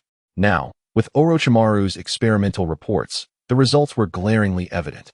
Yet, Ruize was not naive. Most of those he had sent were elite Chunin or above, their capabilities nearing that of Jonin, and their missions were meant to be discreet. They likely fell victim to Orochimaru on their way to the Land of Water. To execute this plan, one must possess a profound understanding of the individuals and circumstances surrounding him. Such formidable intelligence capability, aside from White Zetsu, was difficult to fathom. "So, you wish for me to interrogate that child?" "Not entirely," Ruize replied. "I would like to request your assistance in examining his memories." While mere interrogation would suffice for extracting information, his Sharingan lacks the ability to retrieve memories. What I seek is the recollection of Shinbei. I need to comprehend what he has endured, to ascertain whether my suspicions hold true. "Very well, you need only bring him here," Yamashiro Che consented. This undertaking bore no detriment to him. Rather, it afforded him an opportunity to extend a favor to Ruize. Ruize nodded in agreement, assuring him that he would bring the boy. At the clan grounds, Itachi wore a complex expression as he gazed at a distant point, the direction in which Ruize had departed. Michiru, perceptive to Itachi's emotions, approached and affectionately ruffled his hair. "Itachi, what troubles you? I saw my brother with a child who resembles me, and he appeared to be quite fond of that child." Itachi hesitated, cradling Sasuke in his arms. Despite Itachi's maturity, he remained a child yearning for his brother's affection. At such a tender age, there were still countless experiences he had yet to encounter. However, upon hearing his words, Michiru grasped Ruize's intentions. Based on her understanding of her eldest son, she was certain that the child possessed something Ruize sought. In other words, the boy held value for Ruize, which explained the differential treatment. Thus, she gently tousled Itachi's hair, reassuring him, "You need not worry so much, Itachi. Do you not realize Ruize's nature?" In truth, Ruize exhibited a stark double standard. His unwavering indulgence and affection for Itachi contrasted sharply with his impassive dealings with others. The Umbu mask was merely a facade, granting him the liberty to bestow upon Itachi all his developed jinjutsu, swordsmanship, and shuriken techniques without reservation. Even while engaged in Umbu duties, he would hasten to complete his tasks and return to Itachi. Indeed, on the day of Itachi's Chunin exams, Ruize had meticulously arranged his mission schedule. To carve out even a sliver of time, he had relied on the Flying Thunder God technique to expedite his tasks. Itachi understood well how much his brother cherished him. Yet upon seeing the child brought back by Ruize, he could not help but feel a twinge of anxiety, fearful that this unexpected newcomer would divert Ruize's attention from him. Unbeknownst to Ruize, the child he had brought back instilled a sense of unease within Itachi. For strangers, Ruize had long since relinquished any semblance of compassion. His criteria for judgment regarding such individuals revolved solely around their utility. After all, the world was rife with the unfortunate, the tragic, and those who faced misfortunes. To harbor a heart of mercy would only serve to complicate matters further, as it would lead him to concern himself with those who bore no relevance to his own life. Chapter 35. Bearing the Uchiha surname, Ruize had directly hypnotized Shinbei with his Sharingan and brought him into the Umbu, where he awaited Yamashiro Che's findings with quiet anticipation. However, upon witnessing Che's grave expression, he instinctively surmised the outcome. So it truly is connected to the Uchiha? Yamashiro Che nodded, adding, moreover, it appears he possesses a Sharingan. Ruize fell silent, exhaling deeply before nodding in acknowledgement, his expression obscured beneath his mask. Understood, senior. Please maintain discretion regarding this matter.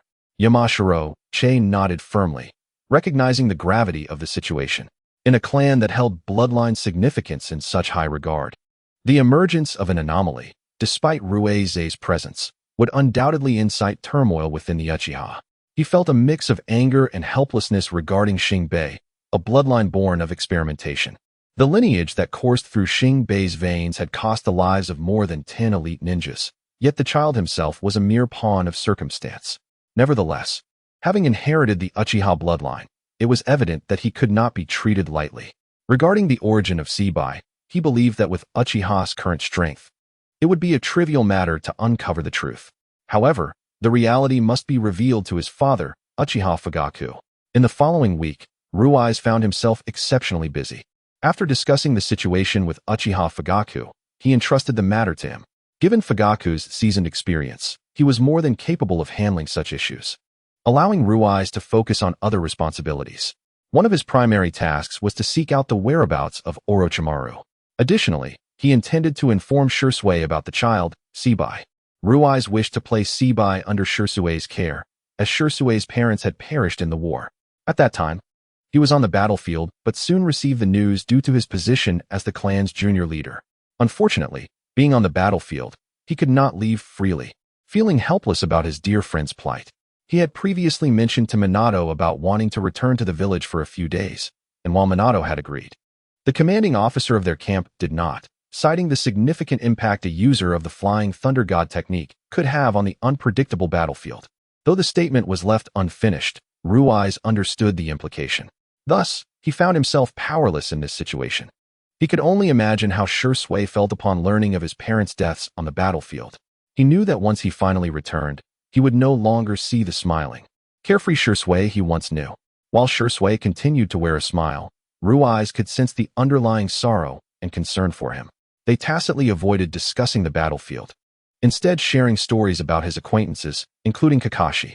Ruize was aware that Shisui secretly envied his family, with both parents alive and 2 younger brothers. Indeed, theirs was one of the few happy families in the shinobi world. Seibai was like a blank canvas. Placing him in Shisui's care might be a wise choice. It would provide Shisui with a nominal family member, and perhaps Shisui's sunny and infectious personality could guide Seibai out of the shadows. After a week of relentless activity, Ruize finally found a moment to breathe. You all deserve a day of rest. Everyone has worked hard this past week, he said to the surrounding ninjas, who quickly dispersed to return home. He removed his mask and changed into casual attire, a black short-sleeve shirt emblazoned with the Uchiha clan emblem, white trousers, and a high ponytail. With his delicate red lips, prominent nose, and striking phoenix eyes, he resembled a handsome young gentleman. As he strolled through the streets, he attracted the attention of several young women. With a wry smile, he found himself worrying about Tsubasa. Ever since Tsubasa had become a spy, he had lost contact with him. Even deploying his own resources to search for him had been thwarted by Orochimaru, whose interference had led to the deaths of his clan members due to Rui's selfishness. Letting out a deep sigh, he wandered aimlessly until he reached a familiar street, the place where he first encountered Tsubasa. The once timid girl who trailed behind him had ultimately forced herself to grow strong in pursuit of his footsteps. Lost in his thoughts, he suddenly felt someone leap into his embrace. Looking down, he saw Itachi. He did not dwell on the past, but affectionately ruffled Itachi's hair. Oh, the sensation remains as delightful as ever.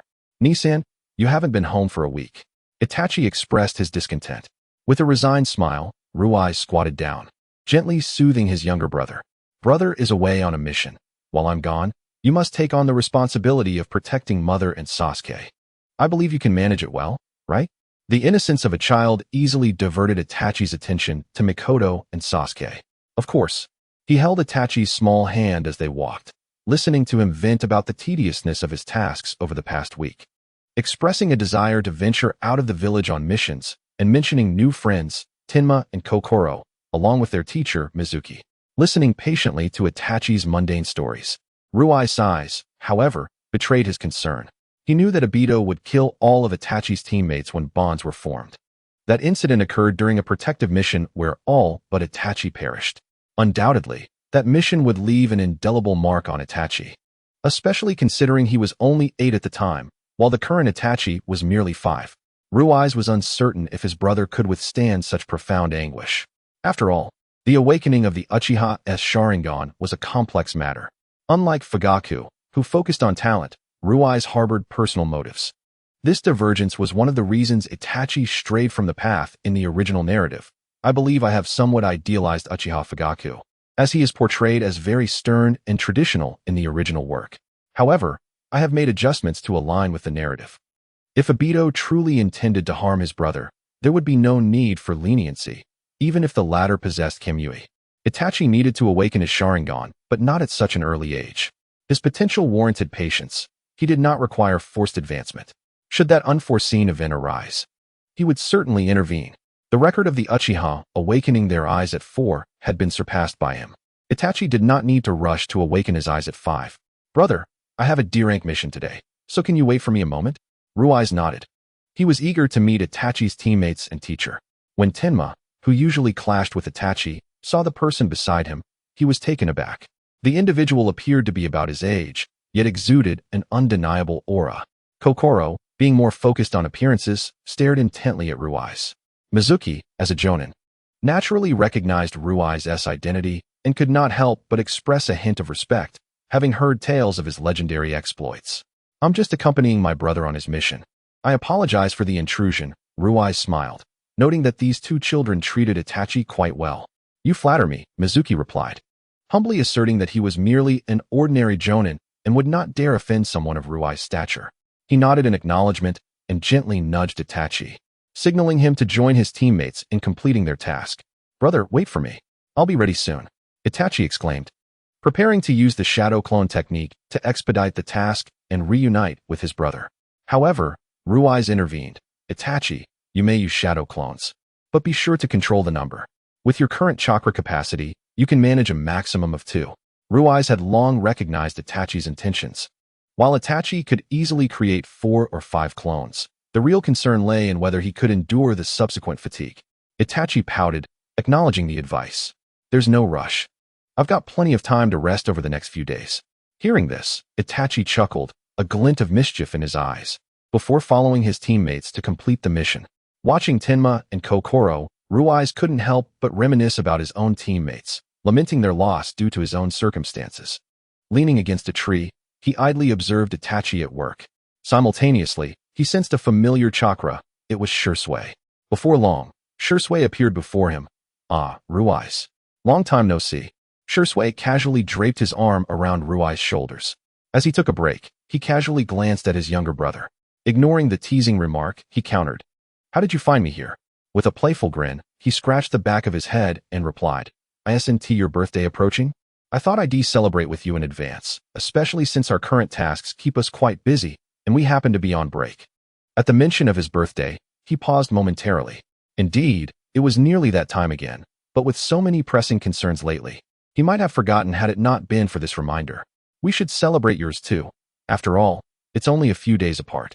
Pointing at Itachi, who was diligently completing his task, he said, Please spare me. If Itachi finds out, he'll mock me for days. Oddly enough, Itachi and this friend had previously shared a good rapport, but since this butterfly had emerged, many dynamics had shifted. I'll inform Itachi. By the way, how is Shinbei doing? He inquired.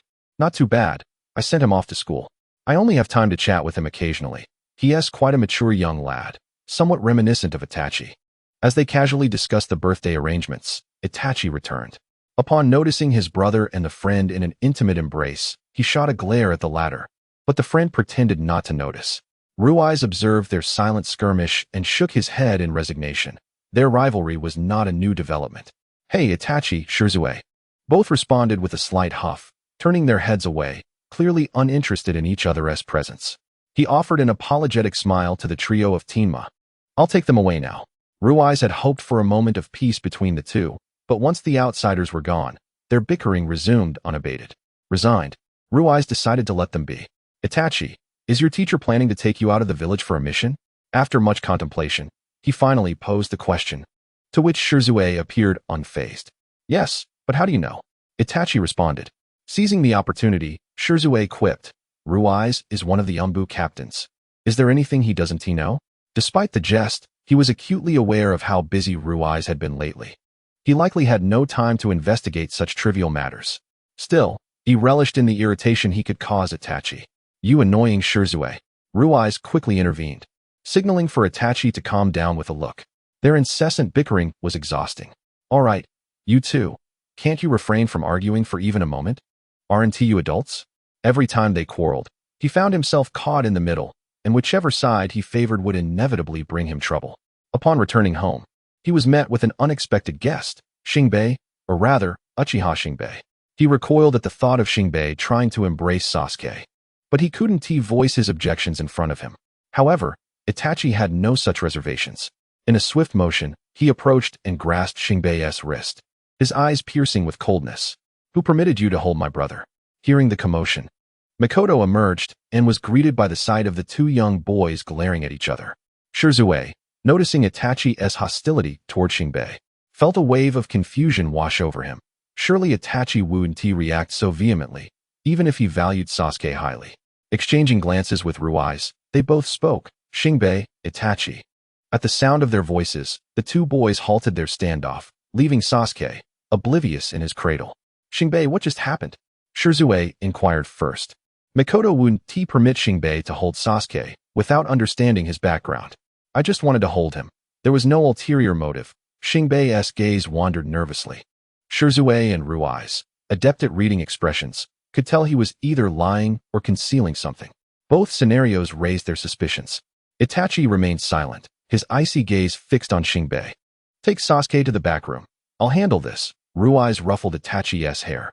After a dismissive grunt, he carried Sasuke away. Once they were alone, Ruiz warned, Shinbei, whatever your hidden agenda may be, I suggest you reveal it. Otherwise, it may affect your future. Trust once shattered is difficult to rebuild. Shinbei's small face exhibited signs of struggle and hesitation. Ruiz sighed, patting Shirzue's shoulder before retreating to the back room. This matter was best left in Shirzue's capable hands. Brother? Why did you come in? Are you really letting that brat off the hook so easily? Itachi complained, eliciting a chuckle from Ruiz. Your tone is starting to resemble Shirzue's. Who resembles him? Itachi retorted, clearly displeased. Ruiz merely smiled, observing Sasuke in Itachi's arms, and playfully poked the boy's cheek. Mother, how did Shinbei arrive here? Mikoto appeared somewhat regretful. I saw that child lingering outside, hesitating to come in. I invited him in, but as I turned my back, She sighed softly, choosing silence as she gazed at Sasuke, hoping neither Itachi nor Sasuke would ultimately stray down a misguided path. Some readers may argue that Ruiz mimics Itachi, yet this is not the case. Both are distinct individuals. Ruiz, true to his name, embodies sharpness, reserving his unique qualities for those he cherishes. He often indulges in playful banter with Itachi and Sasuke. In contrast, Itachi's demeanor is gentle yet firm, and his insights run deeper, often perceiving what Ruiz might overlook. At times, Ruiz manages to keep secrets from Itachi. Yet Itachi is aware, choosing simply not to voice his knowledge. Chapter 36. An unexpected visitor. Ever since witnessing Shinbei's intentions toward Sasuke, Shirzue had grown wary. After all, this unexpected experimental sibling was far less trustworthy than his close friend's brother. While Ruiz and Shirzue strolled with Itachi and Sasuke in the clan grounds, An Uchiha ninja emerged from the shadows, whispering urgently in Ruai's ear, "He wants you at Training Ground 7. Holding Sasuke, Itachi inquired curiously, "Brother, who is looking for you?" "It's Kakashi." Shirzue appeared surprised. "Why isn't he with Aunt Kushina?" Ruai's placed a hand on both Itachi and Shirzue's shoulders, teleporting them to Training Ground 7.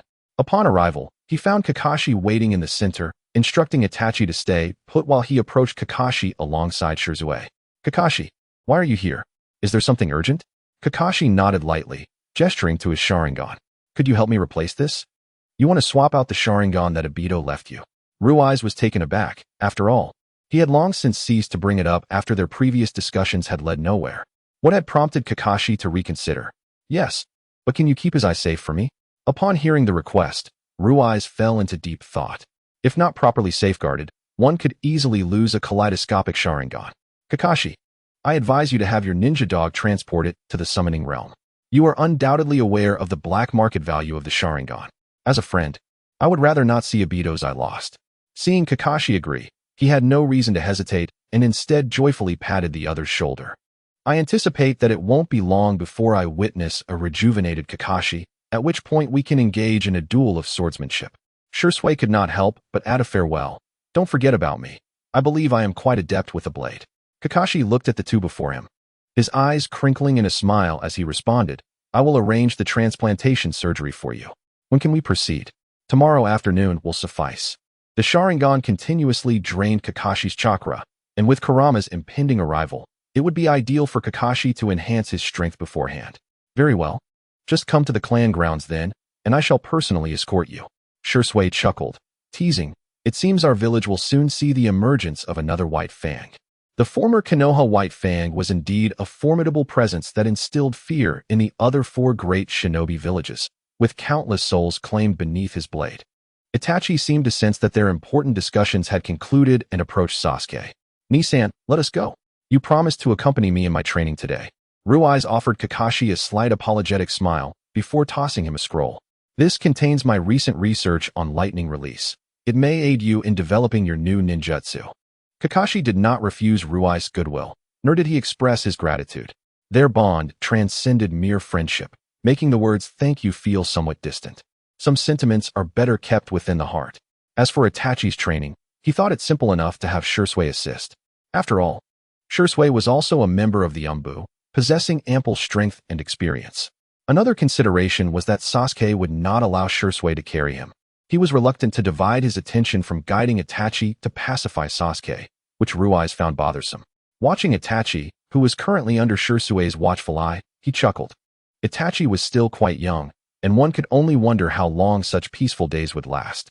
As mealtime approached, he tugged the two away from the training ground to return home for dinner. Itachi, feeling the weight of his frustrations, clashed with Shirzue at the dinner table, even resorting to snatching food. Fortunately, Fugaku was not home. Otherwise, these two would not dare to cause such a ruckus. Soon, the day of Kurama's birth arrived.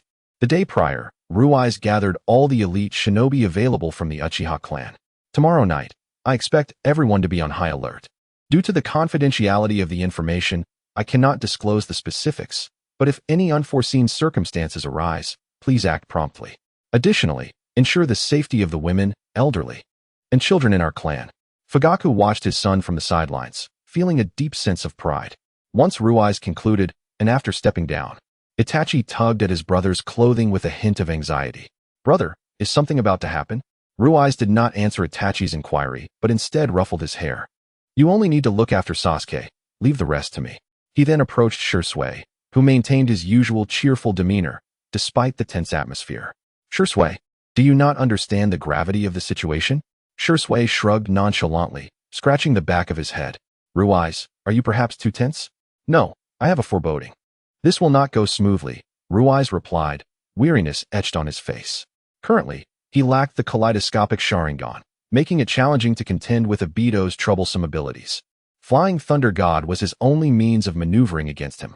If the Nine Tails were unleashed, Kurama, just having given birth, would surely struggle to seal it back with her own power. Should the Nine Tails be released, he was uncertain if Minato would resort to the dead demon consuming seal. But he would not permit the use of such a jutsu. In a moment of necessity, he would forcefully control the Nine Tails with his Sharingan. As for the consequences, he would apologize later. For now, he needed to overcome this obstacle. Shursui clapped a hand on his shoulder. Don't bear the burden alone. My strength is moderate, and I must help you share the load. Rui's nodded in agreement. Outside the delivery room, Minato anxiously awaited. As a father, his emotions were understandably tumultuous. Meanwhile, an Umbu team, led by Rui's and Shursui, lay in ambush. Time passed, and Rui soon heard the cries from within. Instantly, his alertness peaked, and his body tensed. Shursui, not far off, noticed and prepared himself as well. Rui's quickly sensed fluctuations in the space around him. His spatial awareness seemed to surpass even Minato's. In an instant, he and Shursui entered the delivery room, where they found a dazed Biwa Lake and the medical personnel ensnared in a Jinjutsu. He focused intently on the figure clad in an orange whirlpool mask before him.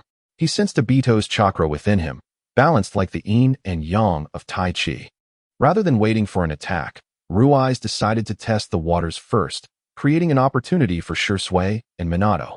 Seizing a moment of distraction, Rui's teleported behind Obito and executed a flying thunder god slash, a process that took less than a breath. Yet, his blade eerily passed through Obito's form. Faced with this ability for the first time, Rui's found himself at a loss. Frowning, he retreated to Shursui's side, who now regarded him with keen interest. Fourth Hokage, whom will you choose, your child or your wife? With that, he threw Naruto into the air while simultaneously attacking Kurama.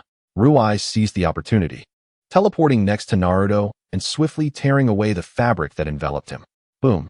The explosive tag obliterated the cloth, and Minato successfully thwarted Obito's assault.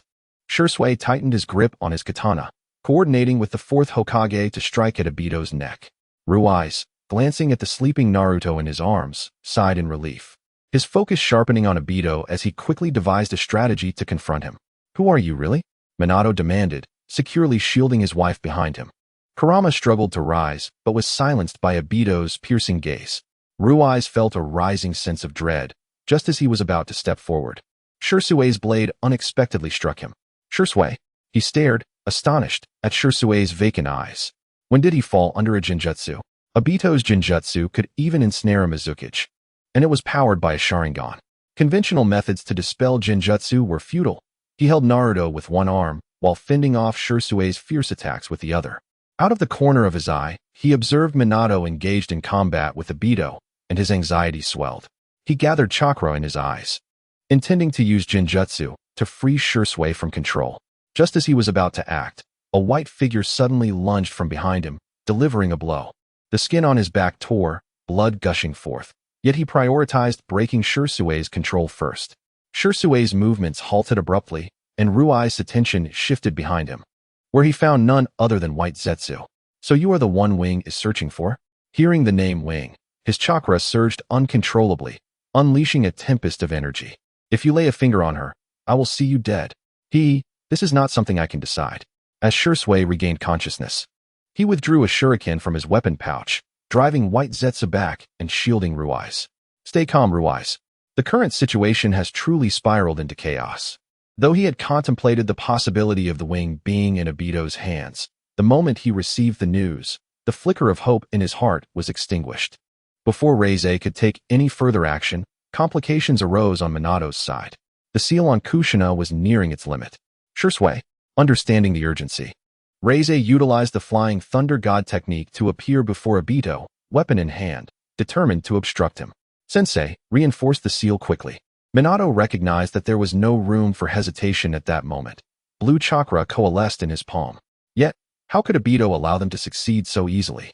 To avoid falling victim to the same illusion that ensnared Shursui, he had carefully avoided eye contact. Nevertheless, he suddenly felt a wave of dizziness, and the scene before him shifted rapidly. In an instant, Shursui realized something was amiss. He channeled chakra into Riiziai's body, but it proved ineffective. Reize, it was futile. He was now confronted by the very reality he feared most. Reize witnessed Shursui's tragic leap into the abyss, entrusting his Sharingan to Itachi, blood tears cascading down Shursui's cheeks, and Itachi awakening the Mangekyo Sharingan. He saw Itachi slaughter the entire Uchiha clan, the life-and-death clash between Sasuke and Itachi. He understood he was ensnared by an illusion. yet escaping it proved difficult. This was his first encounter with the Mangekyo Sharingan's Jinjutsu. He recognized the urgency of time. He could not afford to search for a solution leisurely. The realm of illusions was, in essence, a mental construct woven from spiritual energy. Forcibly breaking through was now the quickest and most effective means of escape. He summoned his mental strength, focusing his core. Within this illusionary world lay a pivotal point, and destroying it would shatter the Jinjutsu. He envisioned the form of a spear, materializing his ethereal mental energy into an 8-meter-long spear. Ultimately, under his control, it pierced through the illusion, and as he watched the scene before him fragment and dissipate, he suddenly awoke, feeling the tremors of Konoha. He even heard a resounding crash. At that moment, he found himself back in Kushina's delivery room, yet it appeared that only the unconscious remained. Naruto was nowhere to be found. He vanished from his spot in an instant, spotting the Nine Tails, the massive orange-red fox wreaking havoc upon the village. He surmised that he and Shursui had failed to stop Obito. However, safeguarding Kushina was not beyond Minato's capabilities. The release of the Nine Tails indicated that Obito had orchestrated further calamities threatening the village, forcing Minato to make a critical choice. He sensed his technique and swiftly located Shursui. With a flicker of chakra, he appeared beside him. Reize. Shursui was both startled and delighted. According to that mysterious individual, Reize would remain unconscious for at least 3 days, and it seemed there was no intent to harm him. Have you found Mother? He was not worried about Minato. Given his strength, he would always prevail. Shursui shook his head helplessly. Reize inhaled deeply, his gaze resolute as he looked towards the Nine Tails. In that fleeting moment, Shursui sensed Reize's determination to sacrifice himself and grasped his arm tightly. Reize. He smiled faintly, brushing Shursui's hand away, a calm assurance in his demeanor. Trust me. Before Shursui could utter another word, he had already utilized the flying thunder god to depart, leaving Shursui in a state of anxious agitation. To prevent such scenarios, there were seals inscribed on Kushina's clothing, a safeguard he had established. Upon seeing Kushina disheveled, a gaping wound binding her to a massive stone, his heart tightened. He swiftly lowered her, draping her shoulder over his, and led her away. Shursui sighed in relief at the return of his dear friend. He assisted in laying Kushina flat and tidying her attire. However, the Nine Tails continued its rampage through the village, demanding immediate attention. Shursui, I leave this to you. If my dear teacher arrives, instruct him to channel chakra to Mother. If you wish to reseal the Nine Tails, Kushina's adamantine seal is indispensable. As he observed the Nine Tails claws wreaking havoc, he noted the casualties.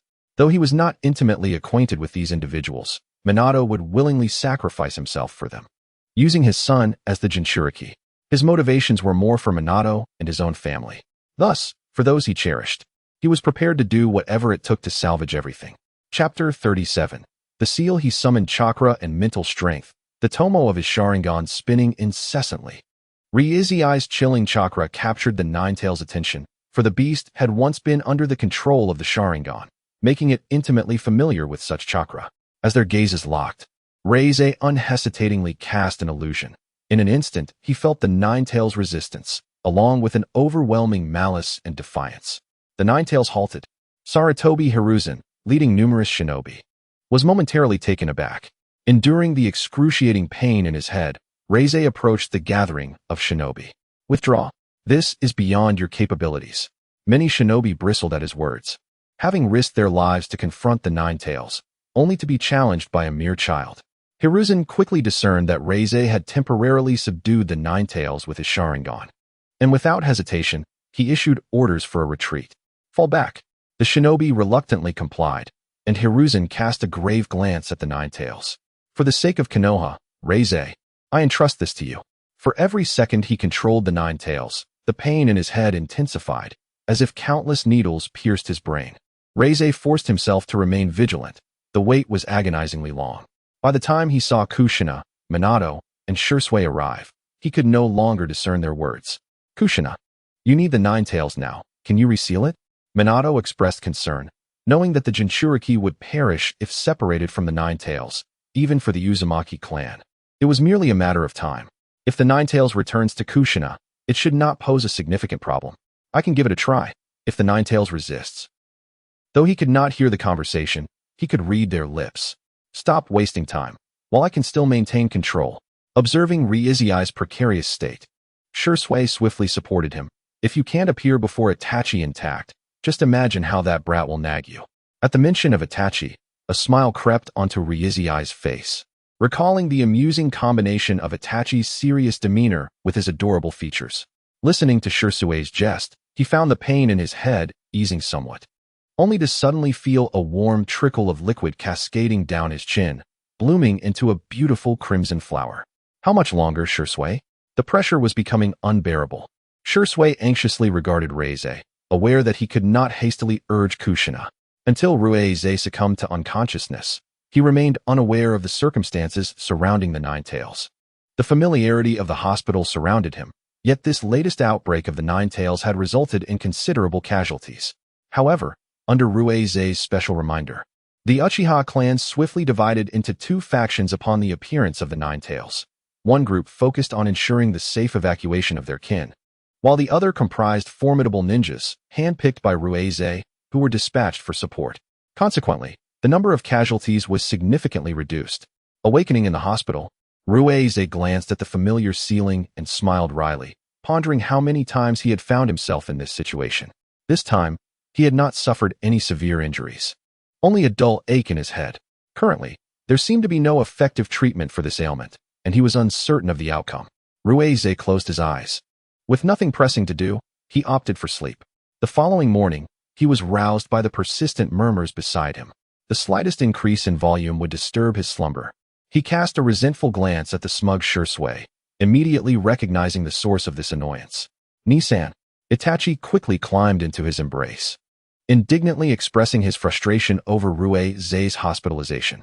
Ryuei responded with an exasperated smile, shooting a glare at Shisui, who merely shrugged, finding amusement in the situation. He had just jested with Itachi, suggesting that if he whispered to Ryuei, he might awaken, and to their surprise, it had worked. However, Shisui was already aware that Ryuei had regained consciousness. Otherwise, he would not have encouraged Itachi to act so. Shisui's thoughts took a mischievous turn. What is the current situation? When discussing serious matters, Shisui's demeanor shifted from joviality to solemnity. The Nine Tails had been successfully sealed, albeit with some unexpected developments. At the time, Kushina had not fully sealed the Nine Tails' power, prompting the Hokage to divide the beast into two halves, one residing within his son and the other remaining with Kushina. This latest breach of the seal had indeed caused substantial casualties, and although many had suffered severe injuries, Shisui smiled at Ryuei, acknowledging that his brief control over the Nine Tails had granted others precious time for rescue and significantly reduced the death toll. Itachi, quietly listening, felt a sense of pride swell within him as he proclaimed, "My brother is a great hero." Ryuei ruffled Itachi's hair, modestly replying, "I am but an ordinary ninja, striving to protect the sanctity of my heart." Itachi, somewhat disgruntled, retorted, "If you are an ordinary ninja, then most ninjas must be mere genin." Ryuei flicked his forehead, chiding him for such foolishness. By the way, Sasuke should have been fine that night, right? A baby's perception is notably acute. That night, Sasuke had indeed been quite restless, wailing incessantly, and even Itachi had been unable to soothe him. "Ryuei, can you still activate your Sharingan normally?" Shisui inquired, concern evident in his voice. On the night the Nine Tails were sealed, he had witnessed Ryuei shed tears of blood, which left him anxious. "I'll give it a try," Ryuei replied, uncertain if he could control the Nine Tails with his normal Sharingan, let alone the Mangekyo. As he channeled his chakra, the moment he activated his Sharingan, excruciating pain surged through both his eyes and brain, compelling him to shut it instantly. "It seems I cannot," he concluded, relieved that his vision remained unaffected. "Next time, please don't be so reckless. I truly worry for you." Ryuei forced a sheepish smile, feeling a rare sense of guilt that prevented him from meeting Shisui's gaze. However, his father did possess a Mangekyo Sharingan, though he had not shared this detail with Ryuei, leaving him to rely on his own abilities. With no external injuries, Ryuei was discharged from the hospital swiftly. The village of Konoha was in a period of reconstruction, bustling with activity.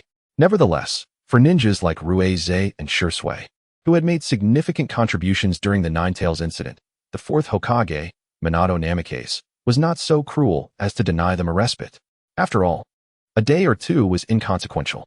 Itachi held Ryuei's hand, while Shui quietly trailed on Ruize's other side, basking in the comfort of their camaraderie. Itachi, refrain from undertaking missions for a while, Ruize advised. Currently, Obito's plan could only be deemed partially successful, while the Nine Tails had been released. The damage to the village had been minimized. Itachi nodded in agreement without questioning the reasoning, perhaps sensing something unspoken but choosing to remain silent. Ruize, have you considered your future direction? Shui queried, having long perceived that his friend's strength had reached an impasse. Given the current instability, it would be prudent for him to enhance his abilities as swiftly as possible. I shall focus on honing my skills. For now, that is the only avenue available to me, Ruize responded, acknowledging that the development of ninjutsu remained his sole path forward. However, he had some unconventional ideas worth exploring, particularly following the tumult of the Nine Tails incident. Relative to the chaos, he might finally find a moment to rest. Time passed swiftly, and during Ruize's recuperation, Konoha's restoration efforts neared completion. In honor of the fallen ninjas, a memorial service was held, and Ruize donned mourning attire to pay tribute to his friends. Each visit filled him with a sense of melancholy, reflecting on the whims of fate. Had Obito not been chosen by Madara, they might have become good friends. Itachi could distinctly sense Ruize's emotional turmoil as he cast a subdued glance at the gravestone before him. His brother had paid respects to this individual numerous times. Although Itachi had yet to experience the battlefield, Ruize's example had sharpened his own intellect.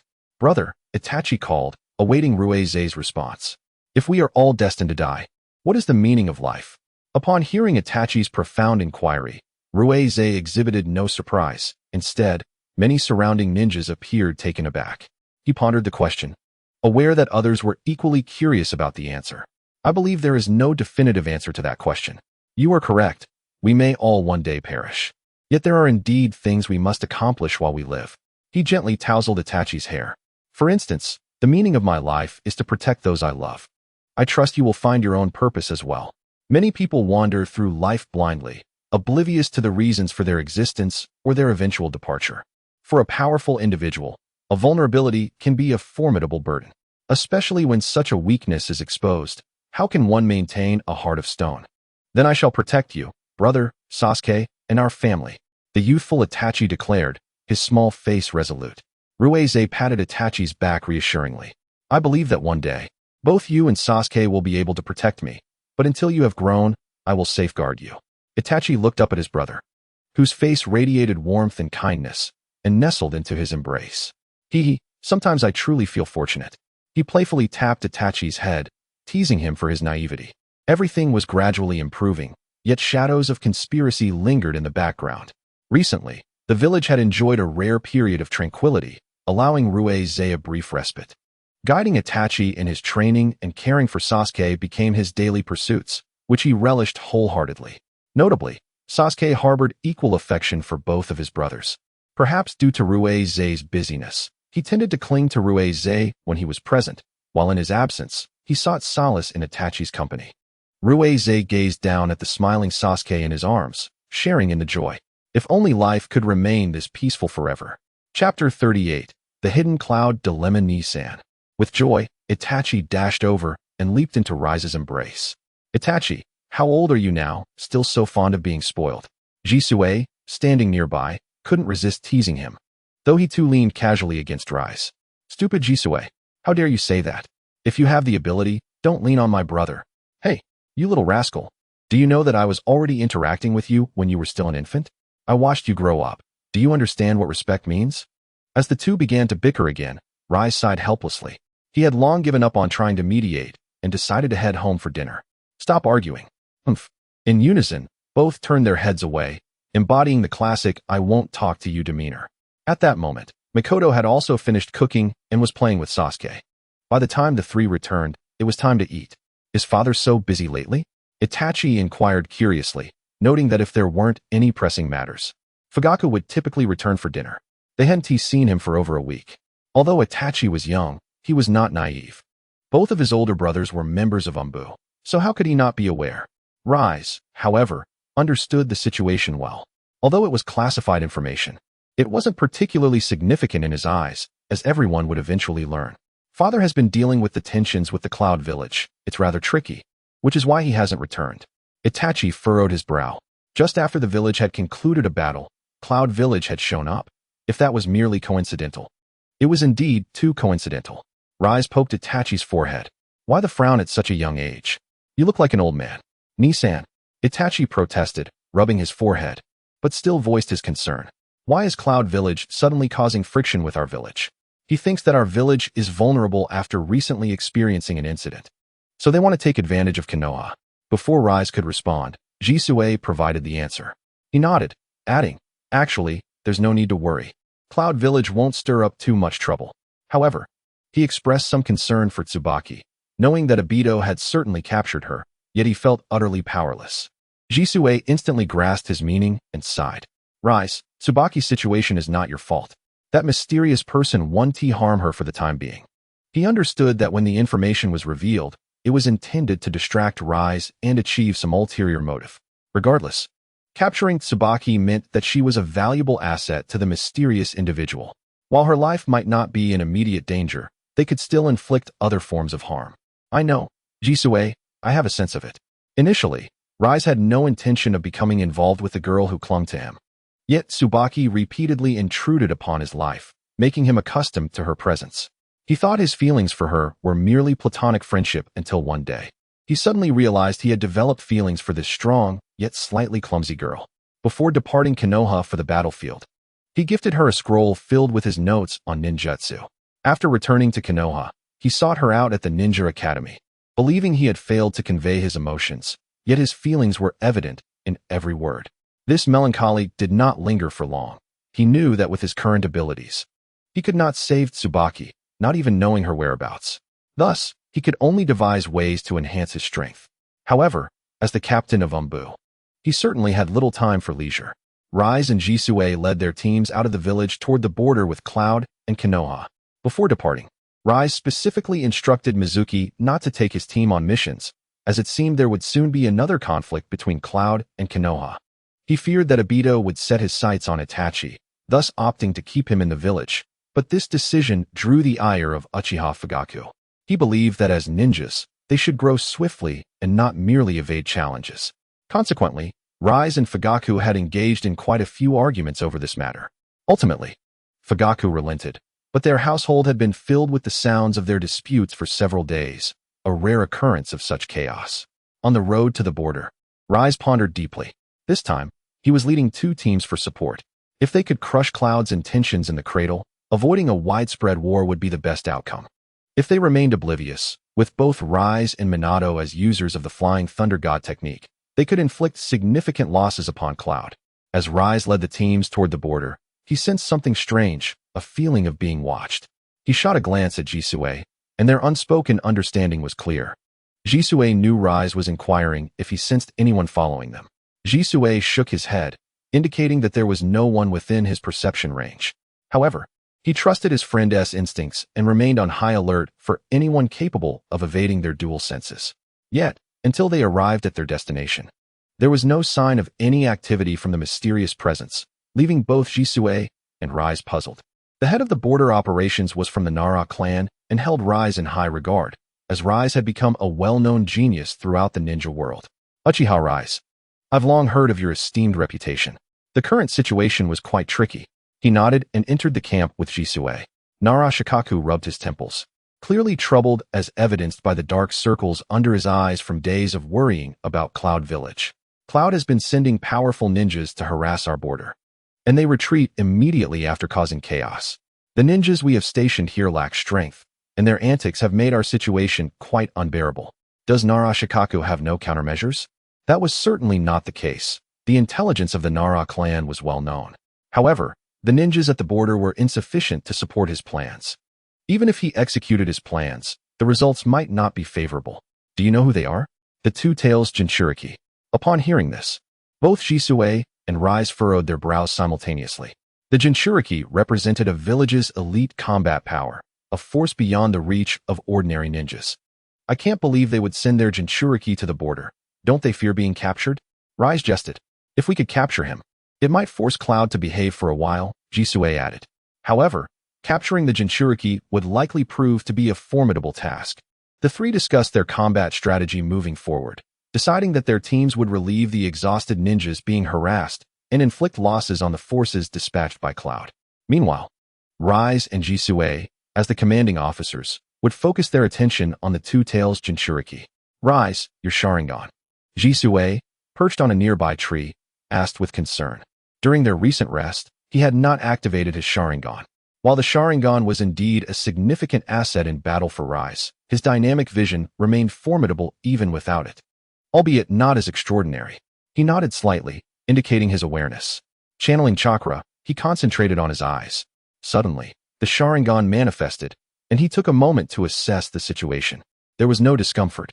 It seemed he had already recuperated. He cast a glance at Shirshue, smiling and nodding. Upon seeing this, Shirshue sighed in relief. Even if their mission turned out to be a failure, the chances of retreating unscathed would be greater. Alas, was Yun hidden in a state of idleness, seeking trouble? After hearing his friend's complaint, Shirshue chuckled, instantly grasping the underlying meaning. I too cherish those tranquil times, yet we must safeguard our village. Ruize, in response, smiled knowingly and nodded in agreement, hoping for a swift conclusion. Both shared this hope. No one relishes war. The evening breeze rustled the leaves, accompanied by the distant chirps of creatures echoing in succession. The moon began to reveal its full visage, casting a gentle glow upon the earth, presenting a seemingly serene and gentle landscape, yet beneath lurked a crimson warning. The moment an enemy ninja trespassed into Ruize's perceptive range, he signaled. The ninjas concealed in the shadows swiftly scattered, surrounding their target. The adversary was formidable and soon recognized this. The clinking sounds of kunai clashing echoed continuously. They exchanged glances, and in a flash, joined the fray. Ruize, clad in black Uchiha attire, wielded the flying thunder god technique, becoming an elusive specter in the night. The blade glimmering with a cold light resembled the scythe of death. Each swift pass claimed a life. Shirshue, utilizing his extraordinary speed, dispatched foes with efficiency rivaling Ruize's. Their participation tilted the scales of victory in their favor, and the enemy soon focused on these two individuals. As a high-ranking combatant of Yun, she was well aware of their intel, two Uchiha prodigies, particularly Ruize, whose reputation was akin to that of the Golden Flash. Fire Mouse Jewel. The enemy launched a mouse-shaped fireball, dispersing into numerous blue flames that pursued them. Ruize had but a handful of allies, around 10, yet each was elite. They hastily unleashed ninjutsu in defense. Shirshue and Ruize, seemingly in sync, simultaneously drew their blades to counter the assault from the enemy. Their figures appeared as if emerging from thin air, leaving only a fleeting glimpse of cold light for those lacking sufficient strength. Clang! The enemy's fingers morphed into claws, blocking their attack. She twisted her waist, gathering strength, then kicked the two back, creating distance. Lightning release, lightning ball. A yellow, crackling sphere appeared beside her, swiftly charging towards the duo. Earth release, earth barrier. A wall of earth surged upward, intercepting the incoming lightning ball. At that moment, Shirshue positioned himself behind Ruize to shield him from the enemy's claws. Swiftly turning, Ruize flicked a kunai from his fingers, launching it towards the enemy. Shirshue, not one to remain idle, hurled shurikens, sealing off all of the enemy's escape routes. The force behind her kick was formidable, yet Ruize braced himself against Shirshue's back, preventing him from retreating. The first wave of attacks had merely served to test each other's strength. It seems your reputation as geniuses is not unfounded. The enemy remarked with a smile, her vigilance unwavering. Ruize approached Shirshue, shrugging off the praise as mere empty words. Their gazes collided, igniting sparks. The battle was imminent. In Konoha village, Sensei, are we to embark on a mission outside the village? Itachi asked incredulously, recalling his brother's assurance that he would not have tasks outside the village until his return. Mizuki nodded, unfurling a scroll. This mission is quite straightforward. It is an escort assignment. Tenma, brimming with excitement, exclaimed that they could finally partake in a proper mission. Itachi furrowed his brow, feeling a sense of unease. He knew his brother would never trivialize uncertain matters. If he stated there was no mission outside the village, then there was none. Now he suspected someone was meddling, and this person held considerable influence, capable of overriding his brother's orders. After all, his brother was the captain of the Umbu. Who could it be? Hinata noticed Itachi's troubled expression. Itachi, what is it? He snapped back to reality, gently shaking his head, his gaze fixed on the mission scroll, contemplating their next steps. He could not refuse the mission outright, yet his brother's words lingered. Even if Ruize had not divulged the reasons for prohibiting him from leaving the village, Itachi had faith in his brother. Fortunately, the mission allowed a week's preparation time. If his brother returned by then, there would be a chance for resolution. At the border. Shisui gasped in surprise. Ruize looked at him with exasperation. He had not anticipated that Shisui would twist his ankle on the way back to camp. Although there were no casualties on their side after the clash with the enemy, the opposing ninjas had suffered considerable losses. Ruize crouched down before Shisui, signaling him to climb onto his back. Shisui grinned and leaped onto Ruize's back, and they continued their return. Shisui, I know you're capable. But don't overexert yourself while injured, Ruize admonished with genuine concern, but Shisui remained unrepentant. Who knows which of us is more reckless? Hearing this, Ruize offered an awkward smile, letting out a resigned sigh as he continued to carry Shisui. With a smile adorning Shisui's face, he thought, having Ruize as an older brother seems rather splendid. Ruize is merely a few days older than Shisui, and they share a bond of deep friendship akin to brotherhood. Perhaps it was Ruize's overwhelming sense of security that lulled Shisui into slumber. Ruize, upon feeling the steady rhythm of Shisui's breathing against his back, found the situation both amusing and exasperating. He sent another member of their team to report their status, while he carried Shisui back to their tent to rest. As Ruize gazed at the peacefully sleeping Shisui, he muttered a light-hearted reprimand for his ungratefulness before leaning against the edge of the bed for a brief nap. Chapter 39. An unexpected turn of events. Ruize soon awakened, observing that Shisui was still resting and chose not to disturb him.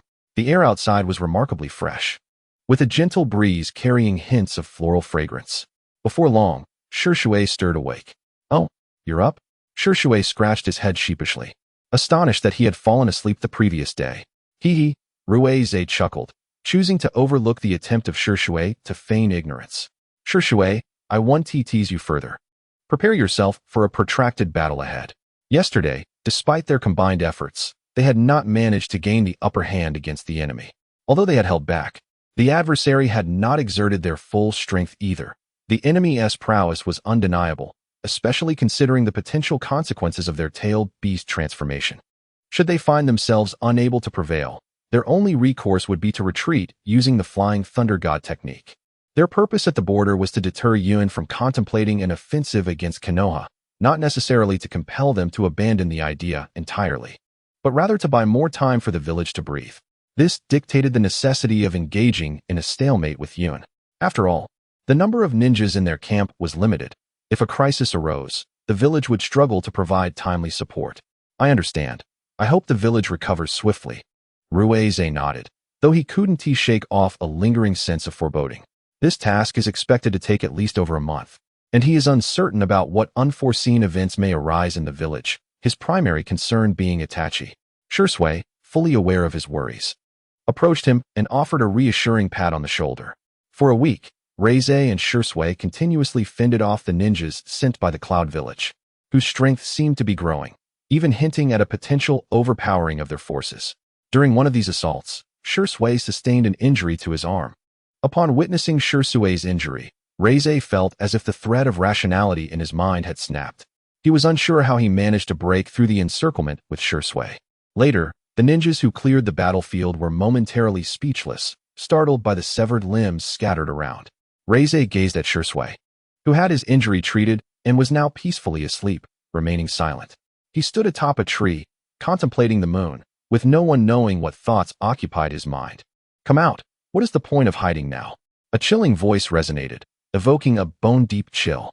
Hee, your perception remains as uncanny as ever. A carnivorous plant emerged from the other side of the tree trunk. Thanks for your help these past few days, he continued, having sensed a significant rise in the cloud's strength lately. Were it not for the unseen obstacles placed in their path, the casualties among his people would have been considerable. Regardless of the motives behind this assistance, he decided to refrain from attacking this individual for the time being. We are merely following orders. We have some information that might pique your interest, the plant said, glancing at Ruize's expression. Although he suspected it was not good news, he had no reason to decline. Upon noticing Ruize's nod, the plant cheerfully revealed the intelligence gathered by its clones. Your father, Uchiha Fugaku, has rescinded your command regarding Mizuki and has dispatched your brother, Uchiha Itachi, on an escort mission. The location is the Land of Grass. At this, Reize felt a tightening in his chest. The three Tomo were fixed coldly on the plant. He spoke in a low voice. Are you certain? I have no reason to deceive you. He turned his gaze upward at the moon, contemplating the implications. The Land of Grass, Orochimaru's territory. And his father had unilaterally revoked his orders. Was he truly attempting to hasten progress recklessly? When does Itachi depart for the mission? The plant smirked. Tomorrow morning at 8. Reize shot a glare at it. With such a tight timeline, it would likely be too late. He exhaled deeply. What do you want? He was not foolish. Given his current inability to reach Itachi, the plant's revelation served two purposes: to showcase its intelligence capabilities and to hint that it could resolve this issue. Two-tailed beasts. The plant exclaimed without hesitation, causing Reize's brow to furrow, setting aside the difficulty of capturing a tailed beast single-handedly. The death of the two-tailed beast would undoubtedly draw suspicion towards Konoha, which would create considerable trouble for the village. If he refused, not only would Orochimaru become an issue, but even Obito might act against Itachi. Even if he rushed to find Itachi, Shursui would likely face problems, torn between his dearest friend and his own brother. He realized that if he wished to save both, he had no choice but to strike a deal with the plant. Damn it, this has cut off all my escape routes. Two-tailed beasts, the plant observed his distress. We do not require you to capture the tailed beast immediately. We will inform you when we need it. Hearing this, Reize's impatience began to wane. Then let us cooperate. But let me make one thing clear. If you lay a hand on my brother, do not expect to obtain what you desire. The plant, black and white, exchanged smiles before vanishing. Watching them depart, he returned to his camp to rest, though sleep eluded him, leaving him to close his eyes and meditate.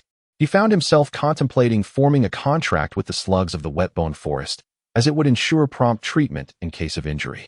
In Konoha, Itachi lay in bed, tossing and turning, reflecting on his father's words during dinner. Itachi, there may be bloodshed during the escort mission. Do not hold back. Your brother, at your age, had already slaughtered a band of thieves with Shursui. He observed his father's serious demeanor, recognizing the pride and expectation in his voice. He pressed his lips together, unable to fathom how his brother had grown under such pressure. While he felt a sense of pride at having Reize as a brother, Itachi's perspective was different from that of ordinary individuals who merely marveled at Reize's talent. He was more concerned. Mikoto watched her child with a twinge of sympathy. Leaning more towards Reize's decisions. Rather than hastening progress, she preferred her son to remain stable. Fugaku's unilateral revocation of Reize's order worried her. If Reize discovered this, it would create a rift between father and son. She vividly recalled how Reize remained vigilant even while cradling a young Itachi to sleep. The moment she approached, Reize would awaken, brimming with a murderous intent. She was certain that Reize loved Itachi more than he loved her or Fugaku. Mikoto had attempted to persuade Fugaku, who insisted it was better to keep it from him. She shook her head helplessly. If Itachi truly crossed that line, his entire demeanor would undoubtedly change. And as someone who knew Itachi well, Reize would surely notice. To put it another way, how could Reize, sharing similar experiences, fail to recognize the change in Itachi's disposition? With a sigh, Itachi came to a realization. It was indeed their father who had rescinded his brother's orders. Tomorrow, it seemed, he would have to undertake this mission, filled with apprehension and excitement. The following day, the squad quickly gathered. Mizuki was briefing everyone, but only Itachi, usually serious, appeared somewhat detached. Itachi, did you not rest well last night? Konoha asked, a hint of concern in her voice. Itachi shook his head and remained silent, staring at the Sharingan on his wrist, conflicted about whether to inform Reize. He had yet to make use of the Sharingan. What is this? Tenma and Konoha exchanged puzzled glances, while Mizuki, after a brief glance, offered an explanation. It is a technique of the Flying Thunder God, likely left by Itachi's brother. By channeling chakra into it, the user can sense and instantly reach Itachi's side. Itachi nodded. It is a precaution my brother took for me, modified to sense my life signatures. At that moment, Mizuki genuinely felt Reize's protective love for Itachi, prompting a sense of admiration. As their team prepared to set off, the moment they stepped out of the village, Mizuki keenly noticed that all of Itachi's emotions had vanished, instantly transitioning into a state of alertness. Itachi understood that outside the village, his safety was no longer guaranteed.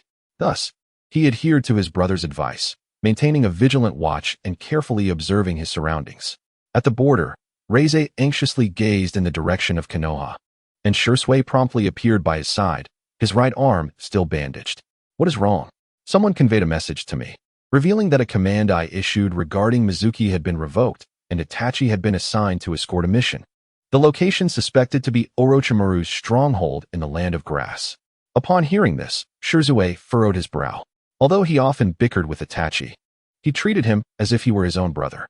Setting aside the question of who possessed such authority to rescind Ryui's order, he fundamentally opposed the idea of venturing into the Land of Grass. Aside from the uncertain factor of Orochimaru, the internal situation in the Land of Grass was exceedingly chaotic, rife with numerous small ninja villages and bandits. The level of difficulty was beyond what his small team could handle. The two civilian ninjas in that squad lacked the strength to match Itachi. If they were to confront actual ninjas, they would likely hinder Itachi, who would never abandon his comrades. For now, they had to rely on Itachi. Before the two could dwell on their concerns for too long, a figure swiftly appeared before them. "Captain, the Cloud Ninjas are here again." The two exchanged glances and instantly vanished from their location. Reize noticed that Shurzue's strikes had noticeably diminished in intensity. From the onset of the battle, he had divided a portion of his attention towards Shurzue. It must be said that Shurzue's Jinjutsu abilities were exceptionally remarkable. A momentary lapse in concentration during combat could determine life or death. Moreover, with Shurzue's proficiency in body flicker, only a formidable foe could stand against him. Otherwise, most ninjas would find themselves outmatched unless they possessed extraordinary resistance to Jinjutsu. However, when it came to the Uchiha clan, who would dare jest about Jinjutsu? When the two witnessed the wooden man dispatch the ninjas they faced, they exchanged a knowing nod. "You two have caused us significant losses," the wooden man said coldly, yet in the next moment, he attempted to slay the two Uchiha youths. However, Reize and Shurzue were far beyond ordinary prodigies, and they would not let her take them easily. Over the course of the week, the wooden man had only managed to inflict a scratch on Shurzue's right arm, and that was under the circumstance of being besieged by more than 30 adversaries. I haven't settled the score for wounding Shurzue last time. And now you come to me," Reize remarked, his handsome face as cold as the ice of March. The last time Shurzue was injured, his first thought was to bring him back safely. This time, he intended for the wooden man to pay the price. Reize employed the Flying Thunder God technique repeatedly. Even with Shurzue's Sharingan activated, he could not catch a glimpse of Reize, only seeing fleeting shadows. The wooden man initially managed to resist, but soon found it increasingly arduous. Were it not for the assistance provided by the two-tailed beast within her, she would surely be left with no unscathed parts on her body. Ryui's final strike landed squarely on the wooden man's right arm, the blade gleaming with cold light. The blow struck true, yet it was not over. Reize unleashed a powerful kick directly onto the same arm, exacerbating the wound caused by his sword. The wooden man retaliated with a kick of her own, but Reize evaded it using the Flying Thunder God technique. He watched coldly as the wooden man clutched her injured arm and retreated, a satisfied smile gracing his lips. He glanced at the blood staining his blade and swiftly flicked it to rid the weapon of the crimson liquid. "Your strength is commendable, but do not compel me to take you back to Konohagakure." Ryui's Sharingan glimmered with a sinister red glow in the night. Behind him, Shurzue felt a tightening in his throat, his nose tinged with a hint of sorrow. He understood that Reize was exacting revenge for him. Just that singular strike had already reached the bone, and with Ryui's subsequent kick, the injury was surely severe. The wooden man bore various wounds of differing depths all over her body. Although he despised being shielded by others, he had received so much from Reize. From their childhood encounters, Reize had taught him training, swordsmanship, Jinjutsu, and ninjutsu, encouraging him to develop his own techniques. When Shurzue mourned the loss of his parents, Reize made every effort to return. Even if thwarted, he managed to send messages from the battlefield. During their first mission, Reize had unhesitatingly taken on the burden of bloodshed for him. The image of Reize striking down an infant of similar size to Itachi was forever etched in his memory. Reize was not merely a dear friend. He embodied a fraternal presence in Shurzue's life. His existence even filled the void left by the sacrifice of his parents. Reize purposefully facilitated Shurzue's interactions with Sasuke and Itachi, allowing him to return home, alleviating his solitude. The myriad moments they shared spoke volumes of Ryui's care for Shurzue. Perhaps Shirzue underestimated his own significance in Ryui's heart. To Reizei, was Shirzue not a beacon of light in his own dark times? In the land of fire, Itachi savored the rice balls prepared by his mother, deep in thought. Throughout this journey, he harbored an odd sensation, one he could not quite articulate. Nothing seemed amiss in his perception, yet the current itinerary remained within the planned parameters. As he gazed at the sword gifted to him by his brother, he resolved firmly. In the shadows, the black and white Zetsu observed, I never anticipated that we would one day undertake a protective mission. Should we leave spores on Itachi? Black Zetsu quickly dismissed the notion. Unnecessary. If Uchiha Reizei discovers us, our plans will be thwarted.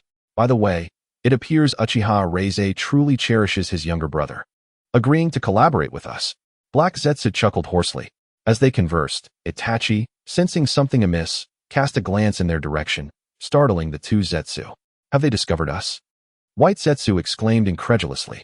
Black Zetsu, however, meticulously observed Uchiha Itachi, calmly uttering a single word, no. He lacked the perverse abilities of Uchiha Reizei. Yet he was close enough. However, this young man did not seem to trust his instincts entirely. He could perceive the doubt in Itachi's eyes. Uchiha Reizei was different. Upon realizing his presence, his gaze was filled with conviction, not self-doubt. Author's note. It seems some readers are unaware that I am a high school senior. Recently, I have been updating frequently due to the holiday. I must return to school on August 7th. The vacation for a high school senior is quite brief. Usually only 2 weeks with a day off. Therefore, future updates will be slow. I wanted to give all readers a heads up.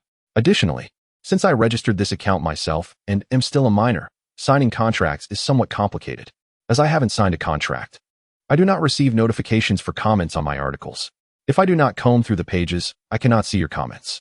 Consequently, I usually select a few to reply to upon seeing them. Thank you all for your support and affection. Also, I have a bad temper, so please refrain from excessive comments below my works. Some readers are already aware of this. Chapter 40. Transformation. The land of grass was in a state of upheaval. After a long journey, Itachi encountered bandits attempting to rob them. Hand over your goods if you know what is good for you. A burly man with a scarred face spoke first. Noticing that they were merely ordinary people devoid of chakra, Mizuki instructed the 3 children of his team to handle the situation. You 3, remember, I will not intervene unless absolutely necessary. With that, he leaped onto a nearby tree to observe the ensuing battle. At that moment, Itachi unsheathed his blade, its snow-white surface emanating a chilling aura, causing the bandits to feel an eerie cold creeping up their spines, even in daylight. Ha ha ha, a child dares to play the hero? You should return home to enjoy your parents' embrace. One of the bandits mocked without hesitation. Itachi tightened his grip on the sword, recalling Ryui's words. Itachi, remember, when faced with those who wish to kill you, never show mercy. The blade you wield is primarily a means of self-protection. He vividly recalls the moment when his brother ruffled his hair, and a smile involuntarily graced Itachi's lips, a smile that was unmistakably visible to all. In an instant, Itachi vanished from his spot, only to reappear with a brilliant splash of crimson. The shuriken was thrown, the sound of its cutting through the air being the last thing the bandits would ever hear. In the shadows, Kuro and Shiro observed Itachi's decisive actions, marveling at his prowess, truly a worthy sibling of Uchiha Reizei. Far away, Reizei sensed something amiss and looked anxiously in Itachi's direction. After the incident with the wooden man, the pressure on Reizei and Shirzue had significantly lessened. They had engaged in no less than 20 sporadic skirmishes with the hidden cloud. Breathing heavily, Reizei returned to the camp, carrying an injured teammate. Thank you, Captain. All right, go tend to your wounds. Shirzue also returned, supporting an injured comrade. The disturbances from the hidden cloud had become increasingly frequent. Were it not for Reizei and Shirzue's constant assistance, their team would have suffered substantial losses. Reizei, weary, leaned against Shirzue, his youthful face marred by concern at the tender age of 10. Come on, don't wear such a gloomy expression. At least the situation isn't too dire just yet. Shirzue encouraged with a smile. However, he pondered, setting aside Itachi's predicament for the moment. They couldn't hold out for long. They either needed to strike decisively or retreat. He rubbed his temples, feeling a headache coming on. Shirzue nodded in resignation. At that moment, Nara Shikaku approached, a scroll in hand, wearing a cheerful expression. Haha, good news. Reinforcements can be dispatched from the village, and the hidden cloud is willing to negotiate an agreement. Upon hearing this, Reize furrowed his brow, feeling skeptical. Did the ambitious hidden cloud truly abandon their plans in just over a week? Wasn't that a bit too hasty? So we can return? Narashikaka nodded. He rested his chin on his hand, contemplating what could have prompted the hidden cloud to relent so swiftly. It couldn't possibly be due to him and Shursui. If not, what ulterior motive did the hidden cloud have for their sudden concession? I understand now, Reize said, glancing at Shursui, signaling him to follow. Upon reaching the tent, Shursui spoke. You sense something is off as well? Yes, it feels as though the hidden cloud is plotting something. We should inform the teacher and prepare ourselves. However, because of the hidden cloud's actions, I have the opportunity to find Itachi. Will you accompany me? He looked at Shursui, reassured that there would be no unforeseen troubles. He was genuinely concerned for Itachi's well-being. Of course, they exchanged smiles, offering a few words of encouragement to Narashikaku before departing swiftly towards the land of grass. Using the jutsu he had inscribed on Itachi, Reize quickly pinpointed his location. Their pace was rapid, with Reize occasionally employing spatial jumps to hasten their journey. After a day of relentless travel, they finally reached the vicinity of Itachi. Both Shursui and Reize appeared somewhat disheveled. Their continuous journey had taken a toll on them. However, after a brief respite, Reize noticed a few leaves had fallen onto Shursui's curly hair and chuckled as he removed them. Shursui, upon noticing the leaves in Ryui's hand, chuckled softly and brushed his hair. Upon spotting Itachi, they ceased their concealment, appearing merely 5 meters from him. Itachi, upon seeing them, instinctively brandished his sword, eyeing them warily. Brother and Shursui are at the border. How could they possibly be here? Itachi's first instinct was to assume they had used transformation jutsu. Shursui and Reize exchanged a knowing smile, each reflecting the other's relief. Shursui then dramatically clutched his heart and collapsed against Reize, feigning a grievous injury. Reize, look at this ungrateful little one. We hastily rushed from the border, and he treats us like this. Reize chuckled, teasingly replying, Indeed. I worried about him daily while stationed at the border. Itachi, hearing their banter, remained skeptical but did not retract his blade nor approach recklessly. How can you prove it? Reize pondered. How can I prove it? I know you bear the cursed mark of my jutsu on your wrist. Does that count? The mark he had left was exceedingly discreet, known only to their parents, Shursui, and possibly Itachi. Shursui chimed in. How about the fact that you have a particular fondness for sweets? Typically, Itachi maintained a stoic demeanor in front of outsiders, resembling his younger self, and most were oblivious to his sweet tooth. Upon hearing their words, Itachi finally lowered his guard and ran towards them. Nisan, Shursui, since leaving the village, Itachi had remained vigilant, but now he felt a sense of security as he leaped into their embrace. At this moment, Shursui refrained from teasing Itachi's affection. The instant they reunited with Itachi, they sensed the change in him. They understood the trials he had endured, but chose to keep their thoughts to themselves. We are aware of everything. Itachi, you have done splendidly. Reize gently patted Itachi's head, finding his soft hair delightful to the touch. Shursui also solemnly clapped Itachi on the shoulder. Haha, we know you excel, but sometimes it's alright to lean on your 2 older brothers. Itachi did not respond to Shursui's comment. He did not genuinely dislike Shursui, but merely enjoyed their playful banter. Mizuki bore a complex expression, uncertain how to voice his feelings. Reize glanced at Mizuki and reassured him, I understand your predicament. I will not hold it against you. Just focus on leading the team to complete the mission. At that moment, Itachi withdrew from their embrace, taking Ryui's hand hesitantly, contemplating whether to share his suspicions with his brother. Just as he was about to speak, he felt a reassuring hand atop his head, providing him with a sense of safety. He looked up to find it was his brother. I know everything. Leave it to me. I will accompany you on the mission, so do not worry. Itachi nodded, and Reize and Shursui chose to shadow them discreetly. That night, Reize met with Kuro and Shiro. Since I am here, you need not remain. Did you orchestrate the situation with the hidden cloud? The carnivorous plant slowly emerged from the ground. Hee, the hidden cloud is not our doing. Reize frowned. Very well, you may leave. I do not wish to sense your presence again tomorrow. As for our agreement, I will uphold it. Upon hearing this, the plant sank back into the earth, vanishing from sight. The following morning, the entire team set out on their journey. With Reize and Shursui's covert protection, the escort proceeded without incident. This merchant caravan was fortunate, undertaking a C-rank mission and unexpectedly benefiting from the presence of 2 Jonin-level ninjas. On the return to the village, the atmosphere quickly lightened. Despite the Uchiha clan's notorious reputation, Reize and Shursui were exceptions. The two engaged in light-hearted conversation with the three younger companions. Will Itachi eventually possess strength akin to yours? One of the children inquired. In unison, they nodded. Shursui playfully ruffled Itachi's hair, prompting a glare from Itachi as he began to tidy his tousled locks. He certainly will, even though Itachi is still quite young. However, the talent was already unmistakably evident, reminiscent of Riai's childhood. Upon hearing Shursui's words, he smiled calmly. Everyone should train diligently and strive to carve their own unique path. Upon returning to the village, the two intended to first report to Minato Namikaze. Itachi, you should head home first, he said, to which Itachi obediently nodded. Shursui, with a serious expression, inquired, what are you planning to do? Fried eggs, Riai's replied, vanishing before Shursui could respond. Taken aback, Shursui quickly caught up with Riai's. At the Uchiha clan grounds, Mikoto gently smiled at the returning Itachi, inviting him to take a bath.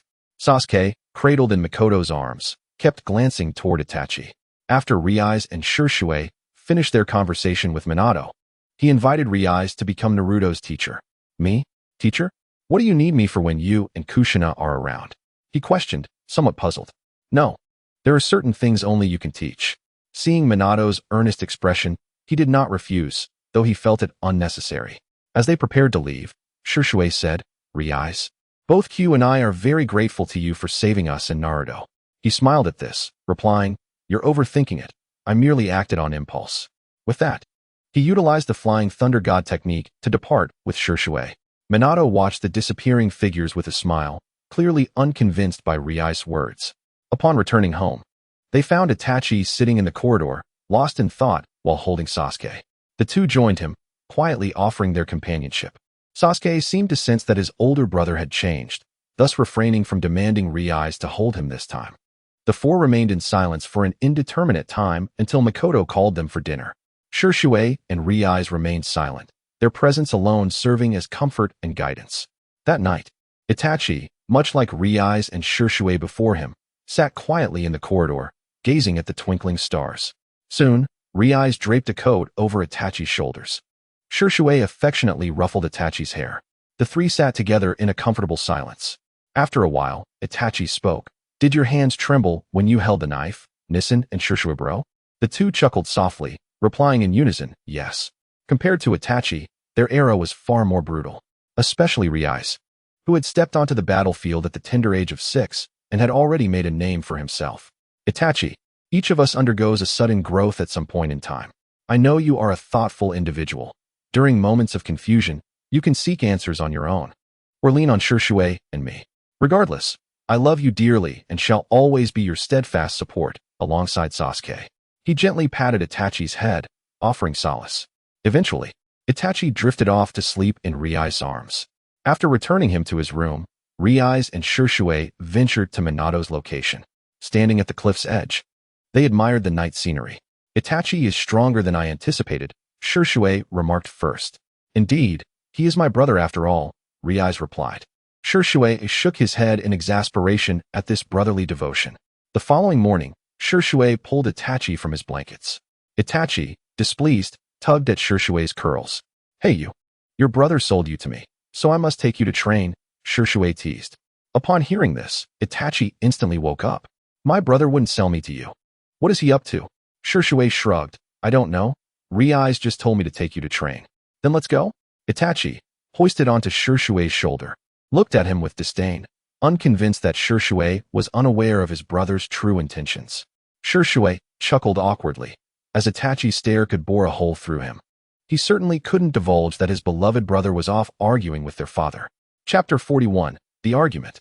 Father, you have broken your promise. Riai's coldly regarded Fugaku Uchiha, who had assured him that Itachi would not leave the village.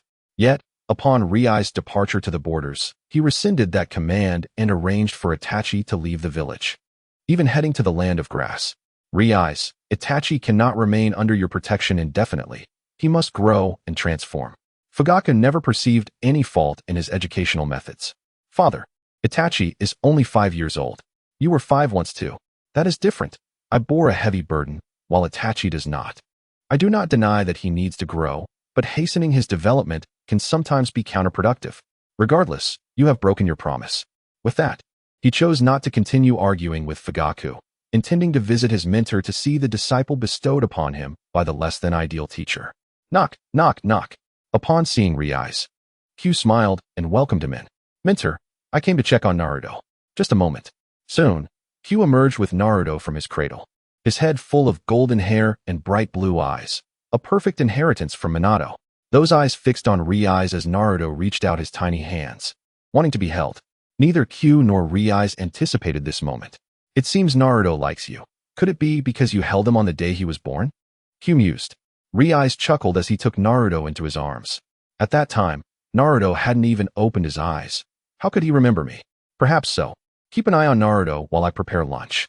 He looked at the smiling Naruto, thinking, you might become good friends with Sasuke, who knows? After spending the better part of the morning with Q, Riai's decided to take his leave. Mentor, I've returned Naruto to his cradle. I must head back. Q peeked out from the kitchen. Oh, I've prepared lunch. Won't you stay to eat? No need. Mentor, please pack some for my master. I need to check on Itachi. With that, he utilized the flying thunder god technique to depart. Shurshui was not overly surprised by Riai's sudden appearance. Finished? He asked. Yes. I also took a moment to see my teacher's son. He seems to be a lively little fellow. You already know that after just a few days? Shurshui chuckled, but dutifully reported on Itachi's training progress. The two watched Itachi, whose form continuously shifted in the training ground. Riai's noticed how Shurshui's curls easily collected leaves, and he reached out to pluck a leaf off. Just ensure he doesn't overtrain. I've recently found that the Rasengan my teacher developed has remarkable adaptability. Different chakra attributes yield different effects. I want to develop my own unique bloodline limit, Shurshui mused, listening intently while observing Itachi, contemplating offering some advice later. So, you plan to focus on training for a while? Yes. What about you? I intend to devote myself to training as well, primarily honing my skills in swordsmanship and genjutsu. I wish to refine my abilities further. If we both train, what about Itachi? Although he suspected Riai's had already made arrangements, he felt the need to confirm. I'll ask for him to join us, Riai's replied. Shurshui nodded, agreeing that it was a good decision. As he turned to inquire further, a daisy floated over from somewhere and landed on his dear friend's head, prompting an uncontrollable laugh. Itachi, come quick and see your brother. Upon hearing the call of Shizumi, Itachi paused his actions, curiosity evident on his face as he turned to his elder brother. Upon noticing the flower atop his brother's head, he laughed without hesitation, prompting Shizumi to join in hearty laughter. Watching the two brothers laugh, he gently brushed the top of his head, causing the flower to fall. Such childish antics ensued. Once everything was arranged, the three brothers ventured to a clearing to practice. With the perceptive Ruisi present, no one could sneak a peek. After a year and a half, Ruisi successfully mastered the spiraling sphere and, building upon that, developed a new nature transformation, among which the wind-release spiraling shuriken exhibited the greatest lethality. However, it also inflicted the most strain on his arm. After using it once, a trip to the hospital was unavoidable. Hence, once this technique was perfected, he refrained from utilizing it further. In his childhood, Ruisi had failed to merge the storm release, and now he aimed to experiment with fire and lightning. The initial trials were fraught with explosions, yet yielded a new bloodline limit. A pale purple lightning that retained the high penetration of lightning while also embodying the intense heat of fire.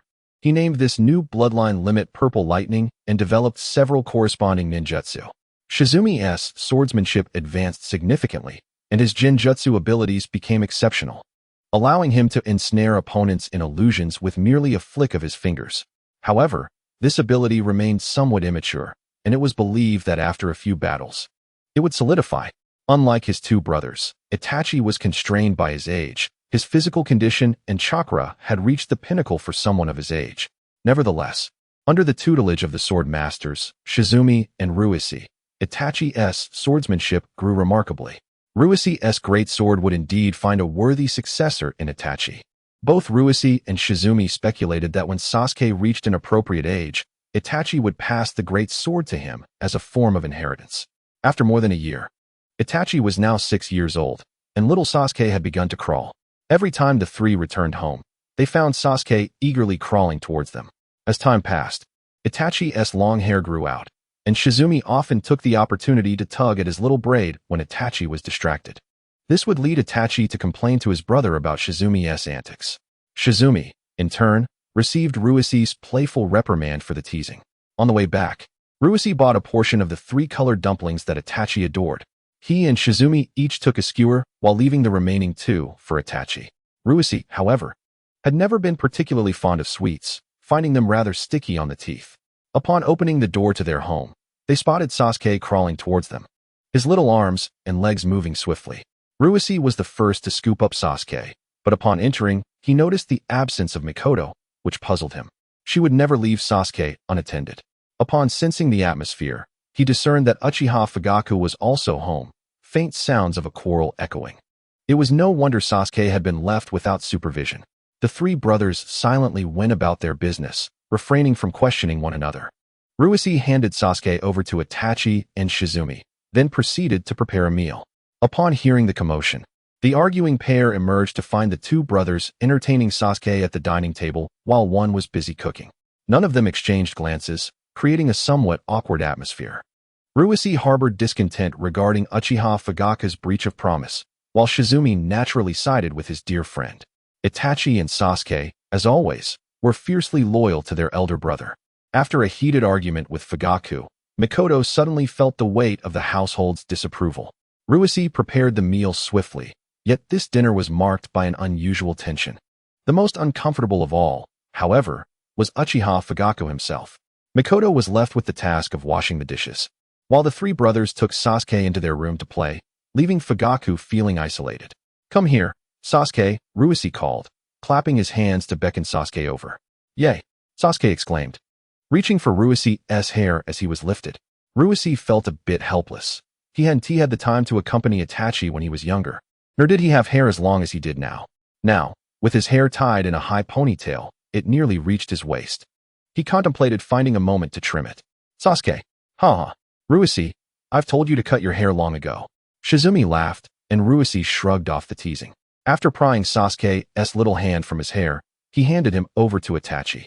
Seizing the opportunity, he retrieved a kunai, gauged the length, and made a decisive cut, resulting in hair that fell to the base of his spine. He casually tossed the cut hair into the trash bin. The 2 brothers watched in astonishment at Ruisi's swift action. "I thought you would only cut a little. Why so much?" "It'll grow back. It's no concern." Time flowed swiftly, yet the shinobi world remained turbulent. After concluding their training, Ruisi and Shizumi returned to the Umbu. Ruisi re-emerged into the gaze of the various ninja villages, carving out his own reputation as Shadow. Shizumi's name, Instantaneous Shizumi, also began to circulate, as the 2 geniuses of the Uchiha clan became increasingly active in the ninja world. When Itachi turned 8, despite his best efforts to guard against it, Obito still amicably assisted him in awakening the Sharingan. By the time Ruisi and Shizumi hurriedly arrived, they found only corpses scattered about and a dazed Itachi. They exchanged a glance, nodding in understanding. Ruisi lifted Itachi and hurried back to the village, while Shizumi remained to assess the situation. Little Sasuke, upon seeing both of his brothers at home, felt an immense joy. His eldest brother was in the Umbu and was often absent, while his second brother frequently undertook missions. Instances of both brothers returning home together were indeed rare. Sasuke clung to his brothers, asking questions and voicing complaints about their busy lives, lamenting their lack of time to spend with him. The following day, upon learning that his second son had awakened the Sharingan, Fugaku congratulated Itachi in the corridor, celebrating his newfound power. Hearing this, Ruisi's expression darkened. "Father, Itachi's companions and mentor have perished. I do not believe this is a matter for celebration. If you have nothing else to do, perhaps tend to the fish or sip some tea instead of speaking carelessly." Sasuke, hiding nearby, was puzzled by the argument between his elder brother and father. Since he could remember, the relationship between his elder brother and father had always been strained. When Shizumi arrived, he brought news that Kumogakure intended to send someone to sign an agreement. Ruisi frowned at this, suspecting they were planning to seize the Byakugan, though he deemed it a minor issue. He glanced at the somber Itachi and reassured him, "Do not dwell on it. I grieve for Tenma and Kokoro, but the strength they left you is meant to protect those you hold dear. That is the true essence of the Sharingan." Ruisi believed that one's perspective on a subject should not be overly pessimistic. "Ni-san," Itachi called, drawing Ruise's attention with a hint of confusion. I will not allow anything to happen to you. Ruise paused, then playfully flicked Itachi's forehead. Worried about me? You should be more concerned about yourself. After all, I am now the renowned shadow.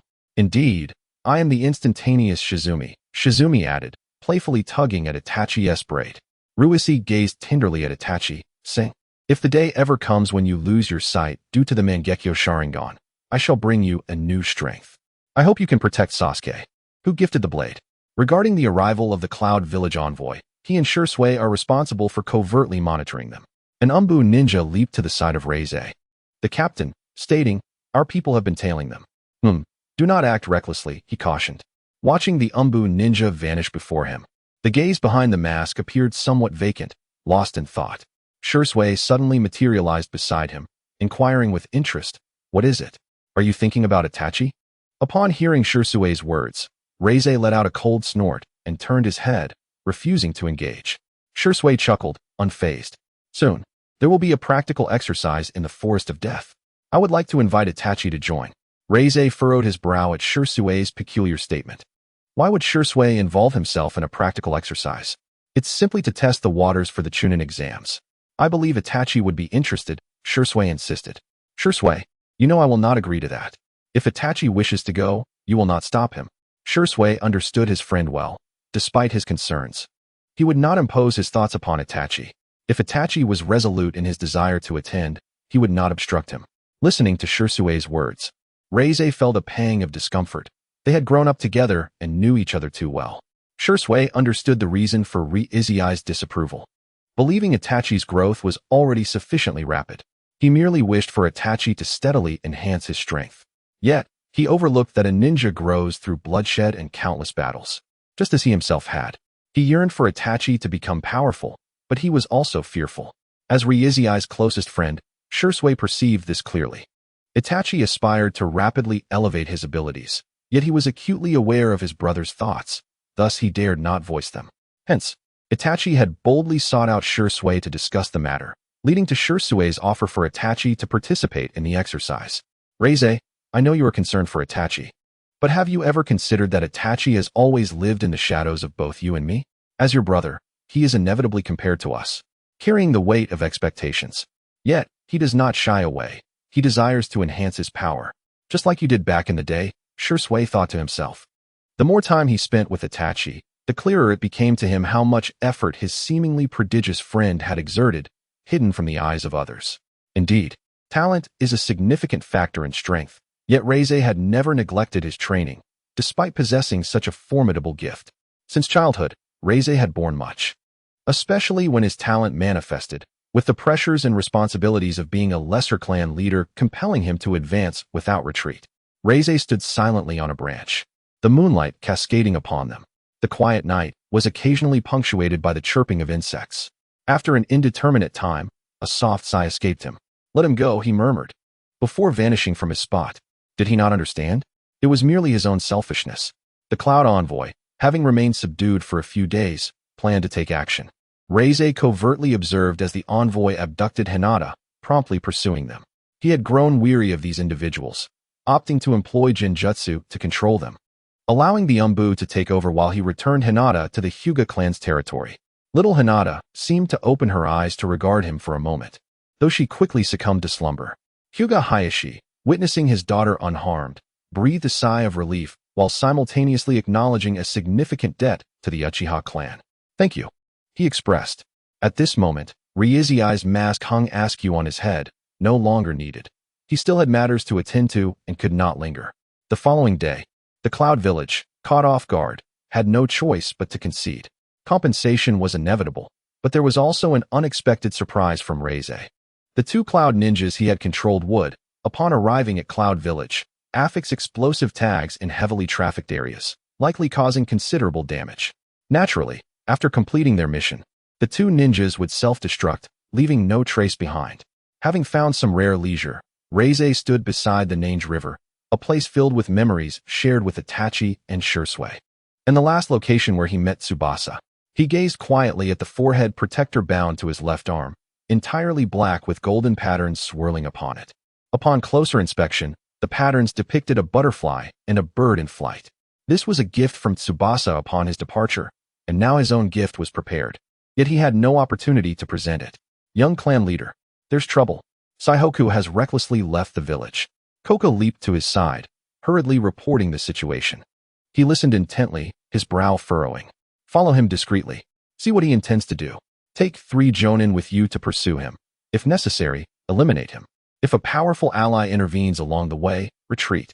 Saihoku had been residing in the Uchiha compound for some time, and even on the periphery. He would not tolerate any leakage of information. Moreover, Saihoku had always concealed certain truths. Understood. Ryui's dark eyes, at this moment, seemed to gaze into the distance before he vanished from sight. Shursui, do you think brother truly agreed? Itachi asked, a hint of unease in his voice. I've told you repeatedly. He consented for you to accompany me. Shursui ruffled Itachi's hair, leaving it in disarray. Shursui. Itachi quickly swatted away his hand, still somewhat worried. Itachi, do not fret. Reize understands. With your current strength, the Forest of Death poses little threat to you and can also serve to hone your Sharingan. Besides, should anything go awry, he will certainly protect you. The two then set off towards the Forest of Death, unaware that they would encounter remnants of the route. Despite having been thoroughly eliminated years ago, it seemed some had slipped through the cracks. Though Itachi and Shursui successfully dispatched them, Itachi, unfamiliar with the power of the Sharingan, twisted his ankle. Shursui, observing Itachi's injury, could not help but smile, reminiscent of the times he and Reize faced similar predicaments at the border. Humph. What are you laughing at? Itachi protested.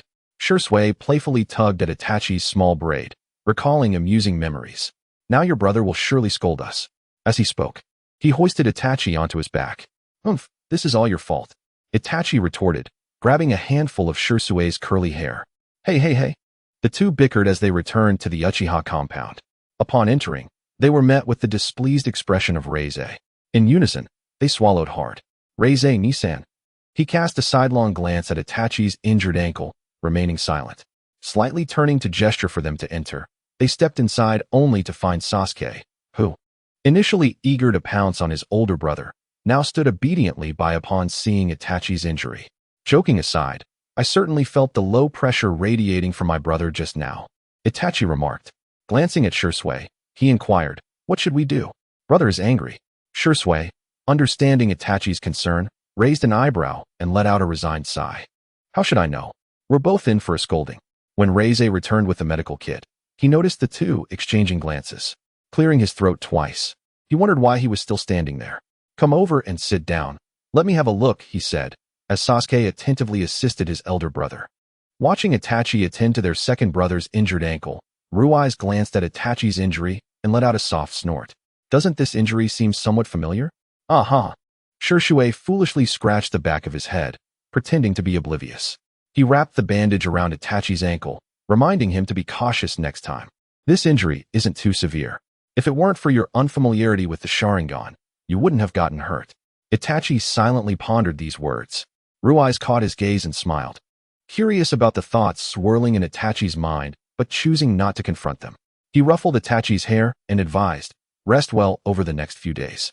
Don't go running around. Stay at home with Sasuke. Turning to Shursui, he added, as for you, help me screen applicants for the Umbu. Upon hearing this, Shursui's face fell. It was no easy task.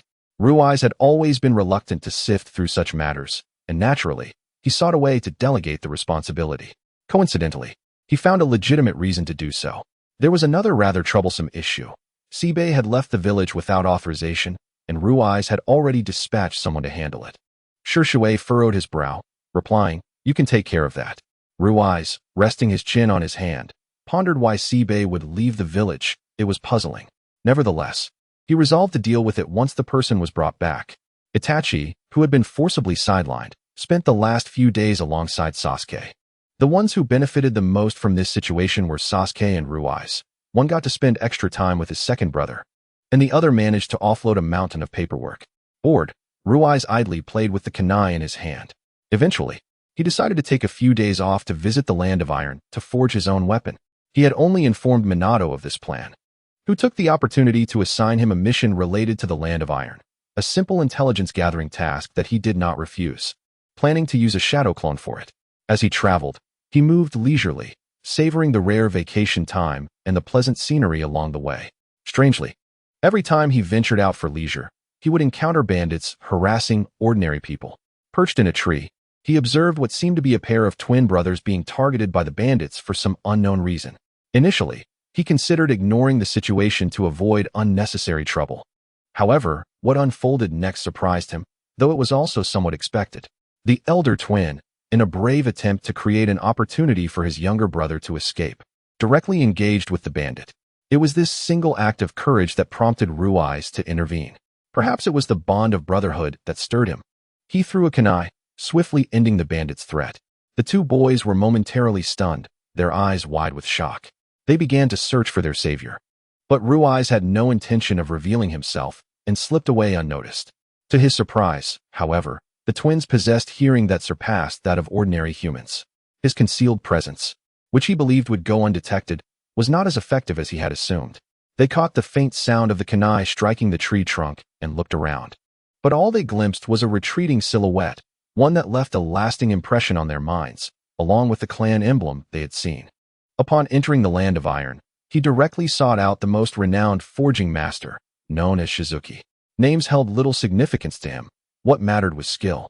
To his astonishment, it seemed Shizuki had anticipated his arrival, presenting him with a weapon that perfectly suited him, similar in essence to the one he had gifted to Itachi, yet with a blade of pure white adorned with intricate black patterns.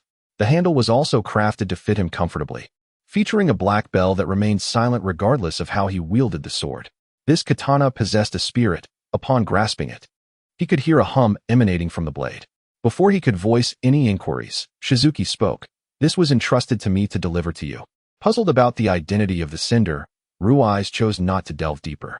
After confirming the sword's quality and expressing his gratitude, he departed. "Since you have a spirit, I shall name you Liu Guang," he declared, and to his delight, the bell jingled in response. With a smile, Ruiz felt a sense of fulfillment at having discovered a blade that resonated with him during his outing. Upon returning to the village, everything resumed its orderly rhythm. The Umbu handled high-risk missions, and the security forces maintained public order. The Uchiha clan was now a shadow of its former self, with many members dispatched by Ruiz for various tasks, including himself, who navigated through a series of missions. Of course, he also relished a day off each week. On his free days, he often spent time with Naruto and Sasuke, two little rascals who, despite their young age, could not resist bickering whenever they met. When Ruiz had once brought Sasuke to the home of Kushina, the two boys had locked eyes and instantly clashed, while Kushina stepped out to buy groceries. Leaving Naruto in Ruiz's care, he had underestimated the bond between Indra and Ashura. In an effort to keep peace, he had attempted to hold both children, which only resulted in dissatisfaction from both. Eventually, he gave up on holding either of them, leading to a brawl between the two.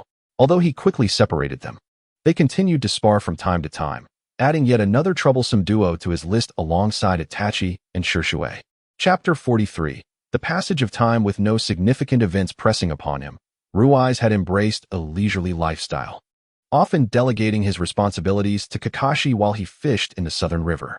Now 12 years of age, Ruiz had attained a formidable level of strength, wielding unexpected genjutsu, an arsenal of shurikens, and mastery of swordsmanship, not to mention his self-created technique, Purple Lightning. However, he seldom employed it, reserving it as his trump card. Alongside the Rasengan and his nature transformations, by his own assessment, he had stepped into the realm of a shadow. Itachi had also entered the Umbu, serving under Kakashi's command. As Ruiz carried the fish he had caught, resting the rod on his shoulder, he made his way back to the village, exchanging greetings with familiar faces along the way. Upon arriving home, he found Sasuke engrossed in a scroll. Seeing his elder brother return, Sasuke quickly discarded the scroll and rushed towards him. "Brother." Ruiz hastily tossed aside the fishing rod and lifted Sasuke. "What are you reading?" "Chakra extraction," Sasuke exclaimed, wrapping his arms around Ruiz's neck, inhaling the faint, cool fragrance that lingered about him. It was a subtle scent, nearly imperceptible unless one was in close proximity. The Inuzuka clan, with their keen sense of smell, would not have detected it unless within a meter's distance, not even their ninken. Although Ruiz found it peculiar that he could not detect the scent himself. Both of his younger brothers and Shisui insisted it was there. "Is that so? You're working hard. Keep it up." In comparison to Ruiz and Itachi, Sasuke's talent was indeed somewhat lacking. Nonetheless, he was still destined to be a prodigy far surpassing his peers. Brother, why not teach me how to train since you're on break? Sasuke playfully pouted at his elder brother, attempting to achieve his desired outcome. Rui's pretended to ponder before responding, "Let me think about it." Upon noticing his brother's mischievous grin, Sasuke quickly realized he had been deceived once more. "Brother, you're teasing me again. I'm not talking to you." With that, Sasuke wriggled free from Rui's grasp. Rui's, chuckling helplessly, placed the fish in the kitchen and glanced at the feigned sulk of Sasuke. "Oh dear, Sasuke is actually ignoring me. It truly saddens this elder brother," he lamented dramatically. Hearing this, Sasuke's gaze involuntarily drifted to Rui's, who appeared genuinely upset. Hurriedly, he ran over and tugged at Rui's clothing. "Brother, I was just joking. I'm not really angry." Rui's, observing Sasuke's obedient apology, couldn't help but smile triumphantly. "All right, I shall teach you to refine chakra after some time. Your second brother and Shui should be back today. I'll prepare a grand feast for you." Hooray! Sasuke was well aware of his elder brother's culinary skills. As for Mikoto and Fugaku, they were both absent at that moment. Fugaku was on a mission, while Mikoto was with the security forces, ensuring her sons had ample space. As night fell, Sasuke assisted Rui's in the kitchen. Soon, Itachi and Shui returned. Watching Sasuke bounce over to Itachi, playfully vying with Shui, Rui's smiled. He cherished these tranquil days, yet tomorrow he would need to embark on a mission. Leaning out the window, he spotted a hidden figure in a tree. "Kakashi, aren't you coming? I'm cooking today. Can you do me a favor?" The unmoving figure atop the tree elicited a sigh of disappointment from Rui's. Despite his intentions to banter, Kakashi ultimately yielded. With a smile in his eyes, Rui's beckoned the masked Kakashi to join them. Sasuke had previously met Kakashi a few times, often pestering him to recount tales of Rui's on the battlefield. The meal was filled with joy and lacked any formalities. Itachi, who used to compete with Shui for food, now found himself in a similar contest with Sasuke. Having matured, Itachi had tempered his youthful exuberance. Itachi and Rui's exchanged exasperated glances at the antics of the two boys. Shui possessed an innate charm that allowed him to connect effortlessly with children, unlike Rui's, whose affections appeared superficial. "Brother, a girl from the Umbu has recently been inquiring about you," Itachi remarked. Rui's paused mid-bite, while Shui seized a piece of fish from Sasuke's plate to add to Itachi's unfinished thought. "Her name is Hika, a commoner. Her jinjutsu and swordsmanship are quite commendable, while her ninjutsu is rather standard. What does she want to know about me?" Rui's inquired. Shui, with a teasing smile, responded, "You don't remember? She asked the girl you saved a few years ago, and it seems she has some talent." The memory surfaced for Rui's. He recalled attending Itachi's entrance ceremony with Shui, where that girl had already been in Konoha. "It seems she has some potential, but that is of no concern to me," he replied. "So," he raised an eyebrow at Shui, sensing there was more to the story. "Are you genuinely oblivious, or are you simply playing dumb?" Shui teased. Rui's lowered his gaze to the forehead protector on his arm. "You know what I mean. I merely wish to find information about Tsubasa's whereabouts, even if the outcome is less than favorable." Sasuke, slightly confused, was hearing an unfamiliar name from his brother for the first time, particularly that of a girl. However, he was quick to deduce that this Tsubasa was significant to Rui's and that she appeared to be missing. "Why is the forehead protector on your arm so precious?" he asked. Last time, he had accidentally spilled ketchup on it and had received a scolding from Rui's. Honestly, who knows what that mysterious individual intends to do? The incident with the Nine Tails truly placed a heavy burden on the Uchiha. Everyone present was familiar with the events of the past, including Sasuke, who, despite his youth, was perceptive. The Uchiha, scattered and displaced, still retained their Sharingan. Moreover, Rui's noted that the chakra of that individual felt peculiar, representing a strange balance between opposing elements. Rui's, could it be? He mused. The Uchiha Sharingan would eventually be reclaimed, with the only remaining ones being Kakashi's and Obito's. However, Rui's was aware that Obito was still alive but could not voice this. The likelihood is slim. If that were the case, why not return to the village? The conversation did not linger for long. Rather than dwelling on worries, it was better to await the unveiling of the truth. The next day, Rui's was unceremoniously assigned a plethora of challenging tasks by Minato.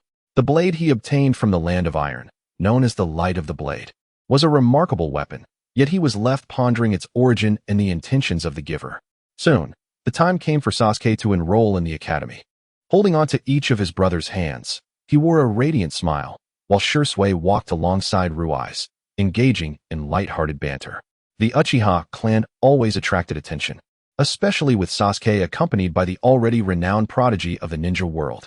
On their way, they encountered Naruto, who, upon seeing Ruai's, let go of Kurama's hand and rushed towards him. Ruai steadied Naruto with his right arm. "Hey there, Ruai's brother. Aren't you a bit too old to be this mischievous?"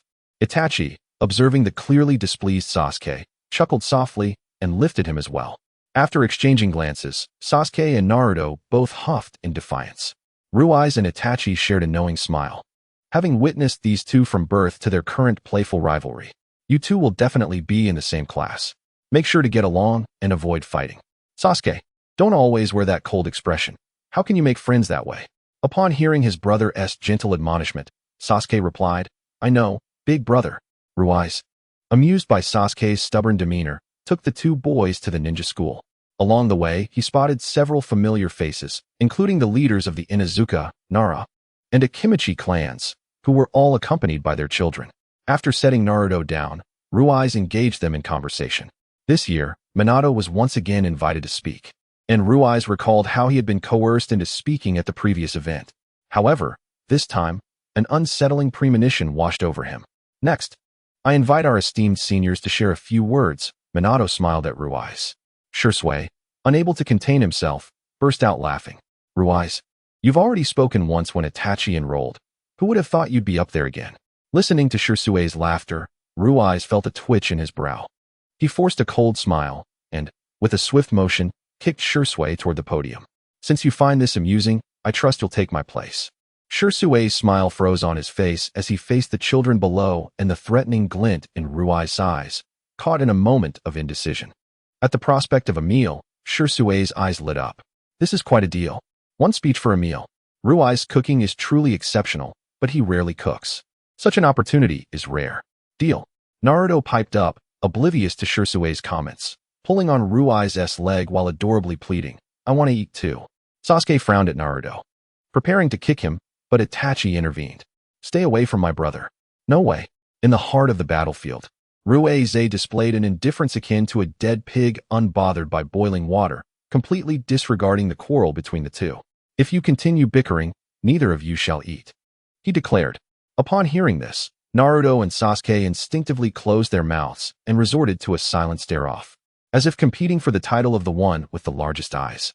The entrance ceremony had truly left Ruai feeling mentally and physically exhausted. After all, Itachi had been adorable and well-behaved in his childhood. Although Sasuke was also obedient, whenever he clashed with Naruto, Ruai would be left with a headache. "Those two little rascals are far more formidable than you two," he mused, feeling the pressure building at his temples. Shursui and Itachi chuckled at his words, recalling their own childhood squabbles, which, while still present, had significantly mellowed over time as they matured. "Isn't that quite delightful?" Shursui remarked.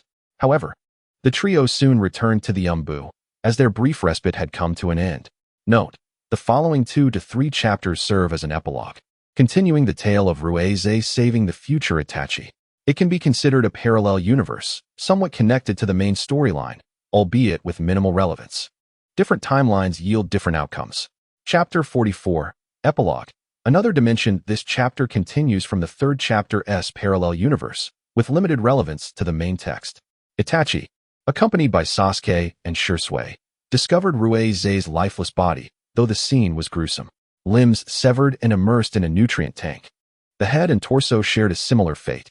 A pair of Mangekyo Sharingan lay nearby. The area was starkly clean, devoid of anything aside from Ruai's remains, or rather, fragments of him. It resembled a place meticulously designed to torment someone, with numerous empty hooks lining the walls. The three, having spent time in the Umbu, could easily surmise what had once hung there. "Itachi," came the hoarse voice of Itachi, softly calling out, hoping for a response that would inevitably lead to disappointment. As he gently touched the nutrient tank containing Ruai's Mangekyo, the trio was ensnared in an illusionary realm. The assailants first extracted his Mangekyo, allowing him to leave a message for his brother and dear friend. They gazed at the familiar figure before them, aware that it was a sight they would likely never encounter again. Since you managed to find this place, it indicates you've overcome hardships. I wonder if you have met the younger version of me. It took a great deal of effort to reach this point, Ruize lamented, as the three listened in silence. I know I've passed on. Do not mourn for me, nor act impulsively in seeking vengeance. I fear I may not possess the strength to save you once more. Shursui, I urged you to find a girlfriend. And now look at this situation. I vanished before you even met her. Ruize's ethereal presence expressed concern over Shursue's romantic prospects. Itachi, that girl Izumi is quite lovely. She has admired you since childhood, so treat her well. And please, cut back on the sweets.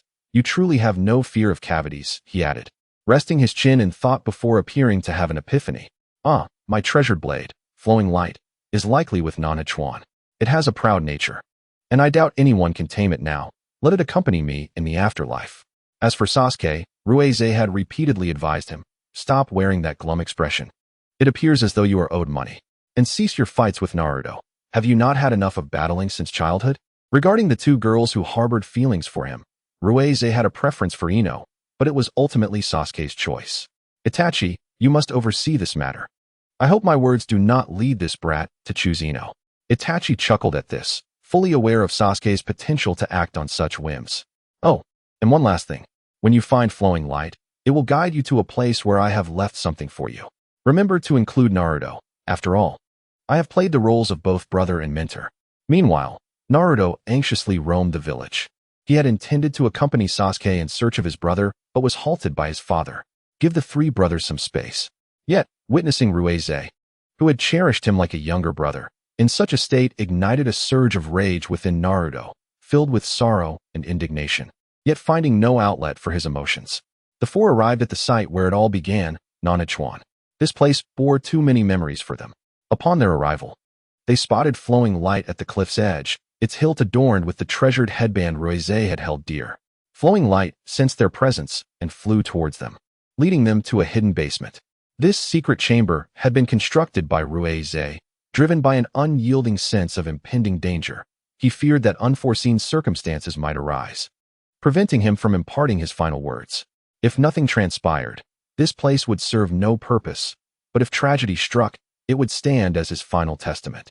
The basement was infused with illusions, yet upon recognizing familiar chakra, the illusions did not activate. Before them lay 4 boxes, each marked with a name. The 4 approached their respective boxes and opened them simultaneously. Inside each box lay a letter and a clay sculpture, crafted by Ruize, the eldest among them. He had sculpted these fond memories, presenting them as gifts. One depicted Ruize and Shursui, both young, admiring the view from Hokage Rock. Despite the passage of time, he could still mold Shursue's youthful visage from memory. Itachi's sculpture illustrated the moment Ruize had chosen to avoid attending the gathering of the boar, deer, and butterfly, only to be found by Shursui and Itachi, sharing a meal of grilled fish together. Sasuke's sculpture held a particular charm, capturing the moment Ruize first introduced him to Naruto, depicting the two boys in the midst of a playful tussle, with Ruize standing nearby, exuding exasperation. Naruto's was unique, showcasing the first time Ruize held him, with a toddler Naruto reaching out for an embrace, while Kyuubi looked on in surprise at her child. And Ruize's face reflected a blend of shock and bewilderment. Flowing light completed its task and sheathed itself, Ruize's headband entwined around the scabbard. As shadows fell, flowing light was sealed. The 4 departed the basement, heavy-hearted. Once they left, the self-destruct mechanism of the chamber activated, burying everything. Itachi gazed at flowing light in his grasp, lost in thought, recalling the moment Ruize had been captured. Uchiha Ruize, were you not most concerned for these individuals? You can only save one. Ruize watched in desperation as his 2 brothers and best friend were taken away, his heart racing with urgency. He could sense the flying thunder god technique he had left on them. There was no possibility of it being a counterfeit. They had truly been captured, and their chakras sealed. The flowing light in his hand emitted a constant humming, and the bell continued to ring, urgently warning him to leave. Ultimately, he resigned himself to fate, casting a wry smile at the flowing light. If you still recognize me as your master, safeguard them for me. He disregarded the warnings of the flowing light and resolutely fixed his gaze on the leading figure in black. Release the 3 of them. I will go with you. At that moment, Itachi was the only one still somewhat lucid, vaguely recalling what had transpired. Unfortunately, he too succumbed to unconsciousness. Nissan, I already miss Big Brother. Sasuke suddenly voiced from the side. Sasuke cherished his two elder brothers. Despite their father's strictness, both Riise and Itachi had lavished him with affection. Hearing Sasuke's words, Itachi ruffled his brother's hair. I miss him too, Nissan. Originally, they were to execute a mission together, watching over Sasuke and guiding him and Naruto in their training. Shisui often accompanied them, occasionally bringing back peculiar items, in stark contrast to Riise, who would always tease Shisui for resembling a scavenger. Riise's death stirred significant turmoil, with opposing forces rejoicing, while Konoha remained shrouded in a heavy atmosphere for several days. This was especially true among the Uchiha, Inuzuka, and Hatake clans, as well as among the ordinary shinobi.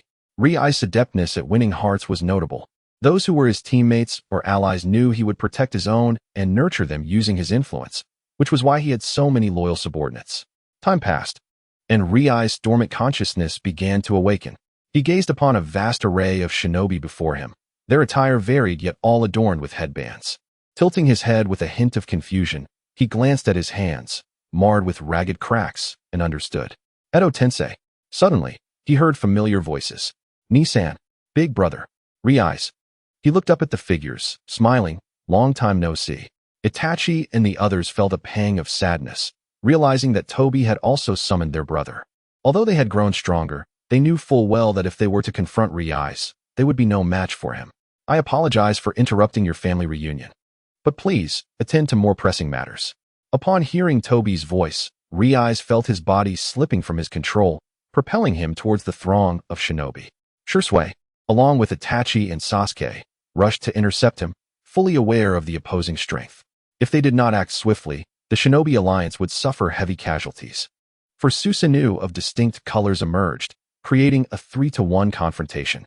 However, just as the multitude of shinobi braced for a cataclysmic battle, the red and purple Susanoo dissipated. Yet, no one dared to lower their guard, for they faced a figure renowned throughout the ninja world.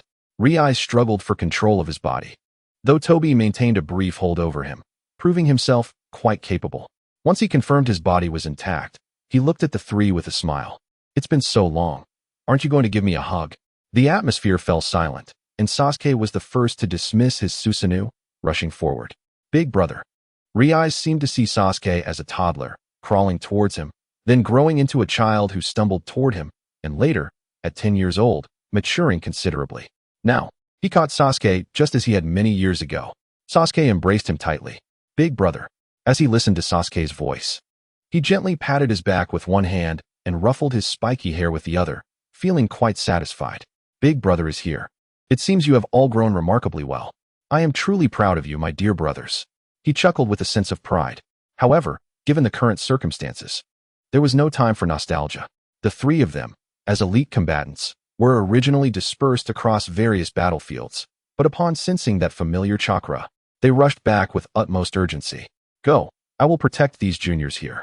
Riise watched them depart, feeling a profound sense of reluctance. After Toby fell under the illusion and released Edo Tensei, Riise, having shaken off the control, did not vanish but instead faced Kakashi and Obito. Yet, he did not share the same excitement or confusion as Minato and Kakashi. Quietly observing Obito, he inquired, the flowing light, was it sent by you? Obito paused momentarily but did not respond. Nevertheless, Riise gleaned the answer he sought. Facing this old friend, he did not cast judgment. Our aspirations simply diverged. But you have indeed orchestrated a grand scheme, one where no one is spared. Had it not been for me, Aunt Kushina and my foolish teacher might have perished because of you. And then there was Tsubaki, the girl he would never see again. A lingering regret until his final day. Riise, join forces with me to create a world devoid of suffering. Hearing Obito's words, Riise chuckled softly, shaking his head in refusal. Let it be. It is merely an illusory world. I have already died once. Many things and people no longer weigh heavily on my heart. After all was concluded, as a deceased soul of Edo Tensei, he had to take his leave. Before him stood his two younger brothers, his closest friends, and Naruto. He reached out, gently ruffling the hair of each of the four, wearing a carefree, exuberant smile. I am destined not to walk alongside you any longer, but with your strength. I believe you can overcome any challenges that may arise. He looked at Shisui. Take good care of them for me. It is a pity. I find myself reminiscing about the days when I used to cook for you all. As the Edo Tensei body began to disintegrate, his soul ascended with the light. Witnessing the four of them weeping uncontrollably, he teased, "If this scene were to be immortalized in clay, I fear you would chase after me in fury." Riais had thought he would never awaken again, but he found himself in a familiar yet foreign place, Konoha village, albeit somewhat changed. He had inexplicably reverted to the appearance of a near 20-year-old. Although unclear about the circumstances, he felt compelled to explore Konoha. Observing the advancements in technology, he was momentarily overcome with emotion. Yet, many eyes were watching him from the shadows. He nodded, noting their vigilance. As he wandered, he found that many places from his memories had changed beyond recognition, such as the dumpling shop that Itachi frequented as a child. Just as he was about to move to the next location, he felt a familiar chakra fluctuation approaching him. He smiled and turned around, seeing Naruto clad in Hokage robes. "If you hadn't cut your hair, you'd resemble that foolish teacher quite a bit." As he spoke, 3 others suddenly appeared beside Naruto. Riai scrutinized them closely. They had indeed grown considerably. He observed Sasuke's side-swept bangs, feeling a pang of nostalgia, though it seemed he had done so to conceal his Rinnegan. "Big brother? Is it really you?" Sasuke couldn't help but express his doubts, recognizing the familiar visage and chakra. However, the means of his return was utterly unfathomable. "Well, I too am uncertain how I arrived here," he said, when suddenly, a black vortex materialized beside him. From the whirlpool emerged a figure strikingly identical to him. "I brought him here." Itachi immediately recognized the individual as the past version of Ruize.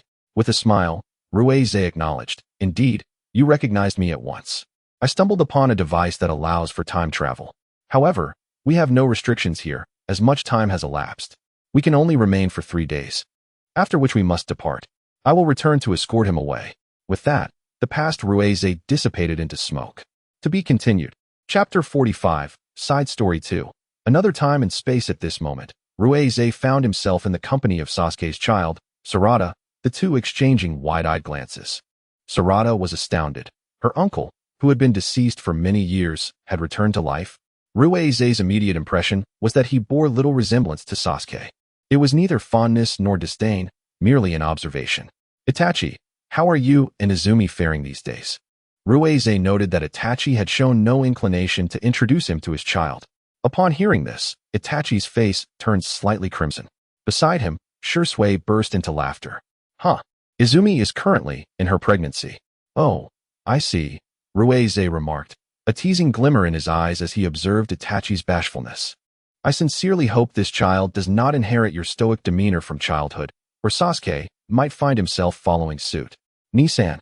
Perhaps due to the presence of the younger generation, Ruize's penchant for jesting was particularly pronounced. He inadvertently caught sight of a clay sculpture atop a cabinet, remarkably preserved, still placed prominently among the photographs. Ah, how nostalgic. Before he could dwell on his reminiscence for too long, he turned to Shursui, questioning, "You rascal, you're not still single, are you?" Shursui was taken aback, scratching his nose sheepishly. "Huh." Ruize sighed, already knowing the answer. Naruto, being Hokage, had little leisure time and soon returned to his duties. Well, the Hokage need not involve himself in every matter. Ruize casually conjured a shadow clone to document some improvement strategies while he strolled outside. He encountered Izumi, who was also out for a walk. "Ruize-kun," she exclaimed in surprise. "Ah, Izumi. It has been quite a while." Ruize observed her gentle demeanor, reminiscent of Mikoto. She appeared to be 7 or 8 months pregnant. Yet he had only 3 days to spare. Otherwise, he would miss the opportunity to meet this child. "Once the child is born, be sure to bring them to my grave so I can take a look. I suspect they will resemble you in your youth." "Nisan." "All right. Lead the way." Konoha has changed beyond recognition. As they walked, stopping intermittently, the 4 of them retraced their steps toward the ninja academy, reminiscent of days gone by. Ruize then spotted a familiar spiky-haired figure, whose appearance mirrored Naruto's childhood, accompanied by Sarada and a fair-skinned boy.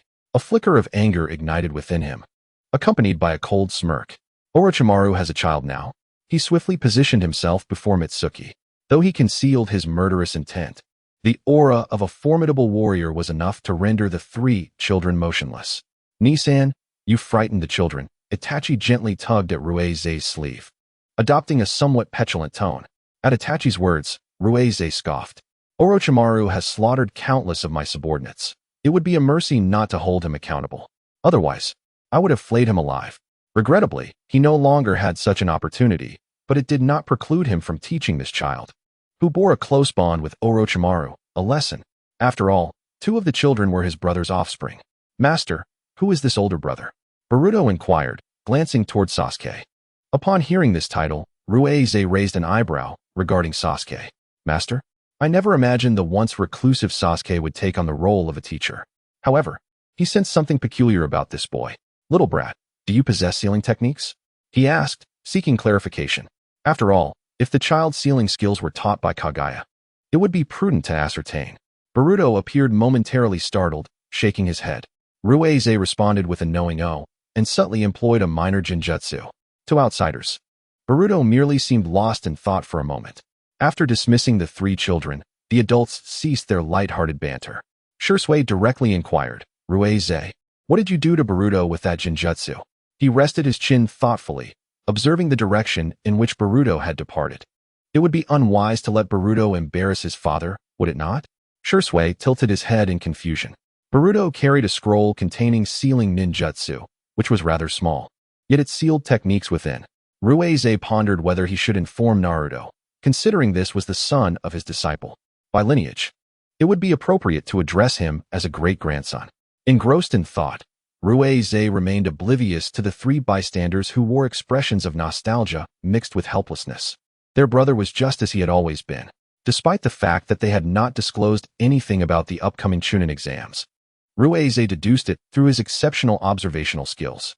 The timing was impeccable. The exams were scheduled for tomorrow, and he was fortunate enough to see the next generation of friends. Shikadai, Shikamaru's son, was taken aback upon seeing him, his astonished expression nearly sending Ruize into fits of laughter. You? Ruize teased playfully. What's that supposed to mean? He was the shadow, recognized throughout the ninja world. Feared and respected, Uchiha Ruize. Ruffling Shikadai's hair, he chuckled. You know quite a bit, don't you? Did Nara-san or Shikamaru share stories? Both. And your records are even in the library. Ruize was taken aback. He had been documented? He chuckled, feeling somewhat embarrassed. Sasuke and the others watched as Ruize seamlessly blended in with the children. At that moment, he shamelessly revealed tales of their parents' childhood mischief. Sarada and the others were curious. Did my father have any stories? Sasuke, caught off guard, stiffened momentarily. He prayed Ruize would refrain from sharing anything too embarrassing. Well, nothing particularly scandalous. Perhaps just that Naruto and Sasuke fought upon their first meeting as infants. Those 2 would always bicker whenever they crossed paths. As he spoke, he glanced back at Sasuke. In truth, their current harmonious relationship with Naruto was rather pleasant. Seeing them thrive brought him peace, knowing he could depart without worries. The children, perceptive as they were, grasped the underlying meanings of their words. Thus concluded the storytelling session. Prepare well for the upcoming exams. I must also seek out a few young ones to reminisce.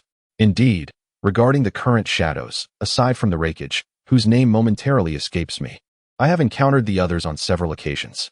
The one I am most familiar with is Gaara. Upon seeing a familiar face, Gaara was visibly astonished. Reize. He quickly rose from his seat, not only due to his friendship with Naruto, which made him fond of Gaara, but also because during the 4th Great Ninja War, Gaara had extended significant assistance in their battle against Uchiha Obito. Ah, Gaara, it's truly wonderful to see you. You've grown quite a bit, he exclaimed, patting Gaara on the shoulder with a look of satisfaction in his eyes.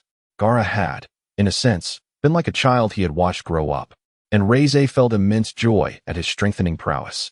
Brother, the Chunin exams are about to begin. Would you like to stay here and watch with us? The people around them were all old acquaintances of Reize, so there would be little objection.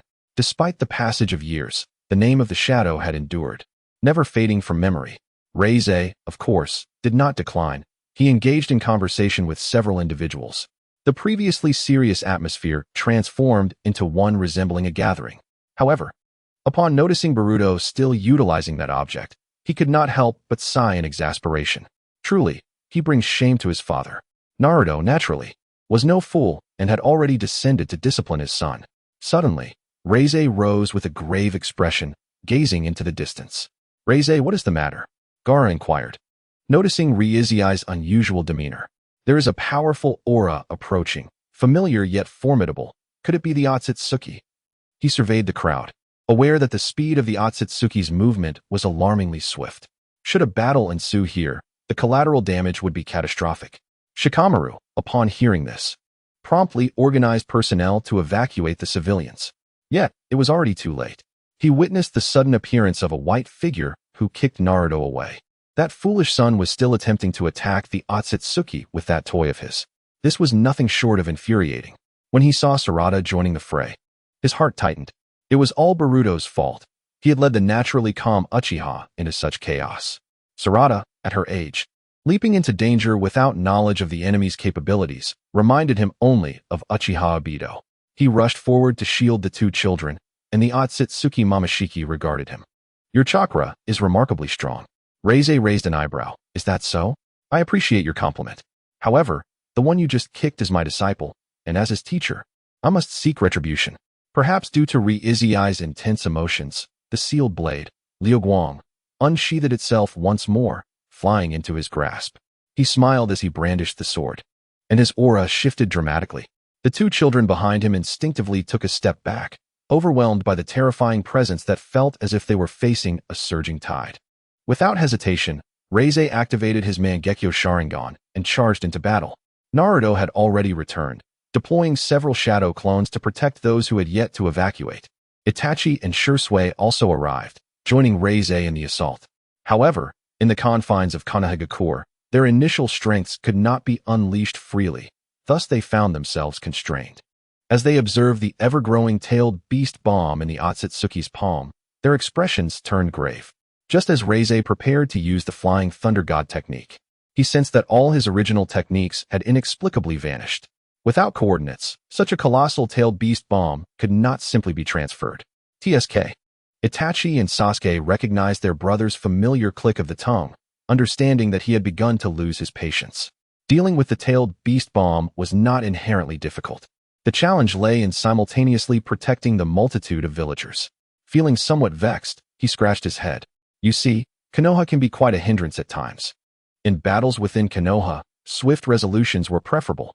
He erected 2 fingers of his right hand, channeling immense chakra, and the third power of his Mangekyo Sharingan, Susanoo, began to swiftly take shape. His Susanoo emanated a faint red-violet hue.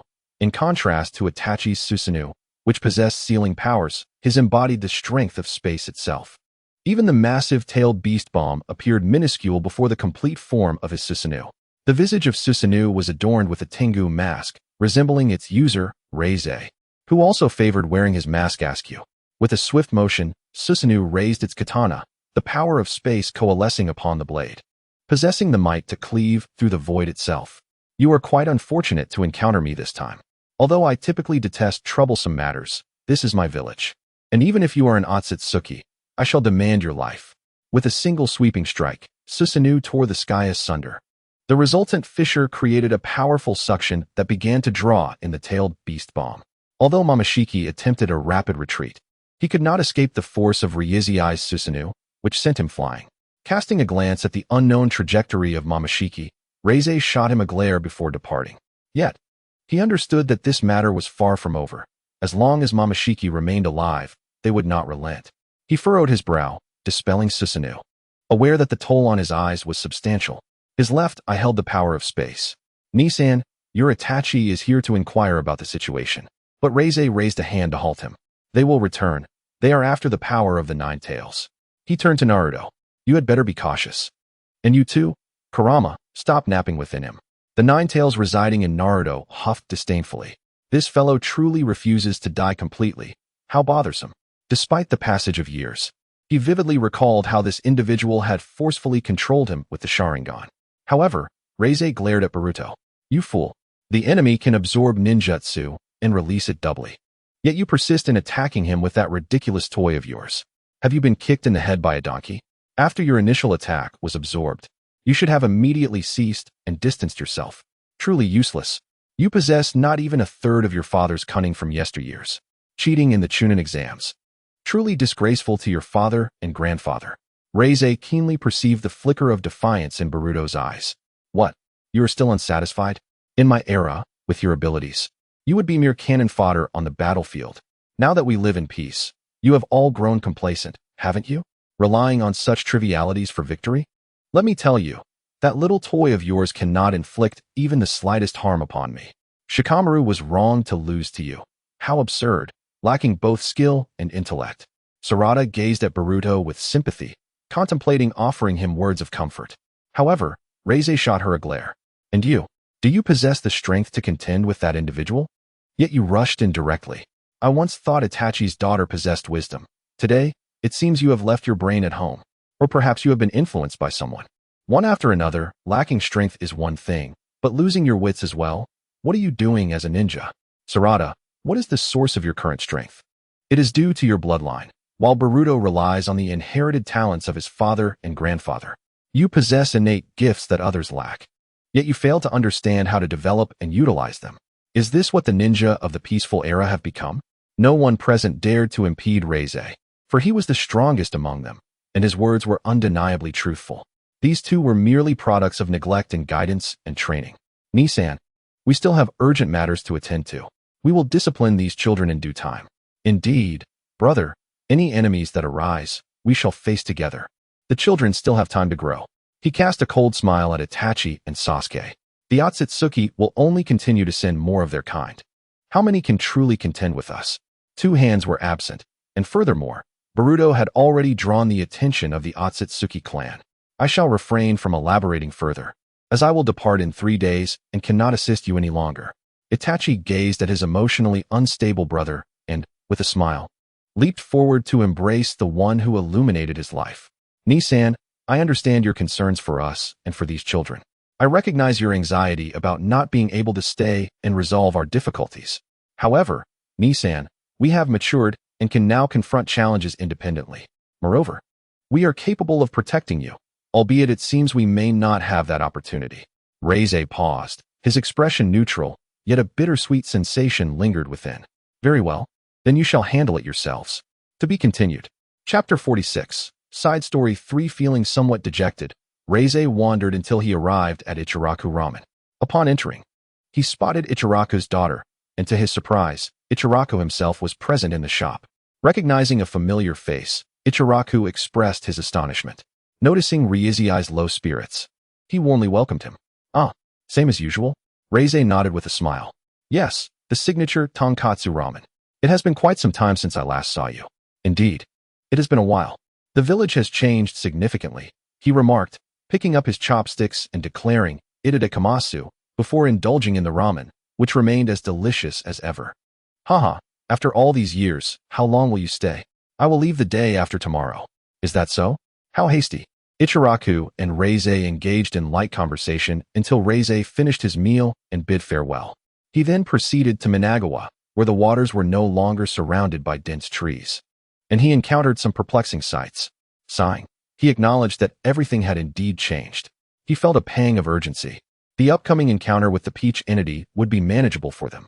Yet, the challenges ahead were far from limited to that alone. Moreover, Boruto's predicament was quite severe. A gust of wind swept through, stirring his long ponytail. Managawa held many memories for him, yet those were ultimately relics of the past. Itachi's words had awakened him. During his absence, they had learned to face difficulties on their own. Thus, perhaps the burden of nostalgia rested solely upon him. At that moment, a dark vortex manifested beside him, another version of himself. What brings you here? Is it not yet time? I sensed your emotional instability and merely came to check on you. Did Itachi say something that made you want to hide away? He had even utilized spatial powers to isolate the entire Managawa, rendering it imperceptible to others. Nothing of consequence. I am merely a relic of a bygone era. It no longer matters. From your demeanor, it seems you wish to depart early? Reize fell silent for a moment. Tomorrow at noon. Very well. I hope you do not regret your decision. I have invested considerable effort for your sake these past 3 days. The past Reize vanished from sight, while he himself made his way to Hokage Rock. He gazed down upon the village of Konoha, which had transformed beyond recognition. Taking out a kunai, he hastily inscribed a few characters upon the ground before turning to leave. What is it? Shursui inquired anxiously. Alas, we still have not located elder brother. Sasuke, too, felt a sense of urgency. Shursui, upon hearing this, felt somewhat helpless. Ryui's Mangekyo Sharingan ability was indeed formidable.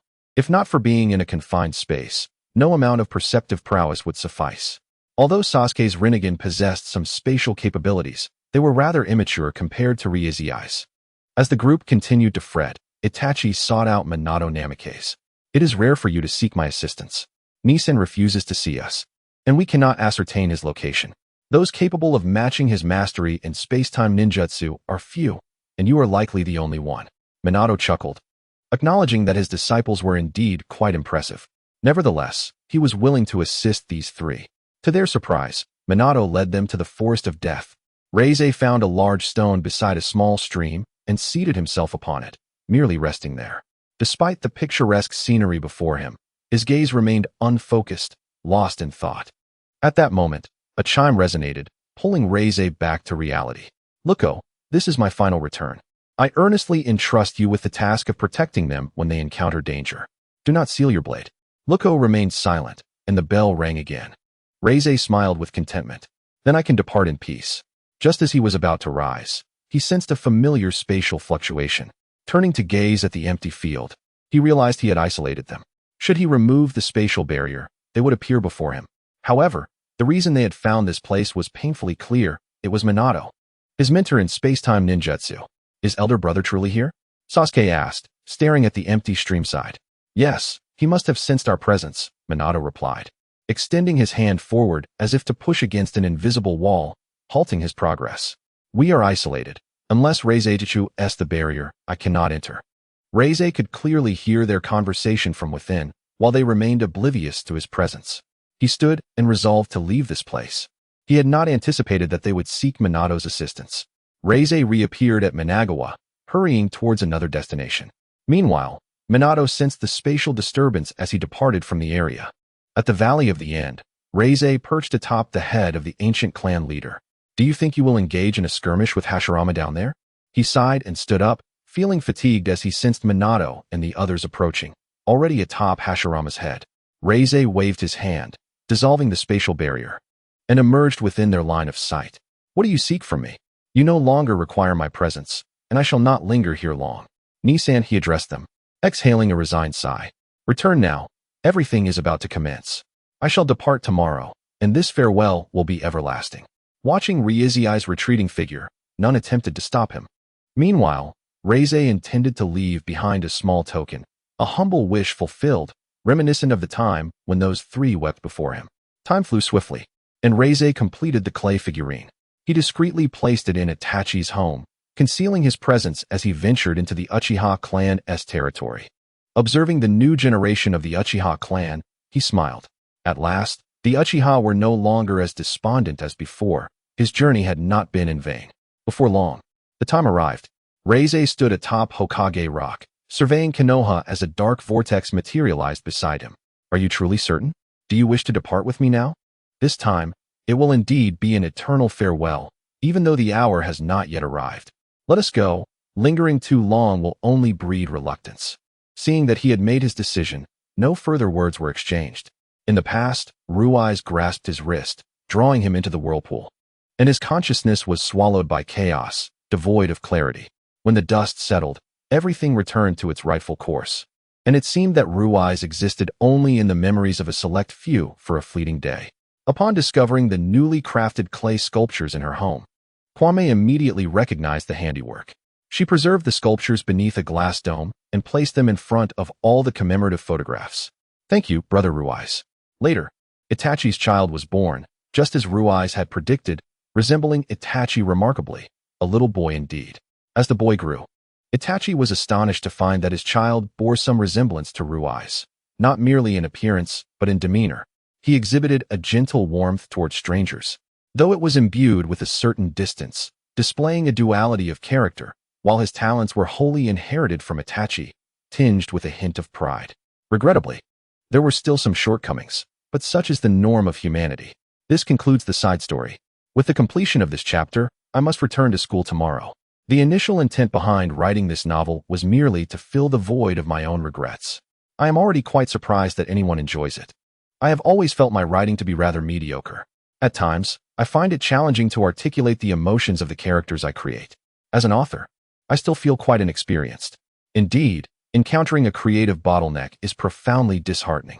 The earlier chapters were penned during such a period, and I felt they were subpar. I often feel inadequate in various aspects. My academic performance is average, and my passion for writing has yet to mature. Upon reflection, I realize that I am simply an ordinary individual, and there is no necessity to compel myself towards perfection. Yet, the desire for excellence lingers, and I occasionally ponder whether I am pushing myself too hard. Nevertheless, these thoughts can manifest uncontrollably in my mind. Perhaps I am simply exhausted. Thus, I will adjust my update schedule and will not publish chapters daily as before. I apologize for this, everyone. Chapter 47. The Troublesome Team Trial. Conversely, the ninja world enjoyed a rare moment of stability. In secret, however, everyone was furtively advancing, yet Ruiz could not catch that elusive snake, which left him quite displeased. Moreover, there were indeed individuals in the Star North providing assistance, which could now be classified as defection. He had been too lenient with this experimental subject. However, a more pressing matter loomed. He needed to lead 2 teams on a mission, serving as an assessment for the newly inducted Umbu recruits, and, of course, as a trial. Both Shursui and he each led 2 teams, and within his squad was the young girl he had saved, Hikari. He cast a casual glance at the 6 newcomers. All quite young, around 10 years old, with Hikari being the youngest. Their mission was to investigate conditions within the Land of Grass. They needed to conceal their identities as Konoha ninjas. I do not care about the methods used in this mission. Killing, arson, do as you please. Just ensure you do not reveal your identities. Oh, and do not lay a hand on the kind-hearted weaklings. If I catch wind of it, you will be expelled from the Umbu. The 6 responded in unison. As newcomers, they had been forewarned by their seniors not to offend Ruiz. Although he was generally easygoing and lenient towards his subordinates, those who violated his rules met with dire consequences. Nevertheless, the new regulations instituted by Ruiz significantly improved the internal environment of the Umbu. Although their missions could not be publicized, they were not perpetually shrouded in gloom. Following Rui's changes, those who made significant contributions to Konoha would be recorded on a new monument, instilling hope in those operating in the shadows. Naturally, Ruiz would be the first recognized for his contributions, widely acknowledged, and without opposition. The second would be Shursui. With these 2 leading the way, the Umbu members exhibited a noticeably heightened seriousness in executing their tasks. Hikari quietly observed her savior, yearning to engage him in conversation. Yet the current circumstances did not allow for such. Ruiz had long sensed Hikari's gaze, but chose to disregard it for the moment. They set forth towards the Land of Grass, determining a rendezvous point before allowing them to act independently. They would reconvene at the designated location 5 days hence at 8 o'clock. Before departing, Hikari cast a lingering glance at him. Ruiz nodded in acknowledgement, and she cheerfully joined her team. Meanwhile, Ruiz transformed into an ordinary adult, wandering the streets. Eventually, he encountered a figure he despised, the snake. Huh. Attempting to deceive me with a mere shadow clone? Orochimaru, your courage diminishes by the day. Ruiz scoffed at the pale-faced man before him. Ah, Ruiz-kun, there is no need for such anger. I have merely come to share some intelligence.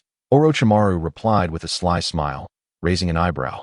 He did not believe the snake had altruistic motives.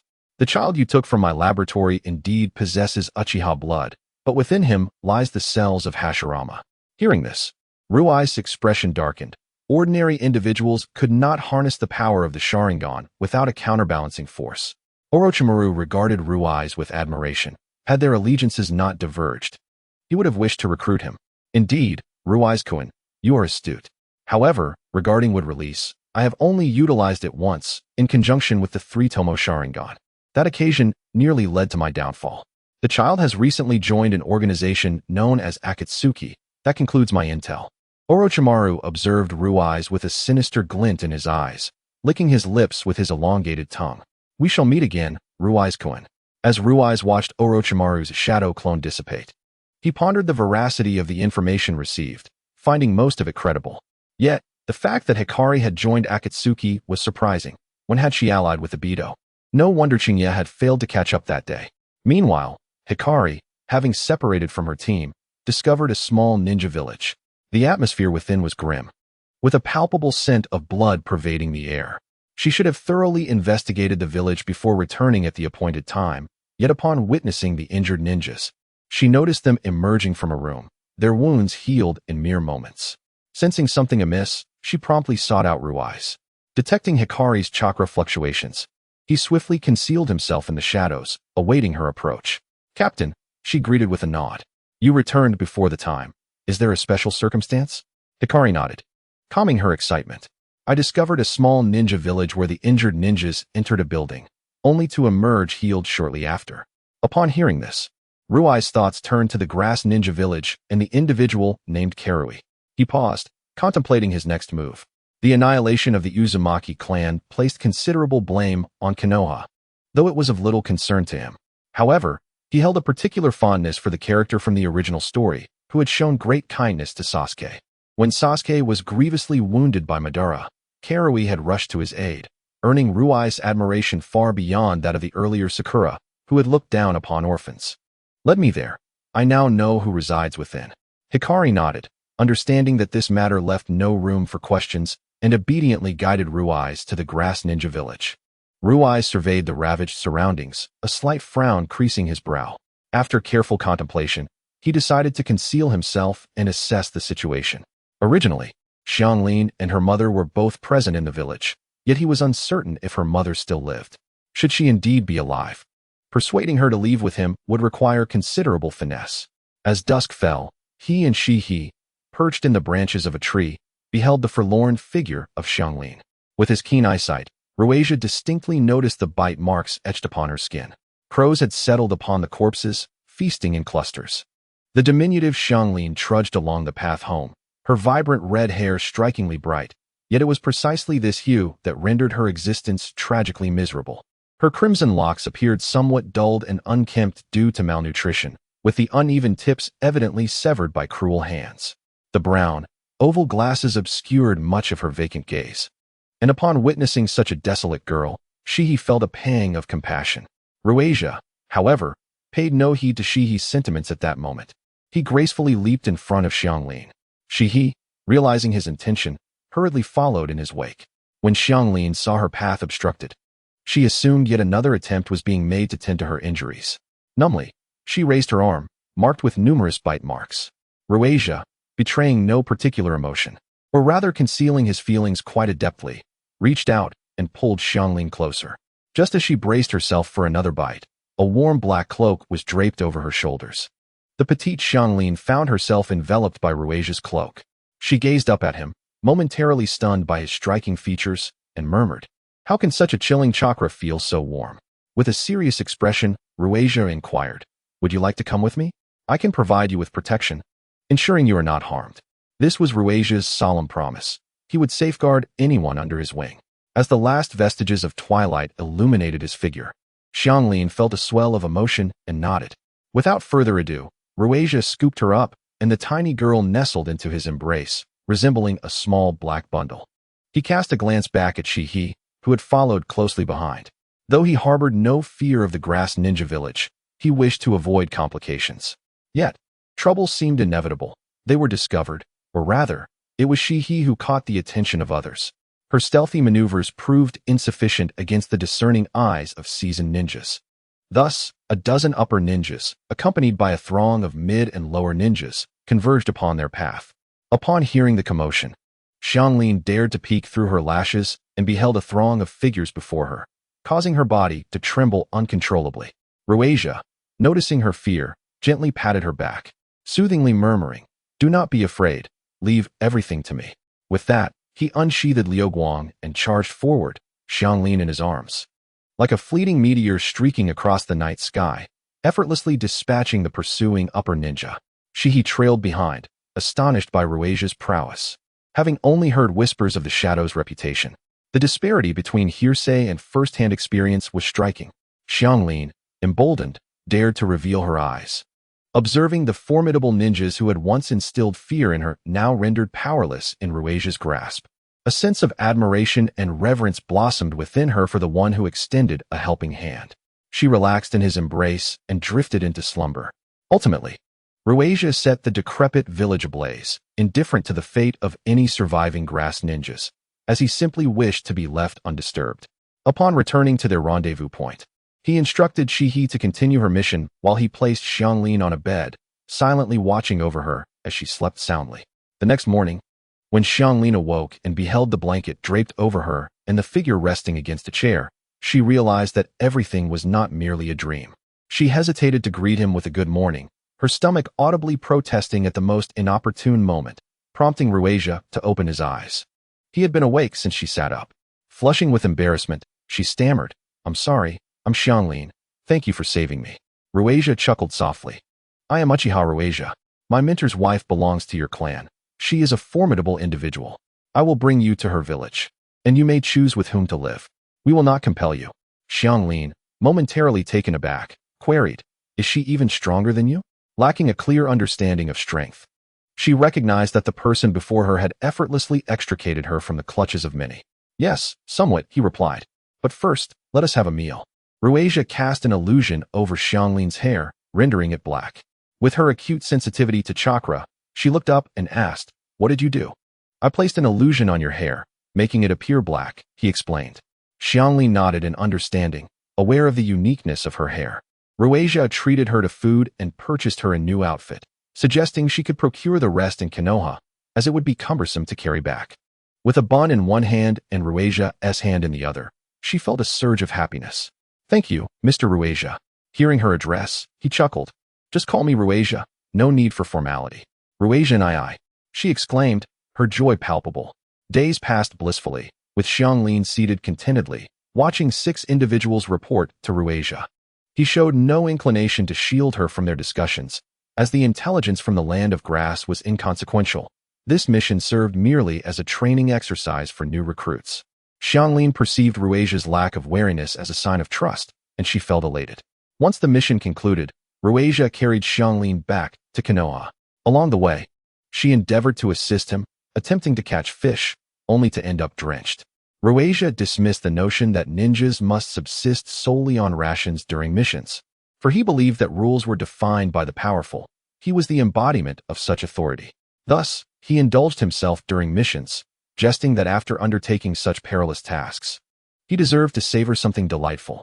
He always carried barbecue seasonings, a souvenir from the Akimichi clan's barbecue restaurant. Throughout their journey home, Ruasia engaged in endless conversation with Xianglin, which elicited envy from Shihi, who had strived diligently to draw close to Ruasia without comparable success to this newly arrived girl. Upon arriving in Konoha, he dispatched a clone to the Umbu to conclude the mission while he escorted Xianglin to find his teacher. Upon witnessing the vastness of the village, Xianglin felt a twinge of apprehension. He gently ruffled her hair, reassuring her not to fear. Upon seeing Ruasia return with a member of the Uzumaki clan, Kazuki Minato was taken aback but promptly welcomed her into the village. "Child, you may choose with whom to live. We will not pressure you." Without hesitation, Xianglin blurted out, "I want to live with Ruasia and I." Ruasia's brow twitched at this proclamation, and before he could respond, Kyubi's Yugo kicked open the door to the Hokage's office, demanding, "Where are my clansmen?" Xianglin gazed timidly at the intruder, Jixingnai, as she hid behind Ruai's, peeking out at the woman with the same crimson hair as hers. Jixingnai noticed the little girl and gradually crouched down, a warm smile gracing her face as she opened her arms. Xianglin found the woman's smile strikingly familiar, reminiscent of her mother. Slowly, she emerged from behind Ruai's and made her way into Jixingnai's embrace. "Good child, you are safe now. No one will bully you again." Jixingnai reassured her, gently stroking the girl's hair. Due to prolonged malnutrition, Xianglin's hair was dry and unkempt, but Jixingnai showed no sign of disapproval. "Would you like to come live with me?" Jixingnai extended the invitation, wishing to nurture the child as her own daughter. After a moment's hesitation, Xianglin shook her head in refusal. "Thank you, but I prefer to stay with Brother Ruai's," she said, returning to Ruai's side. Jixingnai cast a disapproving glance at Ruai's, who merely shrugged in resignation. However, it was undeniable that Jixingnai's home was indeed the most suitable place for Xianglin, especially with a little jealous one residing there. Chapter 48. Regaining what was lost. Faced with Xianglin's request, Ruai's paused in silence before speaking. "Xianglin, actually, my master's home would be more appropriate for you. I can take you there now to have a look. If you still wish to stay with me after that, I will respect your decision." Xianglin nodded obediently, trailing behind Ruai's, her eyes wandering curiously as he kindly described the village to her. Upon reaching the entrance of the Uchiha clan's territory, the guarding ninja stood at attention upon seeing the young clan leader. He nodded in acknowledgement, introducing Xianglin as a newcomer who would possibly reside within the Uchiha clan's grounds, thus allowing her entry without registration.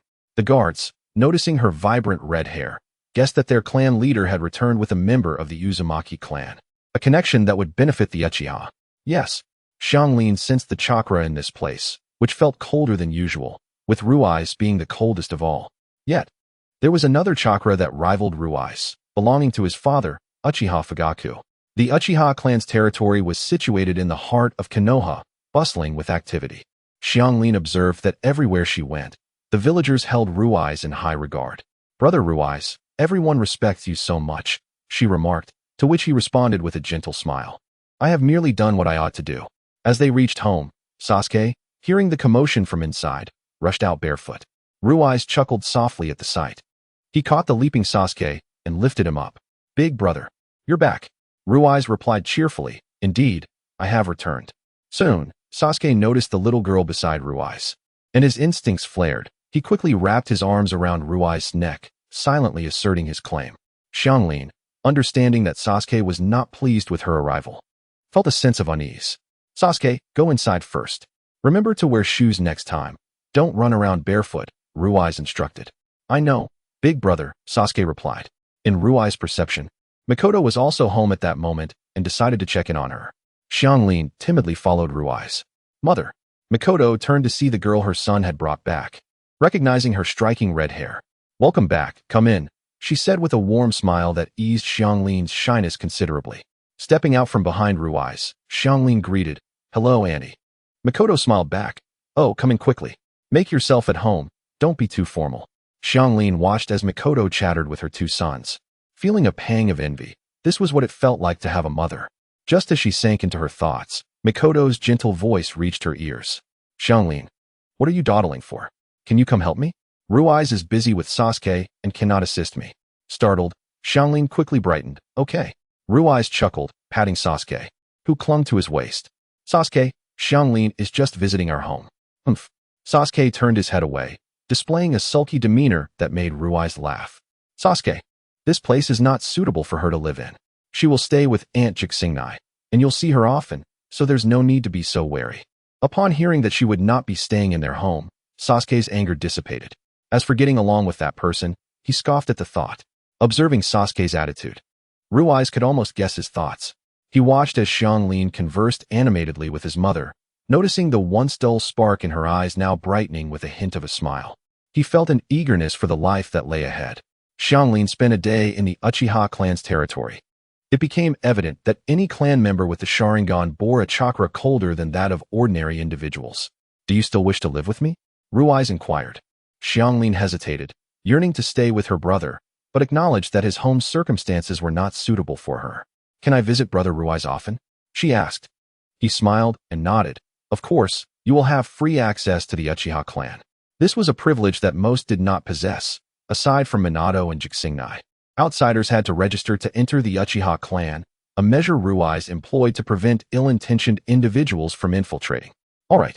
After bringing Xianglin to Jixingnai's residence, Ruai's found that Naruto was not home, likely off with Sasuke. "Where are they?" Jixingnai greeted Xianglin cheerfully, turning at Ruai's words. "They've gone off with Shursui for training." Understanding this, he leisurely made his way to the South River, where several children were playing nearby. In a moment of nostalgia, he saw reflections of his younger self and the innocent Shursui of that time. Shursui persistently tugged at him, urging him to the park, and despite his teasing, he always pushed Shursui on the swing. As he snapped back to reality, he scratched his head in resignation, muttering to himself, "I must be getting old, reminiscing so much." When he finally arrived at the South River, he spotted Shursui training two little ones. Sasuke and Naruto were practicing their shuriken throws. Though Sasuke's technique was notably superior to Naruto's. As he approached, both boys dashed toward him, their expressions a mix of frustration and affection. Shursui observed with clarity as Ruai's lifted one of them in each arm. "How old are you now?" "Hey, Ruai's big brother. It's been a while since I last saw you," Naruto exclaimed. "Humph, big brother, don't you know how busy you are? Every time I want to spend time with you, you have a mission, whether it's you or Nissen," Sasuke pouted. Ruai smiled wryly. There was truth in Sasuke's words. Whenever he found a rare moment of respite, a troublesome task would inevitably arise. He felt a twinge of guilt towards Sasuke, especially considering Itachi's current workload in the Umbu. I'm here now, so you can continue. We'll guide you, Ruai said, setting the two boys down and signaling them to resume their training. At this moment, Shirzue stood beside him, observing Naruto's somewhat chaotic chakra control, likely due to some interference. Shirzue remarked on Sasuke's situation, noting that while Sasuke possessed less chakra than Naruto, his control was superior, particularly with shuriken. The two quickly devised training methods tailored to their individual needs. Ruai's guided Sasuke in refining his shuriken techniques and chakra control, while Shirzue took Naruto to practice tree climbing and water walking. However, the interference from the Nine Tails made things considerably challenging. Seeing Sasuke's progress, Ruai decided to assist Naruto with his difficulties. He patted Shirzue's shoulder, who nodded in understanding. At that moment, Naruto, feeling somewhat disheartened, lowered his head and said, Ruai, am I really that foolish? I still haven't learned anything after all this time. Ruai, upon hearing this, vigorously tousled his own golden hair, reminiscent of his teacher. Naruto, remember this. Giving up is tantamount to throwing away all your efforts, while perseverance can lead to magnificent vistas in the future. Now lift your head. As Naruto raised his gaze, he was met with the Crimson Sharingan not far away. Sasuke, observing from a distance, felt a twinge of concern despite knowing his brother's capabilities. I hope Naruto will be alright. Shirzue glanced at Sasuke and chuckled. I didn't realize you cared for him so much. Feeling his thoughts exposed, Sasuke scoffed. Who cares about that big fool? Meanwhile, Ruai arrived at the location where the Nine Tails was imprisoned, within Naruto's mental realm. The Nine Tails immediately noticed his presence. You have quite the audacity, little brat, to come here alone. Facing the massive beast, Ruai shrugged with a smile. Kurama, there's no need for hostility. I'm merely using Jinjutsu to prevent you from wreaking havoc on the village. The Nine Tails paused, surprised, as it had been a long time since someone called its name. Its anger diminished considerably. How did you know? Ruai replied, that's not your concern. It's merely a coincidence. I'm here to ask you to stop interfering with Naruto. The boy is quite innocent. He continued, this little guy is rather likable. Once he grows stronger, he'll likely come to visit you. You won't be lonely. The Nine Tails fell silent, uncertain whether to agree with this human, aware that humans were often deceitful beings. Ruai patiently awaited its response, and eventually, the Nine Tails nodded. You better keep an eye on that kid, otherwise, I might become rather bored. Ruai smiled and nodded. This fox was indeed prideful. I am Uchiha Ruai. I look forward to your cooperation, Kurama. The Nine Tails merely responded with a dismissive snort. As he departed, Naruto regained his senses.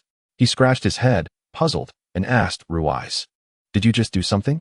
He felt a subtle change within himself. I merely introduced you to a good friend, Ruai replied. You'll have a chance to see him soon. Naruto beamed with joy. Really? That's wonderful. Within Naruto, the Nine Tails observed this exchange, scoffing disdainfully, though a flicker of anticipation lingered in its slit pupils. After their training, the two young ones had significantly improved their abilities. Upon reaching their respective limits, they returned home, walking side by side as the sun dipped low, casting a warm glow.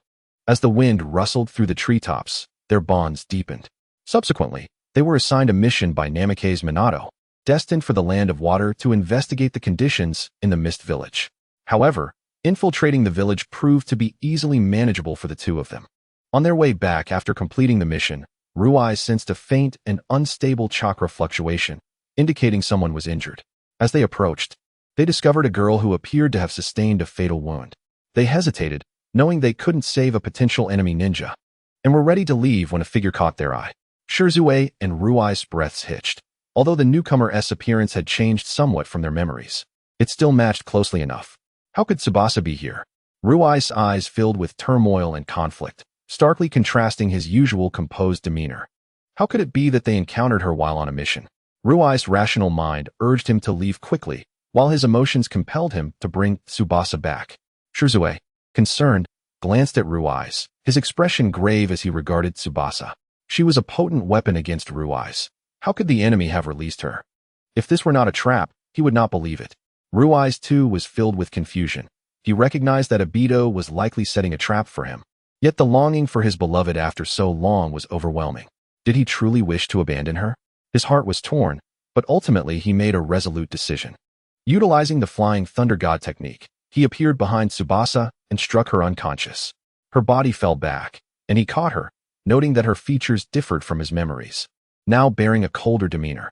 Regardless of whether this was a trap, he would not let go again. The last time, he had failed to intervene, allowing Tsubasa to fall into Obito's hands. Shirzue was deeply worried, yet he could not bring himself to voice his concerns. He understood his dear friend's emotions. Thus, he resolved to share the consequences alongside Rui's. Rui's gazed down at the unconscious Tsubasa, cradling her securely in his arms. Shirzue silently followed him. He sensed the turbulence in Rui's aura. The two returned to Konoha in silence, heading to the Umbu headquarters to have Tsubasa examined. Under the supervision of Shirzue and Rui's, the Umbu members worked with remarkable efficiency. After several rounds of thorough checks, no abnormalities were found, nor any traces of Jinjutsu. Otherwise, these two adept Uchiha illusionists would have been incapacitated. Rui's nodded, signaling to take her away. As he looked at the still unconscious girl, a moment of confusion washed over him. What should he do next? Shirzue broke the silence, inquiring, Tsubasa's return isn't a simple matter. After all, during the Ninetales incident, she was used to threaten you, exposing your vulnerabilities. Few know this. Having seized a powerful adversary's weakness and maintained control for so many years, releasing her would raise suspicions. Rui's fell into contemplation for a moment before resolutely stating, take her home. Chapter 49. Consequences I will bear alone. Tsubasa's former residence had been maintained by his arranged personnel, remaining just as it was when she left. Her parents perished on the battlefield, and she had grown up with her grandmother, left alone and bullied by the local children. Her grandmother had persevered, waiting for her granddaughter's safe return, and upon seeing her, tears of joy streamed down her face as she held Tsubasa tightly, repeating, "You're back. You're back." Rui's witnessed this scene, further solidifying his belief that bringing Tsubasa back was the right decision. "Grandma, Tsubasa has returned. When she wakes up, please talk to her. We have matters to attend to, and will return tomorrow." The elderly woman looked at Rui's, her cloudy eyes glimmering with hope. "Thank you for everything." Rui's smiled silently and waved goodbye. Once out of the elderly woman's sight, his smile faded, replaced by a steely demeanor. "Shirzue, go find the teacher." I went to the Dark Division to arrange personnel, and the two parted ways. Rui's personally selected several powerful ninjas to monitor Tsubasa. He was pleased that Tsubasa had returned. Yet he could not let down his guard, not for a moment. The next day, when Tsubasa awoke, she saw her familiar grandmother and immediately rushed into her embrace. The two sat in the courtyard, engaging in cheerful conversation, and when Rui's and Shirzue arrived, they were momentarily taken aback by the warm scene before them. Tsubasa, noticing their presence, saw the headband on Rui's arm and chuckled. "I brought this for you to tie your hair, yet you wear it on your arm?" At her words, Rui's instinctively responded, "Well, since you gave it to me, it belongs to me. How I use it is my own concern." Shirzue naturally joined the dialogue, adding, "Don't say that. This guy treasures that headband dearly. He won't let anyone touch it." Upon hearing this, Rui's elbowed Shirzue, his eyes conveying a warning. Tsubasa, witnessing this familiar exchange, couldn't help but laugh. The three agreed to meet at Managawa, with Rui's and Tsubasa arriving first, reminiscent of the night they had parted, albeit now in daylight. "This is your return gift," Rui's said, producing an exquisite gift box. Tsubasa covered her mouth to stifle a giggle. "You actually remembered." She accepted the box and opened it to reveal a stunning red gemstone necklace. Rui's absent-mindedly scratched his face, saying, "The stone on this necklace was polished by me. It took quite a bit of time, and I hope you like it." Indeed, he had expended not only time, but also precious red gemstones, as he had been too embarrassed to use those from home and resorted to pilfering from other ninja villages. Initially, others had deemed him mad, but once Rui's had crafted the desired result, he ceased his thieving ways. The rare red stone had been shaped into a heart, glimmering beautifully, indicating its considerable worth. Tsubasa smiled and handed the necklace back to Rui's, asking, "Could you put it on me?" He took it, gazing at her delicate neck, his eyes darkening for a moment. Yet his hands remained steady. All done. He admired the carefully prepared gift as he presented it to her, smiling. Meanwhile, Shirzue watched this scene unfold alongside Minato in the Hokage's office. Rui's truly put a lot of thought into that necklace. It seems he has achieved his wish. Minato remarked with a smile. Shursui nodded in agreement. However, I suspect Ruiz is still on guard. Both Naruto and Sasuke are quite curious about him, as it is their first time seeing their elder brother treat a girl so gently.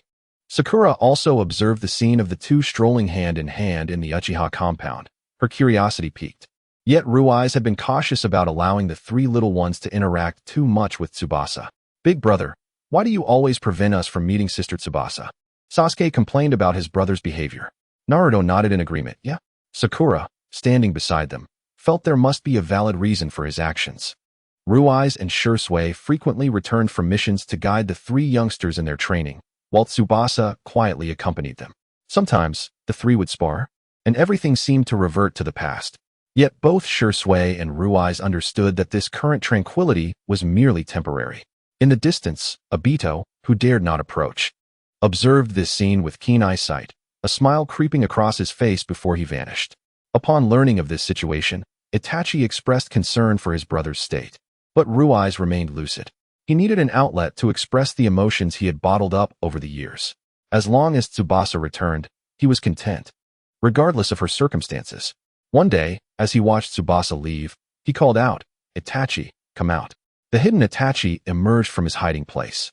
"Brother," he said, wishing to warn him of a potential conspiracy, but he knew his brother's intelligence would lead him to that conclusion. He had also noticed how much his brother's smile had increased since Tsubasa's return and how his demeanor had softened, leaving him momentarily at a loss for words. "I know your purpose for coming. I am fully aware. I will bear the consequences alone." "Brother, you still have me and Shursui," Itachi replied. Hearing this, Ruiz smiled, turned, and ruffled Itachi's hair affectionately, his eyes filled with warmth. "I know, which is why I must shoulder everything." Itachi gazed helplessly at his brother, reminiscing about their childhood memories. "You have never changed, brother." After sending Itachi away, Ruiz fell into deep thought. He recognized that Tsubasa was an exceedingly unstable factor. He cared for her, but he could not allow her to jeopardize everything he held dear.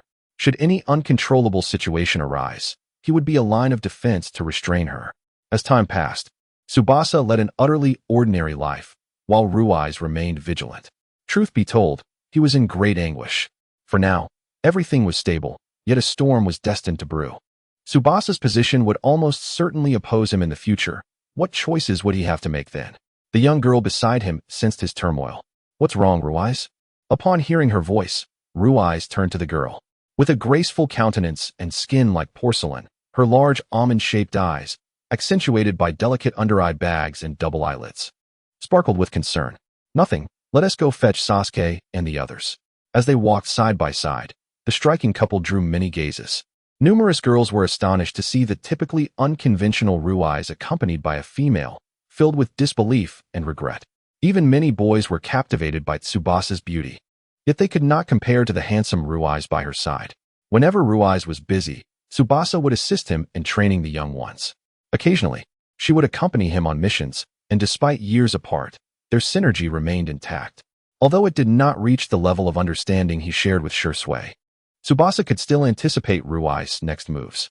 Furthermore, her formidable skills in stealth and assassination left him in awe, as it was only natural for someone who had spent so long in the roots to possess such prowess. Everything seemed to have returned to normal. Yet Ruiz dared not relax. Within the tranquility of their lives, unexpected events were bound to arise. While fishing at Managawa, Ruiz encountered a dying fledgling hawk, which he promptly rescued, naming it Xiao Xiao. He took it home and cared for it until it healed, then released it. However, Xiao Xiao returned with a summoning scroll, revealing itself to be a summoning beast. Since Ruiz had yet to contract a summoning beast, he formed a contract with Xiao Xiao. With the contract in place, he could now understand Xiao Xiao's speech. "Thank you for saving me that day. It's fortunate you found me at Managawa when there weren't many people around." Xiao Xiao was quite chatty, constantly following Ruiz and chattering away. The incessant noise did not irritate him, though. Life had taken on a new hue. Tsubasa had returned, surrounded by a flock of lively children, and beside her was a loquacious hawk. Had it not been for Xiao Xiao's body growing too large to remain by his side, necessitating a return to the summoning realm, he might have been overwhelmed by the noise. One day, with some free time, Ruiz invited Itachi and Shursui to the entrance of the ninja school to pick someone up. As the school day ended, children dashed out, rushing toward their parents. "Sasuke, Naruto, and Karen naturally caught sight of their approaching companion and hurried over, all aiming for the same individual. In an instant, Reize vanished from his spot, reappearing on a nearby tree trunk. He had no desire to endure the raucous chatter of these three children. Shursui, observing the scene, found it amusing that the renowned shadow was startled enough by the trio to utilize the flying thunder god technique to ascend a tree. Itachi, overhearing this, couldn't he help but chuckle. Reize shot a dark look at Shursui, his eyes conveying a silent warning, yet Shursui feigned ignorance. As they made their way home, Shursui spoke up, "By the way, brother, father asked me to convey a message to you. There's a banquet concerning Hinata Hyuga in 2 days, and he wishes for you to attend." Upon hearing Itachi's words, Reize felt a throbbing in his temples. He despised attending such gatherings, and since that incident, his relationship with Fugaku Uchiha had not been as cordial as before. They now merely maintained a facade of harmony. It was no wonder that Itachi was the one to inform him, as he still held a degree of respect for their father, while Reize hardly acknowledged him. "I understand," Reize replied. Shursui sensed that his response indicated he was unlikely to attend. He had heard that this gathering was Hinata's birthday celebration, likely an occasion for the Hyuga clan leader to meet him. "Reize, aren't you curious to see the child you saved? Perhaps she remembers you," he suggested. Reize fell silent for a moment before sighing. "Oh, fine." Shursui and Itachi exchanged knowing smiles, trailing behind the three younger ones, each engaged in their own conversations. Chapter 50. The Hyuga banquet. Despite Reize's reluctance, he found himself compelled to attend the Hyuga residence. He sighed as he entered, realizing the banquet had already been underway for some time. Such discourteous behavior was overlooked by the guests, for he was not only the Uchiha clan's junior leader, but also a celebrated prodigy in the ninja world. Hisashi Hyuga had long noticed Reize as he entered, drawing the attention of everyone present. He glanced at his daughter, Hinata, who remembered him but, due to her naturally timid disposition, felt too shy to approach him. Hisashi, therefore, took it upon himself to initiate conversation. As Reize watched them approach, he was not surprised. A smile graced his lips, though it did not reach his eyes. It was merely a facade. "Clan leader Hyuga, it is a pleasure to see you. Happy birthday to your esteemed daughter." With that, he produced a beautifully wrapped gift box, presenting it to Hinata. "This is a personal gift for Hinata." Hisashi discerned the implication. The gift was solely from Reize, without any ties to the Uchiha clan. Yet, this also suggested that he would bestow upon her a more significant gift under his official capacity. Hinata, flustered, accepted the present, her voice barely audible, so soft that only Reize's keen hearing allowed him to catch her words of thanks. "Thank you." Hisashi echoed her gratitude, acknowledging both Reize's act of saving his daughter and the gift he had bestowed. He understood that, given Reize's status, even a personal gift would be of considerable value. Reize smiled, and indeed, as Hisashi had surmised, the gift was a meticulously crafted blue bracelet, made of the finest materials, concealing within it his flying thunder god technique. Having fulfilled his purpose, he intended to leave, for he had always disliked attending such gatherings, a well-known fact among the attendees. Hisashi nodded, not pressing him to stay. He escorted Hinata to the entrance, and only once Reize had departed did she muster the courage to utter, "Thank you for saving me," albeit in a hesitant manner. Reize turned back, noticing Hinata's bashfulness, and gestured for her to come closer. As she glanced at her father and received a nod of approval, she approached slowly. He squatted down and gently poked her forehead. "Little one, you are the daughter of the Hyuga clan. Being shy like this, you might find yourself bullied in the future." Hinata blushed, acutely aware that other boys had been unkind to her due to her distinctive appearance. "Humph, who would dare bully the daughter of the Hyuga clan?" Hisashi scoffed, confident in his daughter's worth. "Hinata, you possess your own talents. I hope you remain true to yourself and continue to forge your path," Reize said, ruffling her hair before taking his leave. His words left a profound impact on Hinata, even pulling her back from the brink of despair during a critical moment in her life. Reize had unknowingly imparted much to these 12 young ninjas throughout their interactions, beliefs, inner strength, aspirations, and guidance. The following day, Reize was in a foul mood, for on what was supposed to be a well-deserved day off, he received an urgent summons from Minato Namikaze. Beside him stood a resigned Shursui. "Reize, Lord Hokage must have pressing matters to discuss," Shursui remarked. "Huh. I am curious to see what urgent matter cannot wait until tomorrow," Reize retorted, kicking open the door to the Hokage's office, glaring at his mentor. Minato chuckled, somewhat helpless. I realize it is not ideal to summon you, but this matter truly cannot be delayed. Reize raised an eyebrow, skeptical of the urgency. Recently, a new organization known as Akatsuki has emerged in the Land of Rain. They claim to seek peace, yet their recent missions contradict that goal. I would like you two to investigate. After hearing this, Reize ceased his complaints, contemplating the implications of Akatsuki. Logically, Danzo's collusion with Hanzo led to Yahiko's demise, resulting in dire consequences for Nagato and Konan. However, he had forgotten much regarding Danzo and was uncertain if Yahiko was still alive. Even if he were, he would likely meet a grim fate due to various circumstances, as Nagato was a crucial piece in Obito's grand scheme. Very well, we shall investigate this matter. Let us refrain from sending any operatives near the Land of Rain for the time being. It is unsafe. Regardless of Akatsuki's current state, Nagato and Konan were formidable adversaries, and ordinary ninjas should steer clear. Though he suspected Akatsuki was still in its developmental stages, the two confirmed the relevant information before returning home to prepare for departure. After all, this mission would take them to a rather dismal location, and he was not fond of rainy weather. However, their preparations were inadvertently interrupted by Sasuke and Naruto, who happened upon them. Big brother? Are you both going on a mission again? Wow, that is so cool. I want to be as strong as Ryuzi and I. Naruto exclaimed. Sasuke, overhearing, scoffed. You think you can be like my brother? Don't be foolish. Naruto, indignant, retorted, Hey Sasuke, are you looking for a fight? Bring it on, I'm not scared. As the two boys were about to clash, Reize intervened, pulling them apart. If you keep this up, I'll toss you both out.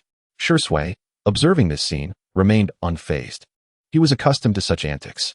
We should finish packing and set off. We'll be out of the village on a mission for the next few days. You two be careful, and try not to be at odds with Karen. He knew Sasuke's indifferent attitude towards Karen needed a gentle reminder. Upon hearing the words of the Nine Tails, Ryuzi appeared to have gained the ability to communicate briefly, even with the seal in place, whenever he faced Naruto. Humph, don't you dare die, you little brat. He retorted without hesitation. You're such a troublesome fox. If you're worried about me, just say so. Who else worried about you? He didn't engage in a lengthy argument with the Nine Tails, as he had a mission alongside Shursui, and after a hasty farewell, he departed. As Shursui and Ryuzi advanced swiftly, they approached the Land of Rain, which indeed matched Reize's predictions, an entire city shrouded in dark clouds, perpetually drenched in rain. He recognized this as Nagato's ninjutsu. However, even without Ryuzi's reminder, Shursui sensed something amiss, though he couldn't articulate it. Ryuzi, be cautious. I can't shake the feeling that something is off. Ryuzi nodded, fully aware of the circumstances, and remained vigilant of everything around them.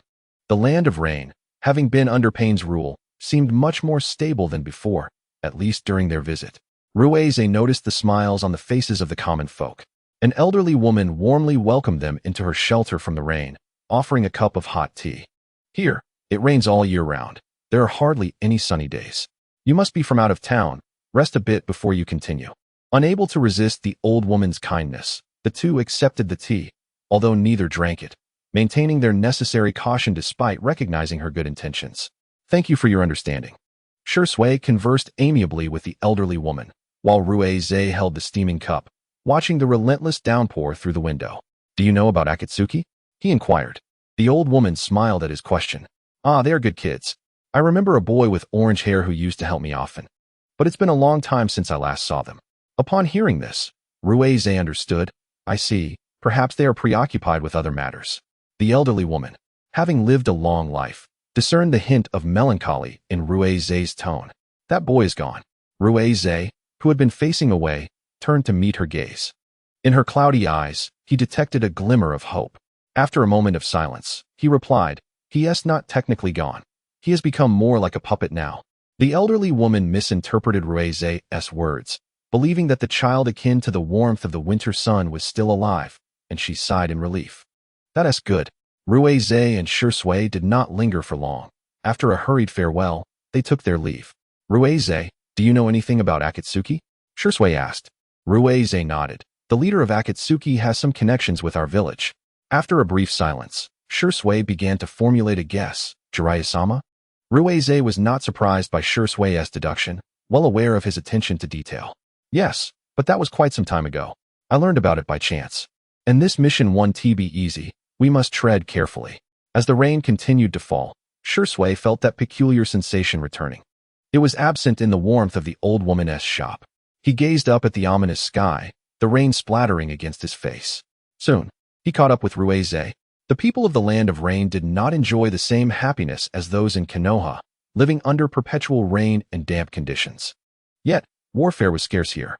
Without conflict, even amidst hardship, life seemed somewhat bearable. As night fell, Ruize and Shusui silently landed atop a rooftop. The sound of rain washing over the buildings effectively masking their presence. A faint red glow flickered in the darkness. Ruize's Sharingan scanned the surroundings. Everything appeared to be perfectly ordinary, yet expertly concealed. He signaled to Shusui, and they vanished from sight in an instant. With swift precision, Ruize incapacitated the two guards, opting for physical prowess over Jinjutsu to conserve chakra. Upon entering, they found themselves enveloped in darkness. Yet their Sharingan allowed them to see clearly within the otherwise mundane assembly hall. A few chairs lay scattered about, and Ruize assessed the area, preparing to delve deeper when a white paper shuriken suddenly appeared before him. He swiftly retreated, drawing his sword to deflect the shuriken.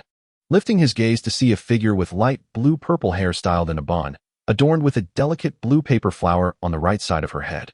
Her striking orange-yellow eyes and gentle features were accentuated by a hint of lavender eyeshadow. It was Conan. Uchiha Ruize, we do not appreciate uninvited guests, she stated. Having accurately identified him, which raised his suspicions. The recent activities of Akatsuki were certainly noteworthy. He had merely come to fulfill a task. Akatsuki had remained active within the ninja world, yet the intricacies of their internal dynamics were not widely understood, prompting Minato to send Ruize and Shusui for this mission. Should any unforeseen circumstances arise, Ruize's Flying Thunder God technique could whisk them away in an instant. Since their respective powers had grown, it had been quite some time since they had executed a mission together. Only the most challenging assignments warranted their combined efforts. These tasks were fraught with instability, and missing information could easily lead to a ninja's demise. To mitigate unnecessary casualties, they were tasked with these missions. As the Flying Thunder God technique served as a reliable safeguard, if he wished to escape, none could impede him. Both parties were in a standoff, and Ruize contemplated whether to strike, but sensed an approaching presence, one whose chakra waves felt familiar. The figure soon joined Conan, a person with long black hair tied in a ponytail, possessing a handsome face adorned with a black trench coat featuring red cloud patterns. His expression, devoid of a smile, reminded Shusui of another Ruize, yet they recognized him as the defector, Seibei.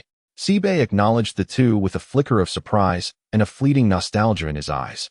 Emotions he quickly suppressed. Sister Conan, did you call for me? The Uchiha are here. I leave their handling to you.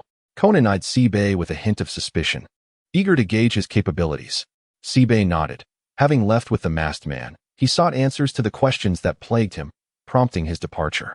Ruize and Shusui observed the individual before them, who, after all these years, had grown from a child akin to Itachi into a formidable adversary. Seibei bore an uncanny resemblance to Ruize, leaving Shusui astounded. Ruize, do you know him? Ruize rolled his eyes at Shusui. Is this really the time for jokes? Seibei watched their dynamic, reminiscing about the past. However, the three Tomo Sharingan in Shinbei's eyes drew the attention of Ruize and Jishui. They were aware of Shinbei's possession of the Sharingan, yet none had truly witnessed it until now. The battle was about to erupt. Chapter 51. Polaris. The three stood in a tense standoff. Ruize utilized the Flying Thunder God technique to instantaneously close the distance to Shinbei, wielding his blade, Hanguang, and striking down with remarkable speed. This fierce assault seemed to have been anticipated by Shinbei, who instantaneously evaded his original position. Jishui discerned Shinbei's landing spot and swiftly drew a kunai from his ninja tool pouch, deftly launching it from various angles toward Shinbei. With an opening created, Ruize's azure chakra gathered beneath his feet, propelling him rapidly toward Shinbei. The weapon in his grasp suddenly emitted a resonant hum, causing Ruize to furrow his brow and retreat swiftly using the Flying Thunder God technique. Just as he prepared to approach Shinbei, robust branches erupted from the ground, their unexpected speed capable of piercing Ruize. In that moment, He regarded the child he had personally brought back to the village with a serious expression, recognizing his remarkable growth. Ji Shui, having witnessed Ruai's narrowly escape danger, let out a sigh of relief. "I never expected you to truly master wood release," he remarked, astonished, for the technique had long been considered lost. With both wood release and the Sharingan at his disposal, Xingbei was a formidable combination of two great weapons. The recent trap was a silent ninjutsu, and Ji Shui's assessment was one of immense power and meticulous thought. "Just luck," Xingbei replied nonchalantly, as Ruai scrutinized the boy, who was of similar stature to Itachi. His aura was restrained, akin to a sheathed sword. A glance exchange between Ruai's and Ji Shui led to an instantaneous swap of positions. Ruai's activated his Sharingan, deploying a Jinjutsu. Yet, within mere seconds, Xingbei broke free from the illusion, a feat that astonished Ji Shui, considering his dear friend's Jinjutsu had never faltered before. "Ruai's, did you hold back?" Ji Shui inquired. Ruai's remained silent, his gaze fixed on the Sharingan within Xingbei's eyes. Although he had indeed not exerted his full strength, the Jinjutsu was potent enough to ensnare a Jonin. Xingbei's swift escape was entirely unexpected. "My turn," Xingbei declared, and Ji Shui sharpened his focus, witnessing the boy move like a specter behind Ruai's. "Watch out." Ruai's swept his leg in a wide arc, while Xingbei deflected the blow with his arm, their eyes locking in that moment. Fire release, great dragon fire technique. Ji Shui unleashed a massive fire dragon from his mouth, its gaping maw aimed to engulf Xingbei. The latter glanced back at the oncoming inferno and countered with wood release. Wood barrier, the rapidly sprouting trees enclosing Ruai's and Xingbei. Once the wooden barrier fully closed, a clear sound resonated. "Quick, leave." Upon hearing Xingbei's command, Ruai's displayed no visible reaction, instead severing the encasing wood with his blade. Ji Shui, seeing Ruai's escape, hurried to his side.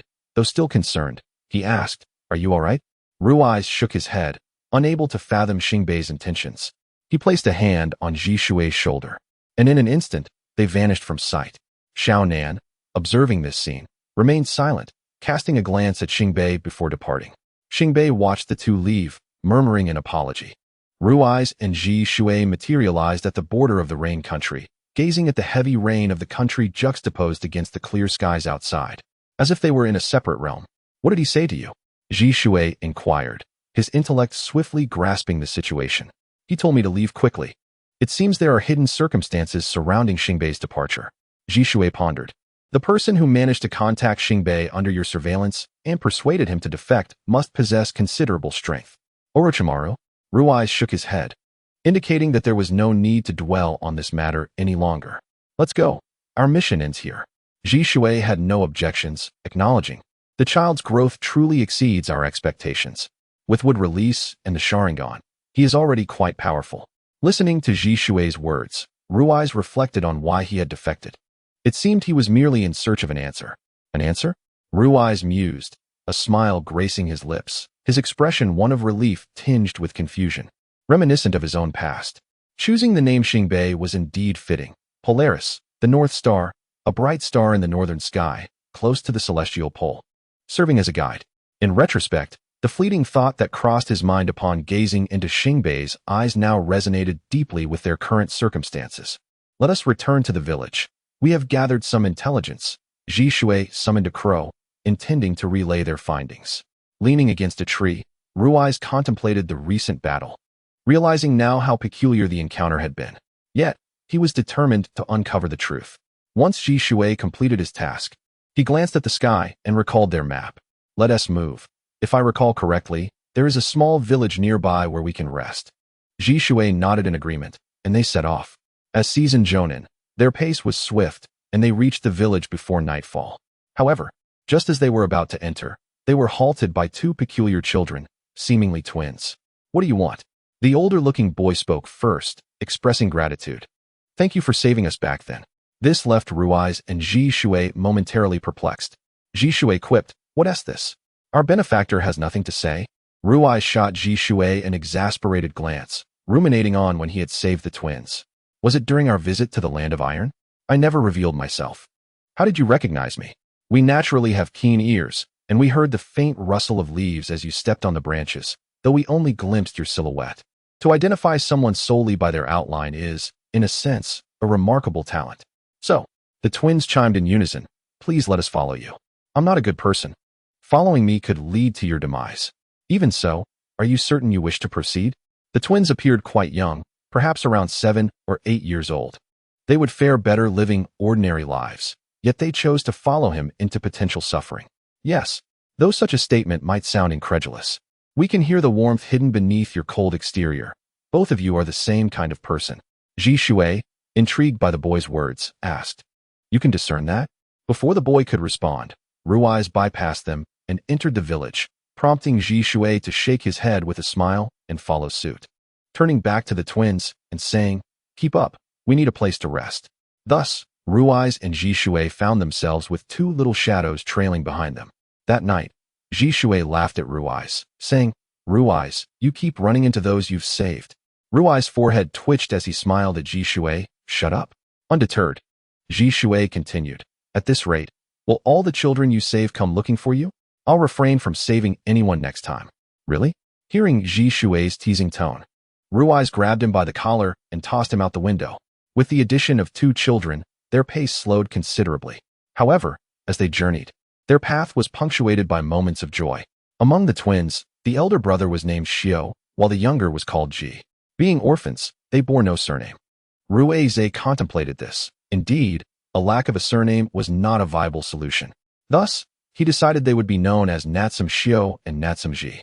Upon their arrival in Konoha, the guards of the village greeted them with a slight bow and escorted them to register, arranging for a residence near the Uchiha compound. After bidding farewell to Ruiz, the twins followed the guard. Soon, a striking figure caught his eye. A girl clad in a black short-sleeve shirt. Her waist-length hair cascading over her shoulders, danced in the wind as she ran. A beautiful red necklace adorned her neck. Ruiz opened his arms wide to embrace Tsubasa as she leaped into him. As for Shursui, he departed upon catching sight of Tsubasa. Was he going to wait around to endure the inevitable show of affection? "Welcome back," they both exclaimed in unison, hand in hand as they strolled towards the Uchiha compound. Along the way, Tsubasa shared amusing anecdotes from her time away from the village. Stories included Sasuke and Naruto being caught skipping classes, Karui sneaking bites from Naruto's lunch, and Naruto returning in tears after being pecked by a bird while trying to retrieve a nest, much to Sasuke's disdain. Listening to Tsubasa, a radiant smile graced Ruiz's face. "How has Itachi been?" he inquired. "He remains preoccupied with missions.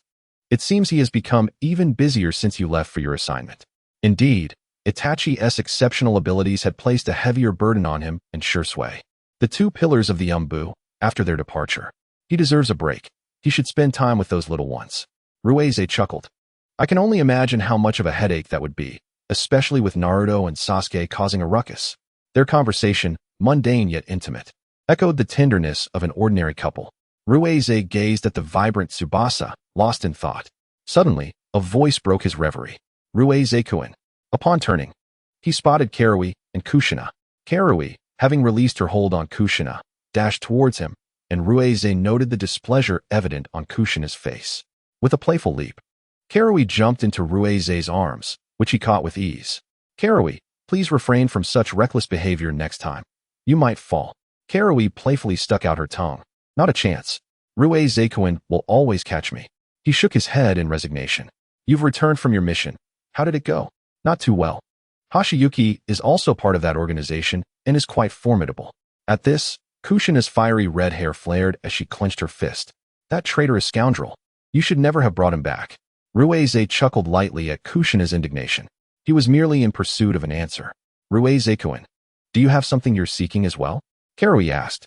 He gently lifted her with one arm while affectionately ruffling her hair with the other. "Indeed, I am in search of happiness." Karui tilted her head in confusion at his answer. But Ruiz-kun is already the esteemed young leader of the Uchiha, endowed with great strength and authority, renowned throughout the ninja world, with friends and family. Why pursue happiness when you already possess it? Having arrived in the village, Karui learned just how remarkable her savior truly was through the words of others. A person of such caliber, enveloped in happiness, why would he still seek it? "You are correct. I am indeed quite content at present. However, the future is fickle, and no one can predict whether this happiness will endure. You will understand when you grow older." Those who emerge from darkness will strive fervently to hold onto the light when it finally graces them. Upon returning home, Ruize found Sasuke engaged in a fierce battle with his bowl of rice, his face contorted in frustration. Hearing the commotion, Sasuke did not turn around, assuming it was Mikoto returning from her outing. Mother, Nissen went on a mission, and both Oni-chan and Shirsuke are also away. No one is here to keep me company. Hearing Sasuke's lament, Ruize's heart trembled. Honestly, both of them left me behind. Observing Sasuke's puffed cheeks, akin to an irate pufferfish, Ruize called out, "Sasuke." The familiar voice startled Sasuke, who turned to see Ruize leaning against the door, a faint smile gracing his lips. "Oni-chan." Sasuke quickly scrambled to Ruize's side. Ruize chuckled as Sasuke clung to him like an octopus. "Sasuke, let go a little, allow me to enter the house." Reluctantly, Sasuke released his grip, and Ruize took his hand, leading him inside. "Eat well," Ruize remarked, glancing at the table laden with dishes Sasuke favored, untouched. Noting his older brother's impending irritation, Sasuke hurriedly began to eat. Ruize, observing his brother's haste, sighed in exasperation. Rising, he poured a glass of water and set it beside Sasuke. As anticipated, Sasuke choked on his food due to his rapid consumption. Sasuke hastily grabbed the water, draining the glass in an instant. "Don't eat so fast. No one is going to take it from you." "Humph." Sasuke turned his face away. "How many days will you be resting this time, Oni-chan?" Ruize, unable to resist teasing Sasuke's eager expression, feigned distress. I suppose there are still missions to attend to." "Ah." At this, Sasuke's face fell, resembling a wilted flower. "Just kidding. Even if there are missions, I want to be going. For the next few days, I, Itachi, and Shirsuke will all be on break." Seeing Sasuke's woeful countenance, Ruize could not continue the jest. Although he had not discussed the vacation with Minato, having just returned from the land of rain, he doubted Minato would insist they undertake missions. Really, perhaps due to his longing for his brothers, Sasuke, who usually had a fiery temper, was now more concerned about the veracity of this news. Ruize, of course, would not deceive a child. Even if he couldn't rest, it mattered not, for he would take time off. No one could prevent him from enjoying joyful moments with his cherished younger brother. Moreover, his foolish teacher always sought him out during his breaks. It was about time he reclaimed some of those owed days off. Chapter 52. Incident. A test during Ruize's vacation, he also managed to secure a few days off for Shirsuke and Itachi. The reason for their leave was rather perfunctory. Business, need rest. When an Umbu member presented this to Minato, it elicited a laugh, as he scolded the young man. Meanwhile, Ruize lounged comfortably on the tatami mat at home. At that moment, Itachi and Shirsuke each carried an armful of items, with Sasuke also clutching a considerable load. After placing his belongings down, Sasuke dashed over to Ruize, tugging at his hand, attempting to pull his elder brother from the tatami. Naturally, he was unsuccessful. "Oni-chan, we bought everything ourselves. If you don't get up to prepare the food, what will we eat for our picnic?" Sasuke gazed at his motionless elder brother, feeling a sense of helplessness. Here he comes, he thought. Upon hearing this, Ruize slowly rose, stifling a yawn, a few tears glistening at the corners of his eyes. His usually tied-back long hair now cascaded over his shoulders, and clad in a black bathrobe, his exquisite collarbone was unmistakably visible, exuding a languorous beauty. Jisue and Itachi were witnessing Ruize in a bathrobe for the first time, as he had always believed that such attire restricted movement. "Ruize, what made you decide to wear a bathrobe today?"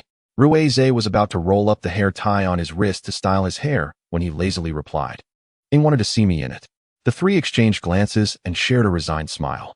Indeed, aside from Ing, who else had the audacity to request such a thing? Ruize created 3 shadow clones to categorize the ingredients they had purchased, preparing convenient foods suitable for a picnic. Although the number of participants was considerable, he decided to prepare extra, knowing they could simply reheat what remained later. While Ruize busied himself in the kitchen, the other 3 organized the items needed for the picnic. "Ruize, big brother Ruize." Naruto and Shien's voices echoed from outside. Ruize turned to see the 2 children scampering towards him, with Ing smiling behind them. Upon seeing Ruize in a low ponytail and black bathrobe, her heart skipped a beat. She had never seen him appear so relaxed and nurturing. However, a strange feeling washed over her, calming her fleeting excitement. Noticing Ing frozen in place, Ruize instinctively approached her and waved his hand. "What are you dawdling for?" Didn't you ask me to wear this? Why are you acting so foolish?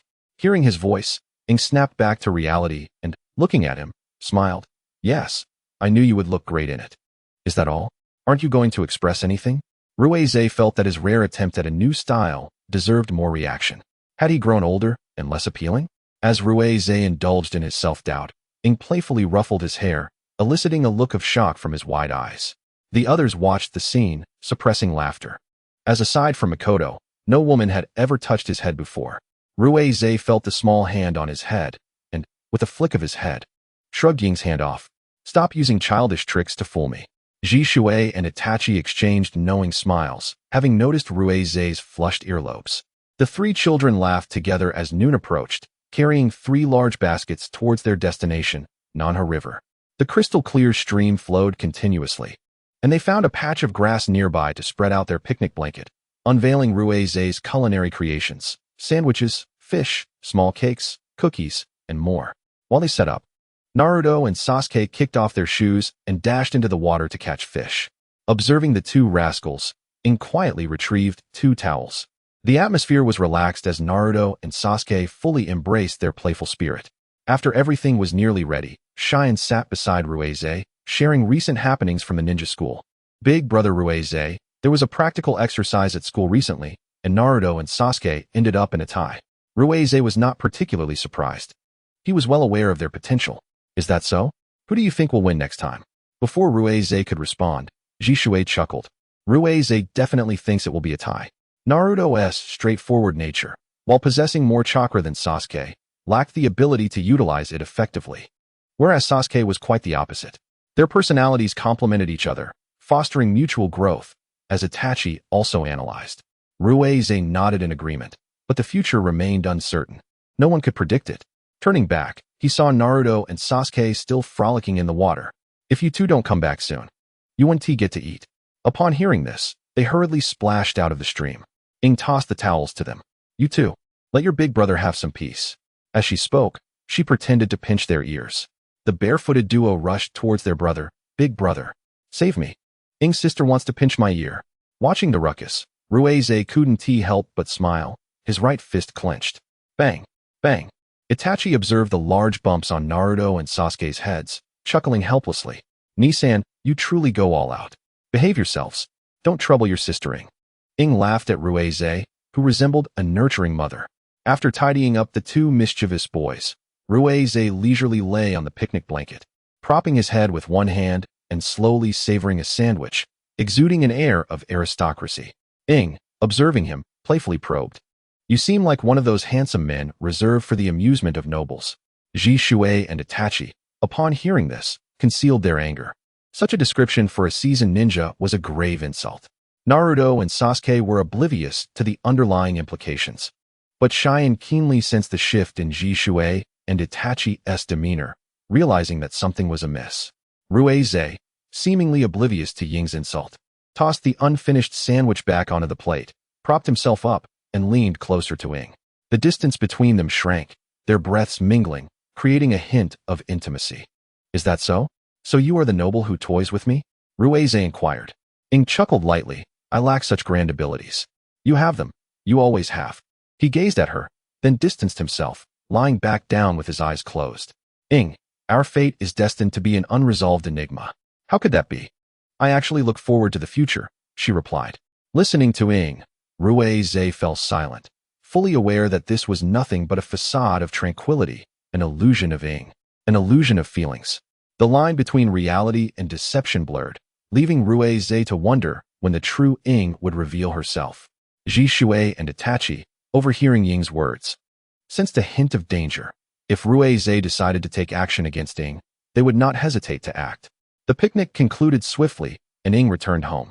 Itachi once again urged Ruize, Nisan, you understood that was a test, right? Shouldn't we capture her? Not now, it risks alerting her. Ji Shui cast a deep glance at Ruize. Is it about being cautious, or is it fear? Ruize, what are you truly worried about? Seeing his elder brother's reluctance, Itachi turned to Ji Shui, hoping he would convince Ruize. However, upon noticing Ji Shui's expression, he refrained from speaking. I know what I'm doing.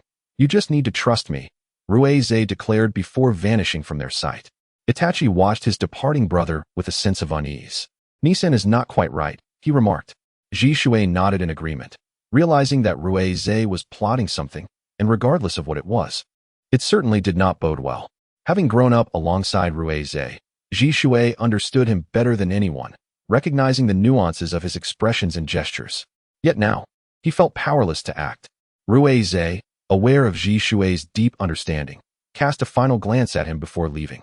Their silent understanding requiring no further words, an unspoken agreement to refrain from unnecessary actions. Was it all because of Ing? He was oblivious to the fact that, had it not been for Yi's actions leading to Rue Zhe's predicament, or if those he cherished and the village he held dear were to suffer harm, he would undoubtedly regret not intervening to prevent Rue Zhe from taking Yi back to the village. However, given the situation, there was no point in lamenting. His focus must now be on remedying the circumstances. Recently, rumors circulated within the Umbu about the possible madness of Lord Shadow. Over the past week, Rue Zhe, relying on the techniques he had previously established across various locations, undertook increasingly challenging missions, resting for less than 20 hours in total. With an enormous chakra reserve, Rue Zhe persistently utilized the Flying Thunder God technique to teleport, and when his chakra dwindled, he had Xiao Xiao carry him through the air. Ji Shui and Itachi exchanged puzzled glances within the Umbu, completely at a loss as to the unfolding events, yet feeling the weight of a looming headache. All of the assignments originally designated for them had been snatched away. According to the latest mission Rue Zhe had taken on, he was currently investigating remnants in the Land of Whirlpools. Though the Land of Whirlpools had been destroyed, many with ill intentions had sought to acquire the sealing techniques of the Uzumaki clan, most of whom returned empty-handed. The sealing techniques of the Uzumaki clan were not easily obtained. "What on earth is brother doing?" Itachi muttered, massaging his temples in frustration, unable to decipher his brother's intentions. It was unexpected yet somewhat predictable. After all, Rue Zhe had always been reckless. Ji Shui, equally exasperated, glanced at the mountain of mission reports sent back by Ninja Eagle, feeling as though his brother was exhausting him. Resigned, Itachi began to sift through the reports, knowing he had to collaborate with Ji Shui to manage their brother's assignments. However, before they could delve deeply into their work, they sensed a familiar chakra signature. Brother is back. The speed of his return was undoubtedly facilitated by the Flying Thunder God technique. The chakra consumed in such a transfer was considerable. The two hurried towards the source of the chakra. The Umbu members were taken aback by Rue Zhe's sudden appearance, visibly shocked by his poor condition. Rue Zhe, who typically shunned masks, was wearing one tightly. His clothing was tattered, and the ends of his ponytail showed signs of burning. He was in a woeful state. Bloodstains lingered on his right ankle, and it was evident to any capable ninja that he had sustained injuries. When a ninja attempted to assist Rue Zhe, he firmly declined, leaving no one willing to approach him. "You should all tend to your duties. Don't linger here," he rasped, his voice hoarse, devoid of its usual cool serenity. When Ji Shui and Itachi arrived, they were taken aback by his appearance. "Brother!" Itachi exclaimed as he rushed forward to support Rue Zhe. The acrid scent of smoke and blood wafted from him. Ji Shui frowned. "Rue Zhe, you're injured. You look terrible." Leaning heavily against Itachi, Rue Zhe half closed his eyes and murmured in response. After a moment, he lifted a hand to present Ji Shui with a scroll. His hand was marred with numerous small cuts, resembling wounds from being tightly bound by countless steel wires. "This is all the sealing scrolls I could find in the Land of Whirlpools. I'm entrusting them to you." Ji Shui regarded the scroll in his hand, his expression a mixture of confusion and concern. "Why?" Rue Zhe offered no reply, and they soon realized he had fallen asleep. Ji Shui, observing his slumbering brother, gently removed his mask. His eyes were bruised, lips chapped, and there were wounds on his forehead, with dried blood staining his face. What a reckless individual. Ji Shui, "I'll take brother back now," Itachi said, feeling a pang of discomfort at the sight of his brother in such a state. Ji Shui nodded in agreement. All three were elite ninjas, maintaining vigilance even in slumber. Ji Shui's act of removing Rue Zhe's mask, which would have previously elicited an immediate reaction, went unnoticed as Rue Zhe remained deeply asleep. Itachi carried his slumbering brother home, and upon their return, Sasuke, hearing the commotion, rushed to the entrance. He was about to call out when the words caught in his throat. He saw his older brother returning, carrying their disheveled sibling. It was the first time he had seen his brother in such a pitiful condition, In his mind, his brother was incredibly strong, a gentle soul with a sharp tongue. He hesitated to speak, glancing at Itachi, his eyes filled with concern. Itachi offered a reassuring smile to Sasuke before leading Ruizei into the room. With Sasuke following closely behind, Itachi gazed at his sleeping brother and carefully unfastened Ruizei's outer coat. Upon revealing the bandages, his heart raced. He lifted the inner garment only to discover blood staining the wrappings. "Sasuke, go fetch the medical kit," he instructed, his shock evident. Sasuke, startled by his brother's tone, rushed to comply, while Itachi took the opportunity to remove Ruizei's upper clothing, revealing a chest soaked in blood, the bandaging haphazard and indicative of rough activity. The wounds had reopened, yet Ruizei seemed unconcerned. As Sasuke entered, he found his older brother with a furrowed brow.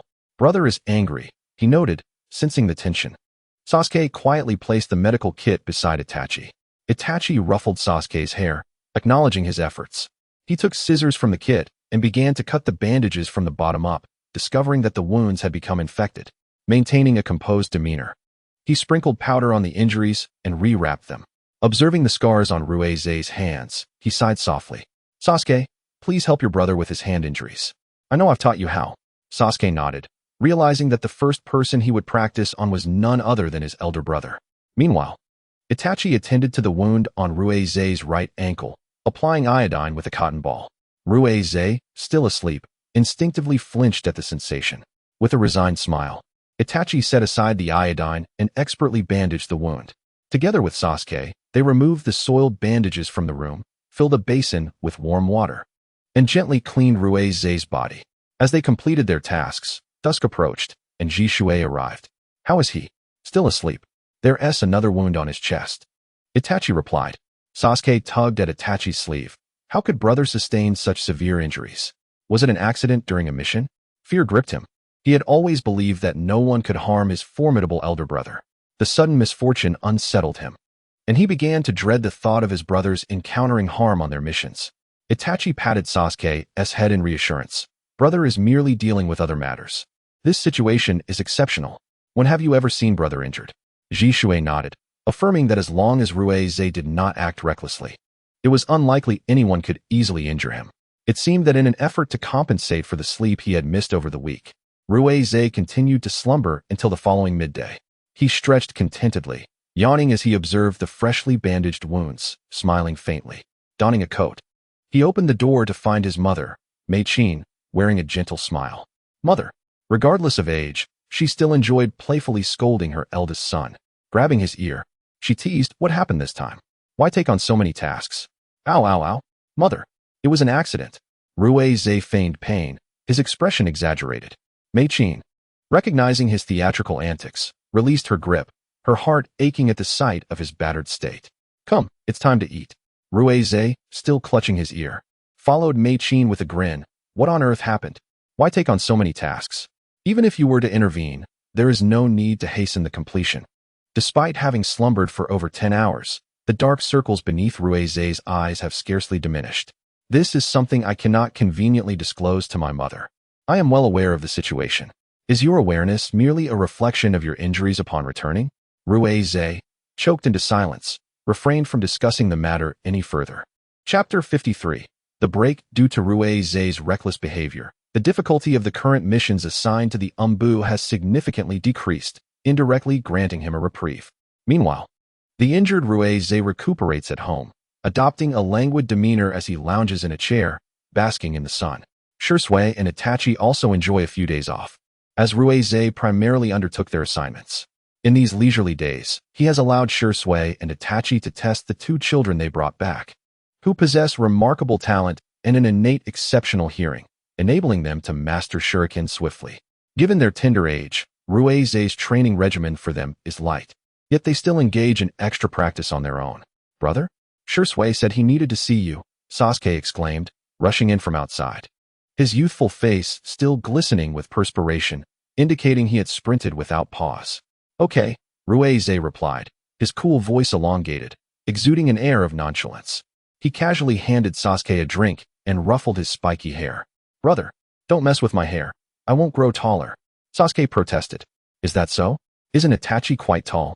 Ruizei mused, propping his chin on one hand.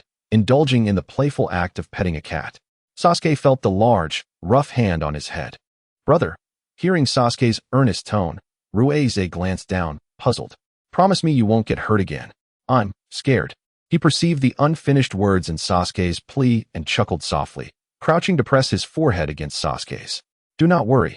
I shall always be by your side." As their eyes met, the brothers clasped hands and set off to find Shursui. Along the way, they encountered Tsubaki, and upon seeing the girl he cherished, Ruize's demeanor softened into a gentle smile. It was hard to reconcile this warmth with the calm, sharp, and formidable shadow he embodied on the battlefield. "Ruize, how is your injury?" Tsubaki inquired, her voice tinged with urgency and concern. Before Ruize could respond, Sasuke interjected, "Brother is reckless." "Tsubaki, please scold him. We don't want to worry again." Ruize, listening to Sasuke's complaint, helplessly tousled his hair. "I'm fine. It's just superficial." "Where are you headed?" He noticed Tsubaki's attire seemed different from usual. "Oh, I'm going to buy groceries to prepare a meal for Grandma," she replied. Nodding in acknowledgement, he said, "Then we shall take our leave. Farewell." As Tsubaki brushed past him, Ruize felt a sudden pang in his heart. He turned swiftly, only to find she had vanished. "Brother, your injury." Sasuke rushed over, supporting Ruize, fearful of any misstep. Ruize comfortingly patted Sasuke's hand that clutched his sleeve tightly. "I am fine." "But..." Sasuke shook his head, biting his lip, reluctantly releasing his grip. Ruize paused to steady himself before gazing in the direction Tsubaki had departed. His eyes filled with a myriad of emotions. Ruize took Sasuke's hand again, utilizing the Flying Thunder God technique to appear beside Shursui. "Go find Itachi," he gently urged, nudging Sasuke toward his brother, who was training with shuriken not far away. Sasuke understood that the ensuing conversation was beyond his purview. He nodded and sought out his elder brother. Shursui regarded Ruize, yet before he could speak, Ruize interjected. "Gather 15 Uchiha Jonin and keep a close watch on Uchiha Tsubaki. Should anything appear suspicious." He seemed to muster all his courage to utter that single word, "eliminate." Shursui nodded. "I will handle it." "Itachi and Sasuke. I will oversee them." Ruize inhaled deeply. The warmth of affection within his eyes seemingly buried, replaced with an unyielding sharpness, akin to a poised predator awaiting the right moment. The weapon secured at his waist resonated with an ominous hum, as if sensing the impending conclusion. At Tsubaki's residence, a sudden black vortex materialized, heralding the arrival of a figure clad in black with red clouds, wearing an orange whirlpool mask. "It seems you have been discovered. There are Jonin all around," Obito remarked. Standing alongside Tsubaki, who now bore an entirely different visage, her ponytail tied up, her once gentle countenance devoid of warmth. "You noticed long ago. You only chose to act now, did you not?"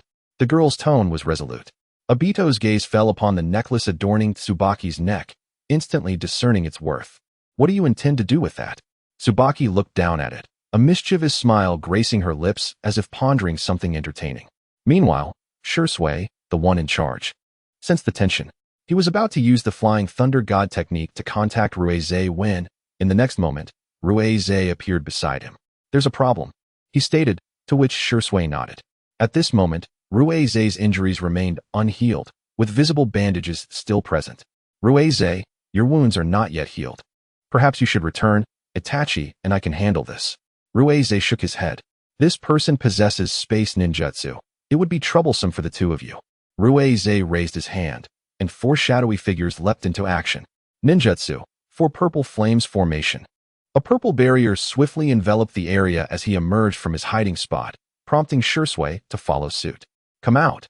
At this juncture, remaining hidden serves no purpose.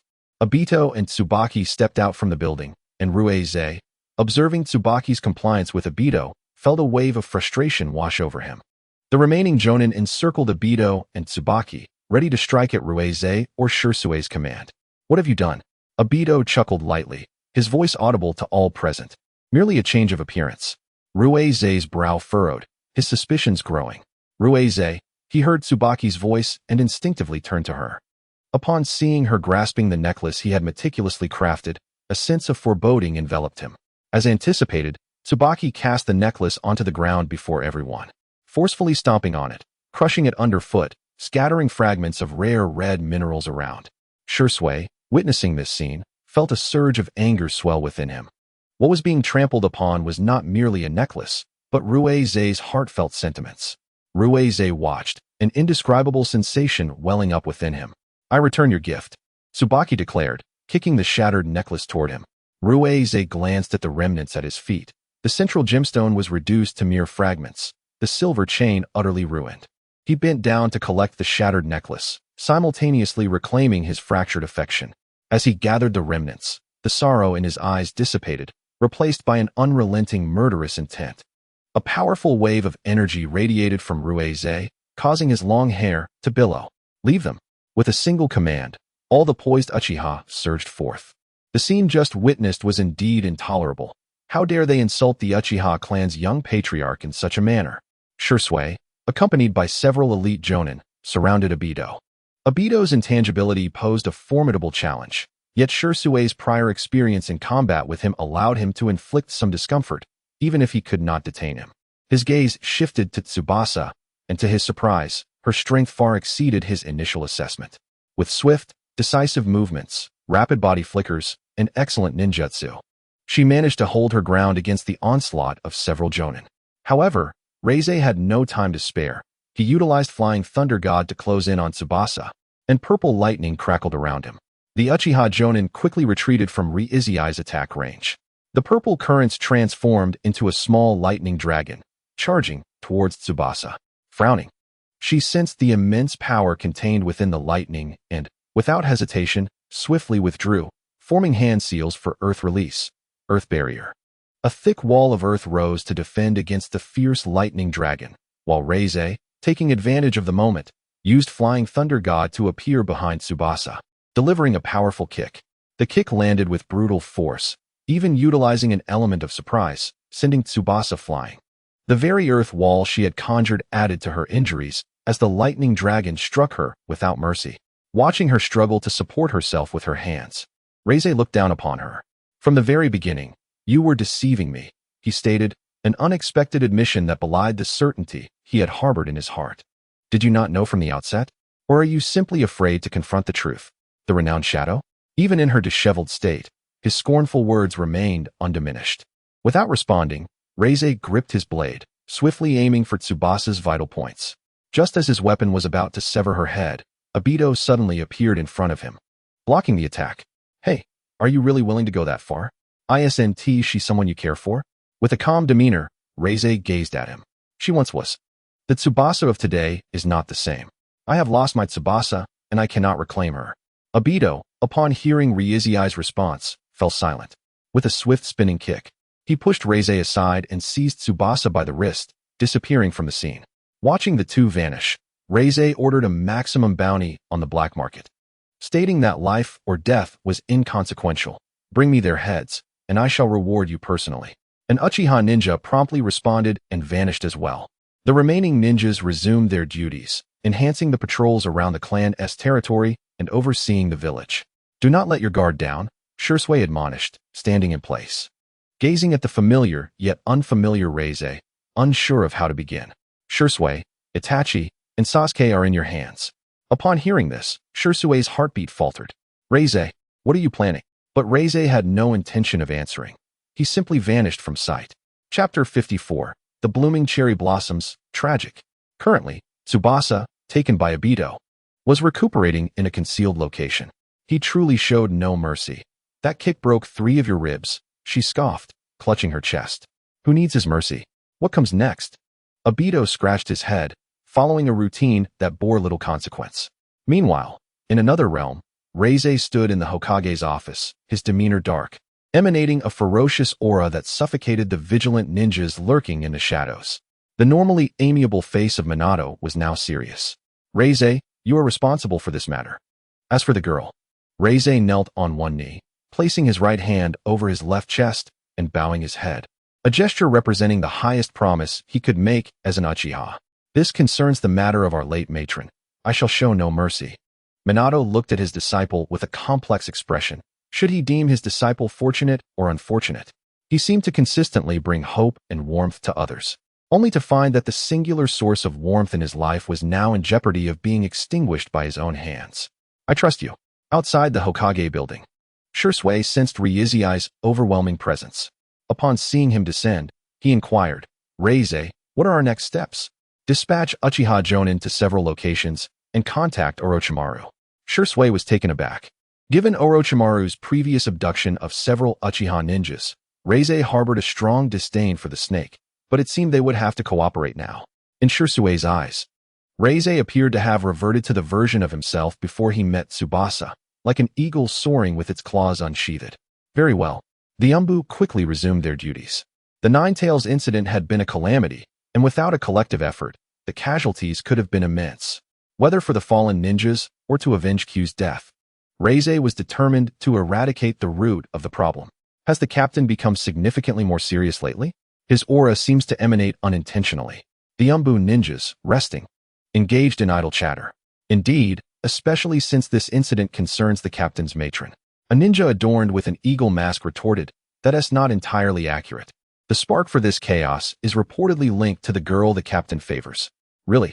A ninja, initially keen to inquire further, suddenly found himself under the intense gaze of Itachi's Sharingan. Mission doubled. The chastised ninjas fell silent as Itachi, his expression stern, exited the Umbu. As night descended, Reise swiftly returned home. Upon reaching his doorstep, he spotted his brother sitting idly on the rooftop, accompanied by Sasuke. Sasuke, quietly leaning against Reise, appeared to be asleep.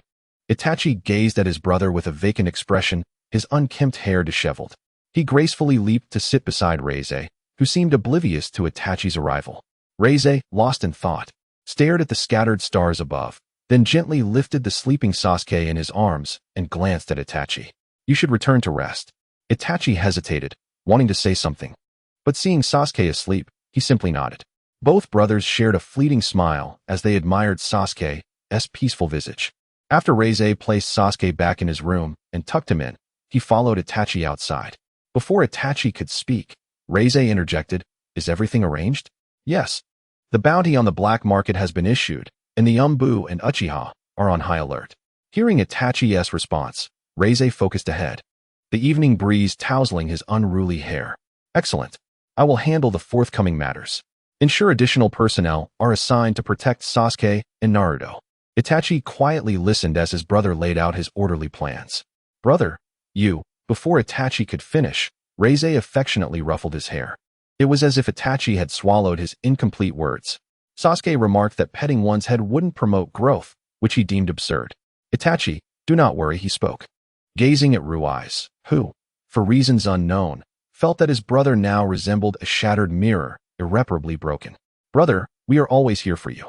You need not shoulder the burden alone. Allow us to support you." Rui's remained silent, retracting his hand that had been poised to offer comfort, instead casting his gaze towards the moon. 2 months had elapsed, and everything Rui's had meticulously arranged was now in place. His relentless pursuit of tasks had been to establish subtle enhancements at various mission sites. This was a clandestinely modified sensing technique. By imprinting an individual's unique chakra fluctuations into the technique, Rui's could perceive their presence within its limited range of 50 meters. However, this method had its drawbacks, necessitating maintenance every fortnight.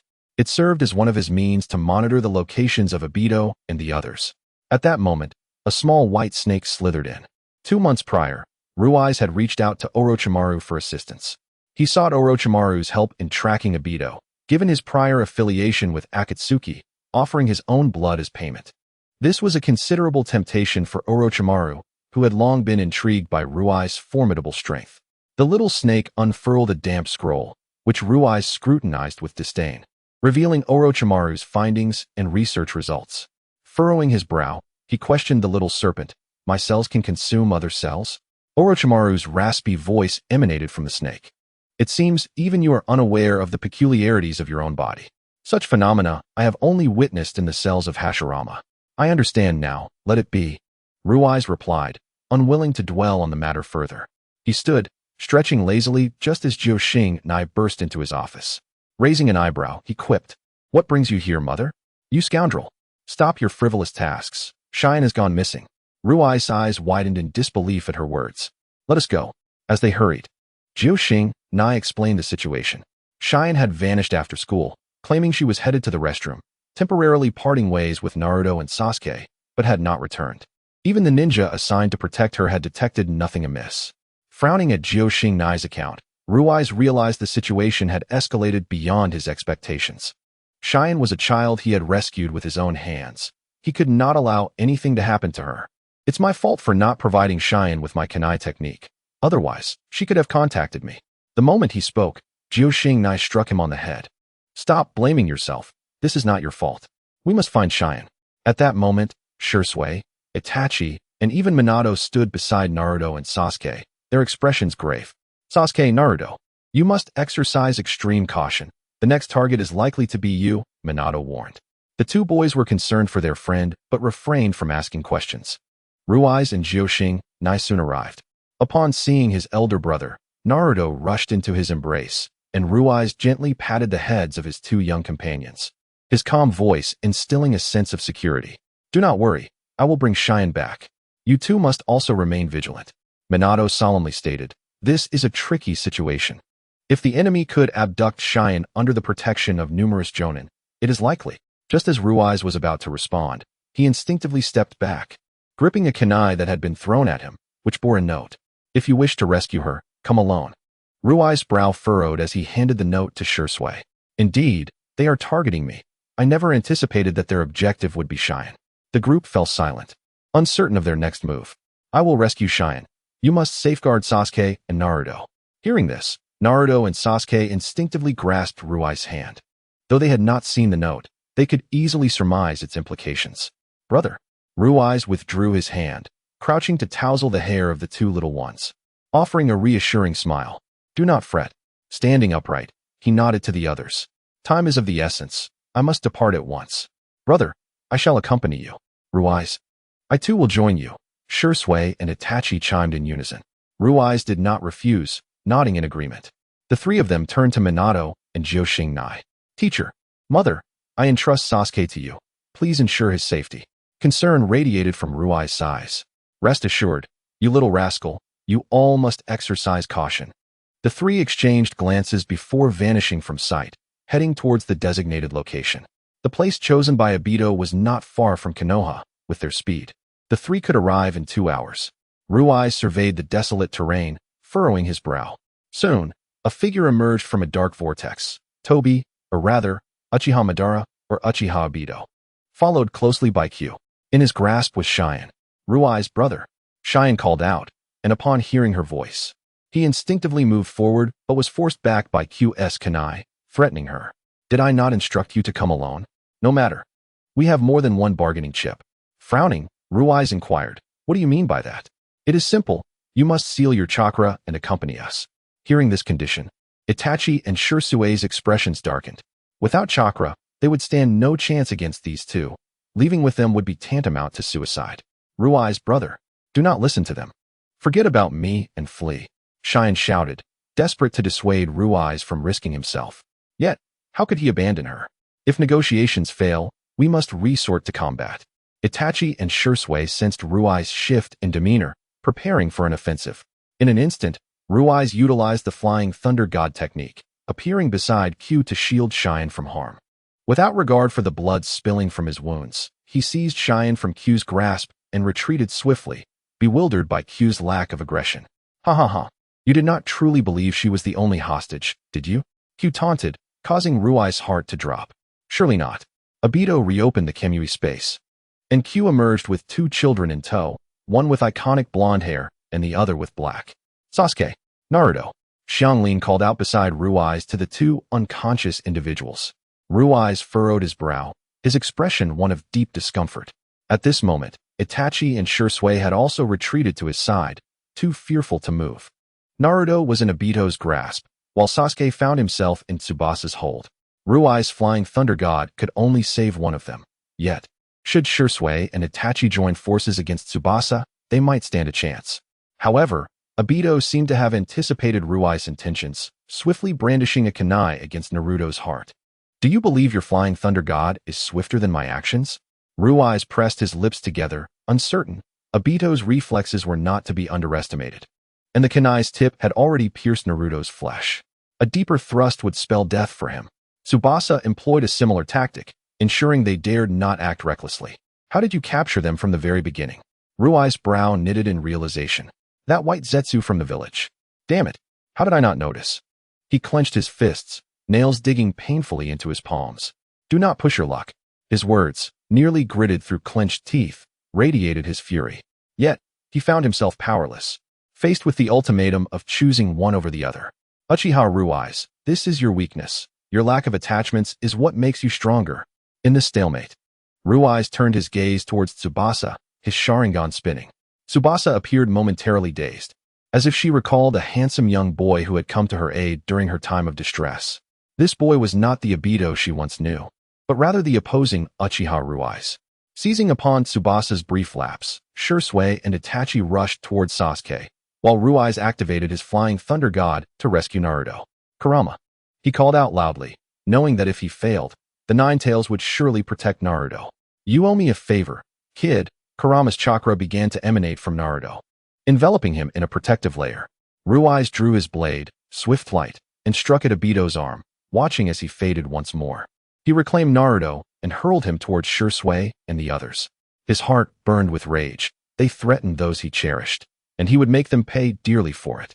Purple lightning crackled around Ruai's form, transforming swift light into a violet hue, its lengthening blade a testament to his fury. His Sharingan whirled in a frenzy. You will pay the price. The oppressive aura emanating from him sent shivers down Obito's spine, compelling him to be cautious. In his wrath, Ruai's strikes were more ferocious than ever. Even though Obito's intangibility seemed insurmountable, Ruai's was determined to find a flaw.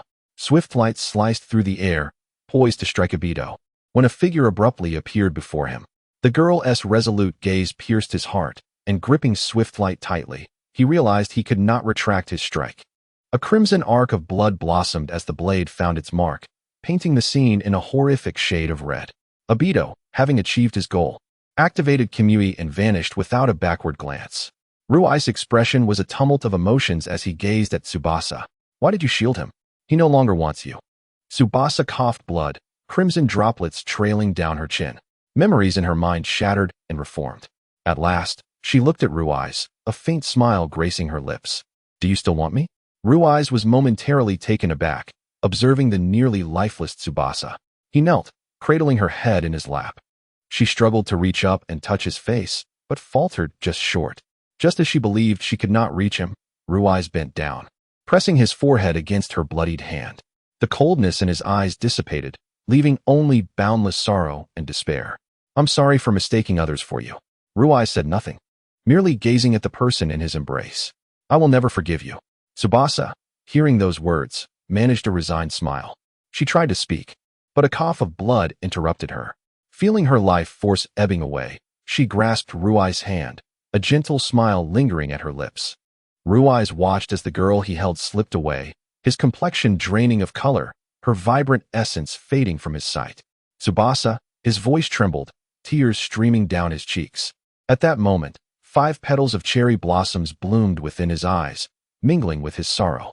He lifted her into his arms, allowing the tears of blood to flow freely. This is not over. The power of his kaleidoscopic Sharingan surged within him. Xianglin felt the icy chakra emanating from Ruai's, retreating behind Shursui. Previously, she had sensed that cold chakra, yet it had brought her warmth akin to the sun in spring. Now, only the chill of a long winter remained. Coupled with an endless despair,